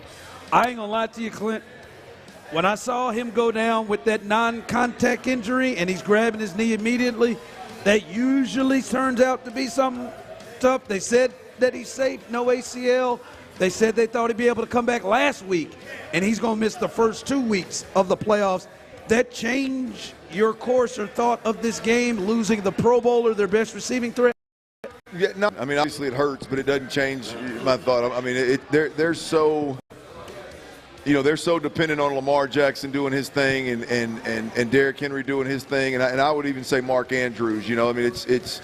Obviously, you lose. Isaiah Likely, too, who's been really good. Yeah, I mean, they got so many weapons that they spread the ball around, too, because first and foremost, their identity is literally the run game in some way, shape, or form. Their identity is how do you contain Lamar Jackson to some degree. It's one of the reasons I think a lot of the Isaiah Likeleys exist and the Zay Flowers are as good as they really are. Great players, don't get me wrong, not minimizing them at all.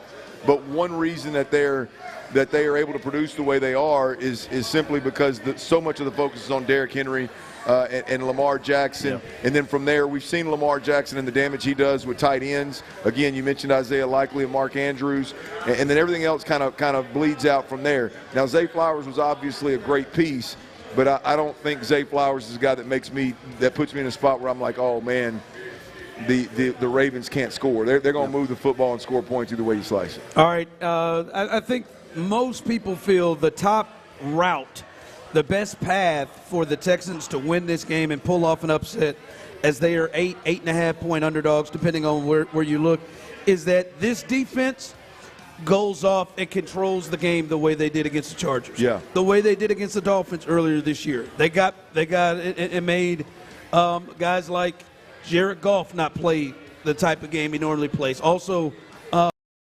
Josh win MVP. A lot of people feel like it's the defense, and I'm with you. They play the way they played last week. They got a chance. They can hold it down, especially you turn the ball over 4 times and you score, and then you put yourself in another position where your offense is in scoring zone immediately when they touch the ball. They've had some ups and downs this year. They've been a good defense, but they've had some moments where there have been some performances that you were kind of like, what was that? Tennessee at home, in which they lost, where Will Levis got away from them. Jacksonville in the second half, and Mac Jones. Like they've had some moments that they've had some struggles this year defensively. How confident are you that this defense is going to be the defense they need in this game? Well, especially including the opponent they're playing, the coaching staff they're playing. It's the most confident unit that with the Texans. I mean, I'm more. Yeah. I mean, look, it's there are, you look around this team, there are guys that there's a lot of ifs about. If the best C.J. Stroud shows up, if the best offensive line shows up, if the best Joe Mixon shows up, which Joe's obviously dependent on the offensive line. I don't know who's 1 and who's 2, but it would be Nico Collins and the defense. Those are the 2 things that I am very confident in. They'll find a way to impact this game in a big way. Look, I'm very confident in this defense, probably more confident than I should be given the fact that they got gutted by the Baltimore Ravens. But I don't think from a matchup perspective this is anything similar to what Baltimore Ravens bring to the table. I think the Kansas City Chiefs are a better matchup for the Houston Texans, really, than Buffalo or the Baltimore Ravens. And so I think that's a plus. But, yeah, I'm confident that DeMeco Ryans will have this defense set. I'm confident that the stats that we've seen all year long, whether you're talking about turnover ratio, tops in the league, you're talking about pressure rate, tops in the league, getting off the field on third down, tops in the league, pressure rate, overall pressure rate, tops in the league. I mean, I think those are real over an 18-game stretch, and I think they play out to some degree against the Chiefs. What degree, we'll see. Is it enough to win? I don't know, but I do believe that's going to play. I have no idea what's going to play on offense. Like, I think Nico gets his, whether it's in scheme, in rhythm, on time, or if it's in the scramble game. But I don't know what that – does that mean that CJ has a good game? Hell, I don't know. You know, can you run the ball? I don't know. I'm pretty confident in his defense's ability to do what they do. Yeah. To me, it's going to look different if this defense is able to hold it down, because I don't know that the opponent, Andy Reid, Mahomes, and them, are going to allow them to have the level of success, especially in terms of pressure, sacking the quarterback. But it can result in different ways, right? I think they're going to get the ball out quicker, probably not going to hold the ball as long, and try to be a little bit more aggressive on first and second downs. But it is, to me, can you, one, keep them to kicking field goals? Can you make timely plays and turnovers and just keep them from making big plays and hurting you big time? So I do think there is a possibility that we see the good Texans defense. They gotta understand. I don't even want to say be patient, but understand that you're probably not going to get a lot of opportunities where he's just going to stand there, right? Yeah. You're probably not going to get a lot of opportunities that, he's not going to run the way that Justin Herbert did, that he's not going to use his legs, right? It's going to have to look different from this defense coming up. Yeah, look, I totally agree, Ron. I'm looking at the Texans' schedule right now, and I think, again, the Vikings got them good early on. Other than that, you've really – the only game that sticks out where this defense wasn't the reason that the game was competitive and it wasn't the reason that the Texans could go on and win, which they won 10 games, outside of that Minnesota game that they lost, was the defense. And the only outlier was the Baltimore Ravens. And, again, I attribute that more to being a terrible matchup for the Houston Texans. And so I expect this game to be very similar. It's going to be – I think it's going to be more high scoring than most people think. But I think this is a neck-and-neck ball game right here. Yeah. We'll see. We'll see if this defense can hold. You think that the Texans' chances clearly are better if this is a game in the upper teens and low 20s than this is a game up in the high 20s and 30s? I would say the lower. Yeah, I don't think that's where it's going to be. I feel like this is going to be a 30-ish game. It's going to be a. You think it's going to be up there? It's going to be high 20s, low 30s. I just feel like these defenses are both really good, but boy, so is Pat Mahomes, and CJ in that run game was pretty good last week. And so I just feel like, I don't know why, again, not comfortable with my confidence level. I just feel like the Texans are going to move the ball and score points. Is it going to be enough? I don't know. But and don't ask me how they're going to do it either, Ron, because I'm not real sure. But I feel like they're going to be able to do it. All right, coming up, we'll get our predictions in, T Mill's best bets, and how many points? How many points you think it's going to take? How many points is it going to take for the Texans to win this game? Is it 20? Is it 17? Some of you have texted in. How many points do they have to get on the board to at least give themselves a chance to win this game? All of that coming up next right here live on The Drive. All right.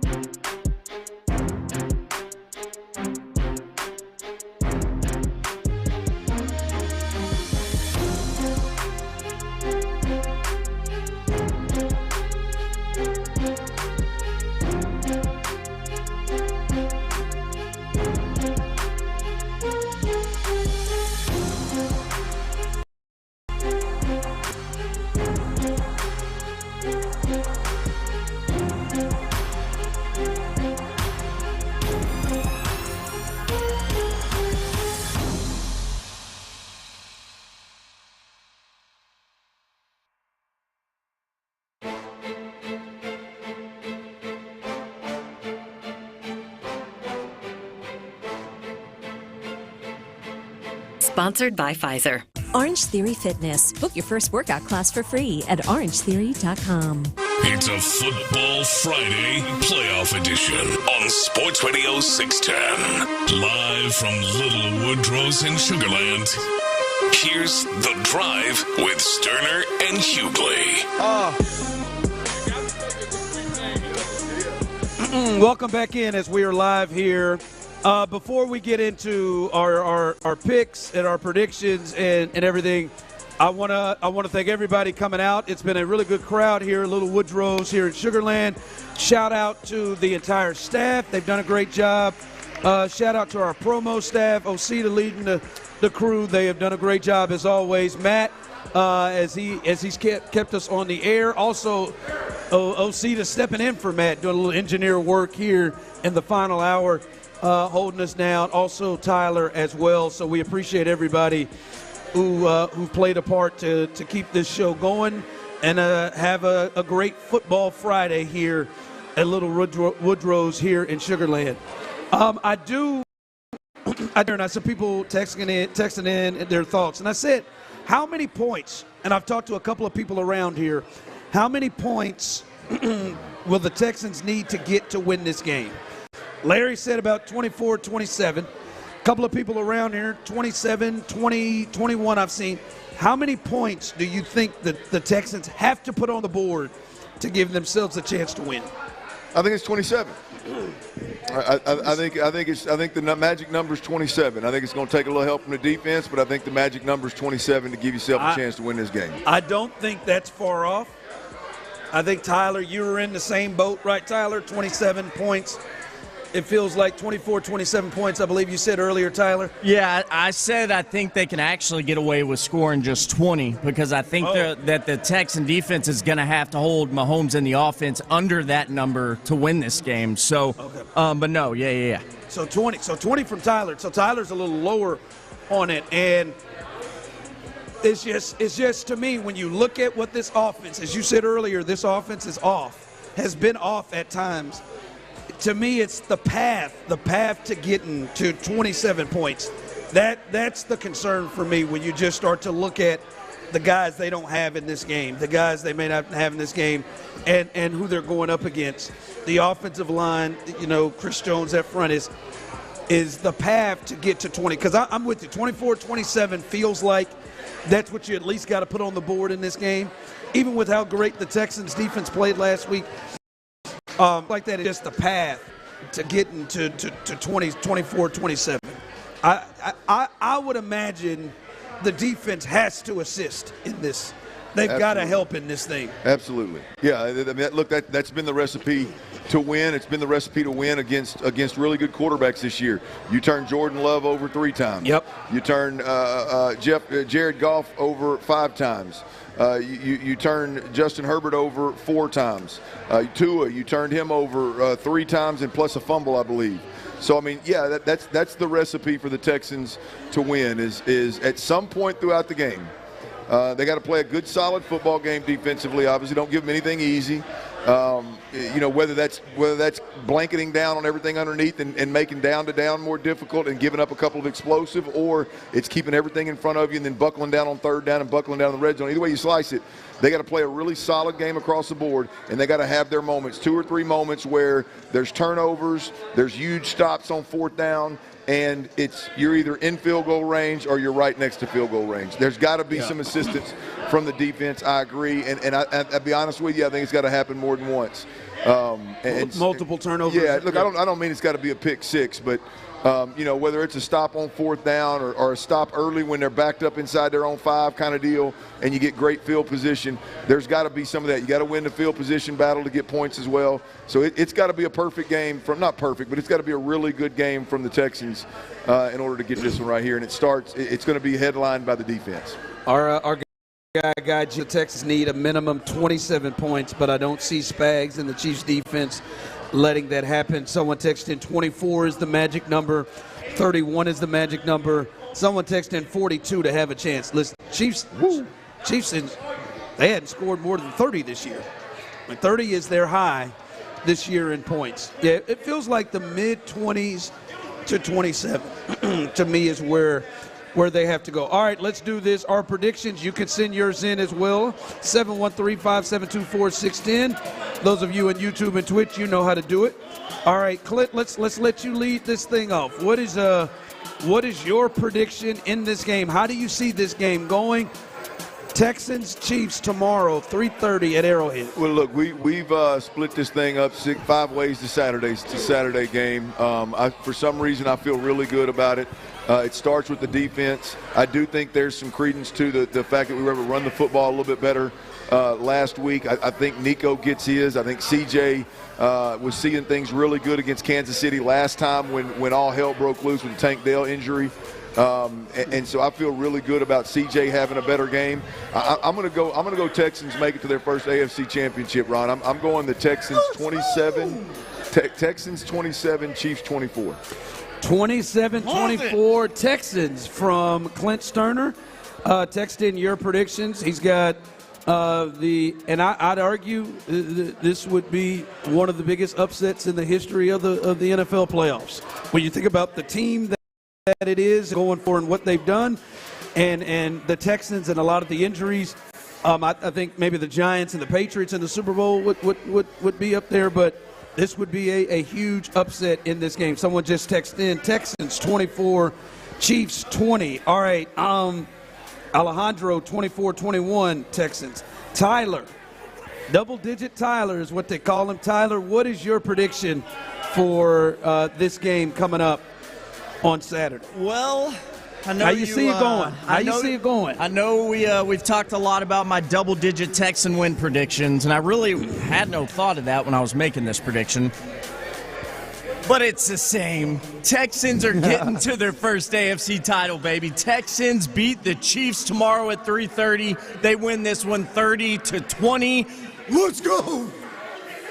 He's talking himself into that one. He is talking himself. My son Nicholas is tearing a hole into hearing what you said there, Ty. You got a problem, Nick? You got a problem, Nick? I'm right here, bro. Yeah, he do. He's a big 4. Just kidding, Nick. He's a big 4. He's got the same size head that you do as well. All right, he is. He's the big head kid. All right, so Clinton Tyler, what do you got? You said 30-20? Yes. Got him getting a 30 in this piece. Moment of truth right here, man. This, you've been compared to Nick Wright, Carrington up in Kansas City at our sister station. Ron the show. Which I am none of those things. I am a different type of Chiefs fan is what I am. Listen, I do nothing but be honest. Honest, as I said earlier, and I mean that in my heart, I believe that C.J. Stroud and DeMeco Ryans at some point, they are going to get to an AFC championship game. They are going to get to a Super Bowl. I believe that they are doing things the way that leads towards that. But they're not ready to win this game. They're not. I just don't think they're equipped right now with a lot of the injuries they have. They're not ready to win this game. I think there's going to be a time when they are ready to play in this game and be up there on the level of teams like the Chiefs, like the Bills, like the Ravens. I don't think that is the time today. Quite frankly, it's bullshit. I think they're going to really have a struggle trying to score points in this game, and I think the Chiefs win 27-13. 27-13 in this game. That is awesome. As they will try to get to their 7th straight AFC championship game. I don't think it'll feel like a blowout or something the whole way. I do think it'll be a methodical thing, as the Chiefs have been methodical all season long. But I think they're not quite there yet. I do think it's different. Maybe if they have their guys, if Diggs and Tank and Petrie and Ward and a lot of those guys are. Get out. But yes, I think the Chiefs win this game. We almost had a damn clean sweep. Is that what you really thought was coming? No. Oh, okay. All right. Just play it. I respect the prediction. I respect it. You laid it out there. Yes. Just this is. You're wrong, but I respect it. I know it. We'll see what happens when we get in there Monday. I think we'll have a lot to talk about in this game on Monday. We'll get, as I said, some of your predictions to come through here. 17-10 defensive game, Texans. Someone texted in 30-22 Chiefs in this game. as we see people giving their predictions coming through. All right, Tyler, let's get to it because I'm sure your best bets are probably in line with some of the football we'll be seeing this weekend as we are live here. Before we get to best bets, remember, coming up behind us, you'll hear from the head coach as the Texans All Access will come up behind us. Head coach D'Amico Ryans will be right on the first thing you hear at 6 o'clock as soon as we get done here. Behind them, Area 45, 9 to midnight. Sean Bijani, Patrick Creighton, Chris Santiago will hold it down as Clint is spilling things on his computer. Yeah, I'm going to put you right on out there. That's all right, just a little ice. Just a little ice. It's just a little cleaning device. Yeah, I'd right suck there. that water down. All right, Tyler, what's your best bets for the weekend? Yeah, first of all, if you're not tailing these picks I'm giving you at the end of every show, now. I am on a damn heater. Follow the flames. What's that, Ron? I said, yeah, he's been hot, folks. He's been hot. Yes, 14 for 20 this week. Pretty damn good. Gonna keep it going. And I got weekend best bets for you. Obviously, these are all going to be posted so far for the NFL divisional round of the playoffs, including the Texans and Chiefs game. Let me scroll down here. Best bets. I got 5 of them. And you can always check my Twitter because I'm going to have more as more lines come out and we enter the weekend. I got 5 of them. Rams as they travel up to Philly. I am on the Rams plus 6.5, and this very well might be my favorite one. I think the Rams could end up winning this game. So if you got a good money line, you could do that too. But Rams plus 6.5. Next up, I got Commanders-Lions. That matchup, I'm on the under in that one. It's set at 55.5. Now the hometown. Texans, I just told you they're going to win 30-20. So obviously Texans plus 8 is a damn lock. Lock that one in, bet your house note, get you some money. Guys, don't bet your house note. Please don't do that. Only if you can afford it. No, just don't do it. Sticking with the Texans at Arrowhead facing the Chiefs. I am on the Texans team total over 16.5. Once again, I told you 30-20. 20 is more than 16.5. Lock that one in. And then now I got one player prop for you. It's already posted. It's for young C.J. Stroud. I'm going C.J. Stroud over 14.5 rushing yards at Arrowhead Stadium. I've won a lot of money this football season on Stroud rushing props. You might want to tail